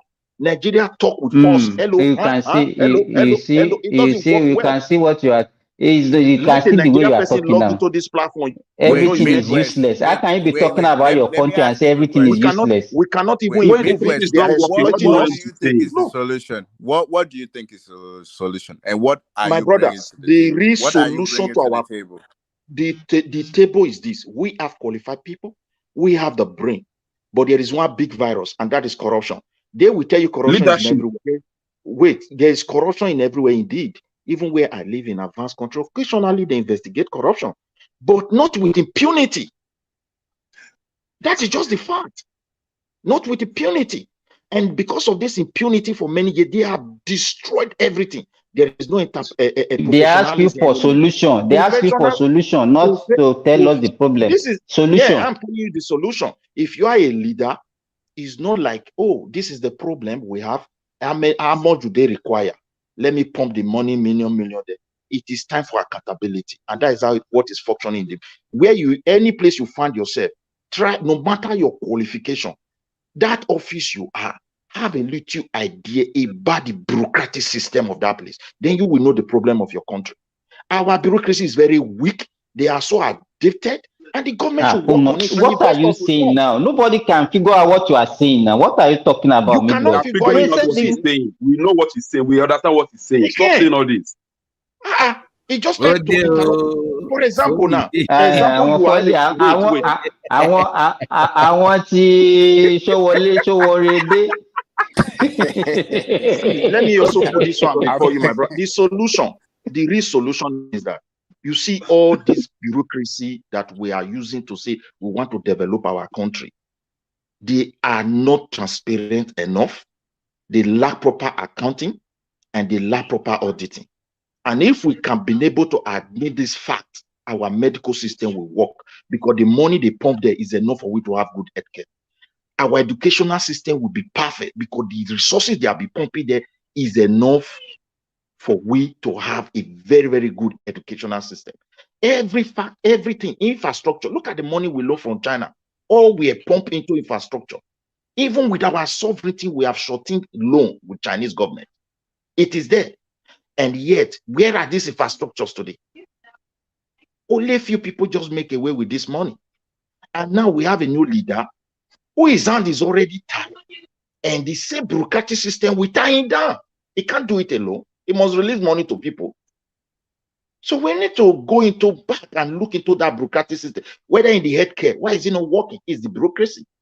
You just put one person there, you pump the money to him, they manipulate. So easy when you go there, when you see file, the way they design document. He's so poor. He has no check, he has no balance. All those paperwork they give to you. So that is the problem. I like my own case, that another person can still contribute his own. And whether you have spoken well. Well, to be honest with you, I don't think Nigeria has the brain for the solution. I don't think we have the brains.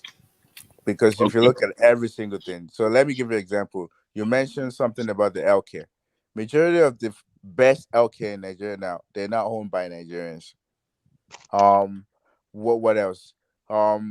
Look at the road. It's not even built by us. What else do we have? The train, anything. Like we're saying we have the brain. I think just because you live outside Nigeria does not mean that you're able to everybody will be like, oh, Nigerians, if you look at the most doctors, they're Nigerians. If you look at the most brilliant people, they're Nigerians. But you have to remember that they didn't build that foundation. They just used the foundation. So now when it comes to our country, we need to build the foundation. And that's where we can see that we are not able to do it. We have to cause some other people to do it for us. Can I ask a question? Can you tell us one innovation by Nigeria that has changed the course of history? Yeah, exactly. That's what I'm saying. I don't think we have any. Or maybe Alabuku. Agbo Babi. The only innovation is the one built by your empire, Benin Empire, and some empire. Those were not even innovation. That is not what we're talking about. Like, yeah, I don't know what. If I say Tesla, as far as the modern life is concerned, zero. Hold on. So you can't say it's zero. You can't say that. If I say the T model of Ford, that changed the course of history. Yes. If I say Einstein, changed the course of history. Yeah. That major that will change the way people see things across. We don't have anything. I've never seen in Nigeria. I don't know if you know about Ashoke in Yoruba land. We are talking, about innovation. No. You know what? You guys, you talk as if we are not actually suffering from. I'm an exam man. A particular problem, but it's not like a global thing. I can say. How do we make that thing happen at that particular ages? That's what we're talking about here. How does it happen?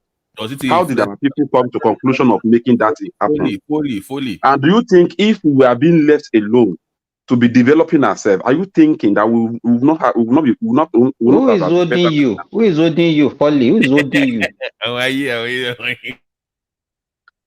you? Fully, we are here now is the point. We are here now. So we're not going to make excuse for what happened in the past, but we are here now.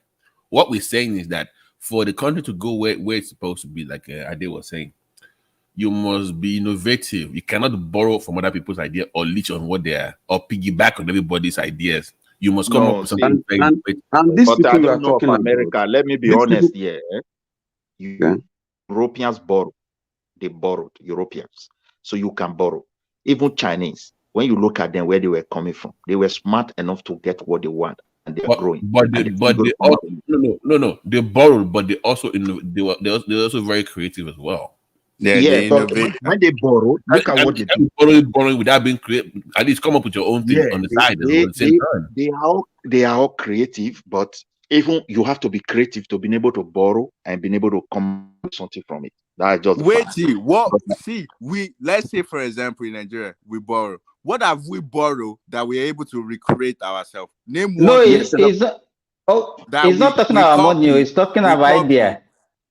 The reason is not our idea. Look at the problem. Look at problem. Nigerian one is this: when the government appoint people to represent. This is not about government. Forget government. I hate when people everything is government now. When they want to shift responsibility, they talk about government. But I don't. I don't know why. I don't know if we all know what the duty of government in a space.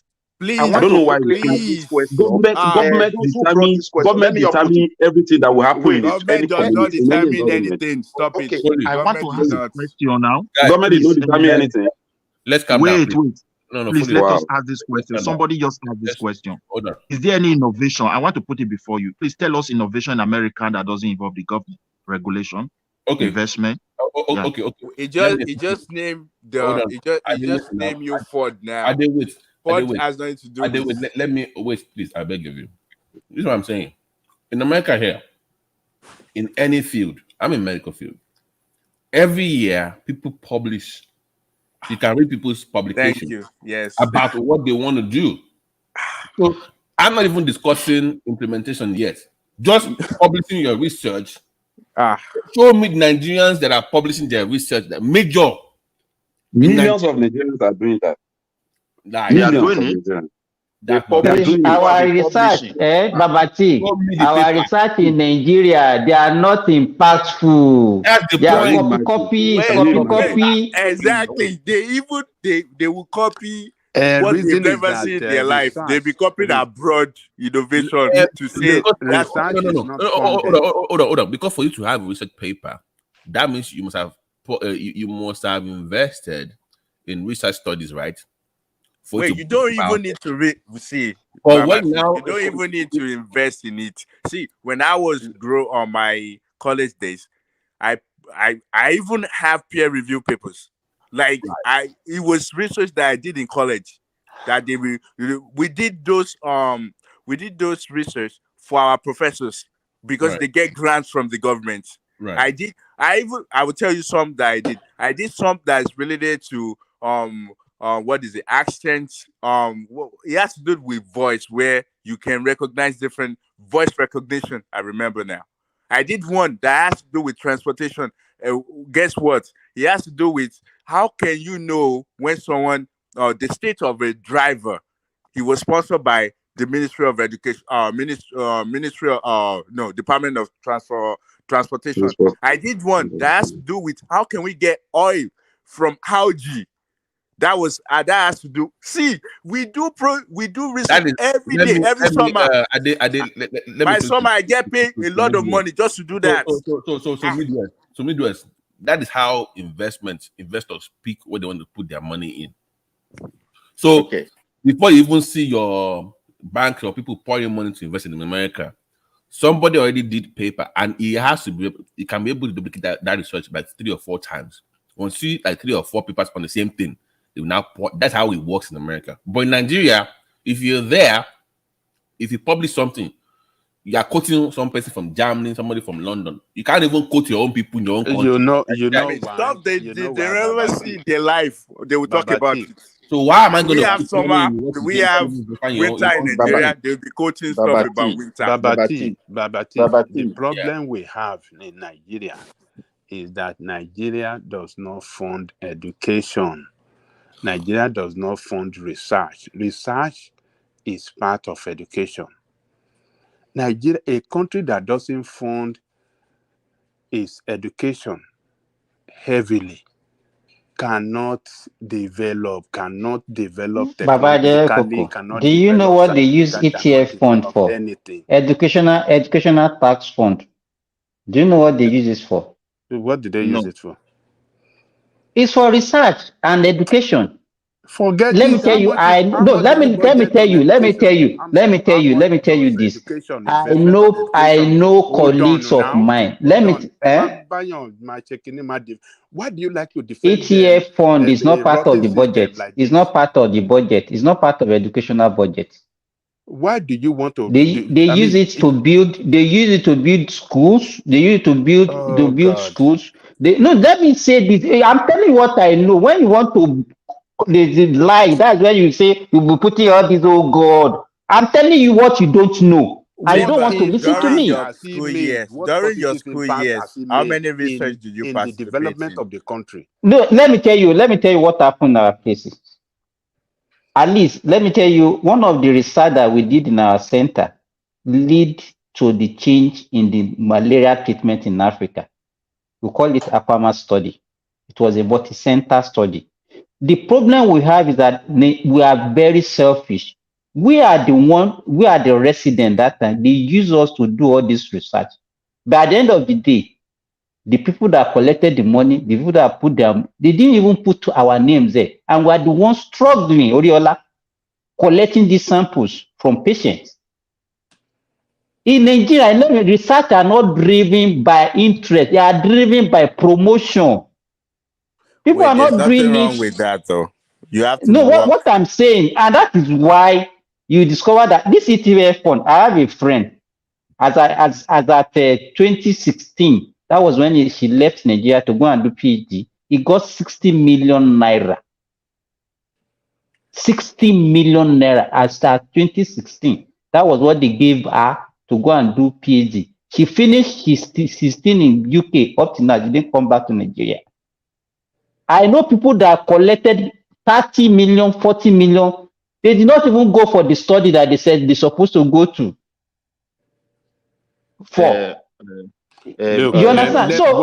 Let me tell you, people get money to do research. They will do it is symbolic. not enough. Some people, due to their connection with politicians, so could get it. It is not enough. That's what we are telling you. Yeah, So now it's not enough. When you started, you didn't say. You said Oriola just told you his own experience now, or the research that he did while he's writing his first degree this year. But let me tell you this: go and check your budget. How much is allocated for education? You cannot have. Let me tell you, Baba, you cannot budget more than what you have. How much is even our budget? I was telling you the other day, the budget, our whole year, a whole year budget in Nigeria is not up to what Saudi Arabia with 35 million population budget for one sector, one ministry. That is not the issue. We are talking of area. What is the issue? Education is area of priority. Healthcare should be area of priority. Good. I don't even know when you started discussing. How much do we have on education? You can't develop. You can't. I know we don't have money now. You know, you can't develop Simba. You can't develop. Please, let me also come in. Let me tell you something. I want to make an example. Develop your talent for the for the betterment of the country in the area of science and technology. A country that is not developed technologically and scientifically is going to be a dead country in this world we have, and that is your country for you. Yeah, my brother, Ajale Koko, please let me quickly put this one before Simba. Simba, the issue is this: it's not a matter of money. Nigeria have been pumping money to solve at least numerous problems, but when you look at it carefully, you will understand that we are not even able to resolve any single one. We are stuck, and we still need more money to solve them. It's because of our shenanigans. We blame ourselves for our problem. I mean, I'm not an advocate of blame. We should blame ourselves for our problem. You see, the problem is, let me tell you, who is ourselves? There is a point I want to bring out. Let me just land it quickly. You see, when I mention bureaucracy, the paperwork enable transparency, enable accountability. It is being designed in a way to hold people responsible for their action. Now, the problem of Nigeria is this: all these people in position is a position of celebration. They will tell you, we know the problem, Mr. President, bring money, and the president will keep on pumping money while the problem is compiling. They eat our money just by giving excuses to us that they want to solve problem. It should stop. The bureaucracy is very weak. If anybody want to help us, they should start enacting new bureaucratic system to develop all these institutions like ministry here, ministry there, so that we can be able to move forward. If you like, go with good intention of doing it. If you want to change Nigeria, it's like you have to kill everybody in that country for that country. You are not killing anybody. You don't like you have to change your mind. You have to change your thinking. You can't kill everybody. See, the thing that changed people's mind, I want to tell you, the thing that changed human beings' mind, even if you put an American to Nigeria, the first thing they will think of is to steal our money because it's so easy to do it. The thing that changes people is inability. It is inability for you to do that which is negative. Without people not knowing, that you are responsible for. Can you ignore government?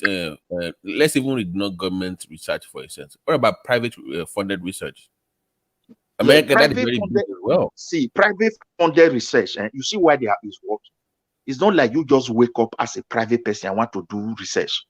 There are already laid down bureaucratic procedure for you to go there. And in that process, the government can see what you are doing. So when people are bringing money, the government will make sure that money is not lost. It's not 419 stuff.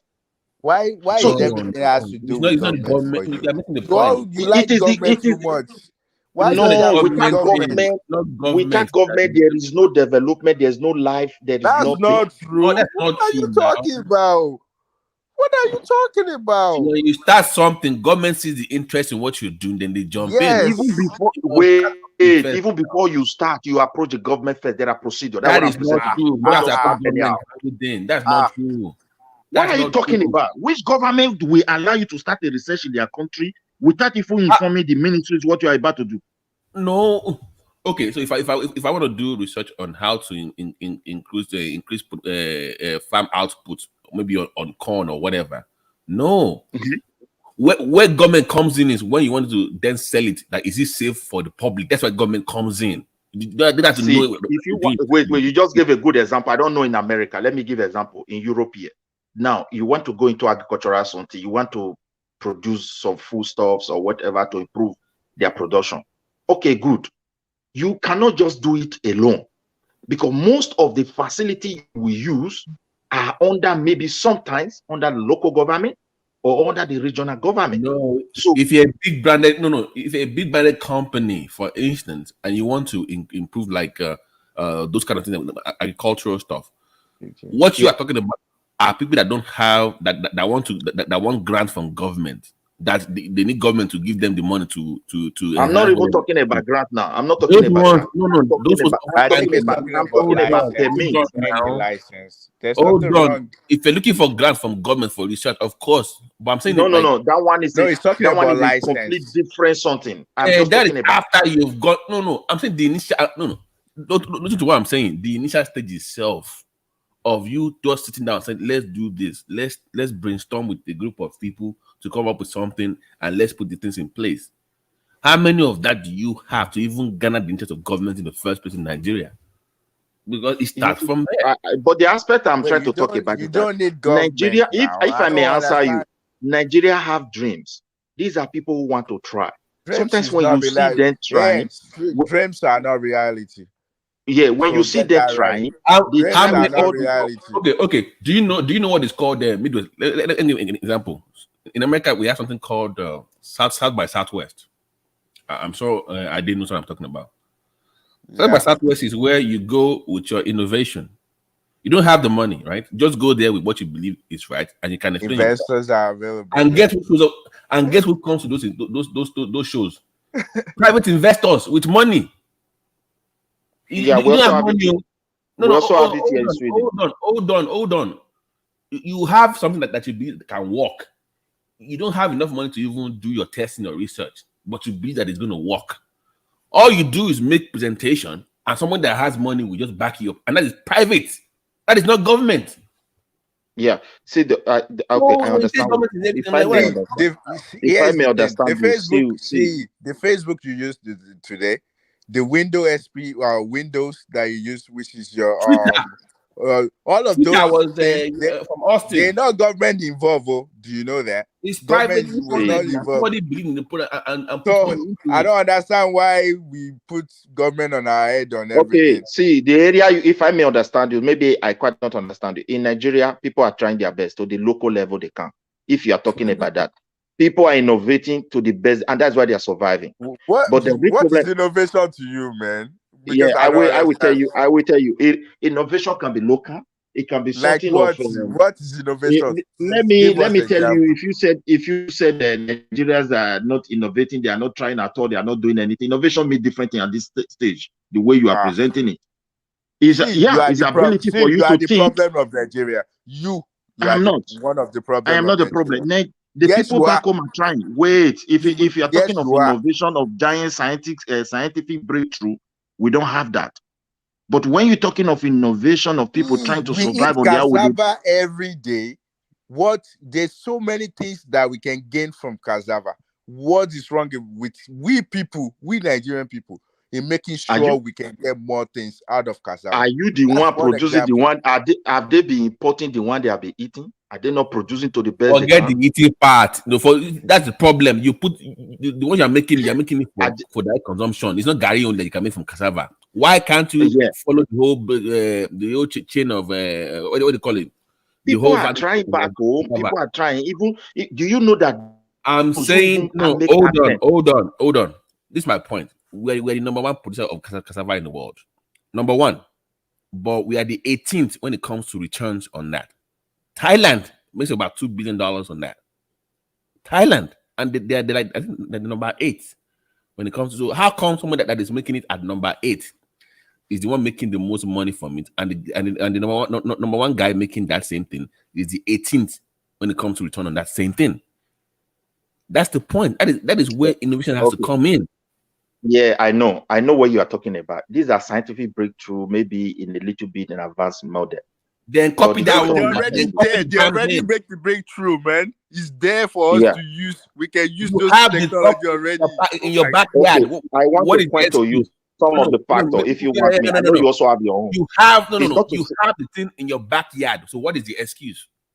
Yeah, let me give you some excuses that is there for me. I see number one, because people who try to exclude the government of the country don't even know the effort some individuals are making. We live in a country of whom sometimes the tribe you come from or the region you come from. There are some offices, no matter what you have, you want to approach them, they are not going to support you, even when the fund is available. So the private individual don't trust anybody. Like you now, no matter what you are, if you go back home, you want people to come and invest in your idea. They are so scared of losing. Oriola BT, you can see that everything that he has been doing since he came on this platform is giving excuses upon excuses. And that is what you do. What is your solution now? We give excuses. We have Gary. We have enough Gary. You talk about that your own. Forget Gary. Stop. Forget Gary. Now. Okay, we have cassava. We have cassava. Sorry, we have cassava. We need a lot of innovation in the cassava. You talk about we're not making innovation. Is it because Nigerians are dull or what? Because you don't know the market, number one. You don't understand the international market for these things. Because if you do, there's no way on God's earth. BT, be honest. We are done. No, I want to ask you a question. Is it me? Is it me that will take it to international market or the government that have to negotiate that? Let me tell you why. Hold on. We are we lack collective intelligence. Okay, so you can have some brilliant minds. I agree with you. But you don't have that collective intelligence to say, Oga, you do A, but if you do that A, I will make money from B, and D can make the same money. Then we just go from that. It's part that chain reaction.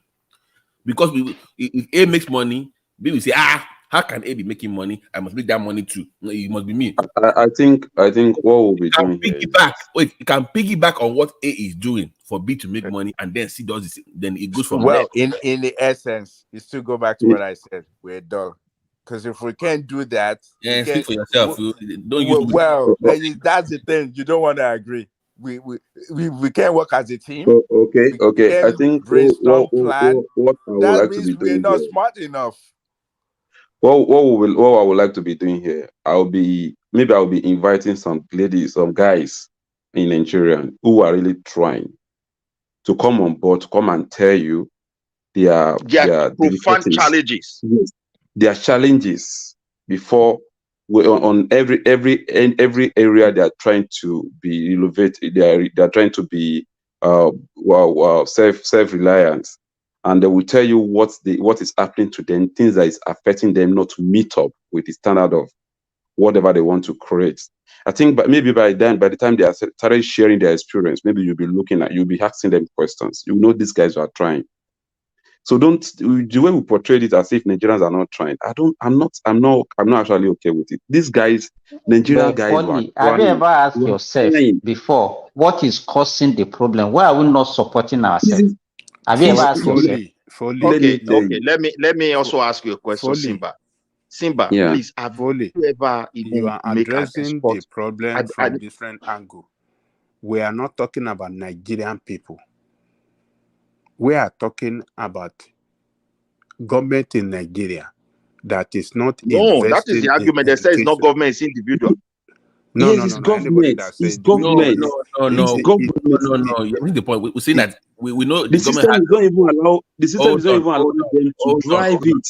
Hold on. I'm saying that government has a role to play in some cases, but we forget that we can also thrive using private hands and private innovations, not just government because the government of where you are create an enable environment for those private people to for example, let's look at our creative industry. Look at our creative industry. Look at what we are doing there. Government is not participating in that. But people who has the money, they are pushing their money there because it's lucrative. Look at the creative industry. Those guys were doing very good. Government is now trying to get involved to get aligned. Nigerians are really what is creative industry? Entertainment, dancing, and all those things. Is that what all you are those calling things. creative Yeah, industry? that thing is selling Is your it not country selling? positively to the world. Is it not It's making money you for the popular. country? The government Let should me build tell you. on Let me it. tell you, Folly. Let me tell you one It's thing. American hip making hop money, sold but who American gets As all the a over the majority of world. the rest? businessman, Who let me gets tell you the this, majority of Folly. the profit? The white men Don't get the mind. majority of that profit. Because Folly, white let men me tell you one invested thing. heavily in it. If They you invested let heavily me in tell it. you, there are some certain things that you don't do. I agree with you. That one we can develop that sector, but that entertainment will not move Nigeria forward. Just forget about it. You can. There are certain. How can What how is much Simba can we saying? say? You want to say that we should rely on only entertainment? Then that is what will bring out of our economy to drop. Just mention one of our Do you know area how which many we think billions our of guys are dollars doing that fine. entertainment bring into the What are they economy? what are Do you they know how using many their money billions for? of dollars? Pyro Yeah, shots. But another question. guys, wait. Even that Nollywood, whatever, it is private money now. Government's not even doing that much for them anymore. No. Yes, because investors are foreigners. The investors are foreigners. That's my point. It's not even government. Exactly. Government did not invest in them. That's why the money is not going. It's not That's coming what in. we say. But business love government so much. Business is in love with the You're government. making my point for me now, fully. For example, look at See, Netflix. my brother, see, Netflix it is are the sponsoring their government is the taproot. When you see the Sowore advocates, Folly and Babajele Koko, they are socialists now. That's what you see. That's why they want to rely on government for everything. Remy, do you know on you without at times I will not at times Remy, please. Remy, please listen. At times, after whenever I left the space, I used to come back again to come and think on how you talk. I now notice that maybe your upbringing actually make you talk the way you talk. Yeah, because you are opportunists. Okay? How? Maybe you have a good parent that actually pay for every bill that you needed when you are coming up. No, I'm telling you. Don't make it personal. No. I'm saying you don't pass through what people actually pass through for them to survive. Guys, wait, please, don't make it personal. Please, don't make it personal because you. Babati, let me respond to him. Yeah, don't make it personal, please. Babati, let me respond to him. First and foremost, I never come to this platform to display wealth. I never come to this platform to run people down. I say it as in my own opinion. Why do you call me an opportunist? I never tell you that. No. You are not getting me. You are not getting me. I'm not insulting you by saying that. Use that word just like I understand. Ajebo, maybe the way you have been brought up. So that you are not on the street. You are not on the street. Wait. Wait. You are not on the street trying to go to school at the same time trying to get money to pay your school fees. You know, that's exactly what I'm saying. Yeah, no, so you have the privilege. But you cannot compare to guys. You cannot compare to guys that will go to farm before they can pay their school fees. Don't mind them. Emotional blackmail. Don't mind them. Don't mind them. Emotional blackmail. That's what they are doing. So if someone like that is actually talking, you have to listen to them. Because they're passing through a lot of things. Remy, don't answer them. They want to blackmail you. Don't listen to their blackmail. Even with you, Simba, with you too. Fully, just guys, wait. Remy needs to do.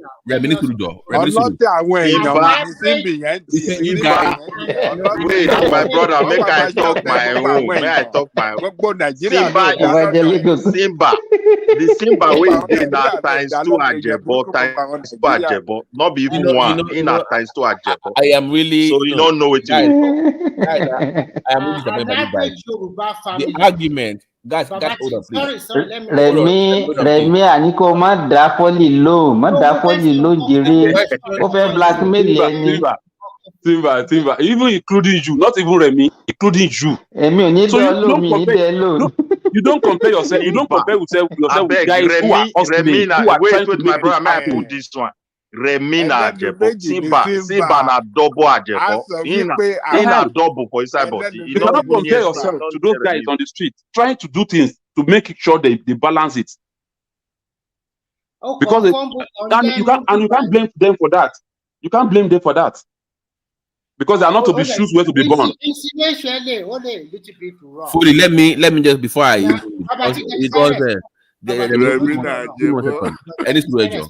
you know this is very sad because I think I'm going to agree with Oriade. We are like dull people because the argument being made about cassava, for instance, was the value chain of the product. That means we're discussing the investment class, the business class in that sector. They're going to be rich people. So how you now manage to bring in one poor guy that can't pay school fees into that argument is what I don't understand. He can, obviously, he cannot afford that. Hold on. Obviously, he cannot afford to pay for that innovation. We know that. But I'm discussing people that have the funds to invest. That way, if they are very successful, that trickles down to that poor man. Then he has a job in that factory or in that industry. That's the argument. But to now try to blackmail people with this one poor guy on the street can't pay fees, how is that relevant to the argument? We are not blackmailing. Don't take it that way. Sometimes but it was not relevant to the no. Wait. My point. We always do this. That was not relevant to the discussion. Okay. Sorry for that. Society. Sometimes we crack joke here. They call us socialists. Somebody's poor. Sometimes they call us socialists also. Nah, man. So let's not do that. Sometimes they call us socialists, but I know since some Ajabo is here, Asiba is double Ajabo. They are the one that have the money to put in those industries now. See, the problem is this: our Ajabo. Our problem is that our Ajabo, they are full relaxed. They don't bother. That is why their parents have. So it is.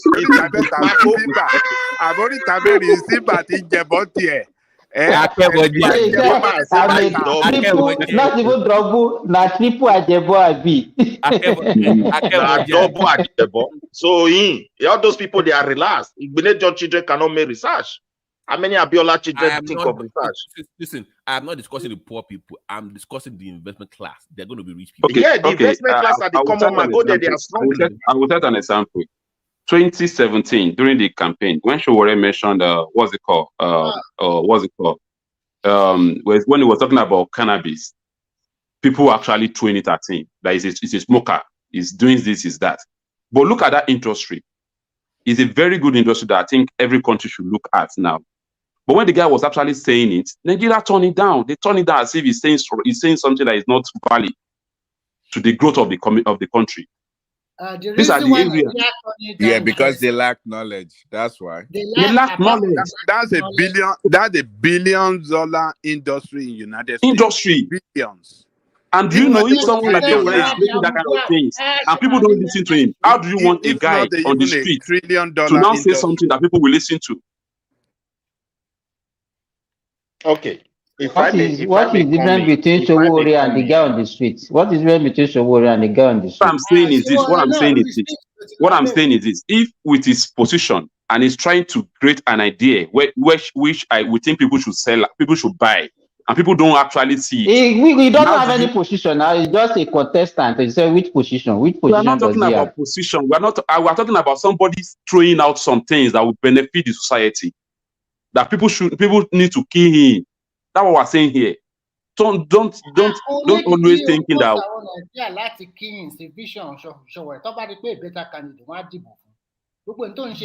not talking about better candidates here. We are talking about what is said at that particular time. And we're talking about the reaction of the people towards what he said. The argument is that your rich people need to do better.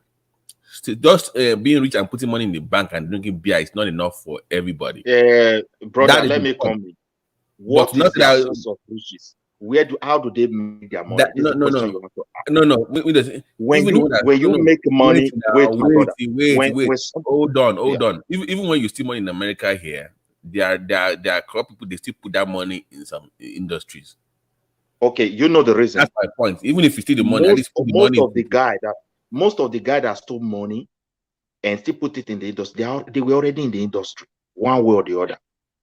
So in Nigeria case, 90% of our millionaires, most of our millionaires today are tied to politics. Their children are in abroad studying. They don't think of innovation. You, and that they have no business to invest the money back into. And they have the money. Their children are being guided by escort. A lot is going on. This thing make people to be dull. And when their father died, you see the wealth going down. And that's the case. You can't compare with advanced country where everybody, even from your past secondary school, you know what is called business area you study, you think of investment. Nigeria think that way. Only the common man that doesn't have the opportunity. They just also want to make it. So there are a lot of things. The bureaucracy is our problem. They are not working properly. And I think every leader that want to help Nigeria should invest on it. It's not Mr. President, bring money. There's no school, there's no roof, there's no this, there's no that. Our teacher is not welfare of the teacher. So pump billions here. When you pump the monies there, the system is not designed in a way that will report to the Minister of Finance or Minister of Taxation compulsory. So it's just like they have nobody to report to. They do whatever they like. They see the paper and now we. How can we move forward? Look, somebody was producing some product in Benin. They wanted to export this product. Only the custom bureaucracy, all those things get rotten inside container. Do you know what common men are suffering in that country? The people that have influence don't have interest over that. They, like if they don't want to export something, they have the license and they make a telephone call. Don't you think that cheap? That's something will move if there's nothing, no contraband immediately, or there's no. Okay. Let me give you an idea, Midwest. Let me give you an idea because you just talk about somebody wanted to. I don't know what the person want to export. There was a time we wanted to be exporting catfish. Yeah. Let me give you an example. Yeah. To Europe, and when they subjected it to quality analysis, they discovered that the carbon content in the fish, because the way it was dried, is more than the standard for Europe. They rejected it. Okay. We have to work on just wait. We have to work on how we can reduce the carbon content, because we smoke it, we use firewood and all those things. That was where we now innovated the use of other means apart from wood and charcoal to dry the fish for export. And that was when the acceptability comes. Sometimes some people will just tell you a story because you are not there. Maybe there are certain requirements that the guy has to fulfill that he failed to fulfill. But people will just throw something out there that I wanted to, and then I was facing frustration and all those things. That requires standards that you have to. Yes. Wait. Yes. But let me also come here. Sometimes I know people interrupt me when I say government.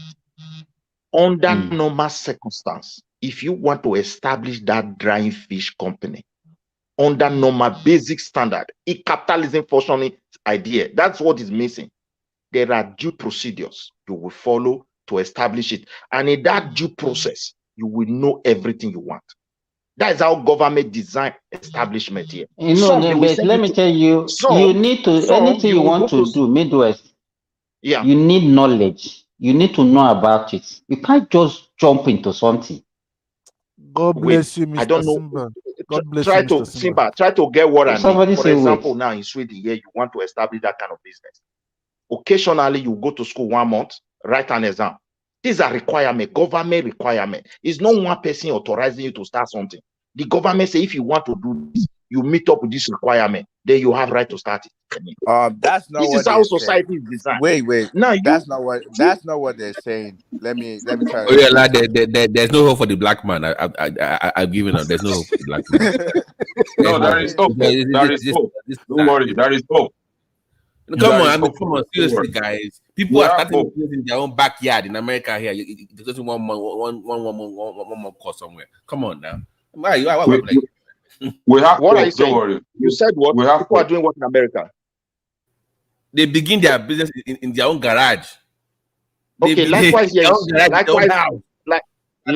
in Sweden. But if you Have you begun a business like that? I don't know whether it's aligned your place. In Europe, if you want to start it, whether it's your backyard, you just go and tell the government, I'm starting this kind of business.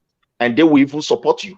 That's how I'm it works saying here. the If innovation. it is Not, mama, no, not. yeah. Oh, you know what? Let's good luck to No, black people. try to educate me. I want to learn from you because my brother, sometimes you see I'm when this guy is saying here. that the idea comes from people sitting down in their backyard with people and saying, let's what can we do?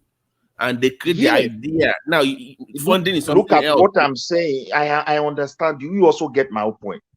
If 3 or 4 here, like the way we are in one man form, a platform now, we have an idea. No matter how small that idea is, we have agreed on it to start it. We must inform the government. And there are ways to inform the government. They will support you. They will never stop you. There are My point is that thing this has is what to I'm saying. Before you even inform the government, it has to get to a level, right, where it is something, right? Okay, we have something here. Thank you very right? much, Mr. BT. So you can't just say, okay, I want to build A now. Let them go and inform government. No, you must have built that A to a level before you tell government. That's what I'm saying to you. I don't know what it may. Just give an example of what Midwest. Let me explain to you. Let me explain to you. Tell government let me explain to you. Like now. Wait, Babati, wait first. Let me explain to you. Midwest, you know this. How will I put it? In Edo State, like now, when you one of the common business there is in pure water business. You understand, Mr. Midwest? You started small with your own money. You start developing. That's what Babati was saying. After some time, you can involve the government or anybody to come and invest in your project. First of all, you start. That's what he's trying to explain. That is the reason why we are not growing. That's the reason why we are not progressing. So we should merge. How come my own brother want to open pure water. He has that number is what he has been waiting for 2 years. Nobody to approve it for him. So please, you see that country we are into, there's a lot of things that is going on that people don't know. The suffering of the common man. Your brother is lying to you. Your brother is lying to you. Your brother is lying to you. How can you use for that number for 2 years? Yes, he has applied and is getting to 2 years now. Nobody has given it to him. It's not true. Are you the one funding it? Maybe the guy just chop your money. It's not me funding it. It's his own business, and this is someone that has traveled. Now you fund down. They confess. They fund down. No. Your brother, they use your money flex. They just use your money flex for Nigeria. No. They lie to you. Let me leave that aspect. If you want, if you have the contact, let him contact me. I can get it for him. Okay, wait. Maybe I will call him Simba. Maybe I will call him. Must he contact you before he gets it done? Must he? You see, wait, my brother. Wait. Make I land my point. I have an important something to put here. If you can permit me, if you can permit me, I want to put something there. To get if you want NAFDAC registration number, it is not an easy task. Okay, my brother. Thank you. You see, it will take you long time. You have to bribe. We don't want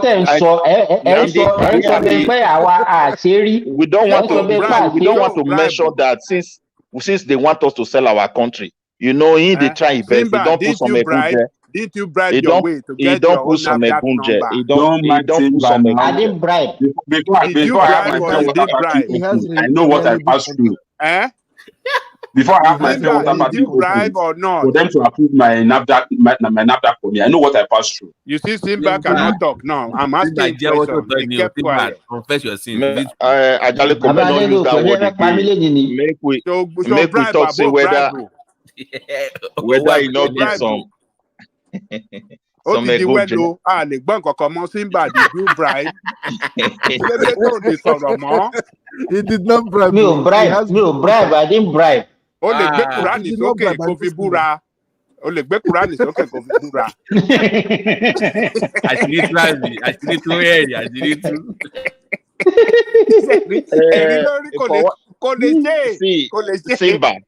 Simba, if we want to start helping ourselves, you see all those people they put in authority, the way it works in advanced country here, before they decide anything to be authorized, there are basic requirements from different institutions that you have to submit before then.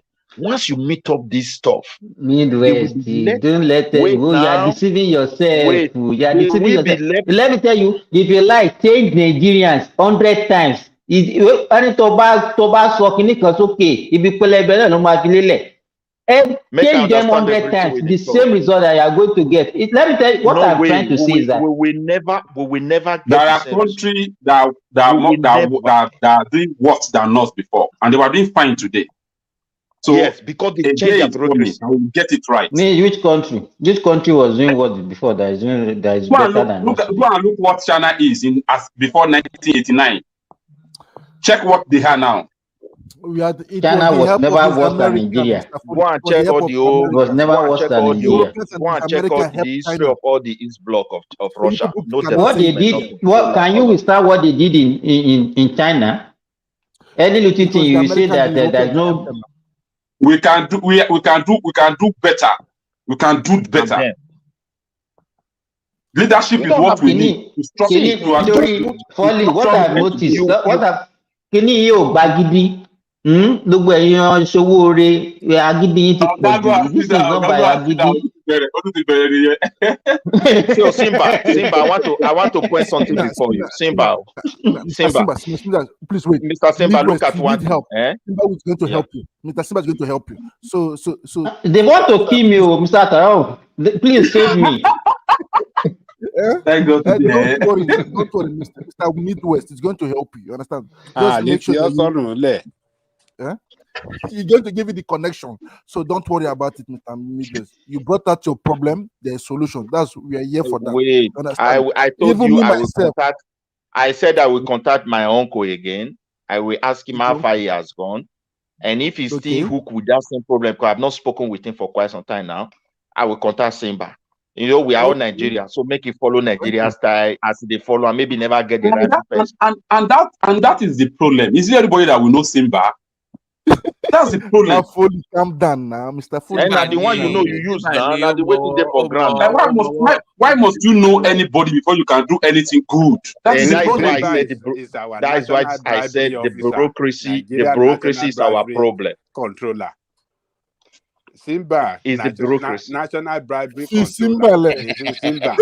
You want to get a contact Simba. I bet Simba did tell me that I should come up. He said he will help me. Maybe they didn't feed the form very well. So let's leave it there. Thank you very much. Thank you. Maybe they did feed the food very well. Because in some so we'll leave it. I remember I sent my family to go and do something in Nigeria. They were just for the past 3 months, they were beaten on the bush. So what I did, I went to the internet. Luckily for me, I saw the director's number directly. I called the director from here. He said, "I'm sorry, sir." So we negotiated it. I never paid a dime. They were asking almost $1 million from my workers back home in Nigeria. Not the director, those the ones under him. So the director said that I'm sorry. So they called the person up. It was free. It was free. I know what I'm saying now. It's just for you to have the right contacts, Mr. Foley. You have to understand. It's just that some people are wicked. It is not the president. Sometimes it is we, the Nigerians, that are the problem. We want to help everybody for free too now. Like now, I do my things for people here free. I don't collect money. For me, I don't talk about. We don't say president. Who did you call? Who did you call for what? Who did you call? Look, Mr. President have his own problem, but that president does not mean because he's Tinubu. Even for Soludo is there, it may be even be worse than Tinubu 10 times, or even this one. Because you are hearing now. We can't force a society to grow. You plan a society, you work a society to development. We lack that idea of working a society. We want to force it. It can't work. Our bureaucracy is dead. They have to work on it. You cannot just place one man on Ministry of Work and Housing. So right now we are going to have road because the man is what's his name now? Because he want to do concrete road with a rod. By the time that road spent 20 years, no maintenance, and those roads are punching our tire, we know the negative effect of lack of maintenance. Let there be accountability how they are moving this cash. How do we even register construction companies in Nigeria? We don't even have company, we only have contractors. What gave them, how do they merit that government contract? Nothing is in place. It's who you know. The same people in Senate have construction company in their state. They will tell the governor to go and penetrate, to go and patronize their own company. And the company is ghost. He has no material. He has nothing. Because the system allowed a lot of rubbish. If the president of today can just say, Nigeria, look, we have been building this road. We don't have it. Please let me find out what exactly is happening. What is wrong? It is the bureaucracy. The way we function is very bad. Somebody is in his house and is receiving salary. Some people say they are not even in existence. They are ghosts. They still pay them money. It's because the bureaucracy is not working the way effectively it's supposed to be. If they improve those things, before you steal, when you know say they go cash you, you not go take that thing. I'm telling you, you will be exposed when you start seeing documents before you. Midwest, can a thief catch thief? Can a thief catch thief? It is the system that catch thief. When the bureaucracy is working well, it will be. But it's human being that run the system now. Midwest, it's human being that run the system. Yeah, look at the way the system. Don't believe that all Nigerians are thieves.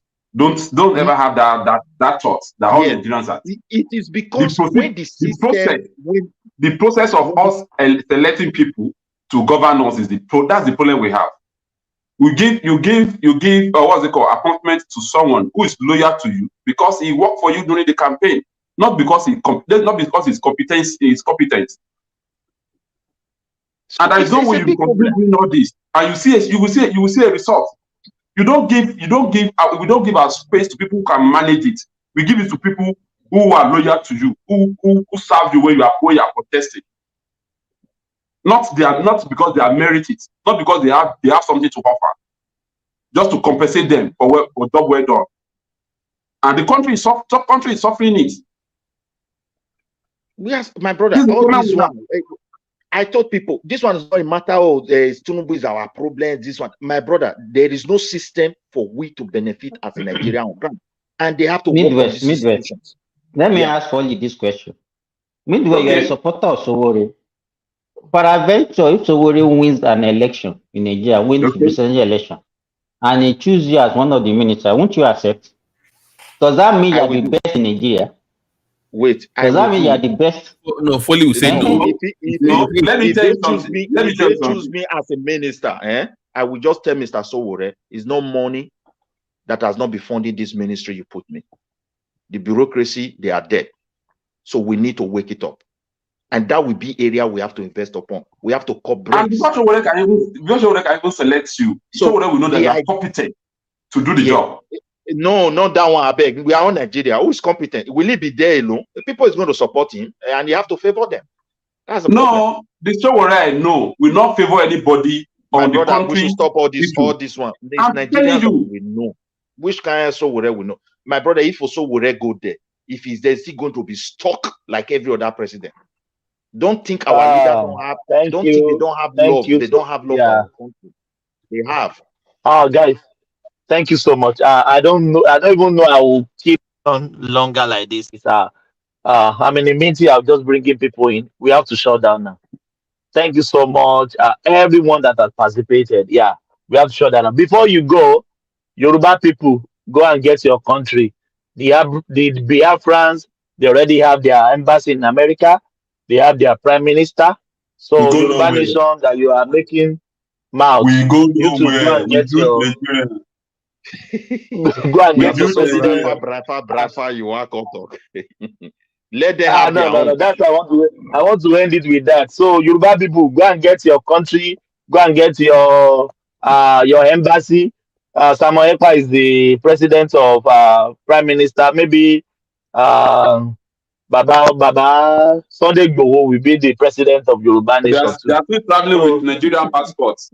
All the Biafrans. They are still traveling with Nigerian passports. Our Yoruba nation àti ní ìwé ìrìnnà tiwa. You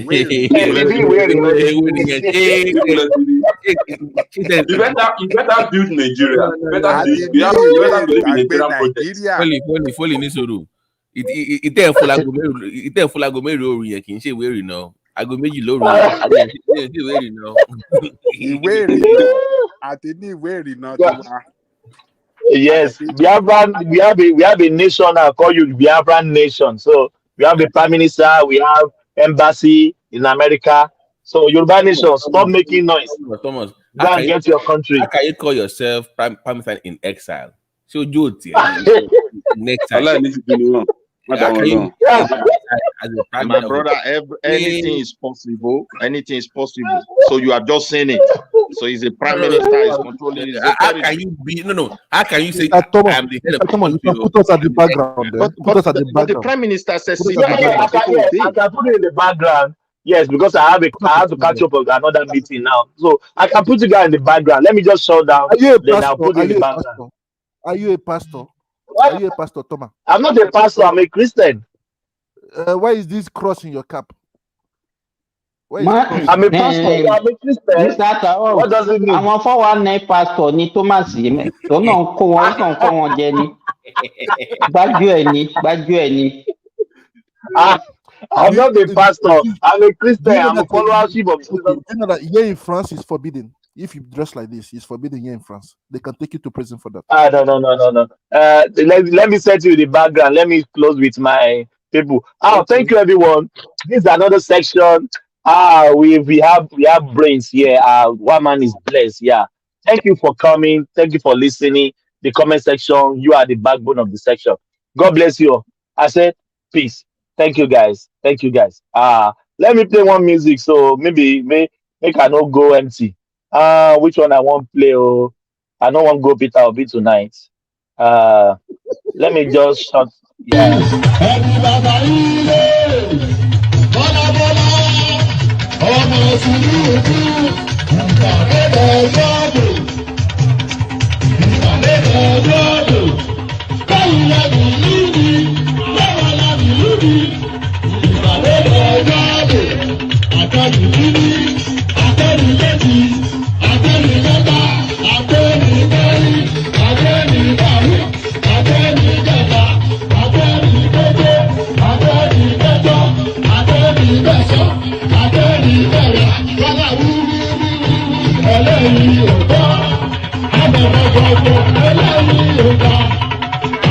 Sílẹ̀, ọkùnrin ẹ̀dùn ní, ọjọ́ tí aláàbà wà.